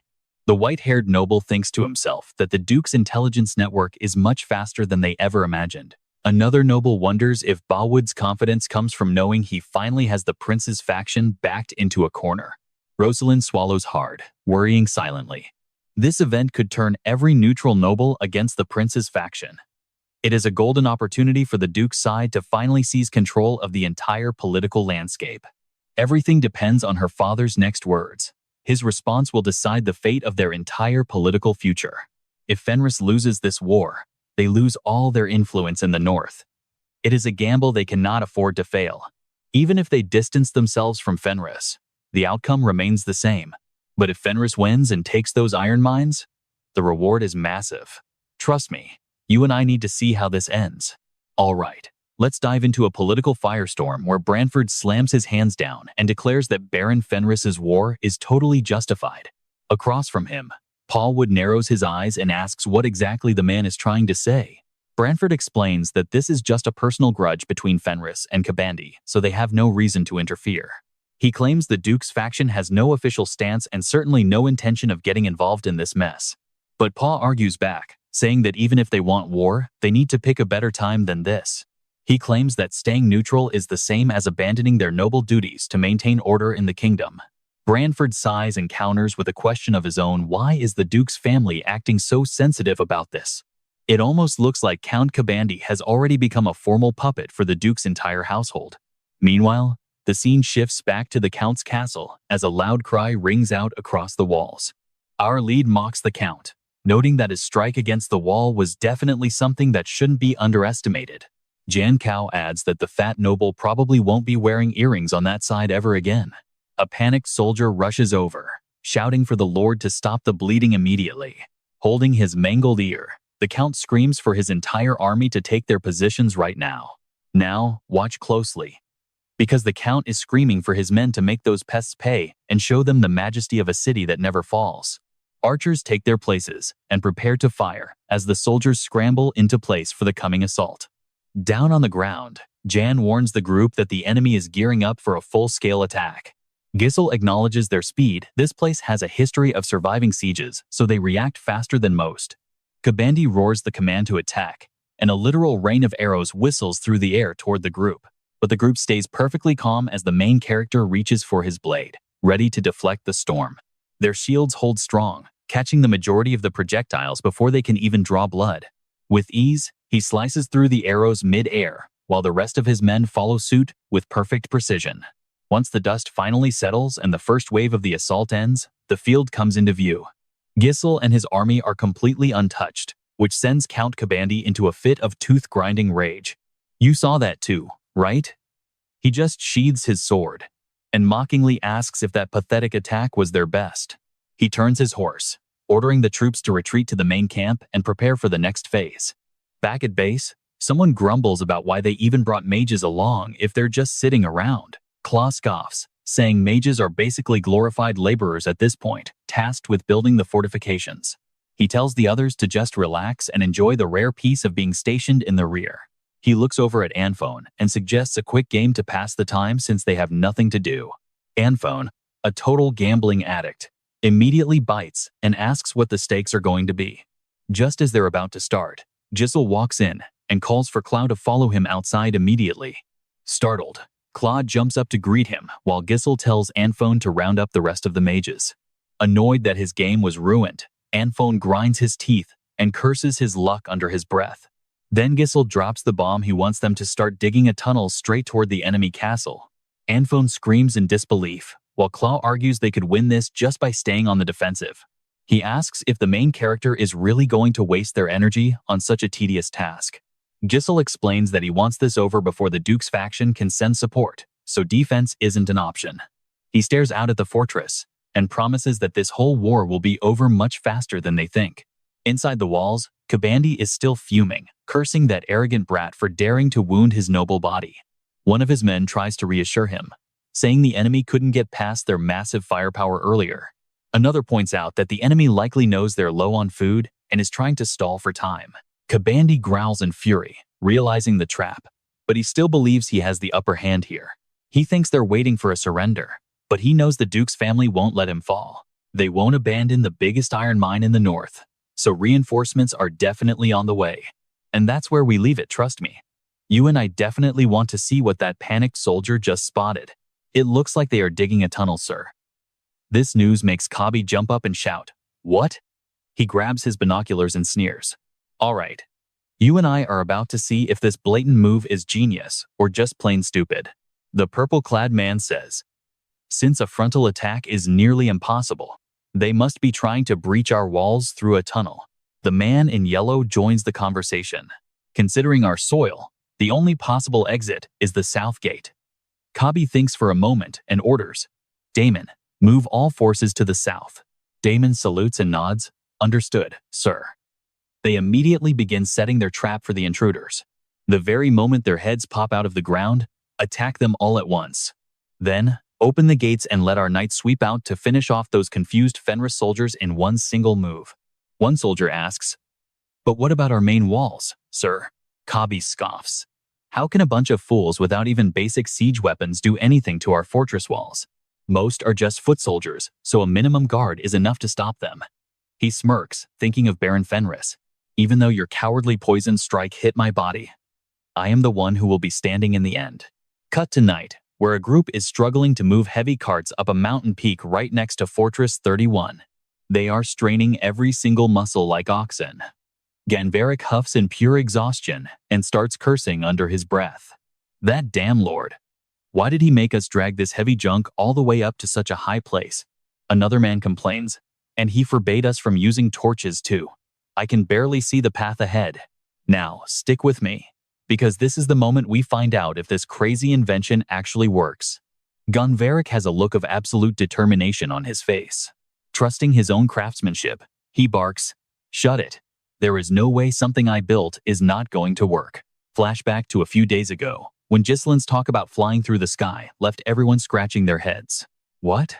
Did you find ancient blueprints for a legendary airship from the Lost Empire or something?" The mention of ancient airships definitely catches Gislen's interest as well. "What the hell is that?" he asks, then explains, "Whatever. Just look at this and you will see what I am building." He takes a large piece of cloth and hangs it over a fire using a simple rope. Immediately, the heat from the fire causes the cloth to soar straight up into the air. It is just like a sky lantern. Ganveric watches, still confused, then stands up and asks, "So what? What exactly are we supposed to be seeing?" Gislen pats the swelling fabric and begins to explain the secret. The hot air created by the fire rises up, and while it is doing that, a sudden burst of air blows out from the cloth, startling Ganveric as the realization finally hits him. The bald man next to him still does not get it and speaks up. "So what? It is just a little breeze over our heads." But Ganveric immediately cuts him off. "If it was just wind, it would be flapping sideways, not swelling up like that." Gislen smiles and starts drawing in the dirt. You and I can see the gears turning in his head. He is thinking bigger, way bigger. Before Gislen can finish, Ganveric grabs the stick and finishes the diagram himself. A giant bag. A basket for people below. Hot air to lift it. I see it now. But he is still curious. Why does this happen? Why does hot air even want to go up? Gislen has no scientific explanation to give, so he just gives a simple answer. No clue. I just noticed it by accident while drying my laundry over a campfire. That ridiculous reason makes Ganvarik grin with excitement. Insane. How do you even think of this from laundry? He turns around and shouts, "Lead the way." Gislen blinks. Where? To your workshop, of course. We have to build this masterpiece and start the testing immediately. Back in the present, Gislen stands on the mountain peak as Ganvarik and his crew finally arrive with the carts. Seeing them, he smiles and says, "You arrived just in time." And that is where we leave it. Trust me, you are going to want to see this thing fly. Ganvarik acts like the heavy lift was easy, but on the inside, he is totally wiped out. All right, you and I are about to witness a raid that completely changes the game. Belinda hands over the helmet, announcing the mages and knights are ready. Our main character smiles, telling her to get ready too. On the other side, Enfone is absolutely fuming. He screams out, "That total bastard! If this was the plan, why the hell did he make us dig those tunnels?" Gordon immediately pins him down with a deadly glare. "Watch your mouth," he growls. "Unless you want me to rip your tongue out right here." With everything set, our main character steps forward, looking down at the Kabani base. He announces they're launching a direct strike on the enemy's heart. The plan is simple. Infiltrate the walls, seize the inner city, and move fast. Once inside, they must open the main gates so the Gislen Knights can charge through. That's the core of this mission. But remember, the Kabi army has the best equipment in the north. Even for mana users, these guys won't go down easy. And get this, the enemies they'll face in the future are leagues stronger than anything Kabandi can throw at them. If they can't crush a fight at this level, then they don't have a future at all. But then he smiles, softening his voice. He tells them not to worry too much. They've already crossed monster-infested forests no one else could touch. They've won battles where they didn't even have a 50% chance of survival. He shouts to the crowd, asking if they think their preparation is still lacking. Not at all. The soldiers roar back. He asks if they're afraid, and they scream that they feel no fear. After firing up their spirits, he pulls on his mask. That's right. Now, pay attention. These guys have grown faster than anyone could have imagined. It's time to fly. Vanessa is already in the balloons, using her magic to blast flames and fuel their ascent. Inside the castle, the enemy soldiers are totally relaxed. One peers through his binoculars, bored out of his mind. Those idiots were digging like crazy during the day, so why are they quiet now? His buddy shrugs, saying they're probably sleeping. Two more guards walk up for the shift change, asking if anything is unusual. The guard responds that he's lost track of how many days it's been. Do they even plan on attacking? One soldier leans against a cannon, glad to finally get some rest after being on edge because of those bastards. But as he yawns and looks up, he spots something you and I definitely didn't see coming. Countless hot air balloons drifting silently through the sky. The soldier is completely baffled. What on earth are those things? There are round objects in the sky drifting right toward us. Wait, are those things actually monsters? Suddenly, a figure drops from above like a bolt of lightning. Gislen hits the ground and carves through the guards before they can even blink, sending them to the afterlife. Seeing his comrade sliced in half, the other guard freezes in terror, just as the sword comes for him too. With the guards dealt with, Belinda's group drops onto the walls. She takes the lead, declaring she'll kill everyone in her path. No survivors. Deep inside the castle, 3 knights are sprinting through the corridors in a total panic. It's Commander Leslie of the Cabin Knights, rushing straight for the Lord's private chambers. A guard salutes him, but Leslie doesn't waste time. "Where is the Lord?" he barks. The guard says he's sleeping. Leslie kicks the door open, startling Lord KB right out of his bed. He looks at him in shock, asking, "Leslie, why are you here?" "It's an emergency, my lord. The enemy has already infiltrated the castle walls." The news hits Kabi like a physical blow, leaving him shaking in shock. Outside, dozens of hot air balloons are drifting over the fortress like a silent nightmare. The guards just stare up, totally helpless. In another corner, Gislen's team is tearing through the defense. He yells out with pure excitement. "Let's go, everyone. We're going to rip off that bratty lord's other ear and bring it back to our master." Inside, Kabani is spiraling. What? How did those Fenris trash get over our walls? Did they use the tunnels? Leslie explains the reports. They came in on unidentified spherical objects, flying in from the sky. Flying? Candy stammers, unable to process it. What the hell are you talking about, Leslie? Leslie snaps back that how they got in doesn't matter anymore. The enemy's momentum is too strong, and they're taking the castle incredibly fast. Trust me, you and I are about to see a total collapse. All right, you and I are diving into a siege where one bad move means total destruction as the plan shifts toward the tunnels. Doing this allows the subordinates to call in the main force from the south gate to trap the invaders completely. Lord Caban realizes his mistake, realizing he set traps in the tunnels while the enemy was actually elsewhere. He realizes he was played by a simple distraction. He trembles, wondering if his unbreakable lineage will finally end with him. As the Lord loses his cool, Leslie steps up, placing a hand on his shoulder to steady his shaking nerves. He urges the Lord to escape through the secret passage first, and send word for reinforcements immediately. I will stay behind to hold this fortress at all costs. His voice drops low, warning that if things go south, they must take that person out with them. Elsewhere, the guards are panicking. An ambush.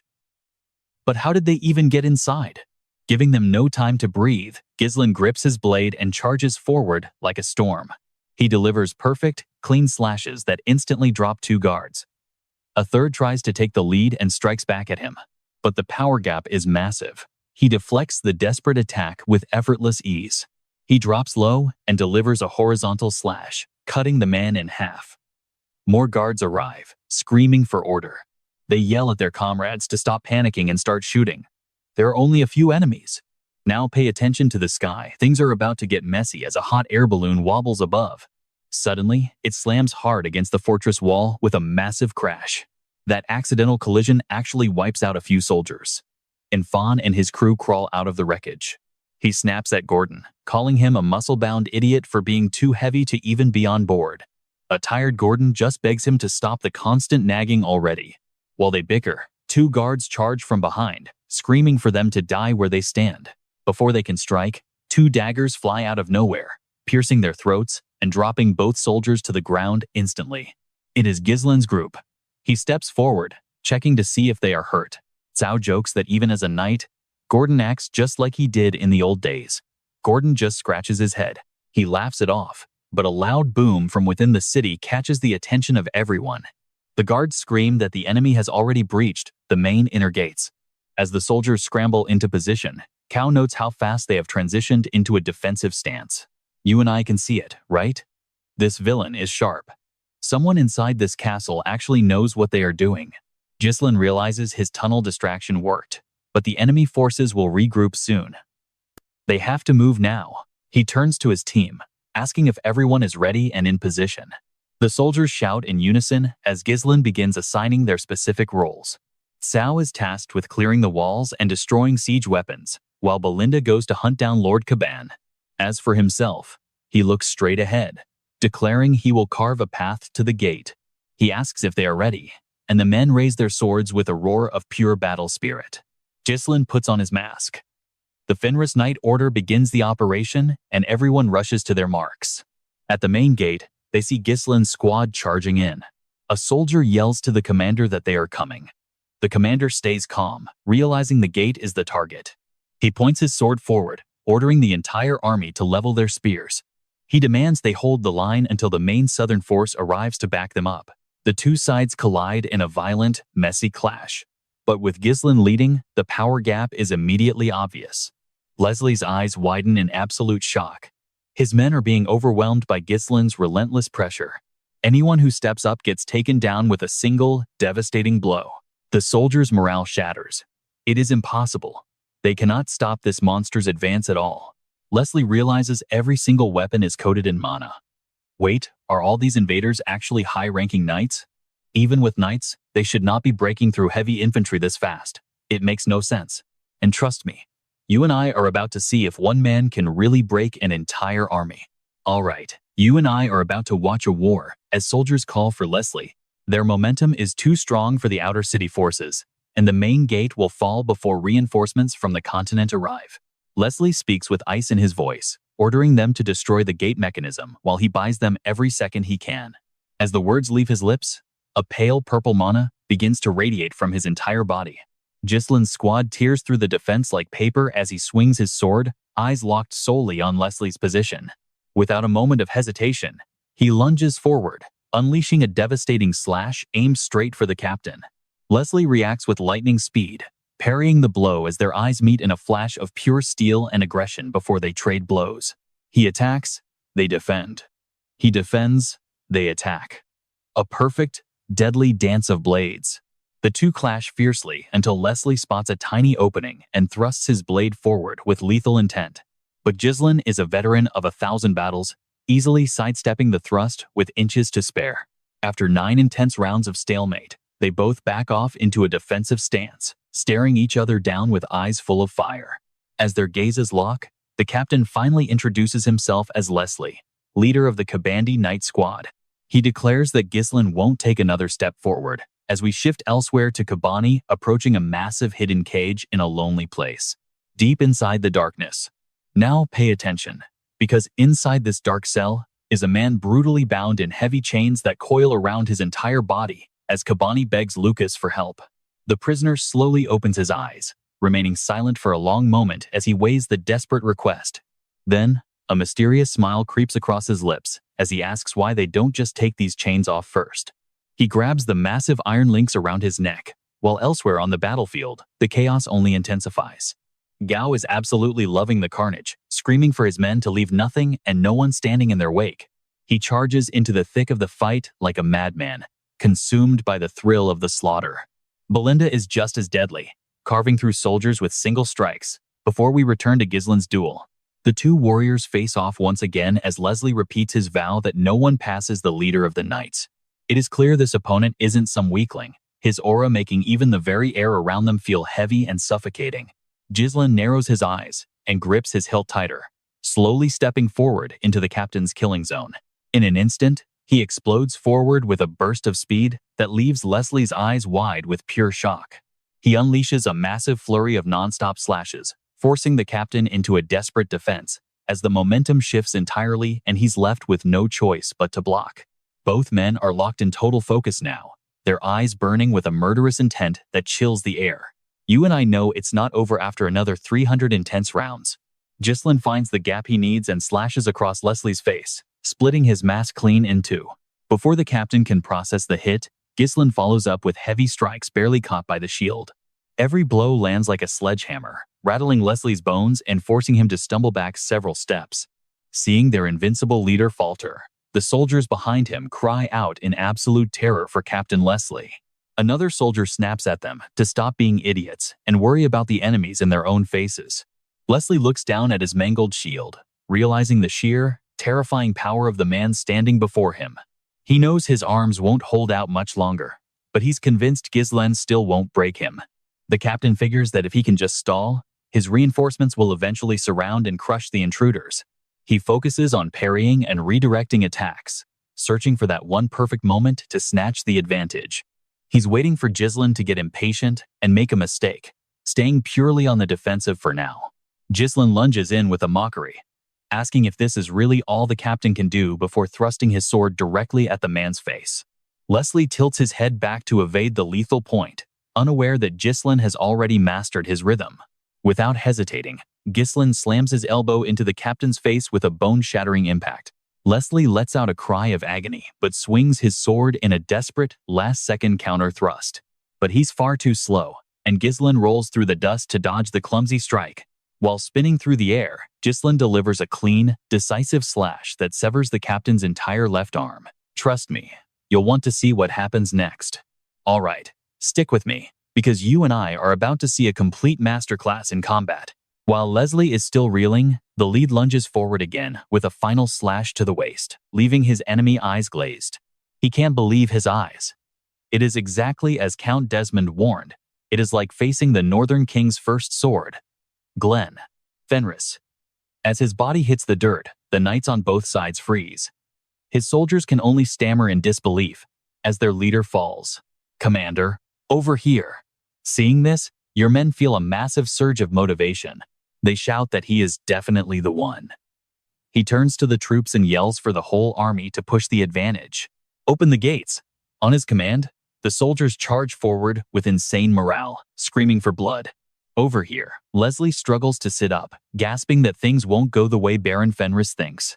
Just as he speaks, a soldier reports that the gate won't open because the mechanism has been completely destroyed. At this rate, there is no way they can get that gate open. He actually praises the enemy for using their brains. Look there, the main Kabani force is approaching. No matter how strong you are, getting surrounded by overwhelming numbers means it is game over. If they just hold that final gate, victory will belong to Kabani. Now, watch closely. This is where the odds look impossible as the massive Kabani reinforcements arrive. Gordon asks nervously what they should do now. Another knight says they are warriors and should just dive in. He thinks for a second, then gives everyone a quick wink. Their mana is dry and everyone is exhausted. There is no way they can fight that incoming horde. To everyone's shock, he starts walking toward the door alone. He places one hand on the gate and grips his sword with the other, thinking he can use it for just a moment. He tells everyone to back away immediately. In this era, the title of Master isn't just a rank, it is almost a divine legend because there are simply no standards for reaching that peak level of power. Mostly because there is no set standard for what a Master really is. Mana sword skills are meant to be the true benchmark for a knight. He begins channeling mana through his body, focusing all that chaotic energy into his blade until it reaches the absolute limit.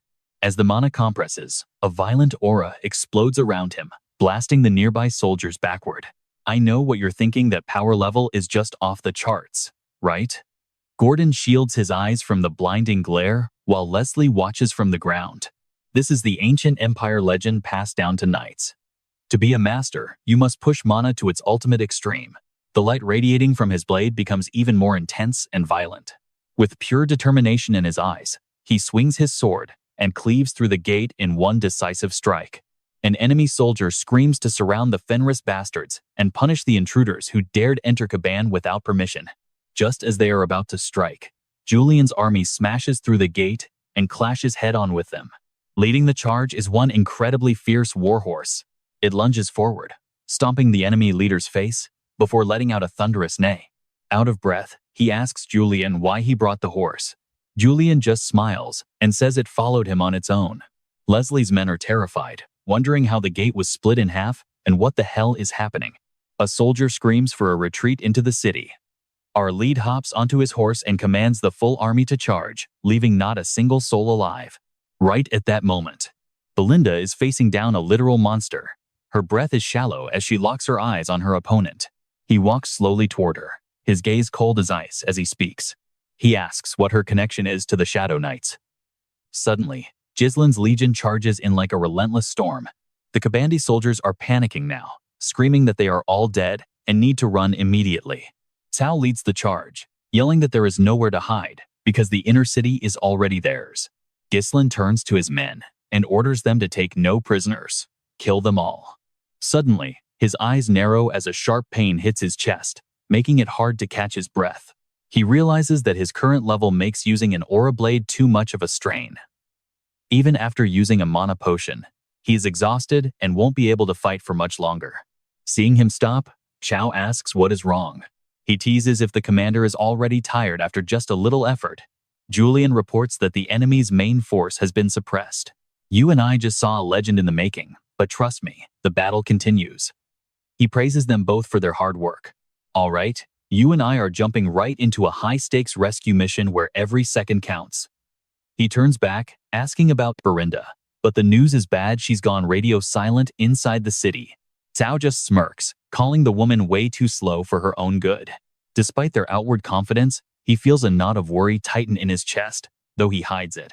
Julian, there's got to be a secret escape route somewhere. I bet that old hag Kabandi hasn't made it very far yet. Lead the cavalry and sweep the outskirts for any tunnel exits. The man nods instantly, acknowledging his lord's command. As for Belinda, I'm going in after her myself. With those words, he vanishes into the castle depths. Meanwhile, Belinda is struggling. Lucas looms over her, demanding to know her connection to the Dark Knights. The question catches her completely off guard. How on earth do you know that name? He goes silent for a beat. Suddenly, out of nowhere, a sword comes whistling through the air straight for him. But his reflexes are top tier. With a casual flick of his spear, he bats the surprise attack away. Belinda seizes the moment. She leaps high, spinning through the air to deliver a heavy, crushing kick that Lucas barely manages to block. "Answer me," she screams. But Lucas stays silent as they clash for 300 rounds of pure steel and sparks, one attacking, one defending. They're locked in a violent dance with no clear end in sight. Finding a tiny opening, Belinda springs backward, landing safely to create some much-needed breathing room. Lucas doesn't give her a second. He grips his spear tight and lunges forward for another lethal strike. She holds her ground until the very last moment, then twists midair, dodging the spear's point by a hair's breadth. Using her momentum, she swings her leg around for a follow-up kick while his guard is down. But Lucas was ready. He snaps his spear up to block the strike and repeats his burning question. He knocks her leg aside, traps her movement with a swift kick, and pins his spear right against her throat. Now watch this, things just took a turn for the worse. Belinda's completely cornered. He leans in close, whispering that she only reminds him of his ex-girlfriend. That's it. The mockery makes her boil with rage. "What the hell are you talking about?" she snarls. "Look, who wins this war doesn't actually matter to me," he says calmly. "But I've got a job to do. If you keep pushing, don't blame me for what happens next." The blade grazes her skin. Suddenly, a blur of motion streaks across the battlefield, landing right between the two fighters. Lucas's eyes narrow in shock. It's Gislen. Without hesitating, he swings his blade, knocking the spear away and saving Belinda. She can barely believe her eyes. "Young lord," she stammers. "Get out of here, Belinda. I'll handle this guy." Lucas just glares at him with cold, murderous intent. A smirk plays on his lips as he repeats the title. "Young lord, huh?" Gislen doesn't waste words and attacks, but it's like hitting a brick wall. Every single one of his strikes is parried with ease. Lucas clicks his tongue. Catching that other woman is going to be a real pain now, isn't it? Are you the noble who started this whole mess? He lunges forward, finally taking the offensive. He tries to trap Gislen's sword, but our main character is faster, spinning into a vicious horizontal slash. Lucas hops back to avoid the blade, but he fell right into Gislen's trap. The moment he leaves the ground, Gislen spins and delivers a powerful kick straight to his face. The unexpected blow sends Lucas reeling. He retreats several paces, trying to regain his composure. And yeah, you saw that right, our main character just dropped a bombshell, laughing as he greets his old friend. "How do you know my name?" Lucas demands. "I know it better than anyone," he replies. Gislen thinks to himself, "Lucas, my old teammate. I wondered where you'd crawled off to, hiding in a place like this." Lucas wipes the blood from his mouth, annoyed.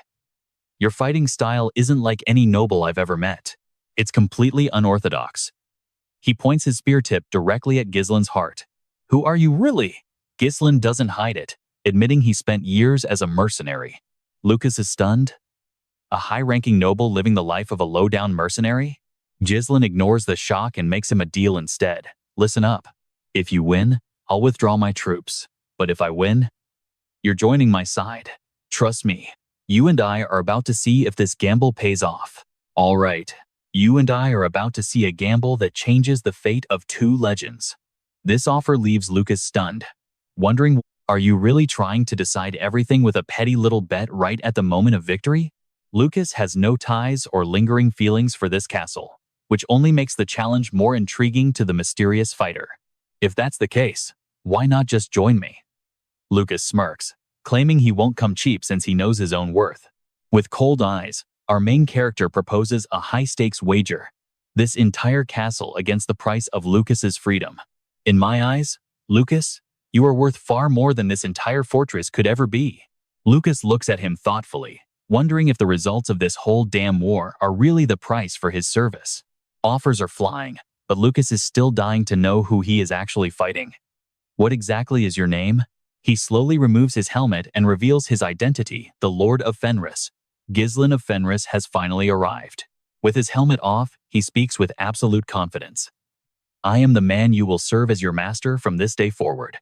Lucas is amused by this boldness, noting that Gislen looks terrible, like his energy is completely drained and running on empty.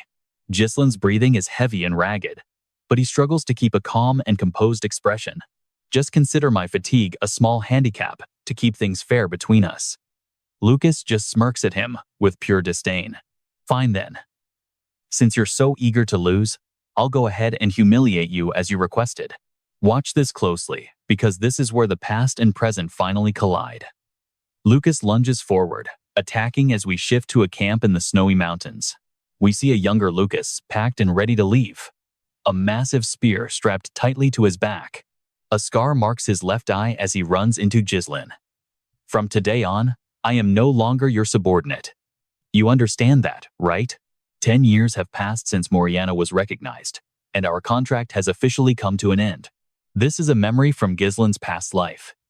He sighs, realizing that time really does fly by way too fast. You really won't renew it? Lucas answers sharply as he walks past. Just give me a break already. Gislen smiles and asks if this is about that woman. Lucas tells him not to misunderstand his intentions for leaving. He refuses to let his life be swallowed by Gislen's endless wars. Fine then, go find that precious woman of yours. Just like my revenge, you have your own path to walk. Lucas stops and turns back with a sudden smile. I'll promise you one thing. If you're ever in danger, Captain, I will come to help you no matter what. Back in the present, the two of them are locked in a fierce and brutal struggle for dominance. Gislen wields a massive greatsword while Lucas fights with a spear. They clash and glare, eyes burning with absolute determination. Lucas unleashes a flurry of lightning-fast stabs. Gislen parries them all before launching a heavy counterattack aimed straight for the head. Lucas reacts instantly, raising his spear to deflect the crushing blow away. He tries to strike down from above, but Gislen ducks low and aims a swing at his torso. Lucas vaults into the air, using his spear as a pivot. Their eyes lock as their weapons collide with a loud crash. Lucas spins mid-air and lands in a perfect combat stance. Impressive, he remarks with a genuine grin. You looked like you were about to faint, but trust me, he's just getting started and won't let this victory slip away. Lucas laughs out loud, apologizing but insisting that he absolutely has to win this fight. I can't let you win. Being under your command would definitely be nothing but a massive headache for me. He prepares his final move as a blue aura wraps his hand and mana coats his lethal spear. Watching him, Gislen is stunned. This level of mana is insane. He was already a beast before we ever met. In his past life, Lucas lost the Moriana ritual and ended up serving as Gislen's right hand for 10 long years. As the Mercenary King's top man, he was the ultimate fixer who could handle any impossible task with ease. Yet, even with all that power, Lucas could never find the woman he spent his entire life chasing. When Gislen fell into Ian's trap, Lucas kept his promise. He rushed in to save him and died in the process. Gislen sighs and smiles. With total confidence, he throws his sword to the ground, shocking Lucas as the blade falls. Lucas lunges with everything he has left. This time, I won't let history repeat itself, Gislen declares. The spear thrusts forward. Gislen ducks low, barely losing a piece of his cloak as Lucas moves to strike again. But Gislen evades, leaping high into the air to wrap his legs tightly around his opponent's neck. And that's how you and I witness a future being rewritten. He executes a grappling-style takedown, slamming Lucas into the dirt as a massive cloud of dust explodes. All right, you and I are about to witness the fall of a legend. Let's jump in. Suddenly, Gislen drops onto him, a blade pressed against his neck. Victory is mine, he declares as Lucas gasps for air. Things just got a whole lot messier. The battle is over, and Gislen's strike has wiped out Count Kabi's remaining forces. The scene shifts to the fallen Count Kabi, now on his knees with his hands tightly bound. Behind him, Kabandi Castle is engulfed in flames while Jilin Kao and Barinda stand victorious beside Gislen. Kabi gasps in despair, realizing his knights are gone and his legendary, undefeated fortress has finally crumbled into dust. Gislen speaks his full name, M. Chong Duran Kabandi, making the Count flinch in pure terror. With a cold glint in his eyes, Gislen reminds him that no fortress on earth is truly impregnable. Stunned, the Count stares before screaming. This isn't just greed. What is your actual goal for attacking this place? Gislen replies coldly that killing him was always the primary objective. But Kabi tries to bark back with a threat. You think you are safe? Even with the royalists, they will never truly protect you or your father if you go through with this. Pay attention here, because what the Count says next is a massive threat to Gislen's future. Kabi tries to mention the powerful secret family backing him, but Gislen cuts him off mid-sentence. You are talking about the Duke Delphin family and their secret plot, right? Count Kabandi is completely paralyzed with shock as Gislen continues to dismantle his secrets. Gislen knows everything: how the Duke is recruiting neutrals to seize the North and backing Desmond and Jif. They plan to provide iron ore to reinforce their weapons and even use the Red Mage Tower to launch an attack on the Royalists at the perfect time. Every single move was calculated to spark a massive civil war within the Luthen Kingdom itself. Kabi is overwhelmed. How do you know this? Who the hell are you to know all of our secrets? He realizes the jig is up and tries to pivot. Fine, since you know everything, let's make this quick. I will give you one final chance to walk away from this alive. He promises half of their iron ore production for 20 years and a glowing personal recommendation to the powerful Duke Delphin himself. Join the Duke's side. You and your father can enjoy eternal peace without ever lifting a finger again. Gislen's face contorts with absolute rage, but Kabi keeps pushing, asking if saving him wouldn't be more profitable. Right? You and I both know what happens to losers. Gislen silences him instantly, declaring he has zero intention of joining them as he sheathes his bloodied blade. Kabi's body is split in two as Gislen walks away, declaring that everyone involved will die by his hand. Blood stains the cold ground as the scene shifts to Desmond, who is holding a messenger pigeon. Holding a messenger pigeon, Desmond reads the report and begins to tremble at the words inside. He crushes the paper and slams his fist down in a fit of rage, screaming about how Gislen managed to exploit such a tiny opening to break in. He cannot believe Gislen exploited such a tiny opening. This was not luck, it was a perfectly calculated, meticulous plan. And what exactly was the final result of all that planning? A group sits around a table as Desmond reveals that every single attack against Gislen has failed completely. Every scheme he carefully prepared ended in a miserable disaster. Meanwhile, Gislen's influence is rising fast within the walls of Perdium. With the Royalists now backing him, a furious Desmond declares that they must act immediately. We have to crush these seeds before they grow. I am done taking orders or waiting for reports. From now on, my will alone is law. Our absolute top priority is the total and complete destruction of both the Fenris family and Perdium. Over in the capital, Marquis Morris is left speechless by the news. Did the nameless Baron really defeat the Master of Fortresses? What on earth actually happened out there? He laughs, admitting he totally underestimated the military genius of the Fenris family. Rosalind glows with pride, noting that Gislen did not just win, he took the entire fortress by force without any surrender from the Count. After the power he displayed during the siege, his military might can no longer be questioned by anyone. Marquis Morris cannot believe his ears, stubbornly insisting it is impossible. He claims it was just a stroke of luck and that the famine made the victory easy. Silnot snaps back, reminding him that regardless of how it happened, a win is still a win. Marquis Branford asks about Desmond's movement, and Tulio confirms they are being suspiciously quiet. So what do you and I take from this? The real war is just beginning. Stick around for what's next. All right. Stick with me, because Count Anan notes they have already profited plenty from this season's harvest. Bilnot adds that Count Kabi is now backed by the Duke's family, making it difficult for anyone to intervene right now. Rosalind realizes that if Count Desm is already making moves like this, things are getting serious. It confirms he is not a neutral noble at all, but a secret ally of the powerful Duke's household. Marquis Branford warns it is too early for judgment, though Baron Fenris's win expands the Royalists' influence into the north. He continues firmly, yes, we have gained massive military power, but the Duke will not stay quiet, so none of you should ever drop your guard. He ends the meeting and leaves, while Count Ansen remarks that the Marquis is a man who never ever changes. After waiting so long for such a massive victory, you would think the man would at least show a smile. But perhaps that cold nature is exactly how he has led the Royalist faction until this very moment, right? The Marquis ignores them and tells Rosaline it is time to go, to which she quickly obeys her stern father. She notices her father looks secretly satisfied, and she blushes while seeing a side of him she rarely ever glimpses. Meanwhile, near the Kabandi fortress in the north, 3 armored knights are galloping toward Gisel at top speed. A girl is riding behind one soldier when Captain Mac calls out, causing the young girl to startle in surprise. Now watch this. He asks why a war zone is so quiet, assuming the Fenris army has already been totally destroyed. The girl worries, wondering what will happen to their mission. Lord Mariel and the Marquis sent them to rescue Baron Fenris, and failing would mean they cannot face the noble ladies again. Mac waves it off, calling them royal allies, but why waste time worrying about someone who might be dead? It is the Baron's own fault for starting a reckless war he could not possibly win or even hope to survive. The girl hates his tone, but Mac reminds her they are just mercenaries working for money, so do not overthink it. Just then, another soldier spots something ahead and tells the group to look closely at what is waiting for them.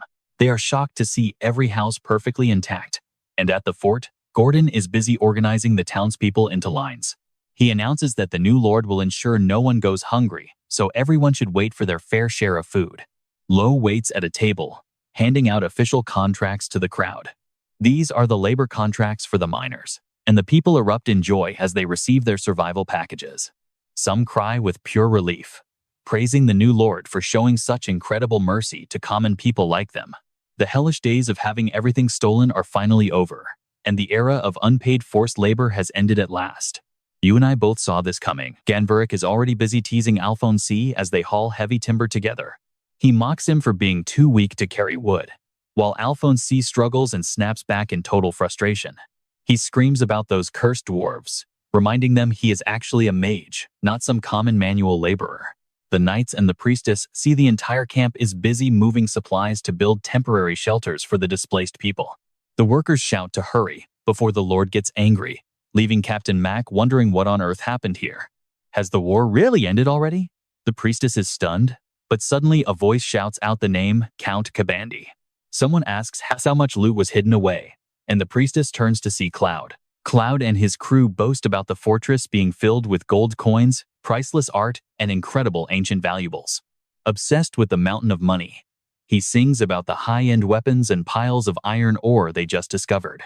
The priestess is horrified, asking if that is really the Count's loot, while Mac freezes until Julian suddenly appears behind them. He growls at the strangers, demanding to know their identities and exactly why they have come here. Inside the main hall of the Kabani fortress, 2 guards stand watch near the massive entrance to the throne room. They open the heavy gates as Jan leads the priestess and Captain Mac inside to meet with the waiting Gisel. The priestess trembles at the sight, while Jean introduces them to Gislen, as guests arriving from the royal capital. Gislen stands with his back turned for a few seconds before slowly turning around to face his new visitors. Mac evaluates him, knowing his long years as a seasoned mercenary allow him to judge a man's worth simply by his posture. Seeing those disciplined movements, he realizes this man is none other than the legendary Baron Fenris himself. Gislen studies them coldly, and trust me, you and I are going to see exactly how this encounter changes everything. All right, stick with me as Max introduces himself, explaining he was sent by Marquis Branford with a mission to rescue Baron Fenris by any means necessary. Gislen just looks up and smiles. You are late.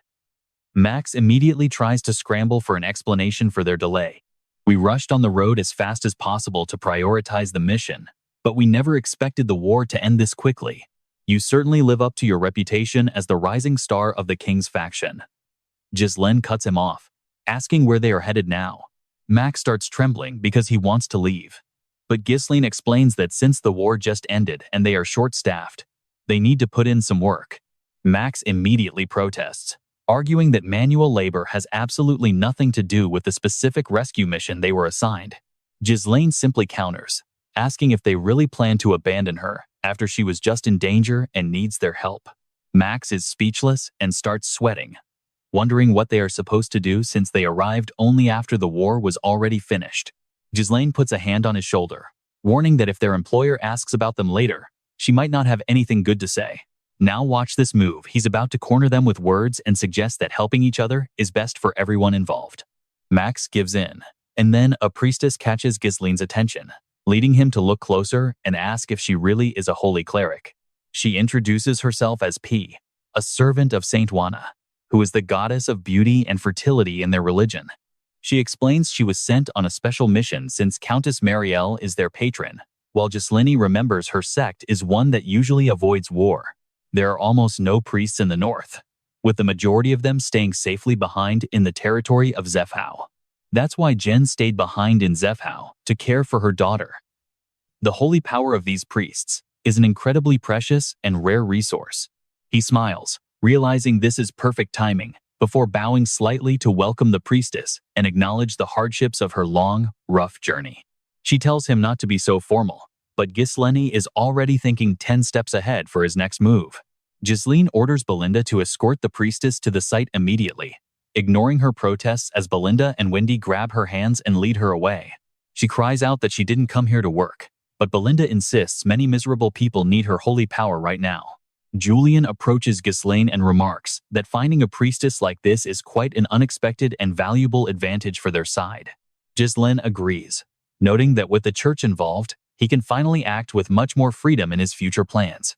You and I both know what happens when a new powerhouse shows up to challenge the old guard, and here we see Lucas beating down Cao. The mercenaries watching can't believe their eyes, shouting in shock that their own captain, Cao, has actually been defeated. Lucas steps forward and taunts him, asking if this is really the best the master's right hand can do in a fight. Unable to stomach Lucas's mockery or that arrogant smile, Cao charges forward like a wild animal whose blood is boiling, letting pure rage lead the way. Seeing Cao's reckless and desperate charge, Lucas's lips curl into a sharp, wicked smile of pure satisfaction. The foolish fish has finally taken the bait, and Lucas prepares to punish this desperate and stupid outburst with a finishing blow. But just as the two are about to clash, a massive shadow suddenly lunges between them and blocks the path. Julian stands tall like an iron wall, stopping both men in their tracks and freezing the entire training ground in a cold silence. The knights who were cheering for blood suddenly go quiet, watching the scene unfold as the tension fills the air. Cao gasps in frustration, his voice hoarse with anger as he demands to know why Julian is interfering in his fight. But Julian remains as steady as a mountain, unmoved by the young knight's burning fury, and simply tells him that it is enough.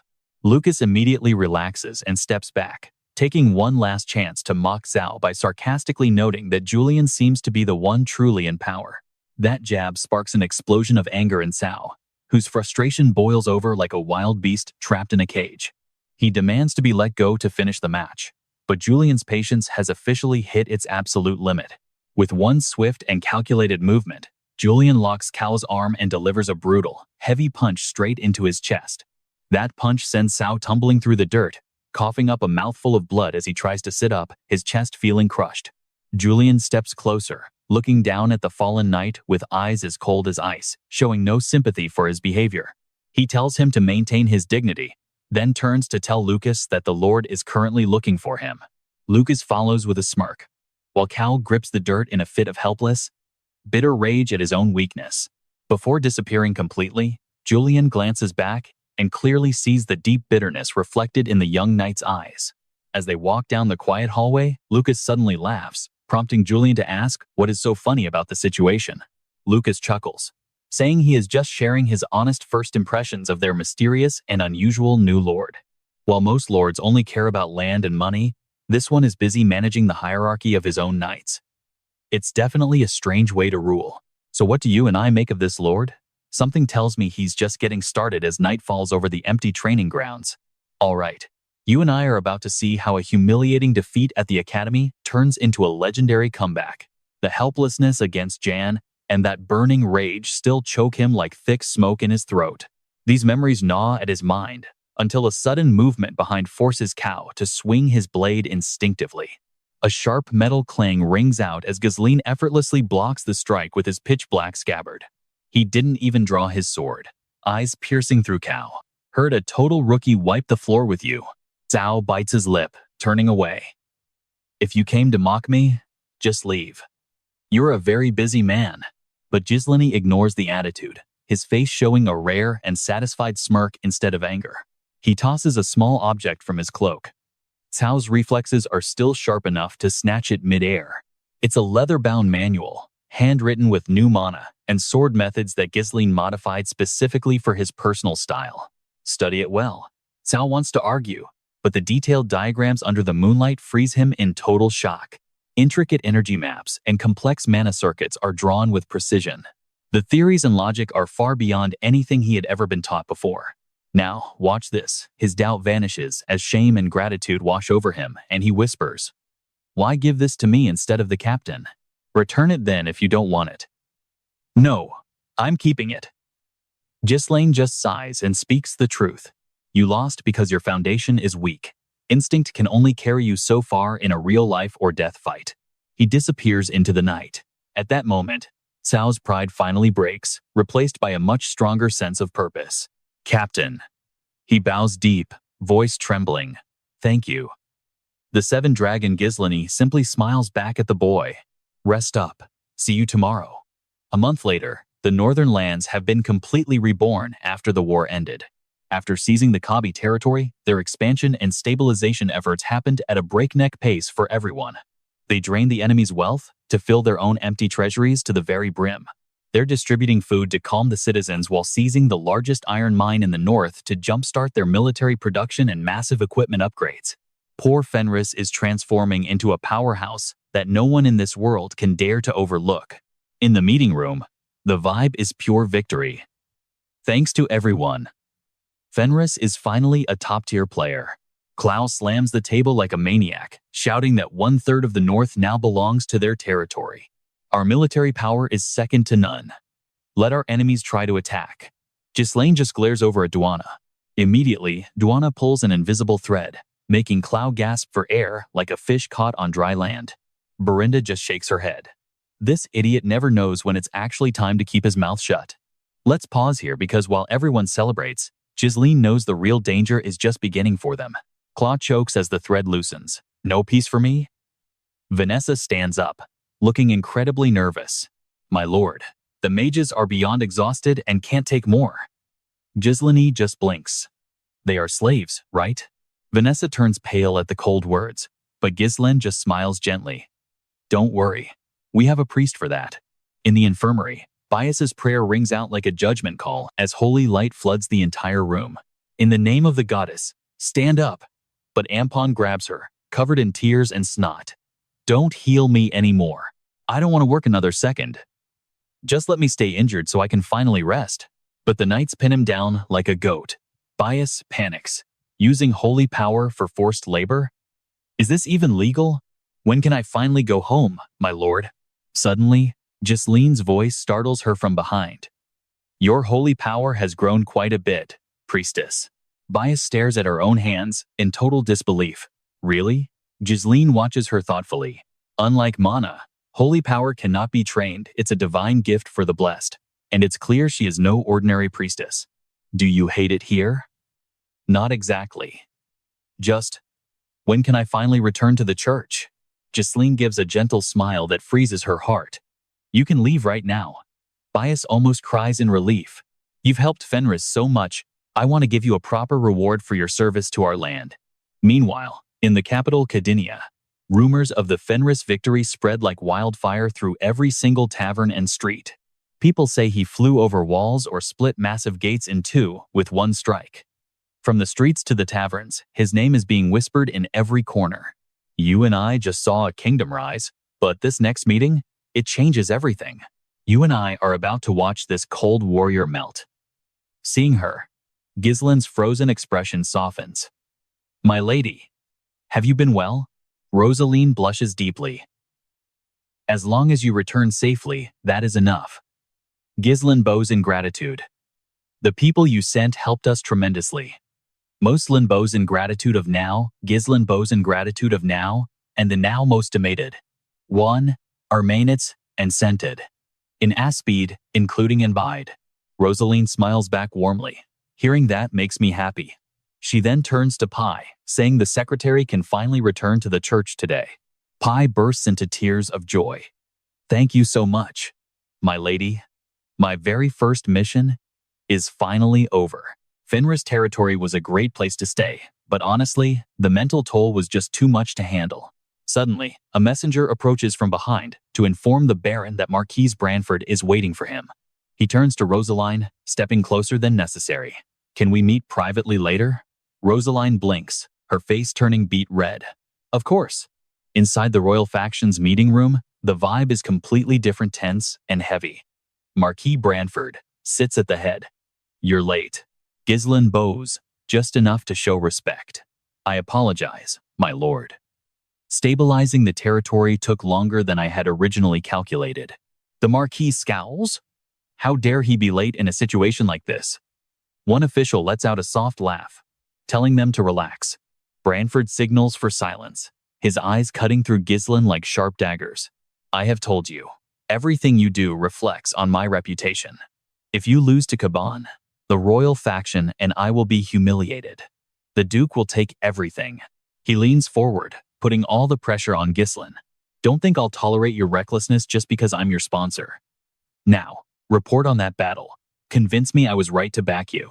The room falls deathly silent. It feels like time itself has stopped. Gislen stays perfectly calm. I never fight a battle I can't win. I saw an opportunity and I acted. He pauses, his gaze unshakable. I am not here to talk about the past. I am here to discuss our next move for the future. The Marquis is shocked by his honesty. Gislen sits, calm as ever. Trust me. He's ready for this. I'm asking to be appointed commander of the Northern Army. The moment those words leave his mouth, the atmosphere in the room turns suffocatingly heavy. Count Ansbury and the nearby officials feel their throats tighten, eyes wide with shock. Even the battle-hardened Supreme Commander can't hide his surprise. His calm mask shatters completely, leaving his jaw hanging open in disbelief. What? Because of Gislen's nearly impossible demand, the Marquis's expression hardens into shards of cold ice. He glares at the young man, searching for even a hint of a joke, but finds nothing but dead seriousness. Their intense gazes lock, sparking a silent but fierce battle of wills right there in the room. Breaking the silence, the Marquis stands up from his luxury chair and calls out his full name, Gislen Perdium. He paces slowly, with hands behind his back. Since you arrived, the royal faction has definitely changed. Even the Marquis can feel a new wind blowing through their ranks, a wind of disruption and shifting power. With unshakable pride, Gislen looks at him. I will be the wind that pushes you forward, the Marquis continues, his voice dropping low. Being the Northern Army commander is a meaningless title in peacetime, a sword left in its scabbard. But in times of war, it is a position of massive power. Branford stops and looks him in the eye. Are you really asking me to hand that much power to someone as unpredictable as you? Without a single second of hesitation, Gislen gives his answer. Yes. The Lutania army is organized into 4 corps with commanders chosen specifically to prepare strategies for any situation. As you said, the position is just a symbol during peace, but in war, it's a game changer.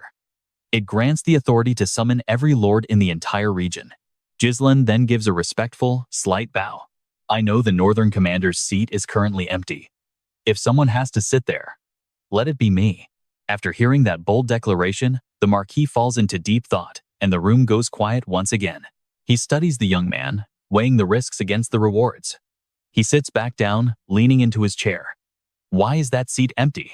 If it was just about filling a spot, anyone could do it. It's not a position given away just because someone asks. Now, you and I need to watch this part closely. Gislen was ready for this. He asks a question that hits the heart of the crisis. The Duke's family already controls the commanders in the south and west, don't they? This catches the Marquis completely off guard. His eyebrow twitches. He did not expect Gislen to understand the political chessboard this well. Gislen keeps pushing his advantage. The east and north are the only regions still under royal influence. But Count Desmond is eyeing that spot, and we can't trust him. Once the balance breaks, it's over, and you and I know that's the truth. All right. Let's watch the royal faction finally take control. Now is the time to gather power, by any means necessary enough to crush even a civil war started by the Duke's clan. The moment Gislen mentions the words, civil war, the air in the room shatters, leaving every noble present gripped by anxiety and shock. Just mentioning war has them all on edge. It is the nightmare they have all secretly feared, but refused to ever speak out loud. It is as if they all know exactly where the kingdom is heading, all because of the Duke family's relentless and dangerous ambition. Now, thanks to Gislen speaking the truth, that dark future feels terrifyingly real. While the other nobles tremble, the Marquis stays calm with a subtle smile, asking Gislen if he really dares to joke with him. The Marquis leans back, his mind already made up. He announces that he will soon present a formal proposal to the royal court to promote Gislen. Gislen feels a surge of relief hearing that. But as we know, politics is never as simple as it seems. The Marquis explains that to become a commander, you must be a count, that is the law of the kingdom. To give you even greater rank and power, we will ensure your father's promotion paves the way. So, Count Bum's promotion will proceed immediately. The Marquis then pulls out a sheet of paper and begins writing the official command. The quill scratches loudly in the silent room, but then he mentions a condition, one that leaves the entire room stunned. A condition? Now watch this part carefully. A request for help just arrived from the dangerous Shadow Mountains of the Turian Kingdom. Are you willing to go? Hearing the name Turian, a flood of memories suddenly comes rushing back to Gislen. His mind drifts back to a dark time of war. The Turian Kingdom, a land of knights dominated by the Shadow Mountains, an incredibly harsh place where powerful monsters constantly swarm down from the jagged peaks. Because of that never-ending threat, the people there value raw strength and combat skill above everything else. Their culture is forged in the heat of battle, and their knights are among the strongest on the entire continent.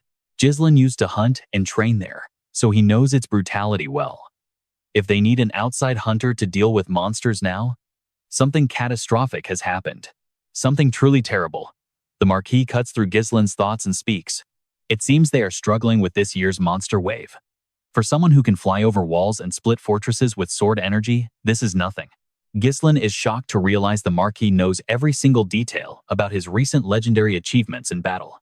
The Marquis' information network is terrifying. Gislen quickly regains his composure and simply says, I understand. But being the seasoned strategist that he is, he asks the Marquis to deploy troops near the Fenris territory while they are away.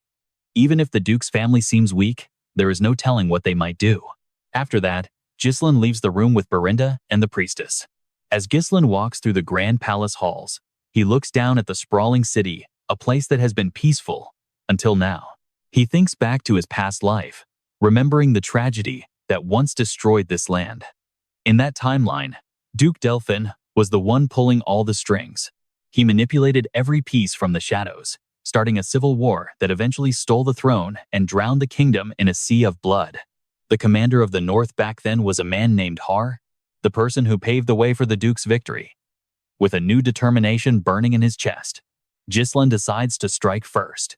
You and I both know what he has to do: seize the North just like Delphin once did, but use it to save the kingdom. The scene shifts abruptly, leaving the luxury of the capital for a desolate wasteland. In a lonely field, a shattered helmet sits on a sword driven deep into the earth. It is a makeshift grave, a silent monument to a devastating defeat. A nameless knight, an old man with weathered skin and tired eyes, reaches out to touch the blood-stained helmet with deep emotion. His fingers tremble as they trace the dense and dried blood. As the wind tosses his gray hair, he is completely overwhelmed by sorrow. It is a pain so deep it feels like dying. Count Desmond approaches the nameless knight from behind, his heavy boots crunching on the dry ground. He stops a few paces away and asks how he is. The nameless knight slowly looks back at Count Desmond. There is no surprise in his eyes, only a cold, hollow emptiness. The old man looks toward the horizon as the sun pierces the clouds. With a heavy voice, he says, Victor. He had such a promising future. This world is truly cruel. Without waiting for a reply, he asks, the one who killed Victor was Gislen Perdium, wasn't it? Count Desmond answers, yes, and he is now Baron Perdium. The nameless knight falls silent for a long, heavy moment. And trust me, as he turns his back on that grave, you and I know a storm of revenge is coming. All right, you and I are about to see what happens when a man is pushed past his breaking point. Count Desmond isn't stopping here, despite the intel he just received from the messenger. We were the ones who pressured the podium, and it cost us everything. Hearing this makes the old man stop, his shoulders trembling. Desmond keeps moving closer. Victor is already dead. Only after the dust settled did the Viscount demand Gislen's return as the North's greatest swordsman. Now, the royals are using their military to shadow our every move. The title of a neutral noble has become nothing but an empty shell. The old man turns, questioning the Count if he truly doubts the Duke's legendary power.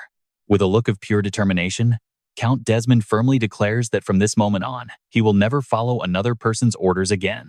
He'll ignite a war to crush Perdium and Fenris before taking on the Duke's house in a final fight for survival. Pay attention now, this man is ready to burn the whole world down just to get what he wants. The old man warns that the royals won't stay quiet. He's about to trigger a massive civil war. Facing them without the Duke's backing is suicide. So there's no point in hiding your true feelings now. Do you really think just giving up is enough? This question shatters the old man's emotional walls. The tough warrior facade finally crumbles. He whispers through gritted teeth that he can never forget that night. He remembers Victor as a young boy, an undefeated child who had never known what failure felt like. But this time, he returned with a split helmet as hot, angry tears begin to fall. He blames himself for not training his only disciple to be stronger. How could any of this be enough? The veteran knight completely loses his cool, dropping to his knees before Count Harrow Desmond. Gislen Perdium begs to take that beast's head with his own hands. With a voice full of rage, Count Desmond promises that moment is coming very soon. Desmond looks down at Victor's master and gives him a final command. When the time comes, use the Legion to tear everything apart. Gislen Perdium dies that day. Before Gislen sets off for the Turian kingdom, the air feels heavy with unspoken tension. Rosalind stands before him, her brow furrowed in deep concern. She quietly asks if he's really going there. Gislen calmly tightens his iron gauntlets, his expression remaining completely unbothered. It's an order from the Marquis that he has to follow. Hearing this only makes Rosalind's heart sink further. She steps closer, her voice trembling at the thought of him heading into such a dangerous place. Now, you and I can see what's happening. They still don't trust him. So Gislen has to prove himself through this mission. Maybe they want him to earn his keep. He gives her a warm, reassuring look that melts the icy tension. Gislen stares into her eyes and tells her not to worry. He's already sick of hunting monsters anyway. Rosalind falls silent, feeling embarrassed that she couldn't hide her anxiety. Her cheeks flush red as she tries to regain her composure. She clears her throat, quickly shifting the conversation to something much more practical. The negotiations with the Wana Church went perfectly. Now, he can keep Sister Pai by his side for a while without having any reason to worry. Gislen stands tall, his posture sharpening as he reacts with genuine surprise. Bringing a nun from such a strict church isn't easy, even for a patron. They're famous for their stubbornness. A playful, triumphant spark returns to Rosalind's eyes as she smiles at him. The church leader might be a priest, but he's got a major weakness for gold. They share a knowing look. Gislen gives a slight bow, a gesture full of elegance and deep respect. He tells the young lady he's in her debt once again. Rosalind blushes at his courtly gesture. The mix of formality and sincere gratitude leaves her flustered. She tries to speak, but the words won't come. But then, Gislen extends his hand in a classic, knightly invitation. Rosalind slowly places her hand in his. In a romantic scene under the morning light, Gislen kisses her hand before looking directly into her eyes. He tells her he always prays for her happiness. Suddenly, the scene shifts drastically. They are now far away from the safety and comfort of their home. At the foot of Turian's dark mountains, the air is thin and freezing as the team pushes forward into the jagged terrain. Suddenly, Belinda points ahead as the enemies arrive. Trust me, you and I are about to see something wild. All right, stick with me as we jump into a total monster bloodbath where screaming creatures clash against blades in pure chaos. This isn't a battle, it's a straight-up massacre. Gislen is carving through these beasts like they're nothing but soft tofu. His sword is moving so fast, it's just a blur, slicing through bone and thick hide without a hint of resistance. Even his horse is getting in on the action, rearing up and tearing into the monsters with absolute, wild aggression. Lucas is a blur of motion with his spear, while Cao is buzzing with energy from the new martial arts he was gifted. He's moving with a fresh, explosive power, his body flowing perfectly through techniques he spent countless hours mastering. The pure adrenaline of the fight takes over his mind, and Cao can't help but let out a massive, booming laugh. His wild shouts echo off the canyon walls as he loses himself in the intoxicating rush of his own incredible strength. Suddenly, Belinda gets fed up with the noise and lashes out with a heavy chain hook to silence him. Now watch this. It flies with perfect aim, slamming right into Cao's mouth before she jerks him back onto his horse. Cao crashes onto his saddle, clutching his face in pain while yelling, "Hey, why the hell did you hook me in the mouth?" Belinda just reels in her chain, staring with dead eyes. "Do you want me to hook somewhere else next time?" Cao freezes. One look at her cold expression, and he realizes arguing with this woman is a death wish. He just rubs his cheek and grumbles. "We've been hitting monsters the entire way here. Is this whole wasteland really just crawling with powerful beasts like this?" Lucas takes the chance to jump in with some sarcasm. "You knew that and still followed? I can't tell if you're brave or just stupid." Cao's face turns beet red as he tries to ignore the jab. "Say whatever you want." "Lucas, I'm not listening." Gislen cuts them off with a stern command. Get ready, we're almost there. His mind drifts back to the preparations at Fenris territory. Back then, the room was warm and safe, a massive contrast to the freezing, brutal journey they're on right now. Gislen stood before his vassals, outlining the mission and explaining why he had to personally travel to the Turian kingdom. I won't be gone long, he promised. Hearing this, Claw's heart started racing with pure, uncontained joy at the news. They were already celebrating the thought of finally being lazy without their terrifying lord watching their every move. But on the outside, they kept it cool, hiding their excitement behind a thin, fake mask of concern and worry. I know what you're thinking finally. Some peace and quiet? But watch Claw's shoulders shake as he tries not to burst out laughing. What will we do without you? Claw acted out. And Anphone joined in, saying they'd have no choice but to take a rest. I mean, endure. Gislen ignored their little show and turned to the most reliable person in the entire room. Gislen, you're in charge while I'm gone. He pointed a sharp finger at Claw and Anphone. Make sure these two don't slack off. The joy instantly drained from their faces. Duana just gave a miserable, defeated nod. I understand, my lord. Gislen continued, his expression darkening. I've stationed the kingdom's forces near our borders just in case things go south. But we don't know what Desmond will do. We've backed them into a corner and they might launch an all-out attack. With a commanding voice, he told Gislen, if they attack, do not fight. Retreat immediately. A shocking order for any true warrior. But Gislen understood the intent preserving their lives was far more important than some hollow sense of honor. He bowed deeply to accept the command. Gislen stood up, ended the meeting, and told Berinda and Lucas it was time to move. As they left, Cal ran up in a desperate panic, begging to join them. Clow was stunned that anyone would volunteer for this. Why would anyone choose suffering? Anphone wondered why the hell this guy was turning down a life of luxury and ease. Lucas started his usual mocking. Survival is hard for the mediocre. The Lord was being kind. Just stay home where it's safe. Furious at the insult, Sal threw a sudden punch right at Lucas's face. But Gislen stepped in, catching the fist with effortless ease. Despite being blocked, Tao glared straight through him at Lucas. Our last fight isn't over yet, and this time, the result will be different. Lucas just raised an eyebrow. Oh, really? Gislen looked into Cal's burning, determined eyes before asking Gislen for his final evaluation of the young warrior. Gislen answered with total certainty, I'm enough on my own. With a faint smile at his growth, Gislen said, fine, follow us. Back in the present, the memories fade as reality hits. The group has finally reached their destination. A massive structure of stone and iron looms ahead. The Iron Cliff Fortress, sitting deep within the Shadow Mountains. Inside, the air is thick with sweat, rust, and old blood.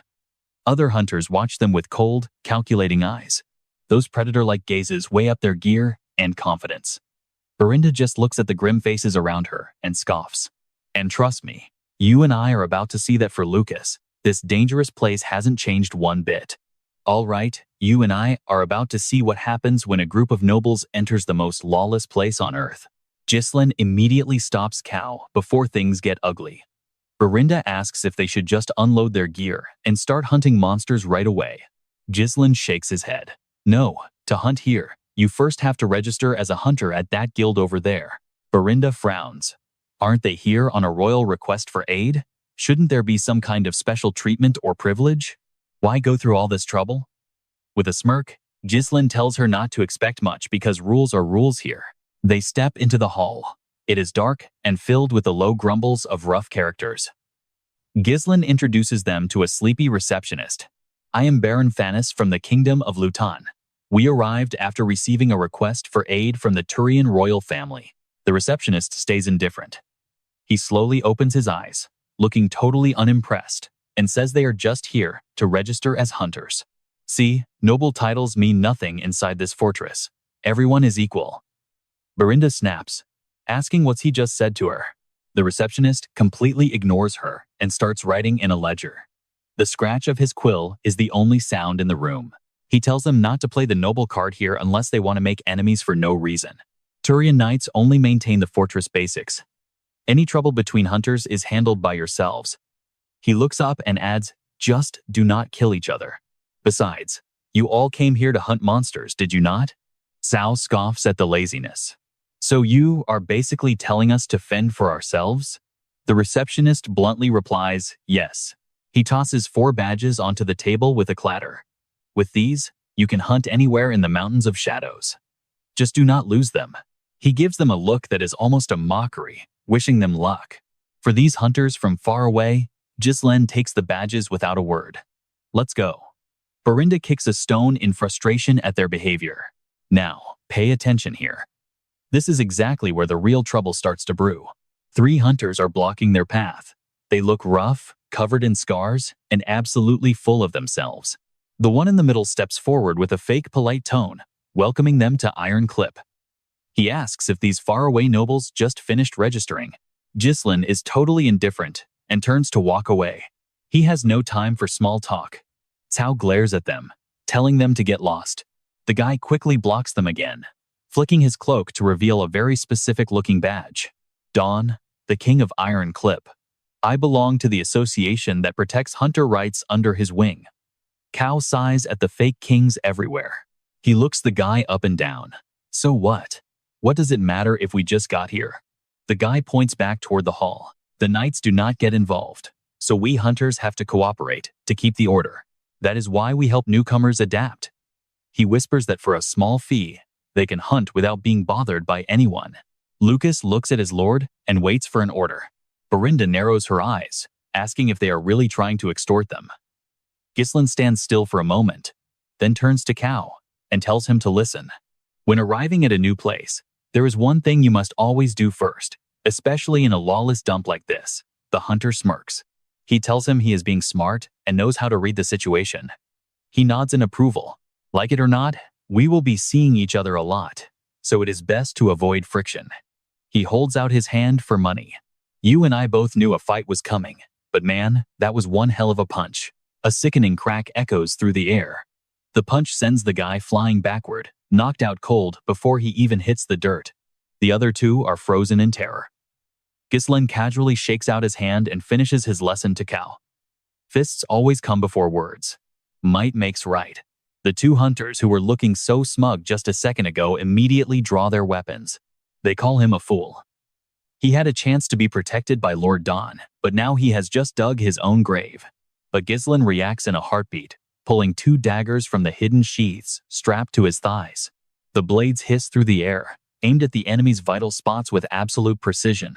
Berinda and Cao strike at the same time before the enemies can even touch Gislen. The brawl becomes loud and chaotic. Tables are flipped over, and the sound of splintering wood fills the entire room. Seeing all the furniture getting destroyed, the Turian knight who was sitting at the desk cannot stay quiet anymore. He stands up, his armor clanking loudly, and shouts that it is enough. He asks if they are going to pay for all this damage. Berinda looks at the knight with pure disgust, saying she thought he was not going to interfere. Meanwhile, Cao starts to get into the rhythm.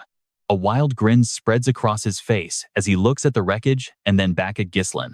So what do you and I take from this? In a world like this, your strength is your only real identity card. All right. You and I are about to see a legend return to his old stomping grounds. As the dust settles, Lucas gives Gislen a suspicious look. You seem way too familiar with this place. Have you been here before? Gislen's reply is short and low. Yeah, something like that. That simple answer leaves Berinda absolutely stunned. She has known this young master since he was a small child and watched him grow up every day. In all those years, Gislen had never once left the Perdium territory. But in his mind, he is drifting back to memories of his past life. He remembers that the most legendary of the 7 strongest experts once lived right here in the Turian kingdom. Because of that past experience, he knows these streets better than anyone else in the room. The tension spikes again as the hunter Gislen just flattened starts to groan and move. With shaky, painful movements, the man slowly forces himself back up onto his feet. His face is totally unrecognizable now. All that arrogant pride from before has been replaced by swelling and blood. You bastards, do you have any idea what you've done? You dared to lay a hand on the great King Don Cat. Now watch this before the hunter can even finish his threat. Cao lands another mocking punch right to his jaw. Cao just laughs. What's this idiot rambling about? Boss, what's our next move here? Don't waste any more time on this trash. Once they realize who's really on top, they'll come crawling to our side anyway. Gislen turns to the remaining hunters and says, "Pass this message to your king. If he has a problem, tell him to come find me himself." We leave the busy streets of Turian behind and head north to the harsh, dusty borders of the Lutania kingdom. The air is thick with the black smoke of burning homes and the screams of people facing their end. The leader of the Soribaram tribe barks in order to start harvesting the heads of their enemies. Warriors, enjoy this moment of glory while it lasts. They sweep through the village like a plague, burning everything and killing defenseless civilians. Later, at the tribe's camp, a twisted celebration begins. It's a scene of crude revelry. The stench of fermented grain liquor mixes with the smell of sweat and cold steel. They laugh loudly, sharing brutal stories of their latest conquests. One guy asks another, "Did you see that coward? He was kneeling and begging for his life just because he lost one arm." The story is met with roaring laughter. Another barbarian scoffs, "That's just because your skills are pathetic. You idiot, if you just cut their heads off cleanly, you don't have to watch them act so pathetic. Let's see if you can still talk like that once your own head is rolling on the ground." Okay, I know what you're thinking, this guy looks like pure trouble. Meet Kutsu, the scarred veteran leader of the tribe. He's a man built of pure muscle and scars from 1,000 battles. Another barbarian approaches him, holding a formal letter. Kutsu is actually surprised. It's rare for news to reach their tribe in such a fancy, official way. He takes the letter, his eyes scanning the page. Suddenly, Kutsu grinds his teeth in rage at the strange ink marks. He can't understand a single word, and his frustration explodes instantly. He splashes his wine right into the messenger's face and roars, "If there's writing on this, you should have brought the village chief too. Are you stupid?" The messenger's eyes go wide with terror as he immediately starts stammering apologies to Kutsu. He babbles that he'll get the chief right now and scrambles away. A few moments later, the village chief arrives. With trembling hands, the old man holds the letter and begins to read the heavy message aloud. "The north is currently empty.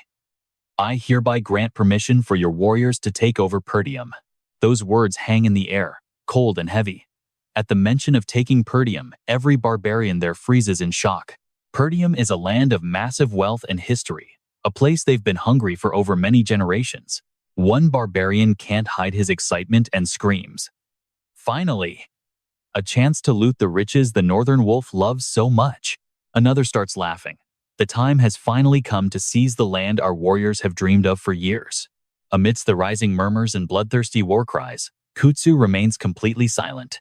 He sits there like a stone statue, deep in thought. "They're telling me to go take Perdium?" Then Kutsu suddenly erupts into a wild, echoing laugh. "What kind of game is the Lutania kingdom playing by sending me an official decree? I'm happy as long as there's a fight to be had. Trust me, you and I just witnessed the spark of an all-out war. He has no reason to refuse this invasion. All right, you and I are about to watch the moment a warlord finally mobilizes his entire army for total conquest. The time to seize the land of Perdium has finally arrived." Meanwhile, high in the Shadow Mountains, Gisel drops a bombshell. Cow must hunt 100,000 monsters if he wants to get stronger. To reach the top, that is the minimum. Why waste time killing weak trash if we want real power? Stronger enemies are everywhere here. Suddenly, Belinda signals Gislen to look ahead toward the young master. Far off in the snow, monsters are tearing another beast apart, red blood painting a gruesome scene on the white ground. At that exact moment, the pack realizes they are not alone and spots Gislen's group. They twist their necks like owls, staring them down before letting out a guttural growl and charging straight at them. Gislen watches them approach and warns the group that these are the apex predators of the Shadow Mountains. Arrogance takes over, as Cow sees the Onbei as simple animals instead of a lethal, top-tier threat. "If making noise brings them out, then I will just handle them. 10,000 or 1,000,000, it really doesn't matter." Before he can even finish his arrogant speech, Gislen punches him right off his horse. Now, watch closely as he falls. An Onbei crushes his horse instantly, closing the gap with horrifying, supernatural speed. Gislen calmly warns him never to take his eyes off an Onbei, because they move in total silence. Cao scrambles up, heart pounding. "You really should have mentioned that a little bit sooner." Cao rushes the first beast and swings his sword, only to realize he slashed at thin air. The beast easily evades his strike with agility that defies its massive size, counterattacking immediately by slamming into Cao with its giant legs. Forced onto the defensive, Cao struggles to block the powerful strikes as more monsters attack him from behind. One beast sinks its teeth into his arm and hurls him backward into the deep snow. Before he can recover, the creature pounces, pinning him down with massive, razor-sharp claws. Flat on his back with the beast looming over him, he barely manages to block its claws with his blade. The metal groans under the monster's crushing weight. "Captain, are you just going to stand there and watch?" Teasing him, Gislen replies. "You said you would handle it yourself, so finish what you started." Lucas joins in too. "I told you, with those clumsy skills, you won't survive long in a place like this." Cao glares back.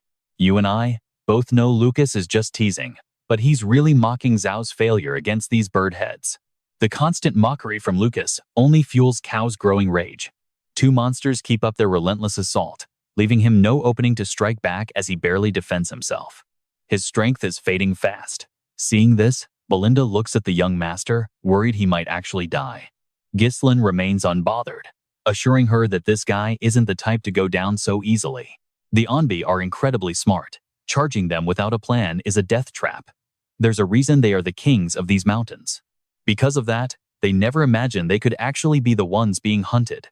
Gislen watches closely, remembering when Cao hit Victor. "I taught you how to be strong, and you have done it before. The problem is, you never use your full potential unless your life is on the line. You need a predator's mindset. Don't just charge in blindly like a desperate victim. Wait for the perfect moment for a lethal strike and make that instinct your own." In a sudden, explosive burst of movement, Cao severs the beast's leg just as it starts to lose its balance. He follows up with a lethal strike, decapitating the monster instantly. Belinda, Lucas, and even the surviving beast are left completely stunned. The second monster sees its comrade fall and lunges at Zhao in a blind fury. He dodges the claws effortlessly and ends the second beast with a single, powerful downward strike. Exhausted but victorious, Zhao scoffs. "You pieces of trash really thought you could take me?" Seeing Zhao break his limits, Gislen lets out a satisfied smile. Soon, rumors of the group's feats begin to spread. At a nearby fortress, local hunters cannot stop talking, their faces filled with worry. These are pro hunters who survive on this mountain, but they have never seen anything like this. They keep asking if others saw them. Just 4 people slaughtered so many monsters that the entire area was wiped clean, yet not a single one of them died. Looks like our heroes are a bit too good at their jobs. Wouldn't you and I agree? Word is out that these guys messed with Don CA's crew. You and I know that means things are about to get ugly. People say they won't last 10 days because that man is coming personally. True enough, it doesn't take long for Don CA to arrive at the hunting grounds. He scans the horizon ahead, but instead of the usual wild beasts, he sees only monster corpses scattered across the snow. Not a single living creature remains in the area. Don Ka takes a deep breath, letting the icy air fill his lungs. I was going to let it slide since the clash with my men was just a small spat, but now they dare touch my livelihood? Gripping his massive weapon, the metal glints faintly. "Prepare yourselves, hunters," Don Ka says, in a voice that sends chills down the spine. It is time to hunt. Meanwhile, Gislen's group stands amidst a battlefield of monster corpses piled high like mountains. Zhao observes the scene casually and remarks, "Wow, we caught quite a few." He turns to the cleanup crew. "Hey, old men, clean this up and move fast before more monsters show up. If even one material goes missing, trust me, I will not let it go." The workers respond in pure terror. "Yes, of course, absolutely." Seeing this, Lucas finally speaks up. "Stop pressuring them so much or you might get stabbed in the back." Cao just snorts. "Let them try. Now watch this." He continues with a sneer. "Why be polite to losers who only act tough because they rely on some guy named Don Ka? No one has dared to lay a finger on us for days anyway. Even if that leader shows up, he'll be the one feeling the pressure." Gislen watches everything in silence with a thoughtful gaze. Cao turns and asks, "Lord, how do you want to handle all this? Our warehouse is already overflowing with materials. Now we have even more." Gislen decides to split the haul between Fenris and Cabby. These materials aren't found in Lutania, so the wolf tribe will love them. I sent a letter to organize the transport team, so they should arrive soon. Before he finishes, Belinda rushes over. "Stick with me here, because this letter changes everything." Gislen reads it and his face turns grave. My father says Perdium is under attack? At the fortress. A rain of arrows falls amidst the savage cheers of the enemy. Castillo roars the order to fire, shouting that no barbarian's filthy feet will trample their sacred land. On the other side, the Kutdu chief leads the charge, howling at his warriors. Climb the walls, warriors. The land we want is right before us. Drag those wolves down to the dirt. The Magi tribe surges up the ladders like a tide. The commander grits his teeth and curses the insane numbers. Are they really trying to wipe Perdium off the map? These bastards attack often, but we have never seen an invasion on this scale before. Randon speaks up with deep concern. Lord, this is not a normal attack. We need to ask your eldest son for reinforcements. Send a letter for help immediately. Castillo cuts him off firmly. Absolutely not. Do not do that. This isn't Fenris's battle. It's a Perdium problem. We, the Northern Wolves, will handle this ourselves. He insists they need no help. Back with Gislen, the group huddles in the snow to discuss the crisis. Gislen analyzes the report. 6 Manji tribes have formed an alliance and are currently storming the northern Perdium fortress. Barbarian attacks on Perdium were daily occurrences, but them forming a massive alliance? That never happened even in my past life. He frowns, wondering why his father wants half of Fenris's forces. Gislen knows his father wouldn't send a distress signal for something trivial. While a 6-tribe alliance makes this level of alarm reasonable, something about this whole situation feels completely wrong. Belinda asks nervously, Young master, what do you plan to do? Cao grumbles about the peace ending so quickly. Gislen gives the order to retreat for now. We need to verify the truth behind this letter back at the inn. Suddenly, he senses danger. The group leaps into the air, narrowly dodging a hail of arrows and a long-range ambush. A group of assassins armed with axes and hammers surrounds them instantly. Gislen draws his sword to block a heavy blow. Battle erupts across the white snow. He ducks low, barely dodging a lethal strike from behind. Belinda, Cao, and Lucas counterattack together, dropping enemies left and right. Suddenly, a giant hand grips a massive stone pillar. Donka reveals himself and slams the pillar down. And trust me, you and I are about to see a real earthquake. All right, you and I are about to dive into an absolute bloodbath in the snow. Look at that explosion. Belinda screams as young Master Gislen stands his ground, frost radiating from his blade. Stay behind me. A massive collision of power triggers a deafening blast. As the dust clears, the hulking figure of Donka emerges, looking down on them with pure contempt. Seems you prepared well for this, Donka sneers. Cao barks back. Who the hell are you bastards? Donka replies coldly. That was your only chance to die quickly. You wasted it. I shouldn't have to explain why I've come here personally. Gislen fires back with a calm but razor-sharp response. Indeed, since I told your lackey to send you here yourself, I did not expect you to actually come like a loyal dog. Donka let out a mocking laugh. So, you are the idiot playing king in this pathetic little place? Cow interjects. I heard the rules here forbid killing. Since you are hailed as king, do you think you are above the law? He gives a fake, oily response. Rules are vital, of course. Besides, I never said I would kill any of you. His smile turns wicked. However, in these Liangcheng Shadow Mountains, deaths happen every single day. 1 or 2 bodies won't surprise anyone. You know that. Cao mutters. What a poser. Donka then asks. So, who is the leader here? Before Cao can speak, Gislen taps his shoulder. This is the man. The one who will become the future king of Iron Clip. Donka snorts in disbelief.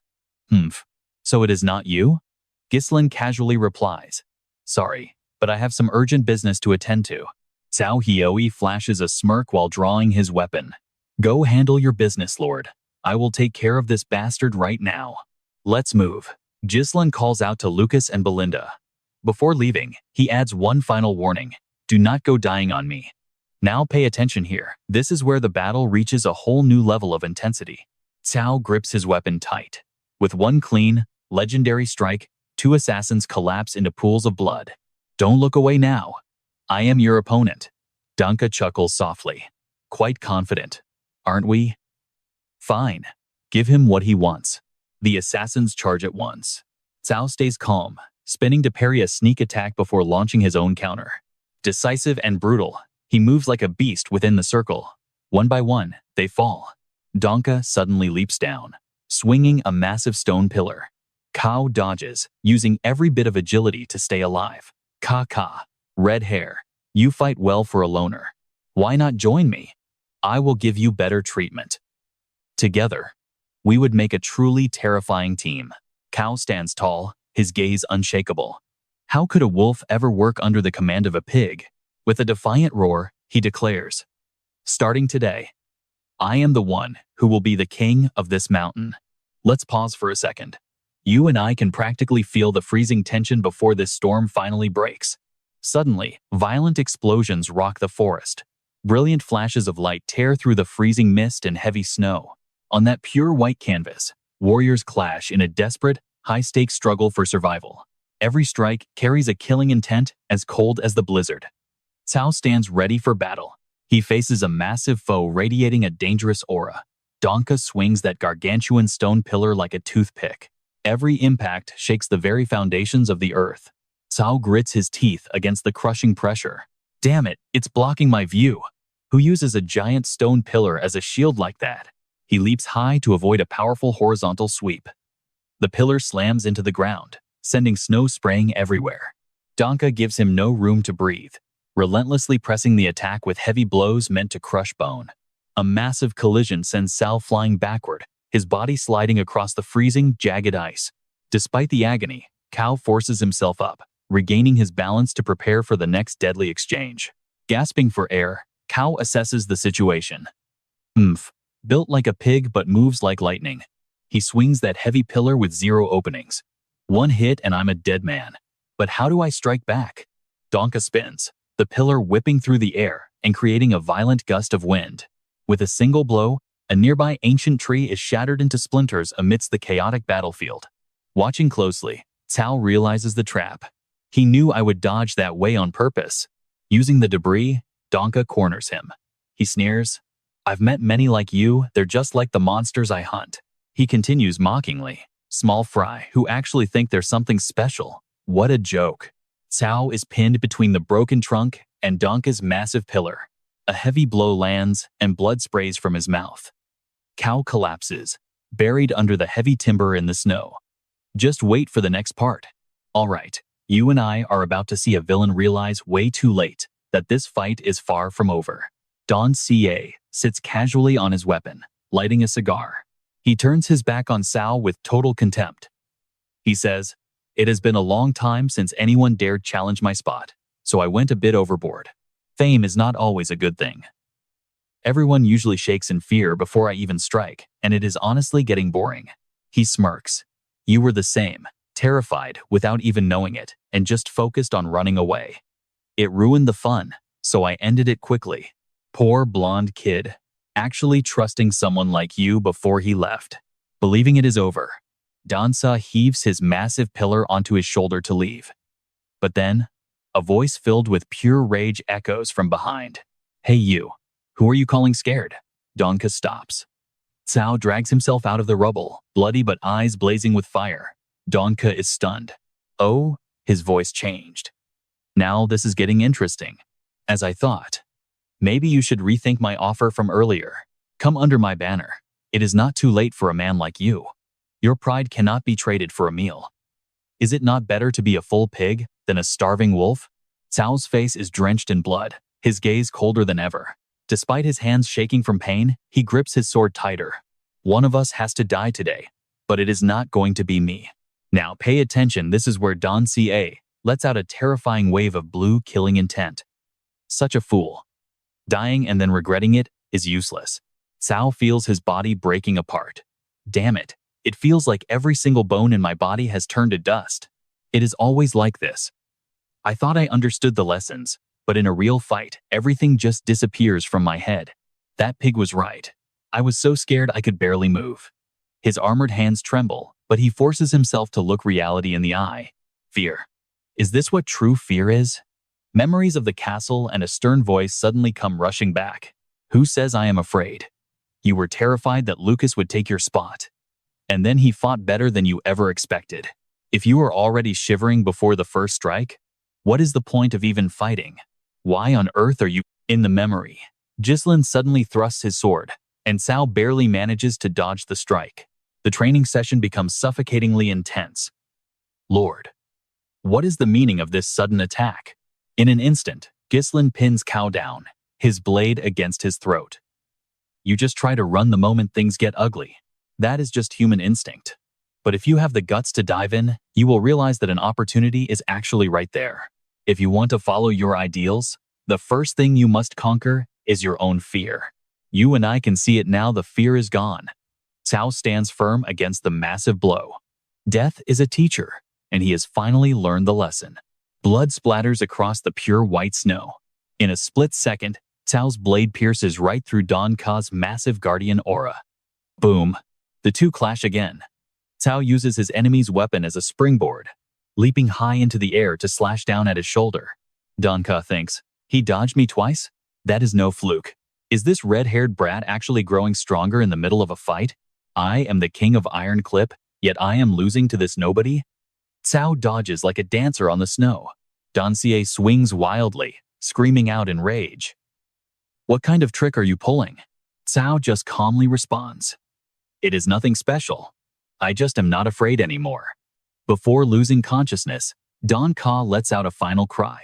Don Xie's head rolls away, and the battle finally ends in total silence. The scene shifts to the northern fortress of Perdium, currently swallowed by a sea of fire. The air is thick with death as the enemy circle closes in. Amidst the soul-crushing screams and the heavy scent of fresh blood, the enemy waves surge like a flood, giving the defenders no time to breathe. Heads roll as the northern warriors fight back in pure desperation. Breaths grow ragged under the suffocating pressure. In the middle of the chaos, Lord Castillo appears, his face tight with fury. Though his body is exhausted, his gaze remains sharp, burning with a warrior's spirit as he clears the enemy ranks. These bastards are just meat puppets. Do not be afraid. However, reality is harsher than words of encouragement. Fatigue is etched into every muscle. Our men have reached their limit while the enemy just keeps coming. One soldier screams out in agony. Do these dogs ever sleep? Just leave us alone already. After a fight like this, any normal army would have retreated by now. Across the battlefield, Chief Kadu appears with a mocking smirk, his eyes full of the bloodlust of a predator. You and I see it, those wolves are finally tiring out. Ka.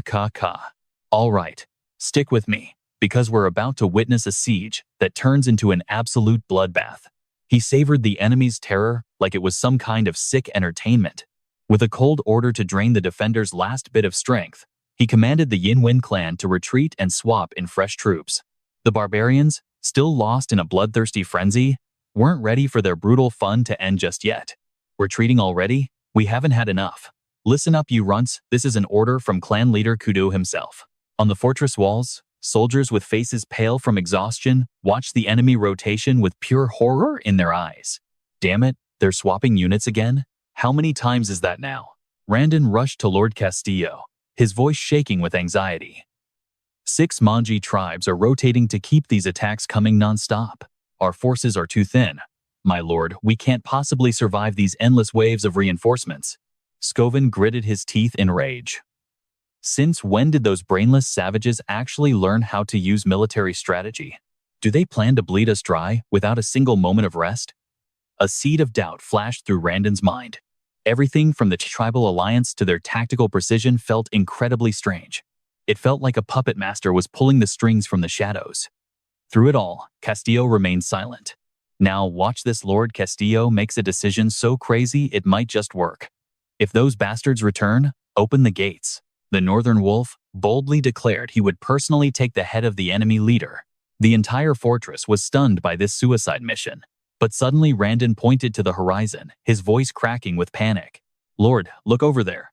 Through the dust and northern mist, a mysterious cavalry unit was charging at insane speeds. Castillo narrowed his eyes. Leading them was a knight in pure white armor, radiating cold, deadly intent alongside Belinda and Lucas as they surveyed the battlefield. Look at these filthy barbarians, swarming the field like a plague of ants. So the alliance between the 6 tribes was actually true. The White Knight gave a cold, sharp command. Belinda, Lucas flanked them on both sides. The knight raised his weapon, his voice sounding like a final death sentence. I will end these bastards right here. The entire unit roared in unison, charging straight into the enemy ranks like a lethal arrow. The barbarians weren't scared. They were actually thrilled. Who the hell are these new playthings? Are they from Perdium too? Why are they hitting us from the rear like cowards? Who cares where they're from? I was tired of chasing runaways anyway. This just makes the slaughter easier for us. But their laughter died the moment that white knights slammed into the very center of their formation. Kill them all, the barbarians screamed. Today is our blood festival. They thought they were the hunters, until the white knight started his absolute massacre. Pay attention here. His massive axe carved arcs of death, harvesting enemy lives like wheat in a field. Each strike carried destructive power, blasting enemies away with an aura that made every barbarian tremble in fear. Horse and rider moved as one whirlwind of death, leaving nothing but broken bodies in their wake as they tore through the ranks. That once white armor was now completely drenched in crimson. It was a truly terrifying sight. Panic set in. He's right in front of us. Since when did Perdium have a monster like this on their side? He just pulled him down. Stop him. Run. Clan leader Kudu roared to try and steady his terrified men. What the hell are you all just standing there for? Are the great Yin Wind warriors really afraid of some brat? Suddenly, a soldier came sprinting over in a total panic. Belinda struck from above, perfectly synced with her team. The enemy is getting crushed from both flanks. Lucas drove his spear straight through the trembling chests of the enemy frontline soldiers. And from the rear, the Northern Wolf finally opened the gates and charged out. It was the perfect pincer move. Kudu grit his teeth in pure rage. That wolf never opened his gates once, until this exact moment. Still, he trusted his numbers. No matter how they struggle, our sheer force will still overwhelm them. Warriors, keep pushing. But his soldiers weren't listening to his commands anymore. One soldier stared at the blood-soaked knight, his lips trembling in pure, unadulterated terror. You and I are looking at a living demon from the legends. And for these barbarians, trust me, it's game over.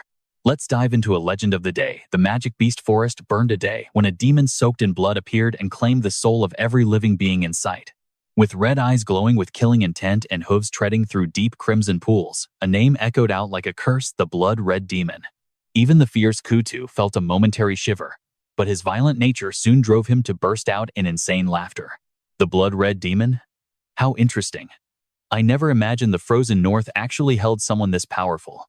Charging forward with twin axes held high, he roared, "I am the great warrior of the north, Kutu.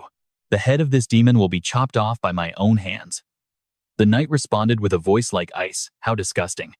You people have been gnawing away at the north for so long just to play these savage warrior games." Q2 screamed, pouring every ounce of his life force into a desperate strike, but every single effort was in vain. The blood-red demon brushed the attack aside and countered with a massive kick that sent Kutu flying right off his horse. He tumbled to the ground, groaning in disbelief, before struggling to his feet with a face twisted in pure hatred. "Damn you! Can't you fight with any real honor? I will personally be the one to end your breath, you demon." Now watch closely, because before he could even finish his threat, the knight's white steed delivered a lightning-fast stomp. Kutu collapsed in the blood, his eyes slowly going hollow. The knight declared, "From this day forward, a brand new myth will be told among you savages. The Northern Wolf has cut the breath from every single warrior who dared to step foot into this forbidden territory." Castillo stepped forward from behind, driving a sword through the enemy's chest to extinguish any lingering hope of resistance. The leader gasped one final word, "Wolf," as deafening cheers erupted across the battlefield. The battle was finally over. The enemy leader is dead. Castillo didn't give them a second to recover. Wipe out the rest of these barbarians. Make sure they never dare look at Perdium again. As the dust settled, the blood-red demon dismounted and approached the Lord. Under the setting sun, that blood-stained armor looked both majestic and terrifying. Castillo whispered, "It's been a long time, son." The mask came off, revealing Gislen's face. He calmly replied, "Yes, sorry I arrived a bit later than I intended." Randon rushed forward and hugged him with joy. "You were absolutely incredible, young master. Wait, I mean Baron Fanis. Thanks to you, we can finally start to breathe easy again around here." Castillo looked at his son with deep thought. "How did you know to come? And with such a massive force too?" Gislen held up a letter with an official seal. "I received a request for aid stamped with the crest of Perdium. The letter said everyone was under attack, and begged me to send a portion of the Fanis army as reinforcements immediately. Wait, you and I both know something's wrong here. Castillo looked at Randon, who quickly shook his head in denial. It wasn't me, Lord. You specifically ordered me not to send anything out. If that's the case, who could have sent this letter? Castillo muttered to himself. Gislen remained silent for a moment, his eyes becoming more determined than they'd ever been. Father, please listen carefully to what I'm about to say. The strategic map glowed, highlighting several key strongholds: Fanis, Stonehaven Fortress, Perdium, and Desmond's lands. An aerial view captured the entire camp of the Royal Second Legion. In the pitch-black night, the camp burned bright with thousands of torches and lanterns, tents packed tightly together like a maze. Inside the tents, soldiers were killing time by playing games of cards and betting their meager coins. One soldier slammed his deck down in frustration. Damn it, there goes my entire weekly salary in one single round. Commander, this is boring. When can we finally go home? I'm sick and tired of rotting away in this place. Another added, I'm really starting to miss Cadinia quite a lot, sir. Dorn, the calm commander, just smiled at the complaints. He replied casually, we'll leave as soon as the High Command orders a retreat. I heard we're only here to keep an eye on Count Desmond so he doesn't attack the Fanis territory, right? The soldier laughed honestly. There hasn't been any major movement from him for a really long time now. With the Royal Army standing guard like this, who would actually be crazy enough to launch an attack anyway? Dorn reassured his troops with sharp logic. Don't worry too much. Count Desmond isn't someone who acts without thinking. If he moved his troops now, he'd clearly be turning the entire kingdom into his own personal enemy. Even if he is the strongest lord in the north, unless he has gone completely insane, there is no way he would ever dare to act so recklessly. But trust me, you and I are about to see just how wrong he was. On the distant hill, massive dark shadows emerged, blotting out the starry night sky. A massive army stood in eerie silence, radiating an aura of death while staring down at the camp like hungry predators. Peace shattered instantly. A sentry burst into the tent, screaming at the top of his lungs in total panic. Commander, we're in big trouble. Count Desmond's army is launching a full-scale surprise attack right toward us. Desmond's cavalry charged forward like a devastating tidal wave, crushing everything and everyone in their path. All right, you and I are about to witness the absolute collapse of a royal army in tonight's raid. Royal commanders shriek in total chaos as they shove wounded men to the front, hoping a dense formation can stop the charge. The ground trembles under thousands of hooves while soldiers grip their spears, bracing themselves for a lethal collision they know is coming. But the northern cavalry is just too powerful. Their leader swings a glowing blade, shattering the defense and launching men into the air. The battlefield becomes a literal slaughterhouse, with armor stained red as Desmond's forces butcher anyone in their way. The Second Legion is completely broken, their camp trampled under heavy hooves until not a shred of order remains. Panic spreads like a lethal plague, drowned out only by the screams of the dying. Damn it, we can't hold them. Commander, the formation is gone, everything is falling apart. How could the kingdom's finest elites crumble in a single heartbeat? Seeing that the situation is beyond saving, Dorn screams for a full retreat towards Paris, ordering his men to abandon the fight and send word to Cadinia immediately. But just as they turn to flee, a devastating strike rains down, cutting off their only escape route. Another squad of Desmond's cavalry suddenly appears from the rear, slamming the trap shut. The royal soldiers are in total despair. Cavalry behind us too? Now pay attention, because this is the exact moment Dorn realizes he has walked straight into a lethal death trap. His face turns pale as he realizes they were distracted from the front, just so their rear could be blocked perfectly. We are trapped. A massive shadow looms over Dorn, as a giant warhorse approaches like the specter of death. Har Desmond looks down at the defeated commander with pure contempt, mocking him. A pleasure to meet you, Viscount Dorn. He sits tall on his horse, blood dripping from his blade, radiating the terrifying aura of a cold-blooded conqueror. Dorn grinds his teeth, screaming in pure helpless rage. Have you gone mad, Har Desmond? For a while, news of the massacre hits Fenris Castle like a hurricane. You can see the pure terror on every face in the room. Clow gasps in utter disbelief. The Count wiped out the entire Second Royal Legion already? The messenger trembles, spreading even more fear. Yes, and he isn't stopping, he's marching straight for this very location. The room goes dead silent before Anphone grabs his head and screams. Damn it, not another war. Beside him, A young priestess shakes with fear. A war? An official turns to Clow, asking what the plan is now. The Lord gave very specific orders in case Count Desmond ever attacked. We must destroy all key facilities and move supplies into Paris. Julian remains silent, his expression heavy with deep thought. Now is the time to follow those orders. And Phone screams, urging everyone to run for their lives. Pack your things and get out. This place is finished. Gordon and Ganverick watch his cowardly display with nothing but pure disgust. Vanessa stands her ground, gripping her staff tightly. Her face is calm, but her eyes burn with resolve. Stick with me, because Vanessa is about to make a choice that will change the course of this entire war. The strongest lord of the North is coming to kill us. Why are you still sitting there? Start packing. Suddenly, a voice cuts through. I won't. Vanessa opens her eyes with a sharp glare. I'll use my magic to stop them at any cost. Her declaration stuns everyone. The merchant stammers in protest. What kind of stupidity are you talking about? Staying here is a certain death sentence. Vanessa fires back at him instantly. If we leave, won't the enemy just steal everything we have worked so hard to build? Anphone tries to explain. I never said abandon it forever. I just mean we need to stay alive first. With our Lord's personality, he will definitely find a way to take this place back later. But Vanessa's voice is firm. We've achieved the impossible before, so if we give everything we have, we can stop them right here. Ganverick steps forward, his deep voice showing support. From the forges to the magic core, we've built something incredible here. From the peace established by our knights to the citizens who found a new life, this is more than just a castle. This place holds the Lord's dreams. Vanessa walks forward, her dress fluttering as she prepares for the fight. I will protect it. Priestess Phi watches her with admiration while Claw approaches Vanessa with a very serious expression. Lady Vanessa, if you truly intend to stay, I have vital information. Desmond's army is 30,000 strong, equipped with 8 siege towers and 12 catapults. This is a massive force designed for total destruction. On top of that, the Count has his own personal mage. Against a level 6 mage, do you and I think she stands a chance? All right. You and I are jumping into a situation that looks absolutely hopeless for our heroes right now. If the enemy siege begins today, they won't last 3 days, let alone an entire week.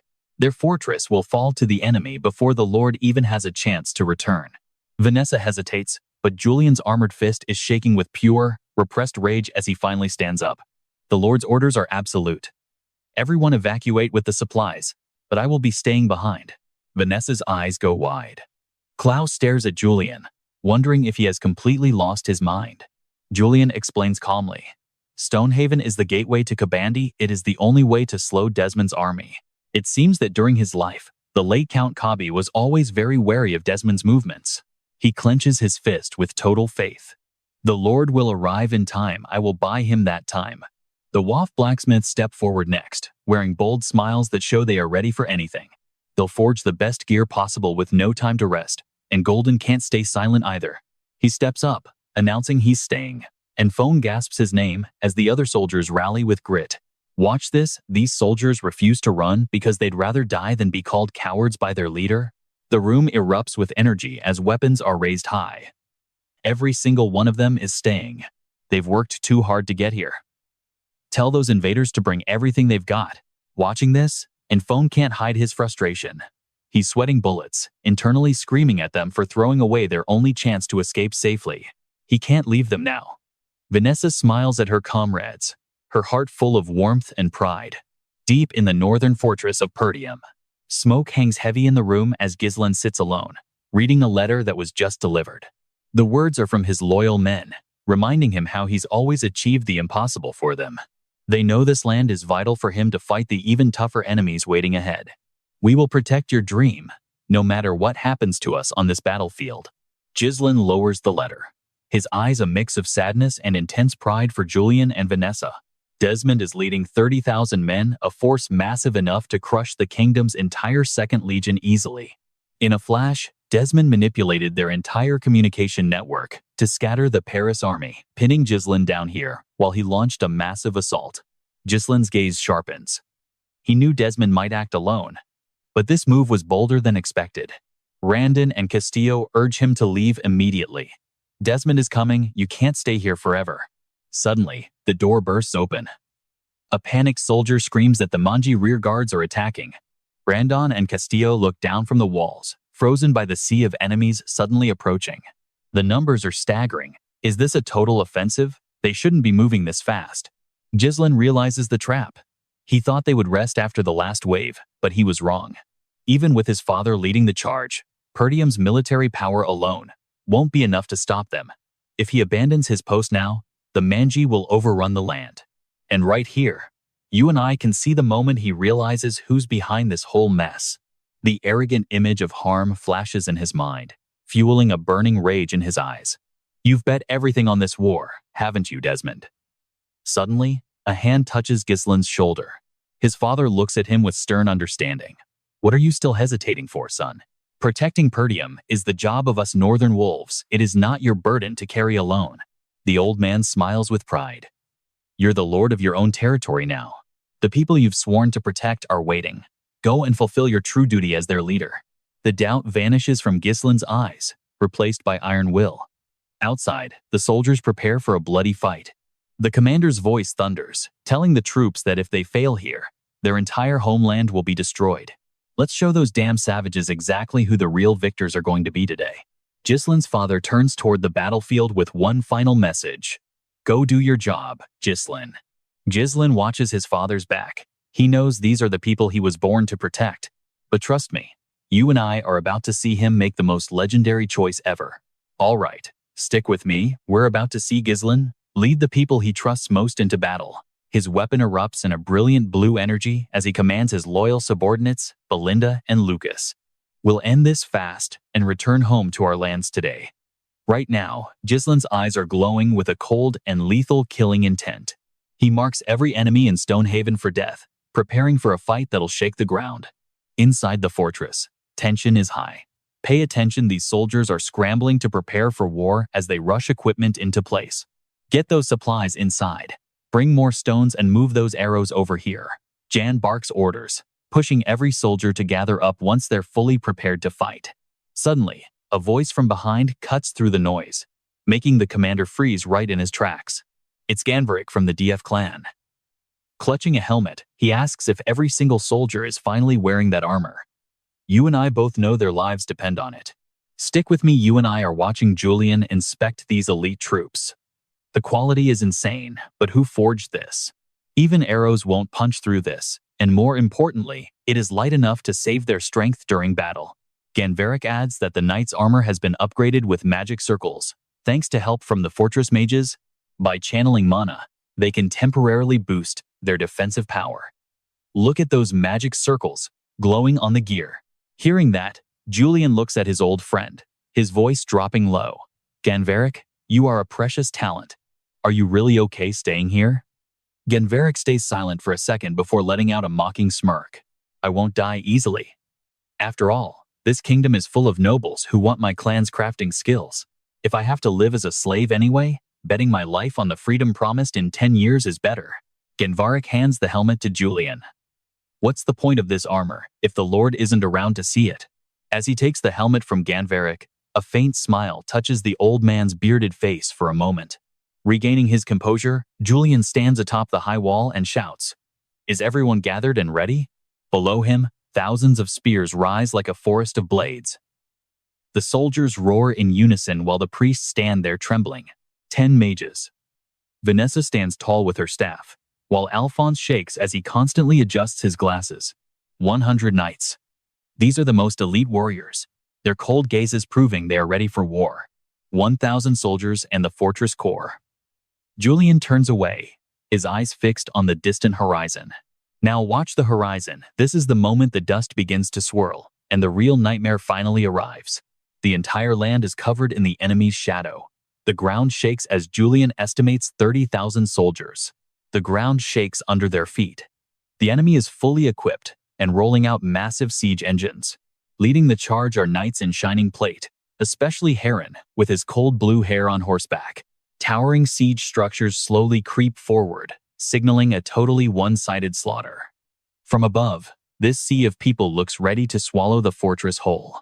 Priest Phi turns pale, stuttering about the 30-to-1 disadvantage. Beside him, a soldier lets out a forced laugh. This is terrifying. Alphonse panics, ready to turn tail and run. Maybe just running away is better. With the Lord's personality, he wouldn't want us to die, right? Damn it, it's too late for that. But Vanessa grabs his collar and pulls him back. Despite the formation holding, you can see the soldiers shaking. Julien turns, his voice echoing. You feel the fear as he asks, "Are you afraid?" He declares loudly, "Our goal isn't to win, but to buy time until the Lord arrives. If they break through, the enemy will loot the territory in a heartbeat. Remember your shops, your families, and the homes you've built here. It is the same for me. Thanks to the Lord, I have a new life and a dream to hold." Julien slowly dons his lion-shaped helmet, his eyes burning behind the steel. It's our turn to protect his dream. His words ignite their fighting spirit like a wildfire. The fear vanishes, replaced by a deadly resolve to hold. Vanessa clenches her fist, her gaze becoming more determined than ever before. This is a fight for survival. Across the battlefield, Heron looks coldly toward the fortress. A knight reports that the catapults are fully loaded. Heron doesn't even look back. He just calls for Willow. Suddenly, a magic staff slams into the dry ground. Willow, Count Desmond's personal mage, and a six-circle master, responds with a respectful bow. "You called?" Heron asks if he has found any of those stoneworm traps they used in the last siege. Willow confirms there's zero trace of any magical traps in this area. This war started so suddenly, they definitely didn't have time to prepare. Good. Heron draws his sword and points it at the fort. Fire. The order echoes, and massive stones launch into the sky, screaming toward the walls. Dozens of catapults work at full capacity, raining heavy boulders down on the fortress of Stonehaven. The dark rocks plunge at terrifying speeds, aiming straight for Julien and his men. But he doesn't flinch. Raising his shield, he screams, "Brace for impact!" Massive explosions rock the walls as the stones hit home. Dust fills the air. Without letting them breathe, Heron orders his cavalry and infantry to charge the gates. On the wall, Julien brushes dust off his shoulder. He calmly orders the men to clear the broken artillery. Now, pay attention, the ballista crews take their spots. Trust me, this counterattack is about to get wild as giant arrows rain down. The enemy infantry charges, shouting for everyone to raise their shields. Don't stop. Reach the foot of the wall. All right, you and I are about to dive into an epic siege. Heron watches the wall. 12 catapults haven't even left a scratch. Their defenses are responding much faster than he ever anticipated. He wonders if the prince used those DF slaves and their advanced tech to make these walls unbreakable. Under the walls, the commander orders squads 1 and 4 to fire. Arrows scream through the air as they yell to sweep the walls clean. Then, something impossible happens. Every arrow that hits the soldiers just bounces right off. The armor is impenetrable. Heron looks on in total shock, and his own soldiers can't believe what they're seeing. The arrows are useless. What kind of gear did those WF guys create? Hearing the praise, Ganvarik wears a proud smile. Even a hail of arrows does 0 damage. As the arrows keep falling, Heron grits his teeth and prepares his next move. Watch closely, Will is about to summon a literal rain of fire. Will raises his staff high as mana surges. Behind him, the mages chant in unison while he flashes a truly sinister grin. On the wall, Ganvarik points in a panic at Jillian. Jillian looks up, sensing something is very wrong with the sky. Massive black clouds begin swirling together in a terrifying circle. A massive red and purple magic vortex forms over the fortress. Jillian stares up in horror as Will stands below, arms wide as if embracing the heavens. Oh, that's right. He looks at his masterpiece with a mocking, arrogant tone. Watch your heads. His face twists with insane excitement as he prepares to incinerate everything with this rain of fire. Suddenly, giant fireballs rain down like meteors from the magic storm. The soldiers on the ground are in total panic. Damn it! Armor can stop arrows, but not massive area of effect magic like this. Everyone, get under the roofs right now. Amidst the chaos, Jen stands tall and screams for everyone to stay calm and hold their positions. The soldiers look at him in confusion. Julien declares firmly that there's no need to worry because they have magic too. A sudden burst of blue light covers the fortress. It's Vanessa stepping up. She stands there with her staff raised, focusing every bit of her mana into a defensive spell. Windshield. A massive green dome erupts from the fort, creating a solid barrier that halts the rain of fire in its tracks. The brutal flames are held back by the shield, unable to even touch the ground. Vanessa grinds her teeth, pouring everything she has into the defense. Her eyes glow with resolve until the firestorm breaks and the sky clears. Gislen looks at the clear sky and smiles with satisfaction under his heavy metal helmet. The soldiers are speechless at such power. Below, Will is drenched in sweat, his face turning pale with fear. That magic. Will realizes this is the same mage who wiped out their forces at Galatas. On the wall, Vanessa gasps for air, clutching her chest. Alphonse complains about needing more mana pouches. Vanessa warns him to stay focused and get ready because the next attack is coming soon. The attack failed.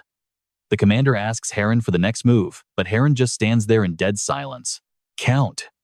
The knight calls out again, trying to snap his master out of it. You and I can see it now. Heron's realizing his catapults, arrows, and magic were all perfectly countered. These guys were ready for every single move. His opponent was prepared for every scenario. He blames himself for how Fenris's forces were crushed. Even with Fergus gone, there isn't a single opening for him to exploit. He rushed into this war without the Duke's orders or coordinating with the Prince's faction. Throughout this time, he realized he hasn't been calm or acting like himself. Then, a cold smile creeps onto his face.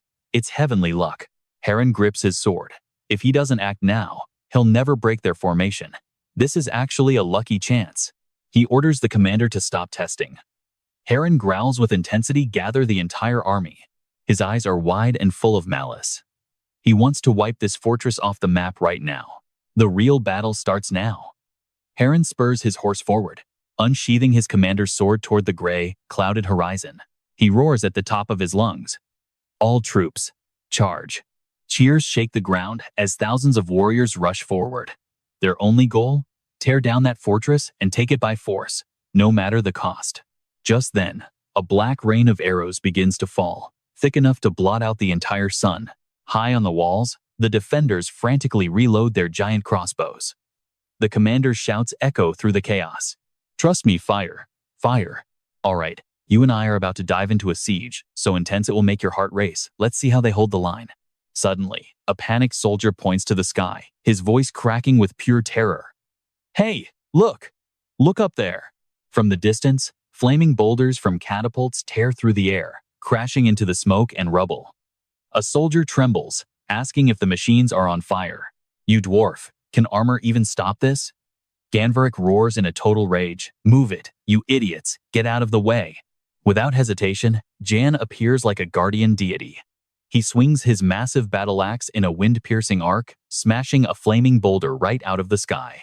Seeing their commanders take action, the soldiers finally find their courage and regain their fighting spirit. Elsewhere, while Infone trembles behind his staff, Vanessa unleashes a mana blast to shatter a falling rock and save her cowardly teammate. Watch yourself. That coward actually survived. These knights are truly on another level, but the relief is short-lived. Massive mobile siege towers are already looming over the castle walls.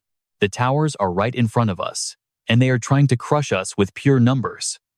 Jan, wearing his majestic white lion helm, shouts to steady the troops. Do not be afraid. Trust your comrades and hold your ground. Fenris Knight Brigade, get into your positions now.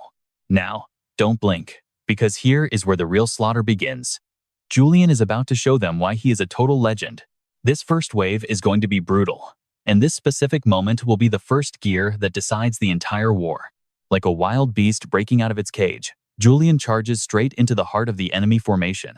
Every swing of his axe cuts through rows of enemies like paper. He fights without rest, his breath heavy but radiating pure power. Woo! The overwhelming strength of the White Lion keeps the enemy at bay. The unlucky ones are sent flying right off the walls. Seeing that horror from below, the enemy starts to panic. What? What the hell is actually happening up there? The only answer they get is a massive axe blade swinging down without a hint of mercy. Julian stands tall in a sea of blood like a god of war.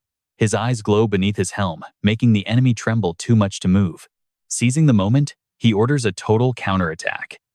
Kill them all. Do not let them take a single step onto our walls. You and I saw that coming, right? The enemy general isn't just watching. He is analyzing every single move Julian makes. The white-haired lion. He notes calmly to his subordinates. These knights are actually pretty good. If we only use normal soldiers, this will take way too much time. Immediately, he deploys his trump card, the Blazing Twin Knight Brigade. Understood. A thunderous roar responds. Heron gives cold orders. Dismount and join the infantry. Climb those towers and push those enemy knights off the wall. One platoon. Go and support the battering ram unit immediately. While the towers pressure the walls, we strike the main gate. He turns to the mage Willow. Keep gathering mana so you can drop large-scale magic at any moment. As you wish. Finally, he calls out to his right-hand man. Huh? Heron draws his razor-sharp sword and points it at the castle. His eyes flash with a deadly, murderous gaze. That white lion is annoying me. Go kill him. Yes. The bearded warrior grins with pure excitement. He spurs his horse forward. My men have been waiting for your order this whole time. While the capital Cadonia bleeds, the meeting room is just as suffocating. Count Paz is drenched in sweat under the crushing pressure from the prince's faction members. Branfor sits with an imperial aura, frowning at Paz. What is the reason for this? Paz stutters, trying to dodge the question. What do you mean? Branford slams the report on the table, his voice turning cold. Count Desmond wiped out my 2nd Legion and attacked a baron. A baron who just joined the crown prince's side. This was a unilateral decision. There was not even an excuse given. Was this all the personal will of the Duke's family? Paz desperately denies it. That is ridiculous. I understand your feelings. But what does a neutral count like Desmond have to do with us? Rosalind cuts through his clumsy excuses with a sharp, piercing gaze. Stop playing dumb. The post-war investigation by Cavandi proved Desmond and the Duke's family acted together. Do you think I moved the 2nd Legion for no reason? Ma adds a freezing warning. You better watch your words. The price for touching the royal army is not small. Paz grits his teeth in bitter frustration. He did not expect them to show their anger so openly. He silently curses the person who trapped him. Count Round. You dared to push this mess onto me? He lowers his voice to soothe them. Please, stay calm. To the nobles of the Crown Prince's faction, the person responsible for everything is Count Desmond alone. It is not the Duke's family. We promise the family will not interfere. We will never launch a pincer attack on Baron Fenris. Branford remains unmoved. You are on the same side but pretend not to know, and now you will not take responsibility? And that is where we leave it. Trust me, you and I aren't ready for what comes next. All right, you and I are diving into a royal mess where staying neutral is no longer an option. Paz's face twists in rage, seeing the defiance. You are just making everything more complicated. Branford stands up and declares that the fall of Fenris is already a done deal. Are you trying to use Desmond to provoke us? If the prince attacks, the royal army weakens. If he retreats, Fenris falls to the Duke's family without a single drop of blood. It is all a misunderstanding. We don't want war, which is why we said we won't get involved. Is that right? Well, I can't just ignore your petty schemes any longer. Leo gives a sharp order to arrest him and every noble from the Duke's faction in the capital.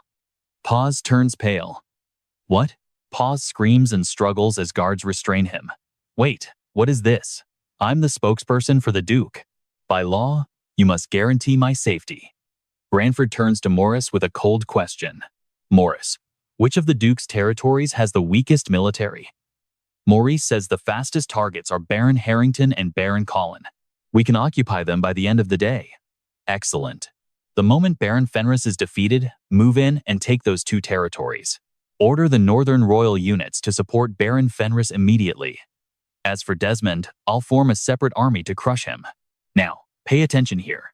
This is where the battlefield turns into a total slaughterhouse, as the Twin Blaze Knights finally breach the inner walls.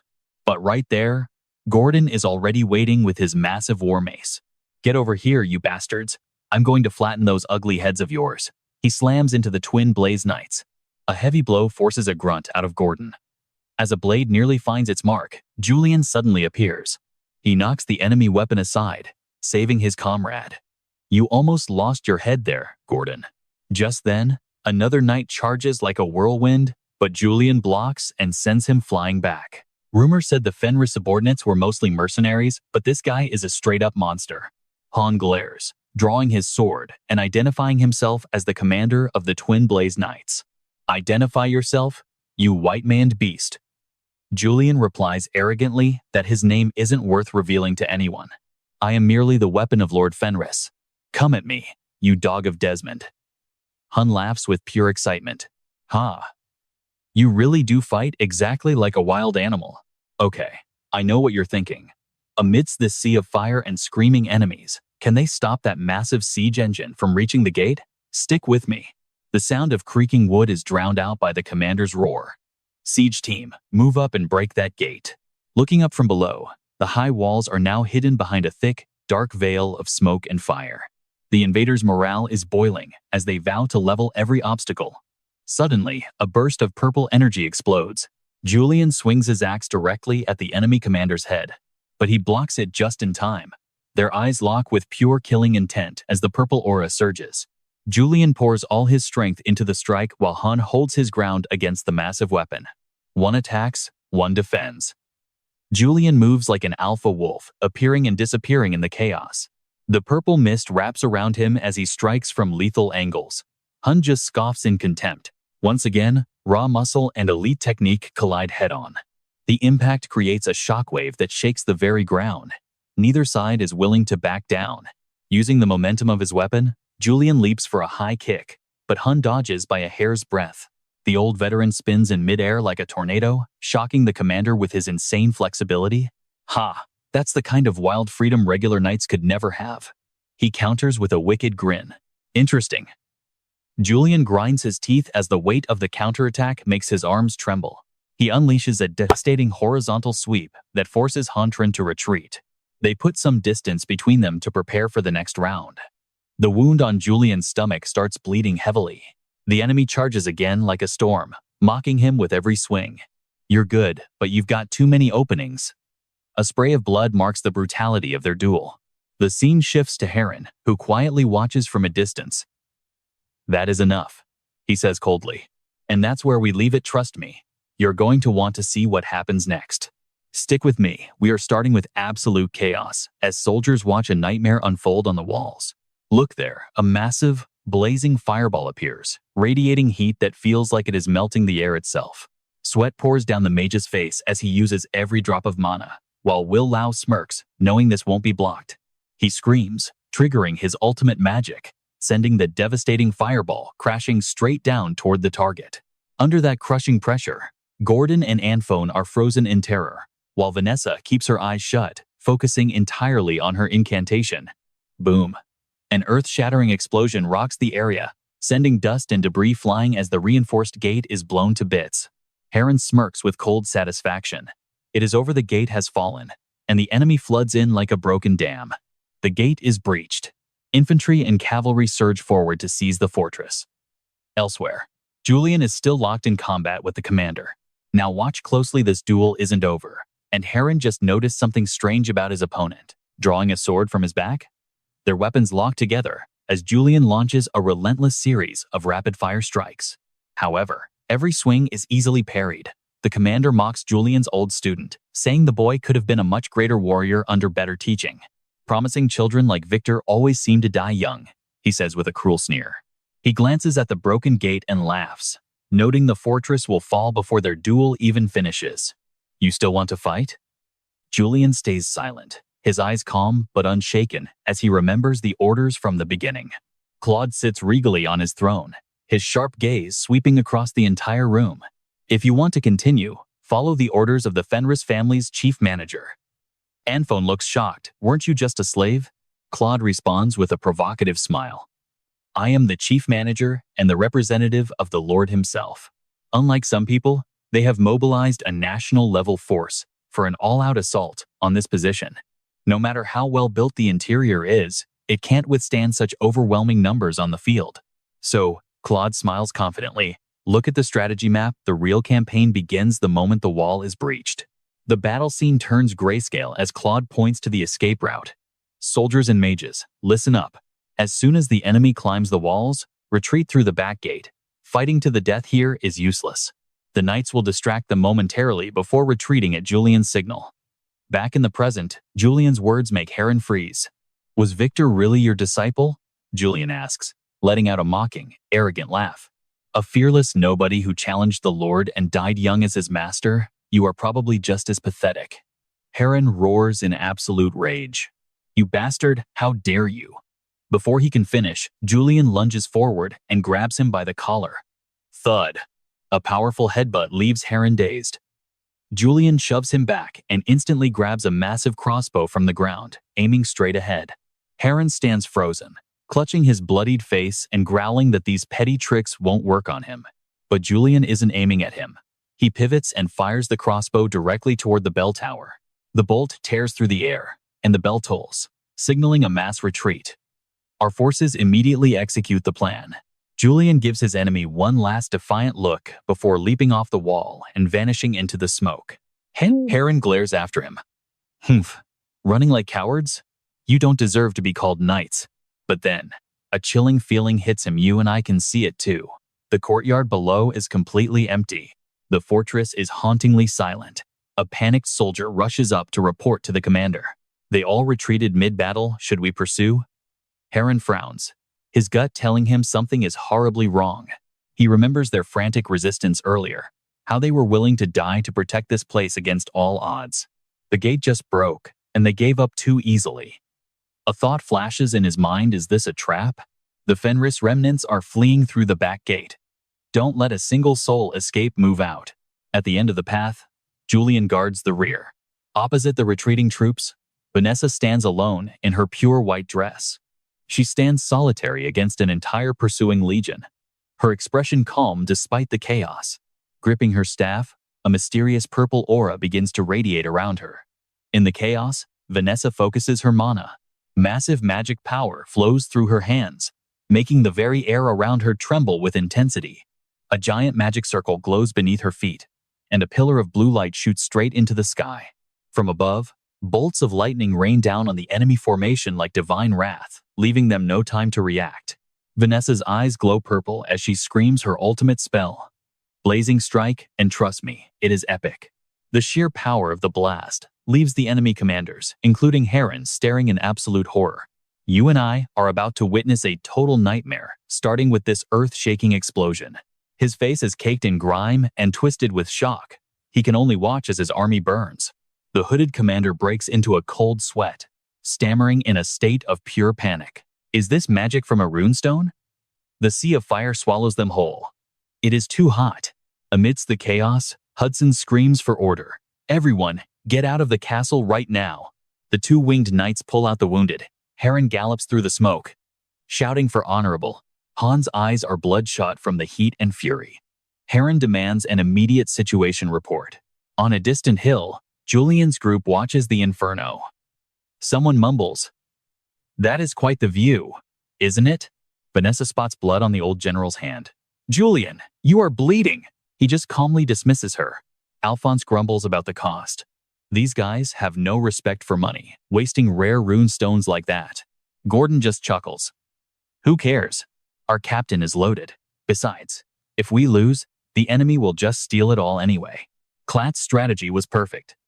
Jill turns to his men, asking if everyone is all right. A thunderous shout of yes answers him. Julian knows the enemy will be on their heels soon. Without a second of hesitation, he orders the retreat to rally point number 2. Elsewhere, a weary barbarian commander rides across a field littered with the dead. Now, keep your eyes on the shadows. This is where the real carnage begins. Metal shrieks as the barbarian commander barely blocks a lethal axe strike from the dark. He is instantly sucked into a whirlwind of steel as Gislen unleashes a relentless barrage of attacks. Gislen swings his axe with brutal force. Even his horse delivers a crushing kick to the enemy mount. The enemy commander crashes to the dirt, but he is still struggling to get back up. He glares at Gislen, weapon ready and teeth bared. Don't you know when to stop? Red Devil, you are more of a bloodthirsty beast than any warrior in our tribe. Red Devil, listen to reason and lower your weapon.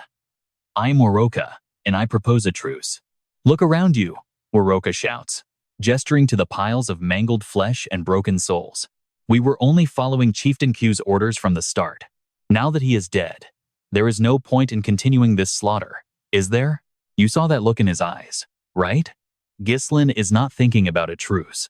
He remembers Waroka from his past life, a general who once traded land for survival. He was the smartest of the Manji. Waroka keeps begging to end this meaningless massacre. Haven't enough of our warriors died today? I swear we won't touch the northern forts again. But Gislen's response is ice cold. He lunges forward, his axe whistling through the air. Done stalling? A thunderous strike hits home. There is no such thing as a peaceful war. Waroka falls, cursing the demon before him. Gislen's eyes burn with a chilling light. Meanwhile, Julian leads the retreat under heavy pressure. Suddenly, a desperate cry rings out from the rear. The enemy has finally caught up. An tells the Count the cowards finally showed themselves. Heron orders a full-scale assault. This is our only shot. We have to crush the Fenris family right now. Alphonse looks back, terrified. How are they so fast after taking such massive losses? Julian's mind is racing. They are still too far from the rally point to survive this. He wheels his horse around. He has reached his limit. Head for the rally point. I will hold them off with the knights. His men are stunned. They turn to face the massive tide of tens of thousands of enemy soldiers. So, what do you think? Can 15,000 soldiers really be held back by one man? The numbers are still stacked against them, but even facing death, they're still joking around. Honestly, you and I can see these guys are a serious threat. It's not just their brute strength. Their technique is as solid as a fortress wall. Cough, cough. Are you scared now? Then, give back those useless muscles, and I will report it to the captain. A defiant, cocky grin spreads across Gordon's face. Damn it, since it's come to this, let's try to take as many of them down as possible. The captain will surely avenge us. Julian grips his weapon tight, growling in agreement. That is right, the Lord will never forgive anyone who dares to attack him. He raises his massive battle axe high, his voice booming across the sky. Knights of the Fenris family, prepare for battle. The whole army roars back with a massive war cry, surging forward like two heavy tides of steel colliding together. The Fenris knights charge straight into the enemy lines without a second thought. Shouts for the Fenris family echo through the deafening clash of metal. The battlefield instantly turns into a massive meat grinder. It is a place where blood and cold iron become one. Julian swings his weapon in a wide arc, every strike carrying insane power that sends every enemy flying out of his way. The knights scream as they fight, yelling that they will make these bastards regret ever looking at Fenris again. They fight like cornered beasts, determined to protect their family honor until their very last breath. From above, Heron looks down at their stubborn resistance with pure contempt. Humph. So they chose to fight because they know they cannot run? Now, pay attention, because Heron signals to Jan to order the vanguard of mages to step forward.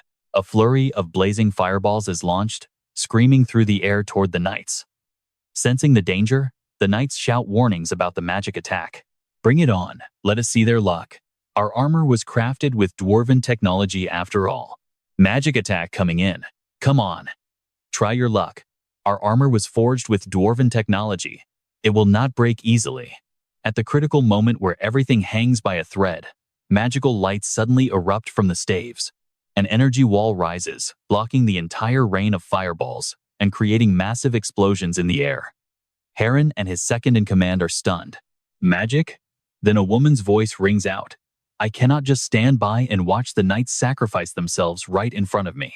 Vanessa is hovering in midair, her black hair flowing in the swirling mana.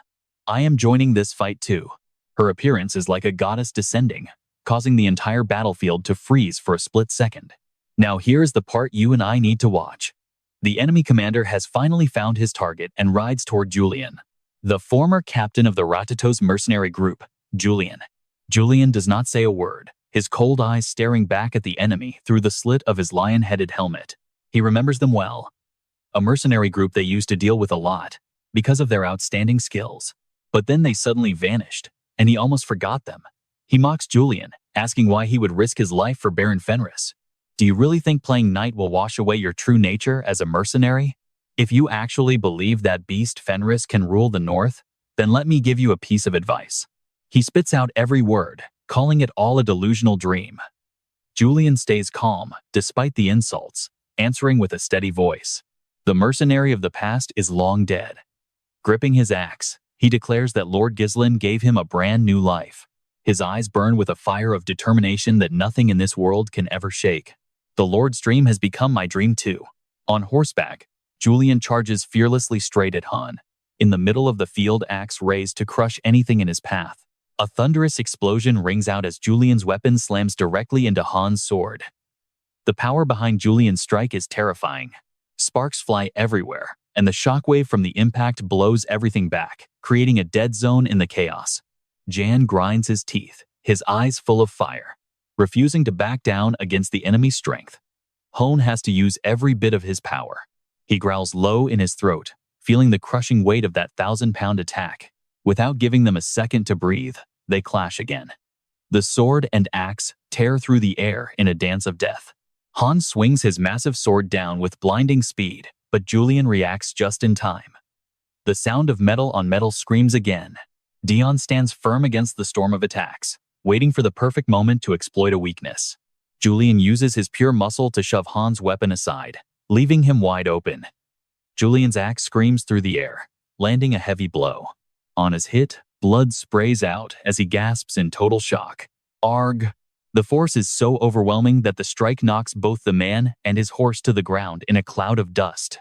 And as we leave it here, Han realizes, through the pain, that this power is on a completely different level than before. All right? You and I are jumping into a battle where the total force is stacked completely against us. How does he have this power? He glares at his opponent, his eyes filled with suspicion and utter disbelief as he watches him. He screams in pure, confused rage, wondering why a lowly mercenary would throw his life away just to follow that beast of a lord. Why would anyone be that loyal to him? Julian stands firm, his voice deep and commanding as he warns that no one is permitted to call Lord Fenris a beast. He grips his weapon tightly, declaring that he will not let anyone insult his master's dream or his honor.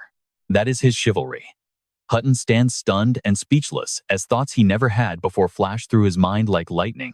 What kind of mercenary shows this level of absolute, unwavering loyalty to a master? To him, they are just low-class scum who value gold over everything, acting on instinct with no concept of dignity.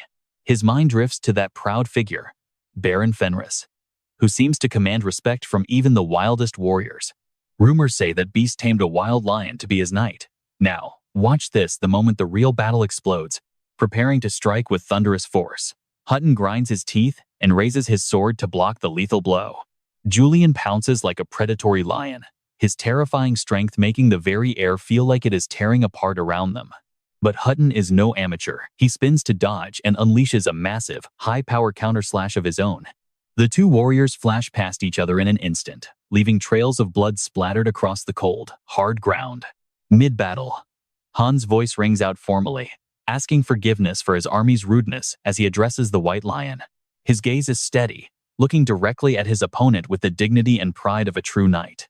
I officially challenge you. Elsewhere, Heron is screaming commands, pushing his troops to hit the enemy's flank. From above, the enemy forces swarm like ants, tightening a circle that spells certain death for everyone inside. Anphone turns to Vanessa in a panic, realizing that with these massive numbers, they are dead if they get surrounded. Ganverick asks if there is any other way. Vanessa, face drenched in sweat, shouts out a desperate order. Anphone and the mages form a circle. She slams her staff into the dirt, activating a brilliant, glowing magic circle. Instantly, massive pillars of ice surge from the earth, creating a solid wall of protection around the entire army. The enemy stops cold before the towering ice wall, realizing their path has been completely cut off from all sides. How can we surround them now? Trust me. You and I both know Heron won't let that wall stand for long. It is an eyesore. He immediately orders his subordinate, Willow, to deploy his own destructive magic. The enemy's armored cavalry charges forward. The second company of the Twin Wing Knights breaks through to kill the mages first. Gordon and the other knights charge out bravely to block them, shouting that they will never let them pass. The battlefield turns into pure chaos, filled with the sound of clashing steel and deafening screams that fill the air. Julian's knights fight with everything they have, but the overwhelming enemy numbers are slowly starting to push them back. Vanessa stands at the front, facing the charging beasts like a storm. gathering every ounce of her remaining strength. She screams to release her next spell, sending bolts of lightning crashing into the enemy ranks like divine thunder. After that massive attack, Vanessa collapses to her knees, gasping for air as her mana completely runs dry. Anphone fights while shouting back, warning her that using this much mana will literally kill her if she continues. Vanessa grips her hands, her eyes still determined as she tells him to focus on the knights instead of her. Suddenly, her pupils shrink. She sees a terrifying amount of energy gathering in the distance. Julian also feels the shift. The Mage Willow is charging a massive, flaming orb of energy high in the sky. The heat from that fireball is terrifying. Is that the same magic that shattered the city gates in one hit? Damn it, if that hits, the ice wall and everything else we have built will evaporate in a heartbeat. Even Julian breaks into a cold sweat. Seizing the moment of distraction, Han lands a heavy blow that pushes him back. Han roars, forcing Julian back into the fight, asking if he forgot they were currently in a duel. The enemy mage laughs triumphantly under the blinding light of his own incredibly destructive magic spell. He mocks Fenris's mage, saying that no matter how gifted, choosing the wrong side leads those only to ashes. His face twists with madness, declaring it is over. Julian lets out an earth-shaking roar for one final, deciding strike. He shoves Hutton away with everything he has, drawing a hidden blade and hurling it forward with all his might. And that is where we leave it, trust me. You and I are going to want to see if that blade hits its mark. All right. Stick with me. The mage's eyes widen in pure terror as a sword of energy surges toward him. The blade pierces right through his body, severing his mana and sending him plummeting toward the hard ground. That massive ball of energy loses control and explodes into deadly fireworks, lighting the sky while the army remains safe. The blinding light vanishes, leaving the night sky silent. Heron stares up in disbelief while the soldiers erupt in cheers. We actually survived. Captain Julian just delivered a critical, soul-crushing strike to the heart of the enemy force. Vanessa's eyes fill with tears of gratitude. Even after using all his strength, Julian refuses to let his guard down. He screams for the soldiers to hold their formation. But right then, a chilling voice echoes from the darkness behind him. Pay attention here, a sharp blade suddenly stabs Julian through the chest from behind, sending blood spraying into the air. Vanessa freezes in horror. Hun leans in close and whispers that death is the price for being careless during a duel. Julian grinds his teeth together in agony. His eyes flare with a final spark of life as he shoves Han back, swinging his axe to create some space. Han doesn't give him an inch, launching a barrage of brutal slashes. Julian tries to defend, but his strength is gone. One more devastating strike comes crashing down. It tears through the old veteran's armor, soaking it in red. Hun looks down at his defeated foe with slight regret. I didn't want things to end like this, but on this battlefield, the situation rarely gives us a choice.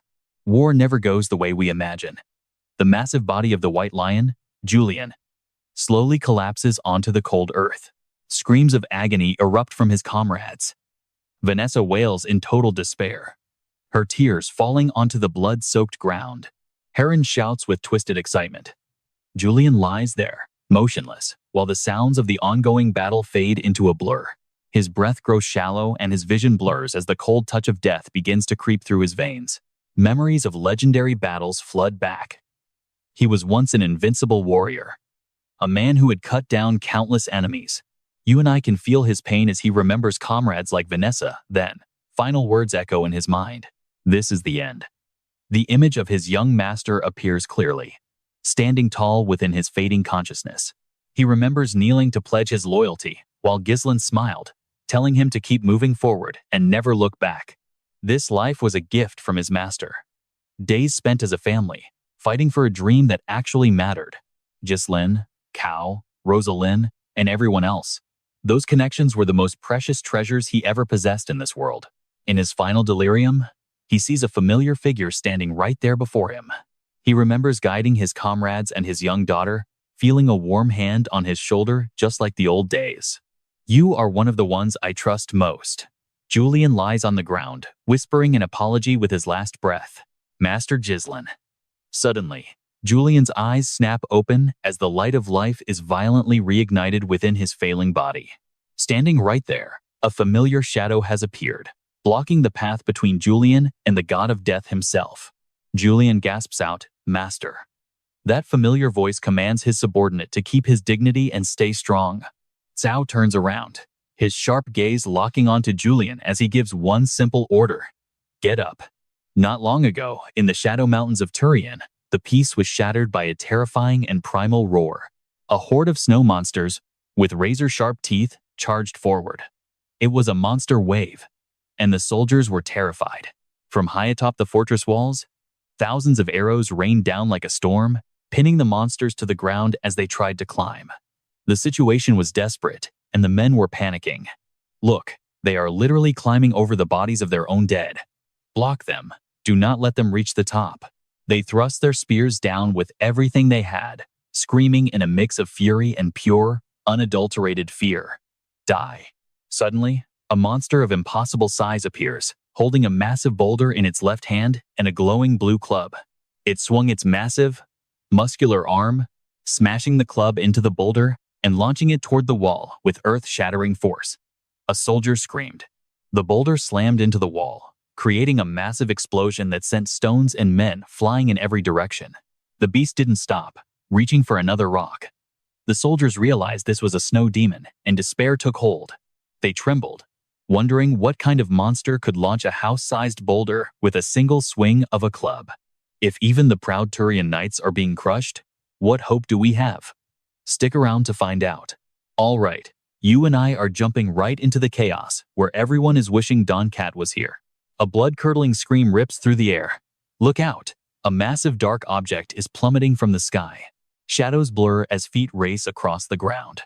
Cow appears with flaming red hair, swinging a giant stone pillar to smash the snow demon's boulder. He wields that massive pillar like a toy, swatting the rock straight back into the middle of the monster horde. Seeing that absolute show of power, the soldiers erupt into cheers of pure relief. We're saved. The red-haired king of Iron Cliff is here.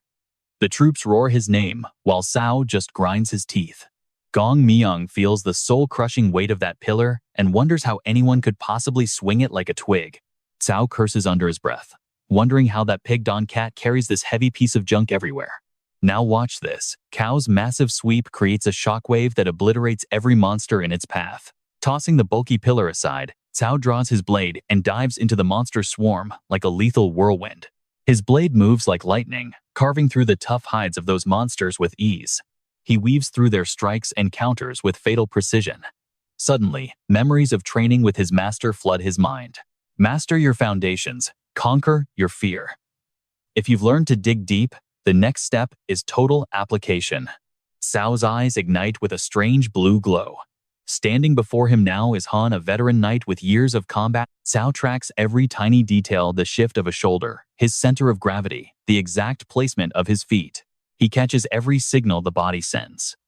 By reading the next move before it happens, Cao effortlessly dodges Han's powerful strike. He calmly parries the blow and confidently declares that no matter who the enemy is, he can face them.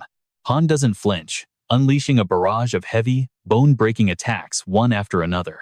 You and I are seeing something special here. Cao's like a ghost, slipping past every single sword stroke. Han can't believe it and lets out a roar to find his rhythm. Blades clash, sending sparks flying everywhere. After a fierce exchange, Han is forced back, gasping for air with blood trailing down his weathered face. He shudders, knowing if he had been a second slower, it would have been game over. Who is this lowlife? Han stares at his opponent. His body and mana look completely ordinary, so how the hell does he have this much power? Driven by curiosity, he demands to know Cao's name. Cao just asks, why an old man like him even cares? Han snorts. With that attitude, you're clearly no knight. Just some expensive mercenary the kingdom hired, right? Cao bursts out laughing. Seriously, old man, you really have no eye for talent at all. He proudly declares his title Captain of the Paris Knight Order. Han freezes. Wait, isn't the white-haired lion the captain? Even while gasping for his last breath, Gislen mumbles in disbelief. What kind of nonsense are you spitting? Cao glares at the man bleeding on the ground and mocks him. You're already knocked out, so just keep your mouth shut. The young captain charges Han again, tossing a final taunt at Gislen. If you're so annoyed, then get up and fight back. Han growls in pure rage. The battle erupts again as both men clash with murderous intent, their weapons locked in place. Han mocks his opponent's wild style. Such uncontrolled movements. Baron Biss really does only keep animals as pets. Han's face twists with fury as he lets out a deafening war cry. I have won 5 night wars where the fate of the territory was on the line. You lower-class dogs aren't fit to be rivals. Cao casually blocks the strike and fires back with total contempt. Oh, 5 times? Is that all? Honestly, this night war sounds just like the petty gambling we mercenaries do all the time, doesn't it? My master says he's done that over 100 times already. That number leaves Han completely stunned. 100 times? Suddenly, Cao launches a savage hook kick right at his throat. Han staggers back, and Cao raises his sword for the kill. Han desperately raises his blade to block the strike. He screams at Cao to stop spewing that worthless garbage. Their swords are locked tight, neither giving an inch. Suddenly, Han grabs the blade with one hand and drops his weight. Han uses his sword hilt to sweep Cao's legs, sending him crashing to the dirt. Cao is caught completely off guard. Han swings his sword down, shouting that he'll destroy anyone in Count Decim's way. It looks like it's over for Cao, but out of nowhere, an axe blade stops the lethal strike. Gislen just saved his life, leaving both men in shock. Gislen shoves Han back with a powerful burst of strength. He looks at Cao and admits he's actually gotten stronger. Cao looks at the gasping old warrior and asks if he's still got juice to fight. Stick with me to see what happens next. Stick with me, you and I are about to watch Jill drag himself up and rejoin this final, brutal battle.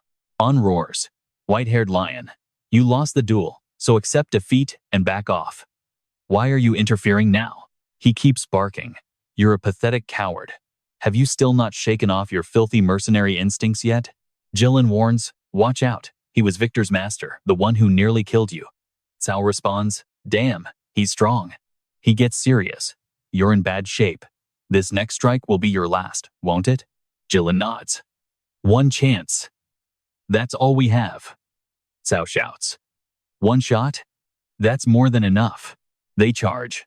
No more fancy swordplay, just a raw, desperate struggle for survival as they clash together. Gislen knocks Han's weapon away. They crash together, grappling and rolling across the dirt like wild animals. Cao lands a heavy punch. Then, Gislen follows up with a rapid-fire barrage that hits every single mark. Heavy blows smash into Han's face. Cao drives a powerful kick straight into his opponent's gut. Gislen uses his steel-like fingers to seize the man's collar, before slamming his head into his face with bone-crushing force. He collapses, strength totally gone. His breathing is shallow, ragged, and fading fast under the pressure. Dying, he wheezes, "You bastards. Do you call yourselves knights?" Cao replies coldly, "Knights? Who cares about that?" Cao and Gislen lift the axe together. This is a battlefield. Their faces show nothing but cold, ruthless madness. Now watch closely in this world. Results are everything, and Han's story ends in pure agony. They deliver the finishing blow without hesitation. Blood sprays everywhere, staining the ground a deep, dark red. The fight is over. Herod rides past and freezes, eyes wide with disbelief that his commander has actually fallen. Herod screams in fury while Count Fao's territory looms grandly over the rugged mountains. It's a fortified stronghold protecting prosperous settlements, all cradled by the gentle flow of the nearby river. In her luxury office, Emilia Fao pets her white cat while listening to a report. A man sits opposite her. Reports say Count Desmond started a war while Count Fenris was busy defending the northern fortress of Podium. With a massive army of 30,000 men, he is making his move. He crushed the kingdom's 2nd Legion and is now marching straight for the heart of the Fenris territory. The man in the red beret looks worried. He's attacking right when the Fenris forces are completely scattered. He ignored the Duke's wishes, but his timing was perfect. Byrne stands by Emilia, analyzing the grim situation. If this keeps up, Fenris will be wiped out, and Podium could suffer a devastating loss as well. Emilia stays quiet, calculating every move. A smirk crosses her face. "Fine then, I will attack Desmond's territory. I know what you're thinking. Is she crazy? Let's see why her sudden decision is actually a masterpiece." The man in the red beret stammers, trying to make sense of her bold and unexpected choice. Desmond's land is currently empty since his main forces are away. But what happens after we strike? Byrne frowns, warning her of the risks. We'd have to prepare for total war against the strongest lord in the north. But Amelia doesn't flinch. Her red eyes burn with pure, unwavering determination and hunger for power. Doing nothing now would be stupid, she argues, exposing the complex layers of the current political game. If Desmond takes Fenris and grows too powerful, he'll become a threat to the Duke's family themselves. She envisions Herod and Gislen, and if Gislen wins, he becomes the strongest man in the north. The Duke's family won't just sit by and watch that happen. A cunning smile spreads across Amelia's face. Win or lose, Desmond is already a disgrace. If I take his place, won't they support me more? Her men are speechless. They finally realized just how deep their master's calculations really go. Byrne can't hide his admiration. This one strategy keeps both Desmond and Fenris in check perfectly. No matter who wins, this move only brings benefits. Wasting no more time, Amelia gives the order. Byrne, prepare the troops. This is our golden opportunity. Her voice echoes with authority throughout the room. Outside, under the pitch-black night sky, the Fau army begins to gather, ready for the coming war. Byrne draws his sword, pointing it at the heavens. Prepare to march. His voice rolls like thunder through the camp. This is the chance to prove their family's power. Thousands of soldiers stand in perfect rows, ready. Trust me. You and I are about to watch the map change forever, as her massive army marches toward victory. All right, you and I are about to see a plan go horribly wrong for this smiling villainess. Gel might be a monster, but Emiya thinks he's just drawing too much attention to himself lately. She waits to deliver a fatal blow, her sinister filling the screen, until a cold voice rings out from the shadows behind her. Long time no see, my lady. Emilia spins around in shock. Who is this hooded woman standing there? Emiya's eyes widen in terror as Belinda's red eyes glow from the hood, mentioning that Elia wouldn't miss this chance. Just as expected. Like a flash, Belinda lunges forward, pressing a sharp needle against Amelia's trembling neck. Everything is happening exactly as he said. Emiya breaks into a cold sweat, her voice shaking with fear. Wait, isn't that Gel's maid? Why are you here? Belinda signals for silence. This is a message from Count Fenris. In a flat, robotic tone, Belinda repeats the warning. It is best not to do anything reckless right now. Her gaze bores into Amelia. We need to adjust the plan, my lady. The game has changed. Now pay attention, because the battlefield is turning into a bloodbath. A massive axe just tore through Han's armor. Even the elite twin wing knights are frozen in shock at this brutal sight. Sweat pours down Herod's face as he watches Hun fall. He lets out a primal roar. He charges like a whirlwind toward Cao and Gislen, swinging his weapon to avenge his fallen comrade. Cao is gasping for air, completely drained. Is that Desmond? He is coming, get ready to fight? But Gislen is at his limit. His body gives out, collapsing right there on the dirt. Cao's face hardens. It is over. But he refuses to yield, hoisting his bloody axe and roaring at the enemy. He charges headfirst into the enemy swarm, shouting his name for the whole world to hear. I am Cao, commander of the Cerberus mercenaries, king of Iron Cliff, and captain of the Fenris Knights. From the distance, a black armored knight draws his bow, aiming a sharp arrow directly at the chaos. The arrow screams through the air, forcing Herod to block a killing blow, meant for Cao in the final second. Herod looks back in horror at the archer. It cannot be. Cao stands there, clutching his axe. A grin spreads across Cao's face as he calls to his captain. Gel arrives, his axe glowing with cold blue light. The surviving soldiers erupt in cheers. The captain is here. The count has finally arrived. And Foy screams with a mix of relief and fury. Where the hell have you been all this time? Vanessa's voice trembles with emotion. Master. Meanwhile, Herod's face twists in a mask of pure rage. How is this possible? Did you really wipe out the barbarian tribes that quickly? This was not the plan. A scout gallops forward through a cloud of dust. No, that is not it at all, sir. He is alone. He must have abandoned everything else just to sprint all the way here. Herod sneers with contempt. What can one man do? Your desperation will be your downfall. Gel. Now, look at the hill. You and I can see Castillo watching alongside a knight in golden armor. He speaks calmly. Are you really sure you want to say those words? The Golden Knight announces that command of the kingdom's army is now split between Fenris and Perdium. It is a message from Marquis Branford. Castillo nods his thanks. I am truly grateful to you. Randon says we made it just in time. Castillo agrees. Gel handles Desmond. We clear the rest of this trash. Castillo draws his blade and shouts the order. Thousands of blue-armored knights unsheath their swords as one. A roar shakes the heavens for Fenris. The army surges forward like a massive tidal wave, ready to crush everything. The enemy panic, screaming in terror. There is an entire army closing in on us from every side. Where did they come from? They are everywhere. Herod's eyes bulge as he watches his doom approach. Those colors. That is Perdium and the royal army. The crown prince has finally made his move. He gnashes his teeth, cursing the duke's useless family. In a fit of madness, Herod charges forward, screaming, "Fine, bring it on." Gel dives straight into the enemy lines as the knights target him specifically. They scream that killing the count is the only way to snatch victory from this mess. Gel does not flinch, spurring his horse into the crowd. For Gislen, it is time to go to work. And trust me, you and I are about to see what happens when a legend finally snaps. All right, stick with me, because we are witnessing the moment a legend finally settles the score. Every axe swing releases massive power, shattering any obstacle in his way. Gislen finally manages to close the distance and corners Herod. Gislen's cold eyes pierce his enemy as he screams the name, Herald Desm. Herod's face twists in pure, burning hatred in response. The two warriors collide, their weapons creating a massive explosion of force that makes the very ground beneath them tremble. With overwhelming strength, Gislen stabs Herod, knocking him clean off his horse. Herod crashes hard, his face slamming into the dirt. Coughing up fresh blood, he gasps in pain. But Gislen doesn't stop, charging past him on horseback while letting out a roar. Right here, right now. His warhorse executes a perfect slide, picking up Julian and the priest along the way. A sudden cry of pain rings out across the field. As Herod crawls up, Gislen stands tall before him, weapon ready.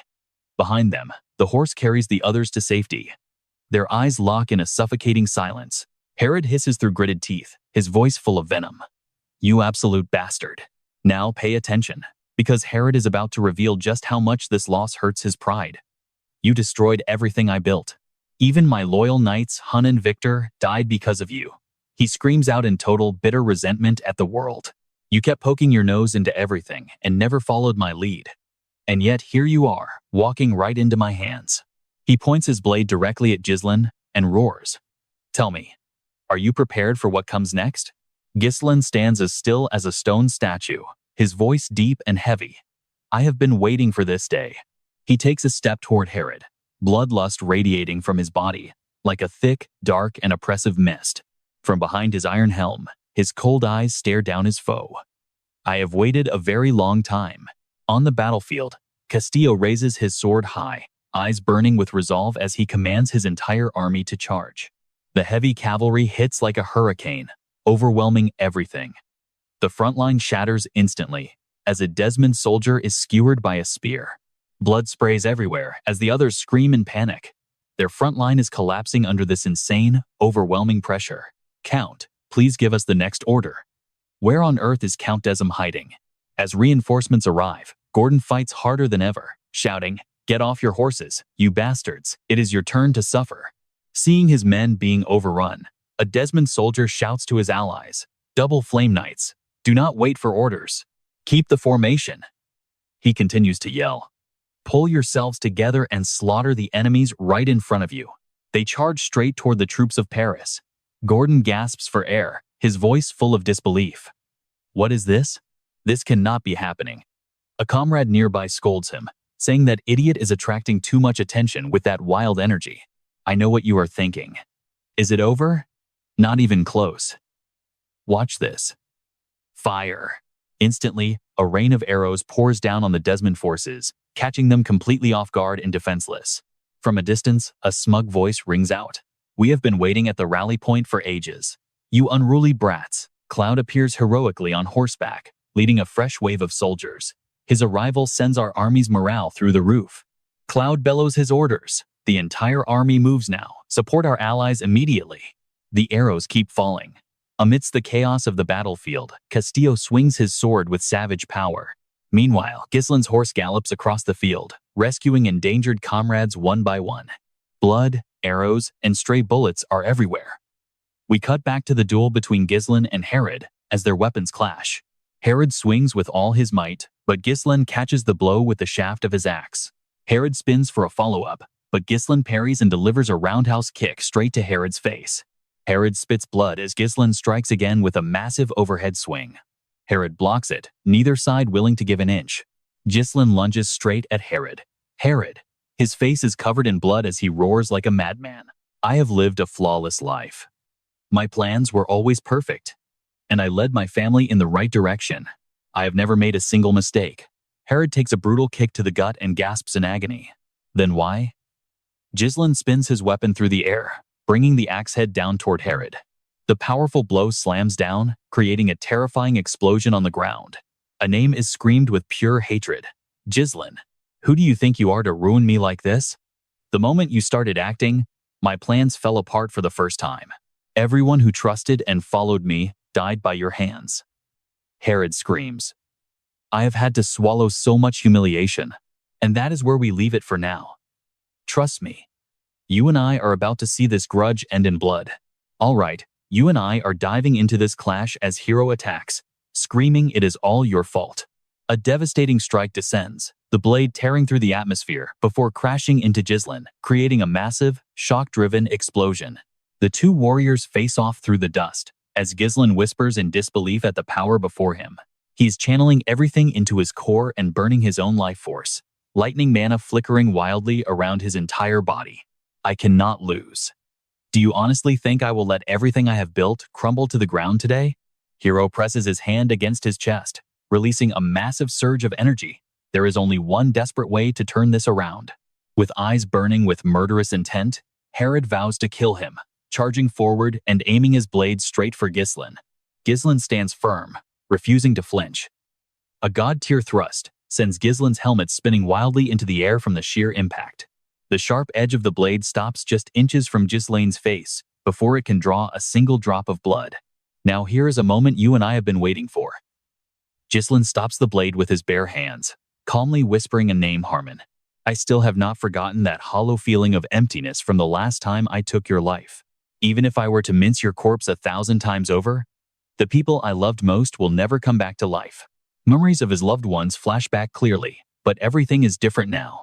With eyes of absolute fire, Gislen vows he will cut him down. Unlocking his core, a sphere of intense purple mana erupts from Gislen's chest, radiating pure and unbridled power. Hero stares in absolute shock, paralyzed by the overwhelming strength surging from Gislen's mana core right now. Gislen launches a lightning-fast thrust. Hero barely dodges, but his arm is torn open by the sheer weight of the strike.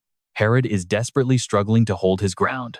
They close the distance, and while an axe blocks the blade, Gislen easily plunges his sword into Herod's stomach, leaving him paralyzed in shock. Despite the agony, Herod stubbornly swings back, only to taste cold steel as he is slashed across the chest once again.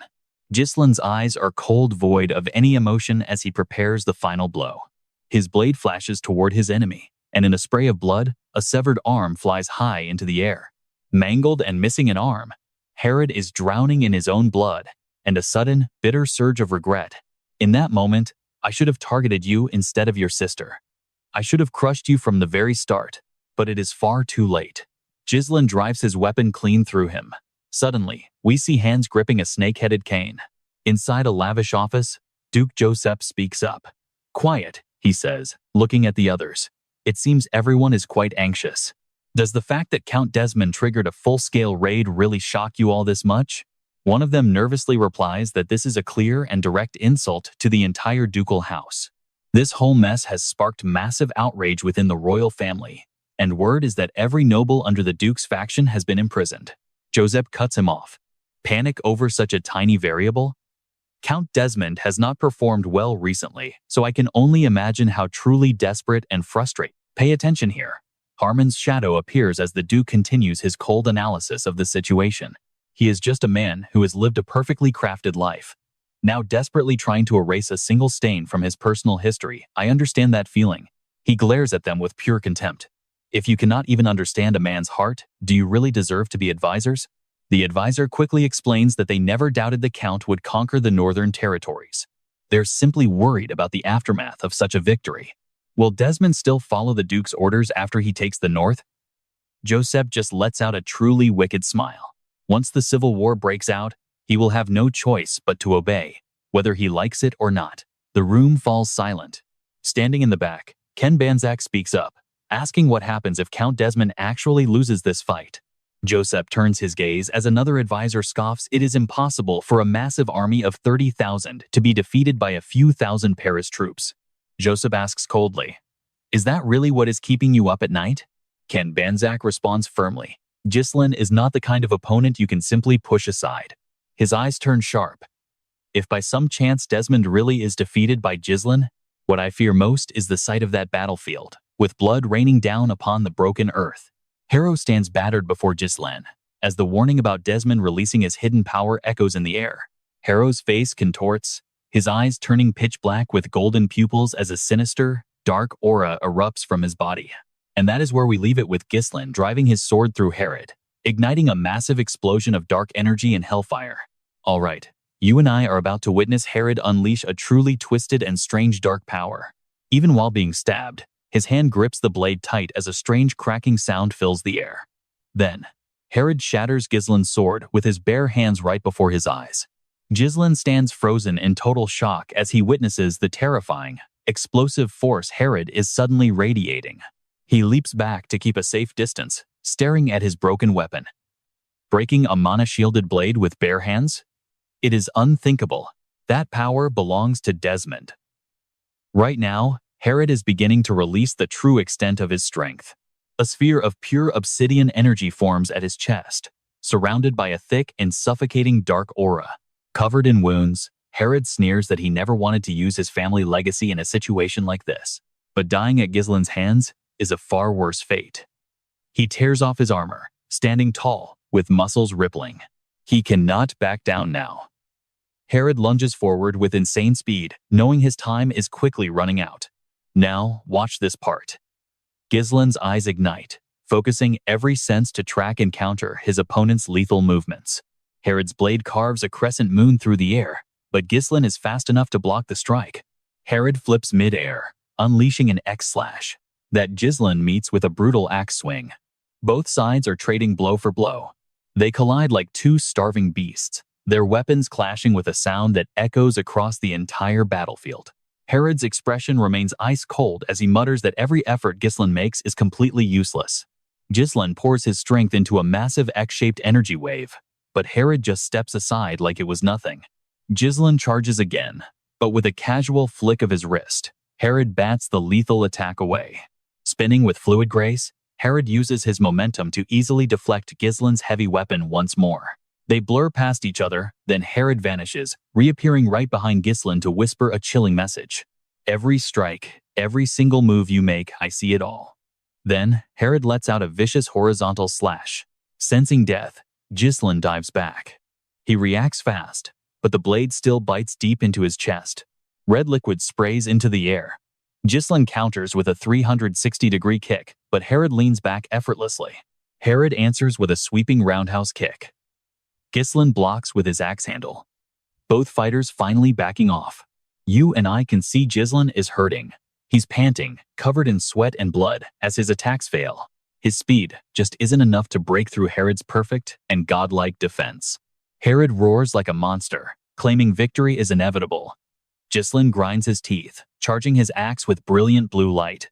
He swings with everything he has left, sending a crescent wave of raw energy screaming toward Herod. Herod catches it on his blade. The two powers collide in a deafening explosion of sparks and sound. Gislen does not stop. He hammers away with a relentless flurry, forcing the monster Herod to actually retreat. Spotting a gap, Gislen leaps high into the sky, bringing his weapon down like a falling star. But Herod is too fast. He dodges and counters twice. Gislen has to roll mid-air just to keep his head. They land, eyes locked in a murderous stare. Herod's killing intent is practically vibrating off him now. Gislen takes the lead again, launching himself upward for a crushing blow aimed straight at Herod's head. Herod meets it head-on. The impact sends a shockwave tearing through the earth, blowing everything away. The fight turns into a blur of lethal speed. Two warriors moving faster than the eye can follow. Gislen swings, conjuring a massive pillar of blue energy that tears across the ground toward his foe. Herod reads the move perfectly. He slides his blade right into the opening of Gislen's battle axe. He locks the weapon tight and drives a kick into Gislen's gut, sending him flying through the air. Gislen coughs up blood, his body finally reaching its absolute limit after that relentless chain of attacks. Seizing the moment, Herod darts forward like a lethal arrow. This is it, Gislen Perdium's time to die. The crowd watches in pure horror, their hearts hammering as they witness what looks like the end. Suddenly, Lucas screams out. He draws his own sword and hurls it toward his falling lord. The blade of death is inches away when the thrown sword finally reaches Gislen's desperate grasp. He catches it as the final strike hits, creating a massive explosion that tears the ground apart. Ken Banzak says the most worrying thing is that Desmond unleashed that power at the last second. Stick with me, we are about to find out just how deep this dark conspiracy really goes. Even if it is a half-baked technique, the result is more than enough to shatter his limits in a single heartbeat. Inside a luxurious room, two men continue their debate. Joseph says, if Desmond triggered that power, Ken replies, Gislen will definitely struggle. But Ken's eyes flash a deep, dangerous crimson as he gives his final, grim verdict.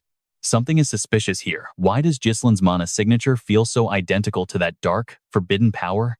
Back on the battlefield, Gislen catches Lucas's weapon and blocks Herod's full-force strike. Herod grinds his teeth in pure rage. You blocked that? The attack where I poured in every ounce of my strength? Gislen whispers to himself.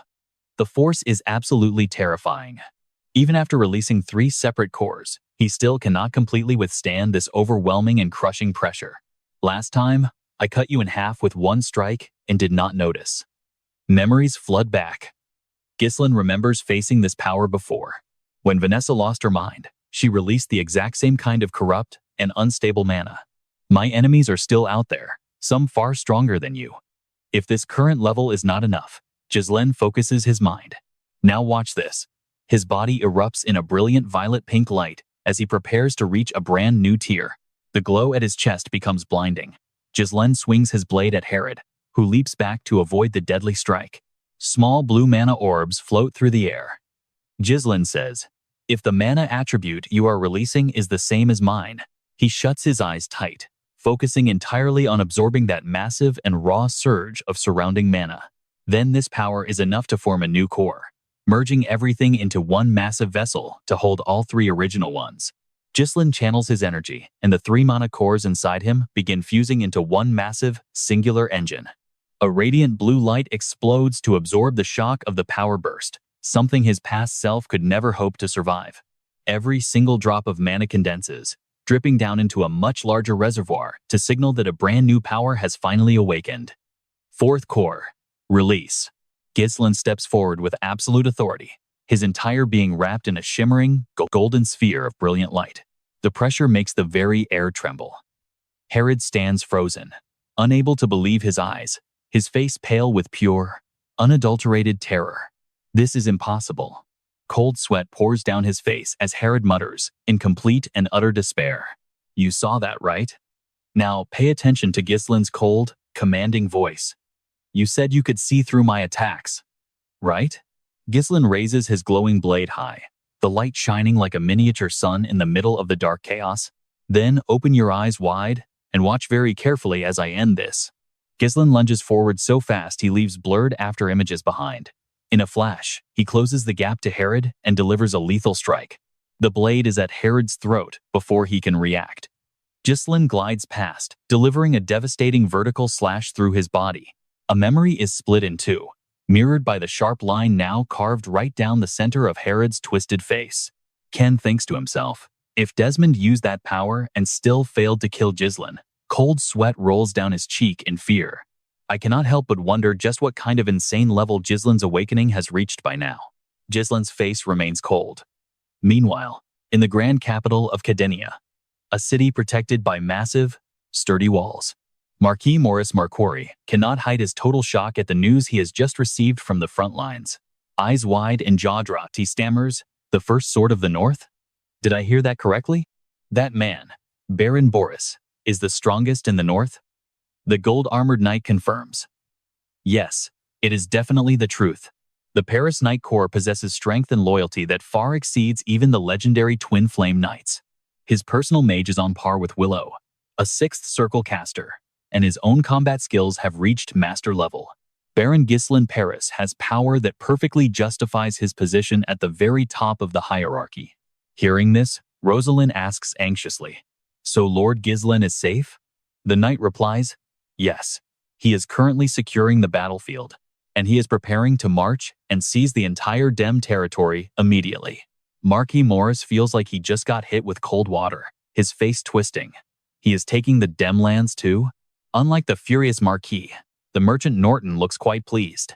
Heh, his reputation is certainly well-deserved. Count Ellsberg speaks up. From now on, calling Paris the strongest in the north would not be an exaggeration at all. Marquis Morris is still fuming with jealousy. Is he not growing too fast?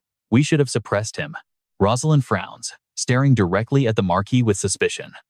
What exactly do you mean by that statement? Marquis Morris tightens his grip, his face growing grim.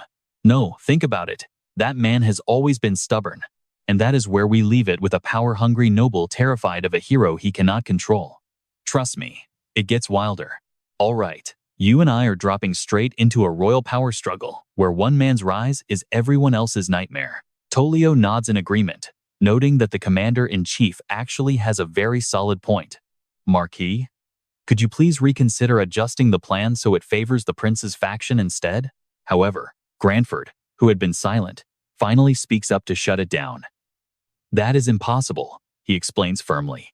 Baron Paris is going to be our main strike force against the Duke's family. We can deal with those minor details later. Our real enemy is the Duke's house, Renford orders sharply. Absolutely no one is allowed to touch Baron Paris. Blocker Norton calmly advises the group, do not worry too much. Baron Paris did not win this battle purely on his own strength. This victory happened because of the Kingdom and Pedium armies. Count Ellsberg adds, you are absolutely right. Without the support of Marquis Marquarie's royal army, they never would have stood a single chance. Rupperfad. Hearing those flattering words, Marquis Morris Marquarie cannot even hide his massive ego. Of course, it was all thanks to my brilliant army. Finally, the tense meeting ends as Branford speaks. Today's meeting is over. Dismissed. Once everyone leaves, Granford calls out to Tolio.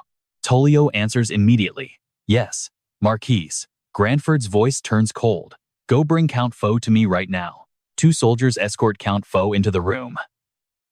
Suddenly released and sweating, the Count thinks to himself, if they are letting me go, it means Baron Paris must have actually won. You are free to go, Count Foe. The other nobles from the Duke's factions will be released soon. Be more careful in the future and do not let such a shameful situation happen again. Foe remains silent. Now, pay attention to this warning, because it's the exact moment the kingdom starts to crumble. Marquis, you made a grave mistake. Count Desmond is dead, and the kingdom's balance has been shattered. Civil war is now unavoidable. Granford just raises an eyebrow. I have no idea what you are implying. Everyone knows the Duke's family wants to swallow this kingdom. We are the ones trying to stop a war. It is not the royals stopping the war, it is the Duke. Branford snaps, telling him to stop talking nonsense. The king has been bedridden for so long, he is just your puppet. Everything here follows your orders. Branford loses his cool, roaring in anger with eyes full of fire. You arrogant fool, shut your mouth. Despite the threat, Count Foe leaves one final, chilling warning for the Marquis. Have you forgotten what kind of man Duke Delphin really is? We only ever wanted to avoid a bloodbath. As Foe is dragged out, his final words echo through the massive, empty room.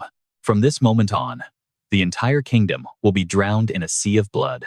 Let's pause here, because this flashback reveals a side of these rivals you and I haven't seen yet. A familiar voice calls out, Branford. It is Delphin, his old friend, sitting beside him on a balcony. In this world of men, do politics and power really mean that much to you? Delphin continues, his voice sounding heavy. Eventually, as time passes, everything we do just turns to dust. A younger Branford looks at his friend, totally confused. Why are you suddenly talking such nonsense? That is exactly why it is important. Especially for people like us who hold the power. The lives and futures of so many people are decided by our actions and the choices we make. Delphin does not respond, simply watching a line of ants crawling across the stone floor. For those of us who cannot live forever, what use is any of that in the end? Suddenly, A boot stomps down, crushing the tiny creatures. Delphin looks at Branford with cold, piercing eyes. Delphin's words still echo in Branford's mind. I want to see something further. The Marquis sighs. Delphin, it has been a long time since we stood face to face, has it not? We shift to the Duke's territory, where Castle Eclipse stands tall and imposing under the magical night sky. Inside, Joseph and Ken hurry through the halls. Joseph whispers to Ken, sounding very nervous. Is the Duke in a total rage? Ken replies, it seems so. He is determined to settle this once and for all. And trust me, we're about to see exactly why the Duke's rage is something no one survives. All right. You and I are in the throne room where the tension is thick enough to cut. Joseph grunts, wanting to end the useless talk, as they stop before a massive, intricately carved door. Ken whispers that they have arrived. The heavy doors creak open, revealing a hall filled with a suffocating silence. High atop the throne sits a figure with his back turned to the world. It is Duke Delphin, the iron-fisted ruler of this land. His long white hair spills over the seat. Joseph and Ken rush forward, dropping to one knee on the red carpet to offer their deepest respect. The Duke remains motionless, his silence more terrifying than words. Then, a cold, authoritative voice pierces the air. So, is Desmond dead? Joseph bows his head, his voice trembling as he confirms the defeat by Baron Gislen Perdium. Delphin repeats the name slowly. Gislen. A name appearing too often. It seems he is more than just a minor threat. Joseph stammers an apology, admitting his fatal mistake was vastly underestimating the Baron's hidden strength. Ignoring the excuses, Delphin calls out to Ken instead. Ken immediately stands ready to answer his lord. The Duke asks for a first-hand account of Gislen's talent. Ken honestly admits that the North holds no equals for him.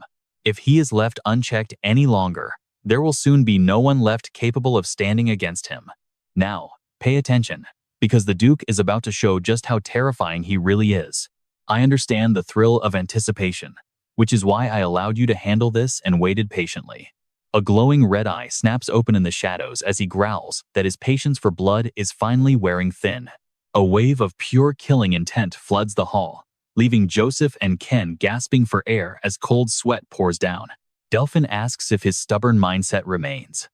Joseph stutters that rushing into things will only invite a greater disaster.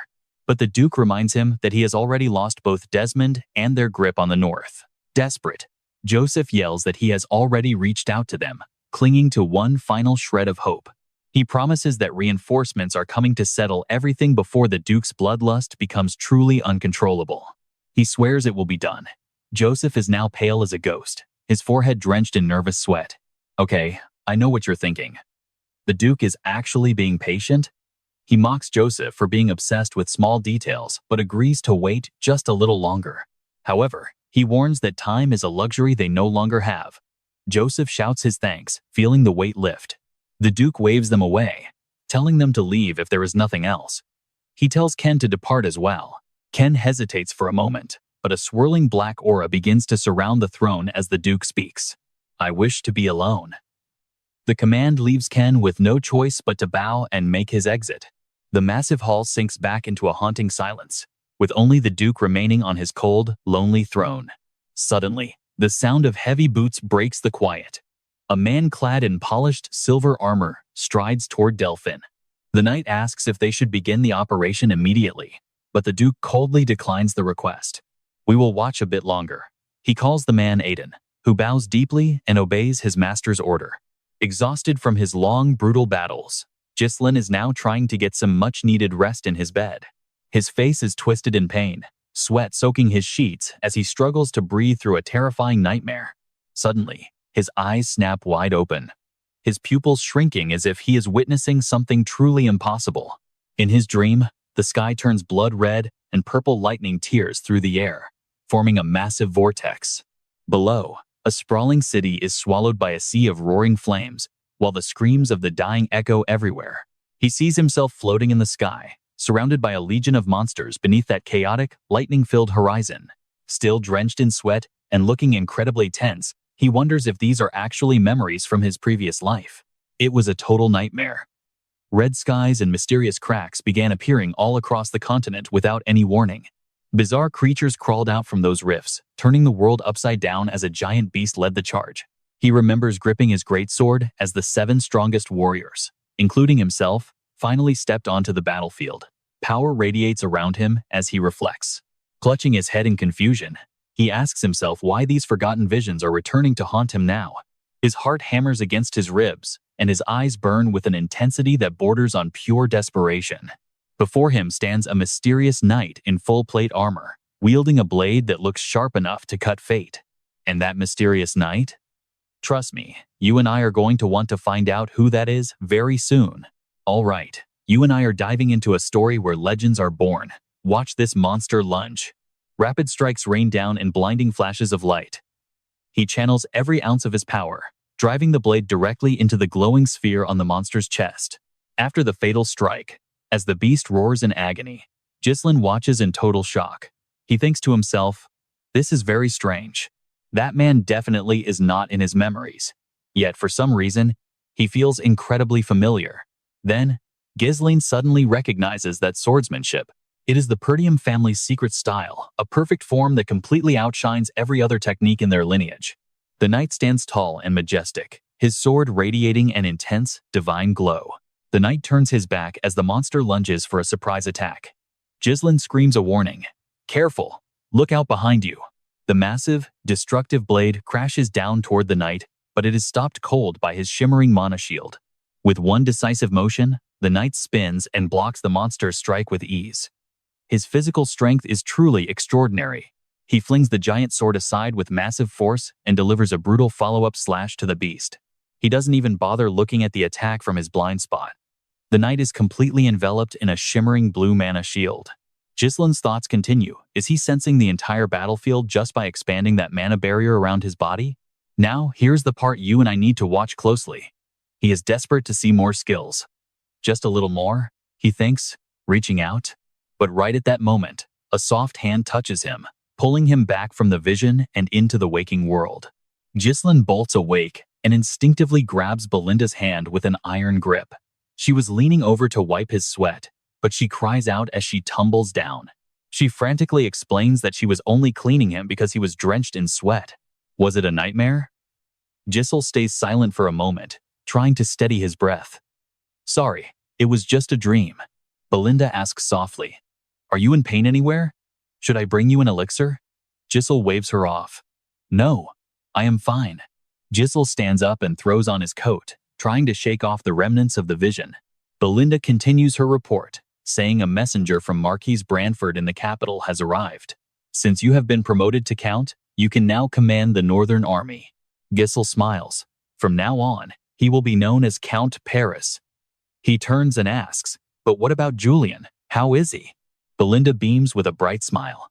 "Don't worry, he's full of energy. Priest Pios's intense treatment really worked wonders for him." Gislen sighs in relief. "That is great. Belinda, gather everyone here for me. We need to prepare for our next move. You and I both know there is always someone complaining. And here is Anfil, looking miserable. Wait, are you asking for a donation?" He yells at her, "Pios, how dare you try to shake me down for my hard-earned money? He is the manager of the Magic Tower branch, after all." Pios stammers in response, "No, we are not trying to extort anything." She explains that there are just many poor people who desperately need a little help. Anfil scoffed. "Don't make me laugh. I am the poorest person in this territory. I am the heir of the Fire Magic Tower. Yet I live like an unpaid slave. Why ask me?" He asks just how desperate she must be for power or money to come to someone like him. Pios timidly holds out a small pouch. It is only about 20 gold coins." Anfil's eyes nearly bulge out. "What?" Seeing his reaction, Pios bows and apologizes for not knowing his situation. "Sir Anfil, I will go find someone else." As she turns to walk away, Anfil suddenly calls out to her. "Wait a minute. Just calm down." He grabs Pios's shoulder with a sneaky grin. "I never said I would not give you any money." Then, he whispers in her ear. If he, as the branch manager, just gives money to a priest, it would look exactly like a bribe, wouldn't it? Pios is shocked. He continues to lure her in, saying he will give her a chance to take the money fairly. Pios asks curiously how that would work. Anful pulls out a coin and tosses it into the air as they both sit down. Anful explains the rules of his game. Heads is odd, and tails is even. Pios is still completely lost. Huh? Anful smirks. What is wrong? Don't tell me you don't know the rules. You just guess which side shows up. It is very simple. Pios panics and waves her hands. Ah, gambling is strictly forbidden. Greed is the root of gambling, so it is a sin for a priest. Anful just shakes his head. Humph. You still have so much more to learn about how the world works. He claims this isn't gambling, but just an excuse to give her the money. I will flip first, so pay attention. He reveals the coin. He guessed odd, but it is actually even. Anful fakes a look of regret. Tails? It is even. Damn it, I lost. He hands Pios a single gold coin. Here, take it. Pios takes it, looking completely confused. Anful gives a friendly smile and asks if she understands the game yet. Pios just mumbles. Not really. You're not doing this for money, but for the poor. All right, you and I are about to watch a simple coin toss turn into a literal battle against the gods. Pios nods timidly and says, let us begin. The game starts, and the coin is tossed high into the air once again. Pios closes her eyes and guesses even. Two assistants watch from behind, but the result comes up as heads. Someone shouts that it is a loss since it came up odd. Enfoy wins this round and slams his hand down. Pios guesses odd, but it comes up even. She cries out in frustration as she keeps losing every single round. She desperately screams for odd, but luck is not on her side. Her bag of donation money slowly empties out. Finally, Pios bursts into tears, unable to take it anymore. She wonders why she cannot win even a single time. Enfoy greedily counts the coins. He is thrilled to have caught such a rich and easy target for his game. Pios refuses to give up and demands one more round. Suddenly, someone in the crowd shouts out a warning. They tell the priestess to stop because that man is using magic to cheat and she will never win. Pios is stunned to hear she was cheated. Enraged, she grabs Enfoy by the shirt and calls him a fraud. She demands her money back immediately. Enfoy tries to push her away, acting like she is the crazy one. He shouts that it is his money now. He asks if she wants to keep playing or stop helping the poor. Pios can only sob as she looks down at the very last coin sitting on the table. She wipes her tears and offers her final coin for one last game. Enfoy flips it high again. Now pay attention here, because this isn't just luck anymore. The coin spins and glows right before his eyes. Enfoy mocks her prayers in his head. He believes his coin-swapping magic is strong enough to beat any goddess. He feels completely invincible, calling himself the literal god of this odd and even game. Meanwhile, Pios prays for forgiveness from the goddess Duana. She blames her own foolishness for falling into this sinful trap. With tears rolling down her cheeks, she begs the powerful goddess Duana to please help her win this time. Suddenly, a blinding light descends from the sky. It engulfs the entire tower, leaving everyone around them in total shock. Inside the light, Pios floats in the air. Her entire body radiates a brilliant glow like a true divine being. Enfoy falls backward in terror. The witnesses gasp at the massive pillar of light that has appeared out of nowhere. Enfoy stammers that he saw this in a book. It is the moment a saint is chosen by the goddess. Could this be a divine revelation?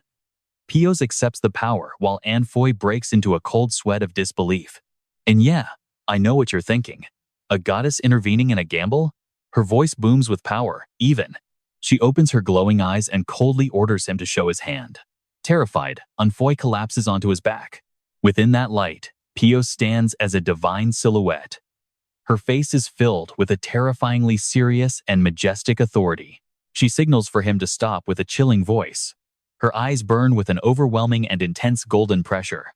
She commands him once more to open his hand. Enfoy is panicking and drenched in sweat from the fear.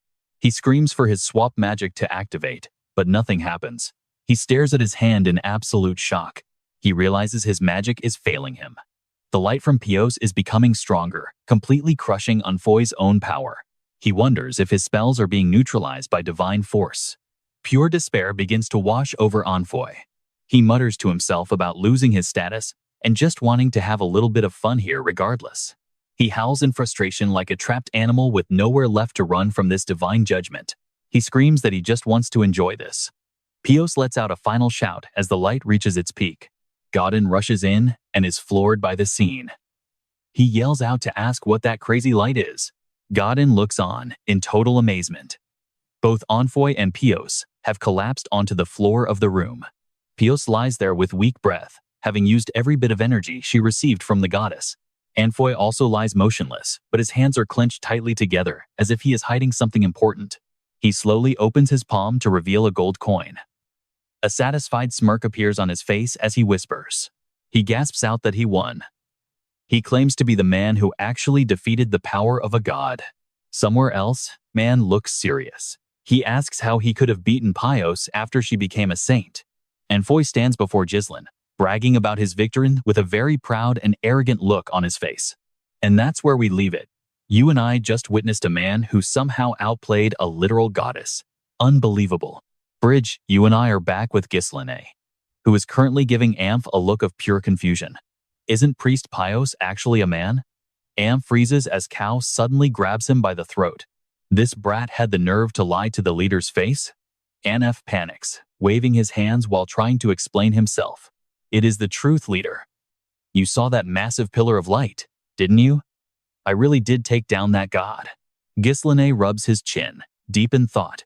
A saint chosen by a goddess can wield the divine power of their deity. He looks back at his past life. Memories of the previous timeline flood his mind once more. A saint chosen by the goddess of war, once ranked among the top 7 strongest beings. This power would be a massive help for the coming disaster. Gislen claps his hands to gather everyone's attention. The room falls silent instantly as they wait for his next command. As of right now, our biggest threat, Desmond, is dead. One problem officially solved, our Paris family is now a powerhouse, controlling 20,000 soldiers across 3 northern regions. The map clearly shows our massive new territory. Gislen looks at his loyal subordinates and smiles. Without all of you, we never could have achieved this much. You have all worked incredibly hard. Hearing this praise from their lord, the retainers feel a rush of pure joy. Bridge. They all shout their loyalty in unison. But wait for it, because Gislen is about to ruin the moment with even more work. All right, it is time to start our next mission. Clow explodes in frustration. Seriously? More work already? He points frantically at the massive mountain of paperwork on the desk. Do you not see the literal mountain of documents here? When are you going to hire more help? Gislen just gives him a cold, indifferent look. Handle that yourself. Let us look at the situation. We have joined the Crown Prince's faction and become the rulers of the North. You all know exactly who we are going up against next, right? Everyone stays silent, sensing the heavy tension. Julian speaks up with a serious face. We are going to clash directly with Duke Delphin. NF just groans in despair. Damn it, what did I do wrong to get dragged into a war like this? Sal mocks him immediately. Wait, aren't you the guy who supposedly defeated a god? And now you are scared of some humans? Gislen stands before the map with Belinda. He emphasizes the point. Like it or not, this is a fight we absolutely have to face. Bridge. Now, pay attention, because the stage of this war is expanding from the north to the entire kingdom. He points to a specific spot on the map. Our next target is right here. Everyone realizes it is Marquis Roderick territory in the west. Gislen breaks down the strategy. The east is already under the Crown Prince's control, so we do not need to worry there. If we can successfully seize control of the west, we can put massive pressure on the south. That is where the Duke is currently stationed. Claw objects instantly, claiming that is impossible. Marquis Roderick territory is a massive economic hub, backed by countless merchant guilds and powerful nobles. Their wealth and military power are basically equivalent to a small kingdom. It is a completely different league. The scale compared to the north is just ridiculous. Are you really planning to attack a place like that? Gislen calmly reassures them. I am not saying we attack now. I am saying we prepare everything for that goal. Cao is confused. Are we not prepared enough? Gislen confirms that the last battle taught him a very painful lesson. Even if our individual units are elite, our low numbers limit our strategies and options for any real counterattack. Belinda asks the big question. So, how do you plan on preparing for this? Gislen answers without even looking back. I am going to bring every mercenary in this kingdom under my command. I will form the Paris Mercenary Corps. An image appears of Gislen leading a massive army of sellswords. Hearing this insane ambition from their lord, Cao is stunned.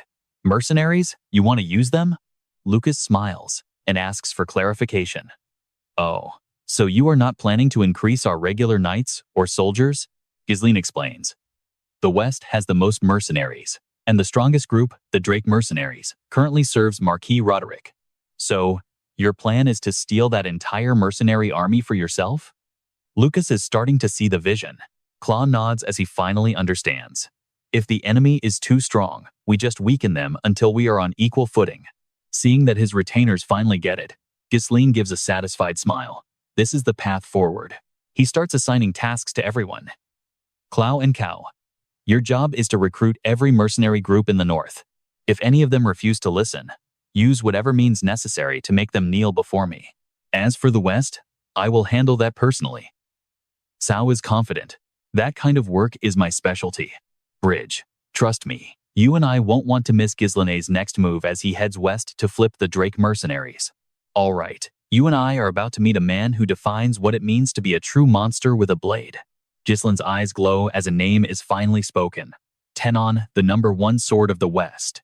Let us head to the western mountains of Lutania, the Marquis' territory. A quiet cabin sits amidst the lush greenery. A student gasps for air in the yard. A steady hand rests gently on his back to steady him. Kneeling on one knee, a man guides a young boy through his forms before a wooden training dummy. Try it one more time, he encourages. Relax your arm and let the weight carry the strike. Following the master's lead, the boy raises his sword. Yes, the form is exactly right. It is not about the chop, but the flow into the next move. The boy narrows his eyes, fully focused. The master's voice stays calm. Now, steady your breath and find your rhythm. One clean exhale later, the boy swings. The wooden post snaps like a dry twig. Now, here is where it gets wholesome. Watch this kid's reaction as he realizes what he did. Master, I did it. The other children cheer wildly. The master offers a gentle, proud smile. Okay, everyone's turn is coming, he says, until a cold voice interrupts. You haven't changed at all, have you? A man in noble silks steps forward. Your disciple, Ma Eon, has come for a long overdue visit. So this unassuming middle-aged man really is the legendary sword saint that Gislen was talking about. Tenon's expression sours instantly. Ma Eon demands the children leave so they can speak privately. Tenon doesn't budge. I'm going to have to ask you to wait, Lord Ma Eon. I am still in the middle of a lesson. Ma Eon's face twists in pure, visible irritation. By nightfall, Ma Eon fumes by the fire. Tenon finally approaches and offers a formal apology. Tisk. You really think a busy man like me has time to waste out here? Tenon remains unbothered. My apologies. Ma Eon just gets more annoyed by the calm response. You're awfully relaxed for a man living in the woods. I guess nobody dares touch the West's finest. Tenon cuts to the chase. I'm warning you now. I have no intention of returning to the estate. Pay attention here, Ma Eon is about to play his best card to convince him. Let me finish. There is nobody in the entire West with your level of power. Tenon stays firm. Use the Drake mercenaries or that friend of yours, Dominic. Leave me out of your politics. A simple teacher shouldn't interfere in a family's war for succession. Ma Eon explodes. Forget the succession. If you had just helped, I wouldn't be in this mess. Enough of this pride. Just pack your things and come back. Tenon sighs. Young master, what level of strength do you think I have truly reached? Is that even a question? You're at the very peak. Tenon just scoffs. The peak? He gazes at the stars. Years ago, I encountered someone who made me realize how small I was. Facing that person, my entire body wouldn't stop shaking. Ma Eon is stunned. You? Shaking from fear? Tenon shakes his head. It wasn't fear. It was the thrill of the edge. The moment where life and death dance on a blade's point. He remembers a sword tip inches from his eye. A monster that nearly ended him. It was pure, addictive euphoria. Ma Eon feels a cold shiver run down his spine. Tenon looks at his hands. In the West right now, nobody can give me that feeling again. His eyes burn with a dark hunger. He only wants to stand on that line one more time. Rain pours down on a massive, classic white mansion. Inside, Ma Eon grits his teeth. Tenon and his useless pride. He is absolutely delusional. He sits on an expensive sofa, his legs crossed in frustration. I learned from him, but he is insane. Wasting his life waiting for someone to kill him. Adjusting his feathered hat. Ma Eon looks toward the dark figure across from him. You and I can tell this is far from over, Dominic. Do you see what I mean? You and I are about to watch a legendary warrior pushed to his absolute limit. Dominic's sharp face is hidden under a hood as he asks why he was called here. Mon just watches him with schemes in his eyes. Right, my brother, Mon says while leaning back. It seems he has been completely blinded by a hunger for power. He even started a new trade group outside his field just to oppose me. This is my domain, Dominic asks coldly. What do you want me to do? Mon just crosses his arms. His tone is casual. Nothing major, just make him realize that our side is not one to be messed with. He slams a dagger onto the table. Wipe my brother's Combel trade group off the map entirely. And he adds one more thing, do not forget to leave that weapon at the scene. Dominic examines the dagger and realizes it belongs to a completely different noble family. Maon sets the deadline for next week before the auction. Dominic is shocked but stays silent. Now, pay attention, because this is where Maon shows how truly disgusting he is. Your kids are in my hands. A menacing smile spreads across Maon's face. Dominic leaves the mansion and walks alone through the pouring rain. He grips the dagger tight, barely holding back his rage. Meanwhile, at a tavern, someone is screaming in anger. Inside the tavern, the members of the Drake mercenary group are absolutely furious. One man shouts, he wants to wipe out his own brother and frame someone else. Another joins in, asking how long he plans to use the captain's children to keep them as slaves. They are outraged that they are being used as cannon fodder in a petty noble succession war. A young member in a red scarf suggests they should just go and break that bastard Maon's neck right now. The others agree, saying that, even as outsiders, they are about to lose their minds with fury.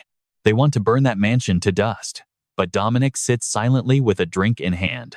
Seeing his men getting too worked up, Dominic coldly orders them to shut up if they do not know where his kids are. Everyone falls silent. A blonde woman sitting in the back finally speaks up. She sighs, saying the atmosphere is trash, and asking what the point of being the kingdom's top mercenaries even is. In the end, they are all just obedient dogs for that brat from the Roderick family. The red scarf mercenary feels insulted by the dog comparison and asks her what she just said. You and I can see she has a point.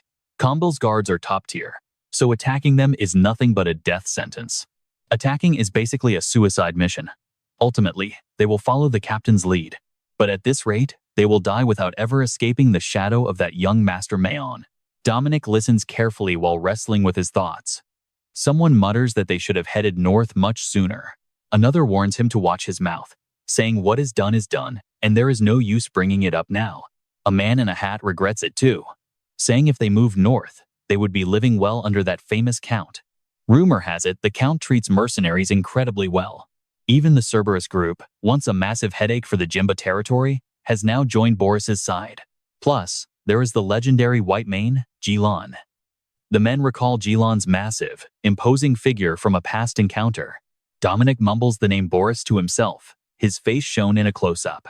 He truly wanted to meet the man at least once before he died, but now if they ever meet, it will only be on a battlefield. Suddenly, a soldier bursts through the door, shouting that there is a visitor outside looking for the captain. The men in the tavern wonder who would come for business in the middle of the night. The soldier stammers, saying the man claims to be an envoy sent by the count himself. A pair of heavy armored boots step inside. The guest introduces himself as Gislen, vice captain for Boris. Dominic is completely stunned.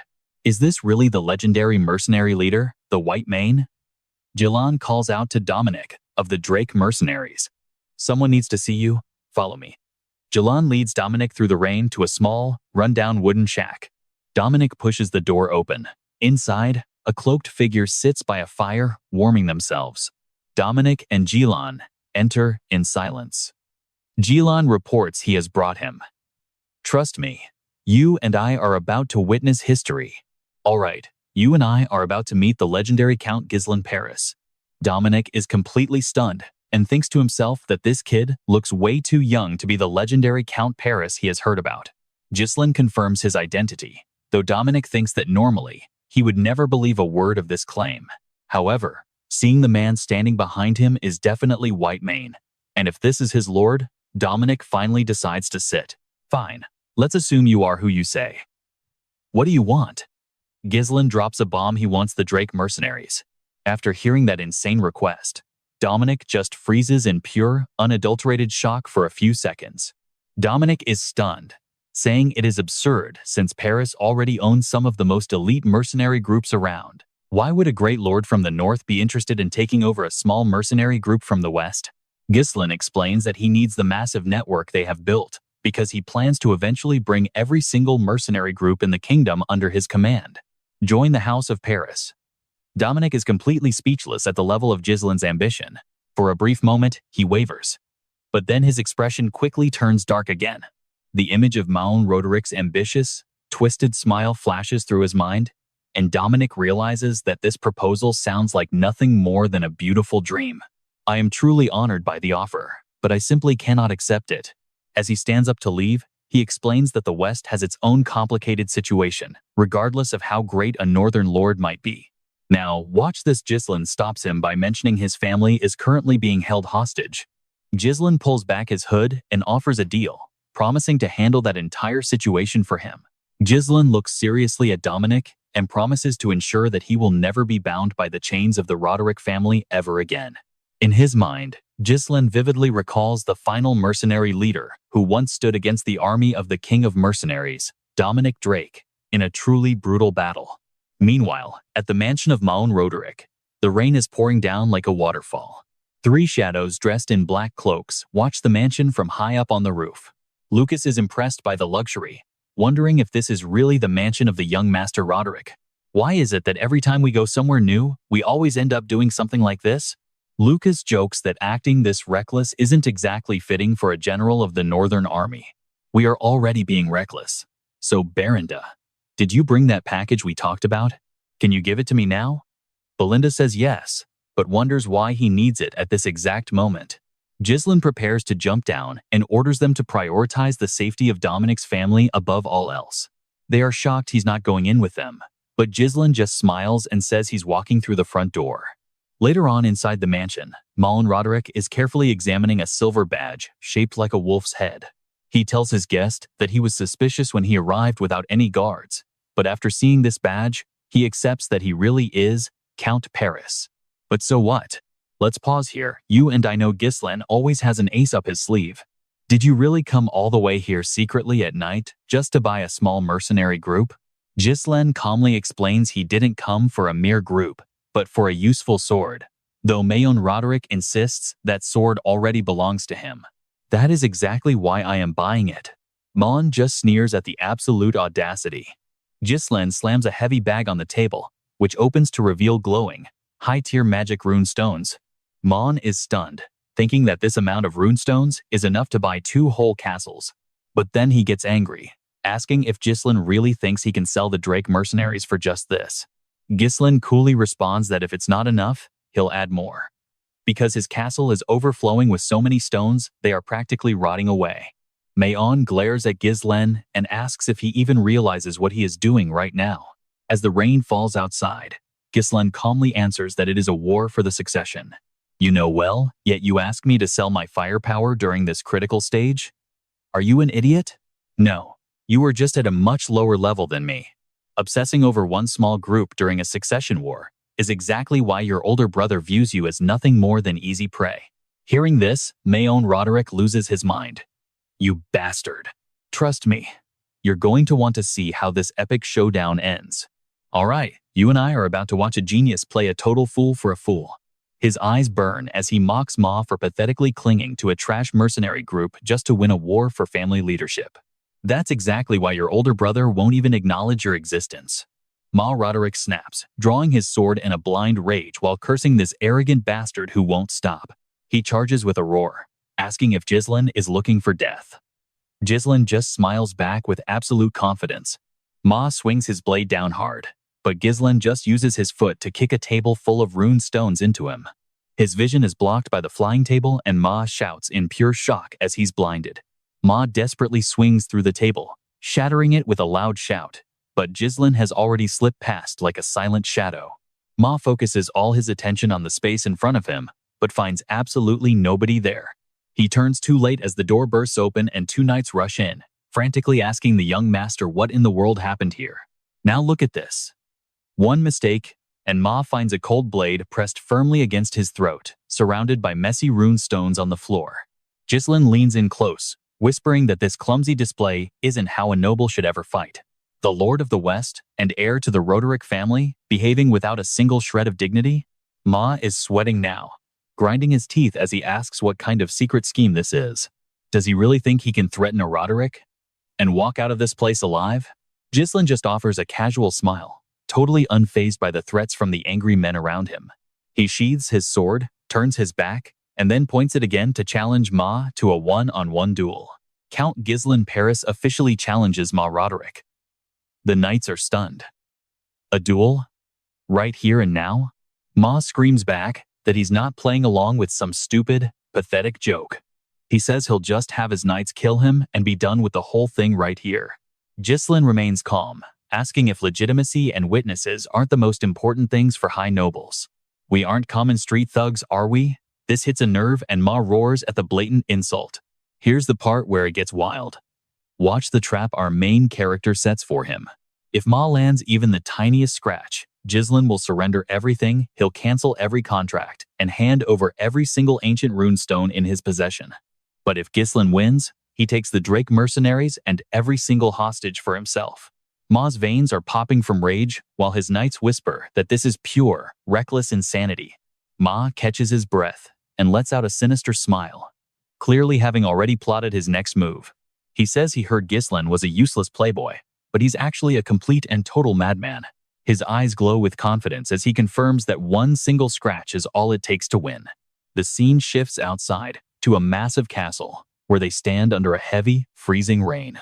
Ma gloats that Gislen is just digging his own grave as they face off for the duel. Ma Roderick draws his blade, formally declaring his name and family for the coming match. Gislen Paris does the same while the knight stands as the witness for honor and justice. Do they swear to accept the result without any lingering hatred? Gislen firmly gives his solemn word. Ma remains silent with a dark grin, turning away to give his men a secret order to listen very carefully. The knights shout their obedience to their young master in one loud, synchronized voice.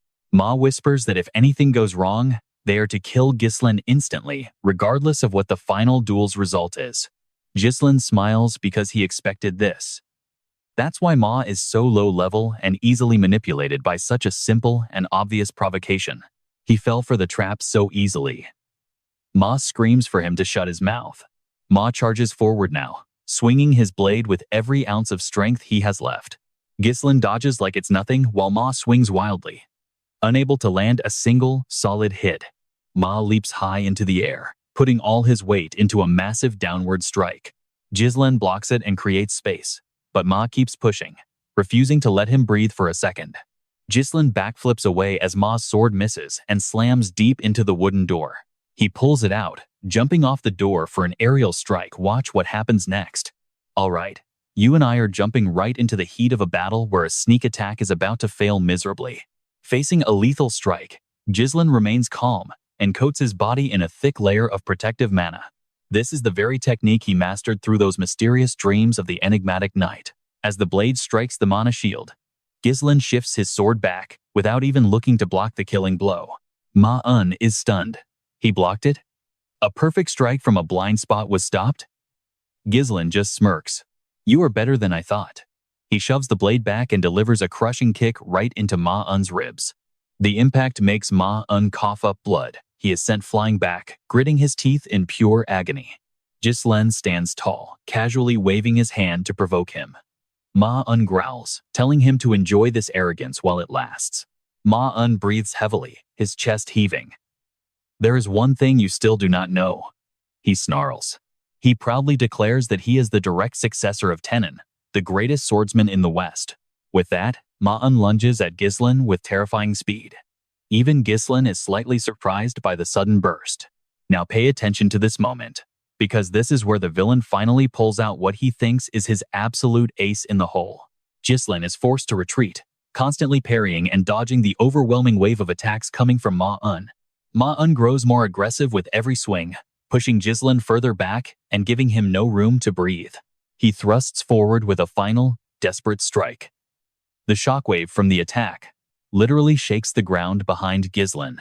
But then Ma-un freezes in total shock. Gislen asks if he really mastered the West's greatest swordsman's art. He easily caught the blade with his bare hands. Are you really his disciple? With a direct kick, Gislen sends Ma-un tumbling backward once again. The force is too much. Ma-un struggles to even breathe. Gislen closes the distance, saying it is time to end this. Gislen swings his sword down with massive force. Ma-un barely manages to bring his own blade up to block. Gislen's eyes glow. Even as a disciple, that swordsmanship never truly belonged to you. He rains down a flurry of slashes. Blood sprays as Gislen uses a familiar stance, one hand on the hilt, the other gripping the blade itself. Ma-un realizes too late that Gislen is using his own move against him before a final thrust pierces his chest. Ma-un gasps for air, coughing up blood in absolute agony as his life begins to fade away. You saw that too, right? He mastered a secret technique just by looking at it once and even improved it. Ma-un grips the sword, impaling him, wheezing that Tenon himself might have to come and finish this personally. He struggles to force out his very last words through the blood filling his throat. Despite the defeat, his eyes remain full of hatred. You will still fall, he curses, before collapsing into a pool of blood. The other knights rush forward in a panic, screaming for their master. They draw their swords, shouting for bloody revenge. Gislen just stands there with cold, fearless eyes. I already knew this would happen, he mutters to himself. Suddenly, 3 white shadows streak down from above, landing right in front of Gislen to block the path.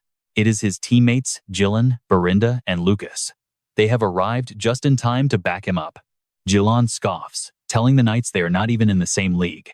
Thunder rolls as a dark battle begins. The scene shifts to Eclipse Castle, the cold and imposing home of the powerful Duke Delphin family. Inside a luxurious, dark office, a man named Raun sits behind a massive desk, waiting for a guest. A woman enters, announcing that the visitor has finally arrived.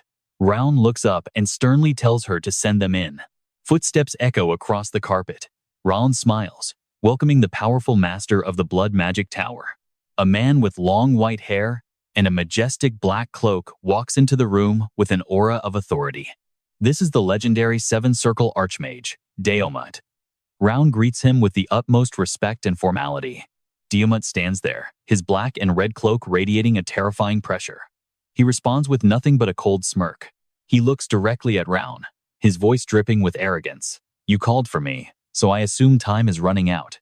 Raun gets straight to the point. The Duke is furious, he says, his gaze turning distant and haunted. Do you remember that night? The night the Duke wiped his own family off the face of the earth? Flashbacks of that bloody night appear. Delphin stands among the corpses, his sword still dripping with fresh, red blood. And that is where we leave it, the dark origin of a power that cost an entire family their lives. All right, let's dive into a world where blood and freedom are bought with the sharp edge of a sword. Delphin laughs like a madman, his white hair stained red as he tilts his head back to soak in the raw pleasure of the slaughter. Back in the present, Raun sighs, unable to forget that chilling smile, while Daomut coldly admits he remembers it too. Without another word, Raun reaches out and hands a mysterious scroll over for Daomut to take. With a casual flick of his fingers, Daomut uses magic to let the scroll hover weightlessly in the air. He raises an eyebrow in curiosity as Raun briefly explains that this contains the files on Paris's most vital players. They promise to send someone useful soon. But Raun's eyes turn dark. We can't just sit around and wait for them. Anyone blocking the Duke's vision of the world must be erased, and the scroll unfurls to reveal the hit list. First up is Gislen, the White Lion of Ratatos, followed closely by the fierce war dog of the Barris mercenaries.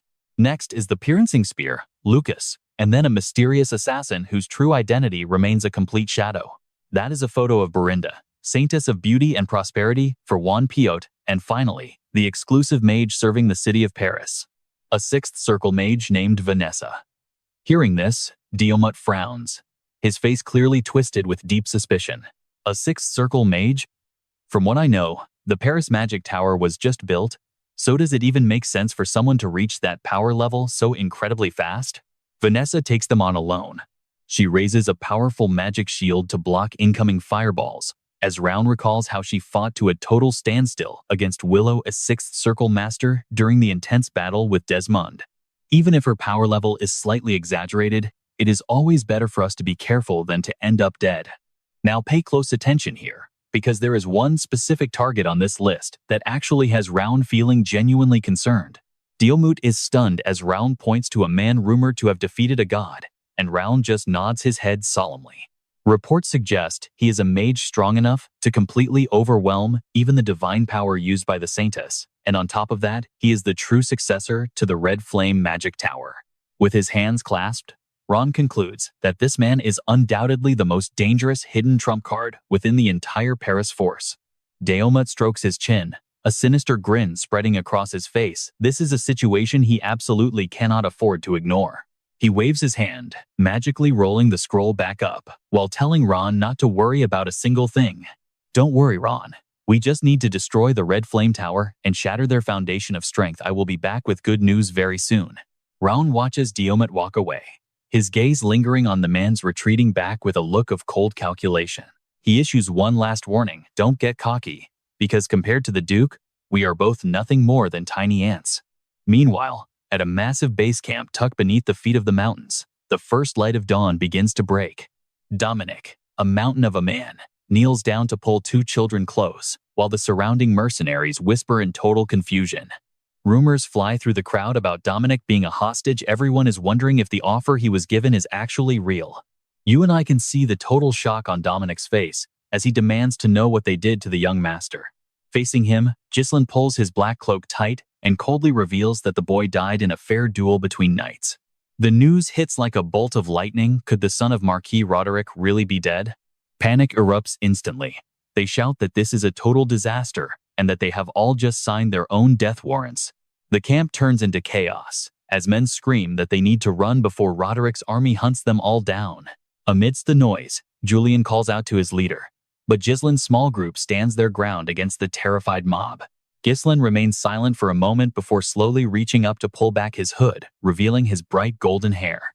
He stands tall, his voice ringing out with such authority that it echoes across the entire mercenary camp. Drake mercenaries, listen up.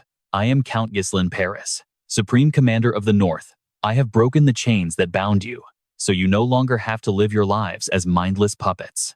He tells the entire Drake mercenary group that they no longer have to live as puppets without a cause. Yet even these strong words are not enough to kill the deep terror in their hearts. They ask, who came to see Dominic? Even if they are free, they have no way to survive in the West. We cannot survive in the West even if we are free. Roderick's army will eventually march in and destroy every last one of us. Gislen looks them in the eye and gives his word as a count. He will take full responsibility and protect them all. The mercenaries are stunned. They can't wrap their heads around a high noble actually promising to protect people like them. A pair of massive armored boots slowly step toward Gislen as a gravelly voice asks what they should do from now on. It is the captain of the Drake mercenaries facing him, and Gislen doesn't hesitate for a second. He simply says, follow me. And as he draws his sword toward the sky, you and I know this is just the beginning of his legendary journey. Gislen's voice booms across the field. I will not hide, and I certainly will not run away. Standing tall with his cloak whipping in the wind, he declares, I will always lead you from the very front. His eyes burn with resolve. Stand with me. His words hit Dominic like a physical force, leaving him visibly shaken. Dominic drops to his knee. Trust me, he is all in. Hand over his heart. He shows absolute respect and bellows like thunder. We will follow your every command. I, Dominic, leader of the Drake mercenaries, swear to always stand on the front lines with the Count. Gislen gently taps his sword on Dominic's shoulder, officially accepting the man's sacred oath of loyalty. He smiles. One major Western power, recruited. Now, listen up. I have specific orders for every one of you. Inside the tent, Gislen slams his hand onto a massive map of the Western territories spread across the table. Lucas, take the men to Paris and set up our base. The others should be finishing their missions soon. Dominic, you and Gislen will work together to absorb the remaining mercenary groups throughout the entire West. He looks directly at Dominic. You know this land best. If anyone resists, use force to solve it. Dominic breaks a sweat. Harsh. Lucas is confused. Wait, you are not coming with us, my lord? Gislen shakes his head. No, I have business elsewhere. Berinda, you are coming down south with me. The south? Berinda gasps. Lucas pales. Is that not the Duke Delphin family's territory? Berinda adds. Young Master Ma is dead. The Rodericks will not let that slide. Why go there now? Gislen just smirks. They will not act yet. It was a fair duel, it is legally mine. He points to a spot on the map, Lutania. Specifically, the territory belonging to the Mai family. I will be back in exactly 1 week. Come with me to the south. Cloaked in black, they ride into the silent castle as the heavy iron gates slam shut. The town is a ghost city. A heavy, suspicious silence hangs over everything. Berinda shudders, her eyes darting around. It is too quiet. Something feels wrong. Gislen whispers. Rumor says the Lord here met a terrible fate. Everyone is on high alert. Berinda wonders. Fate? Gislen replies. To me, that is a golden opportunity. Berinda playfully elbows him in the chest. Acting all mysterious again? Just tell me the plan already. Gislen's expression suddenly turns dead serious. Here is the power he is after. I need Y Loa, the 7th Circle Illusion Master. Y Loa, a legendary mage in a star-patterned cloak, radiating a terrifying, shimmering aura. Their magic manipulates the mind, creating illusions so real they can break an entire army with one cast. Imagine a battlefield where your own friends look like monsters. If my soldiers start butchering each other because of these visions, we have already lost the war. Berinda turns pale just thinking about that level of mental horror. Gislen stares at the castle. The power to stop that nightmare? It is hidden right in there. As they reach the gates, a guard on the battlements aims a spear down at them. Stop right there. This is the Mai family castle. Unless you have business, turn around and leave now. Berinda shouts back. This is Baron Dougal. We are here to solve the Count's little problem. The guard freezes. Problem? Gislen adds. Regarding your son, Edwin Mai. Tell the Count. Tell him an exorcist has arrived. Inside the high tower, a heavy, gloomy atmosphere settles over everything. Count Mai, looking like a walking corpse with deep, hollow eyes, drags himself up the stairs. He stops to catch his breath, looking utterly defeated. A guard rushes over. Count Mai! The Count's voice is a raspy whisper. Edwin. How is he? No change, sir. Still the same. The Count's face twists in agony. I need to see him. Open the door. Watch this door open. The heavy wood creaks, letting a sliver of light into the darkness. Before him sits a face that would haunt anyone. His son, Edwin, is now a deformed monster with massive, empty eyes. Soul,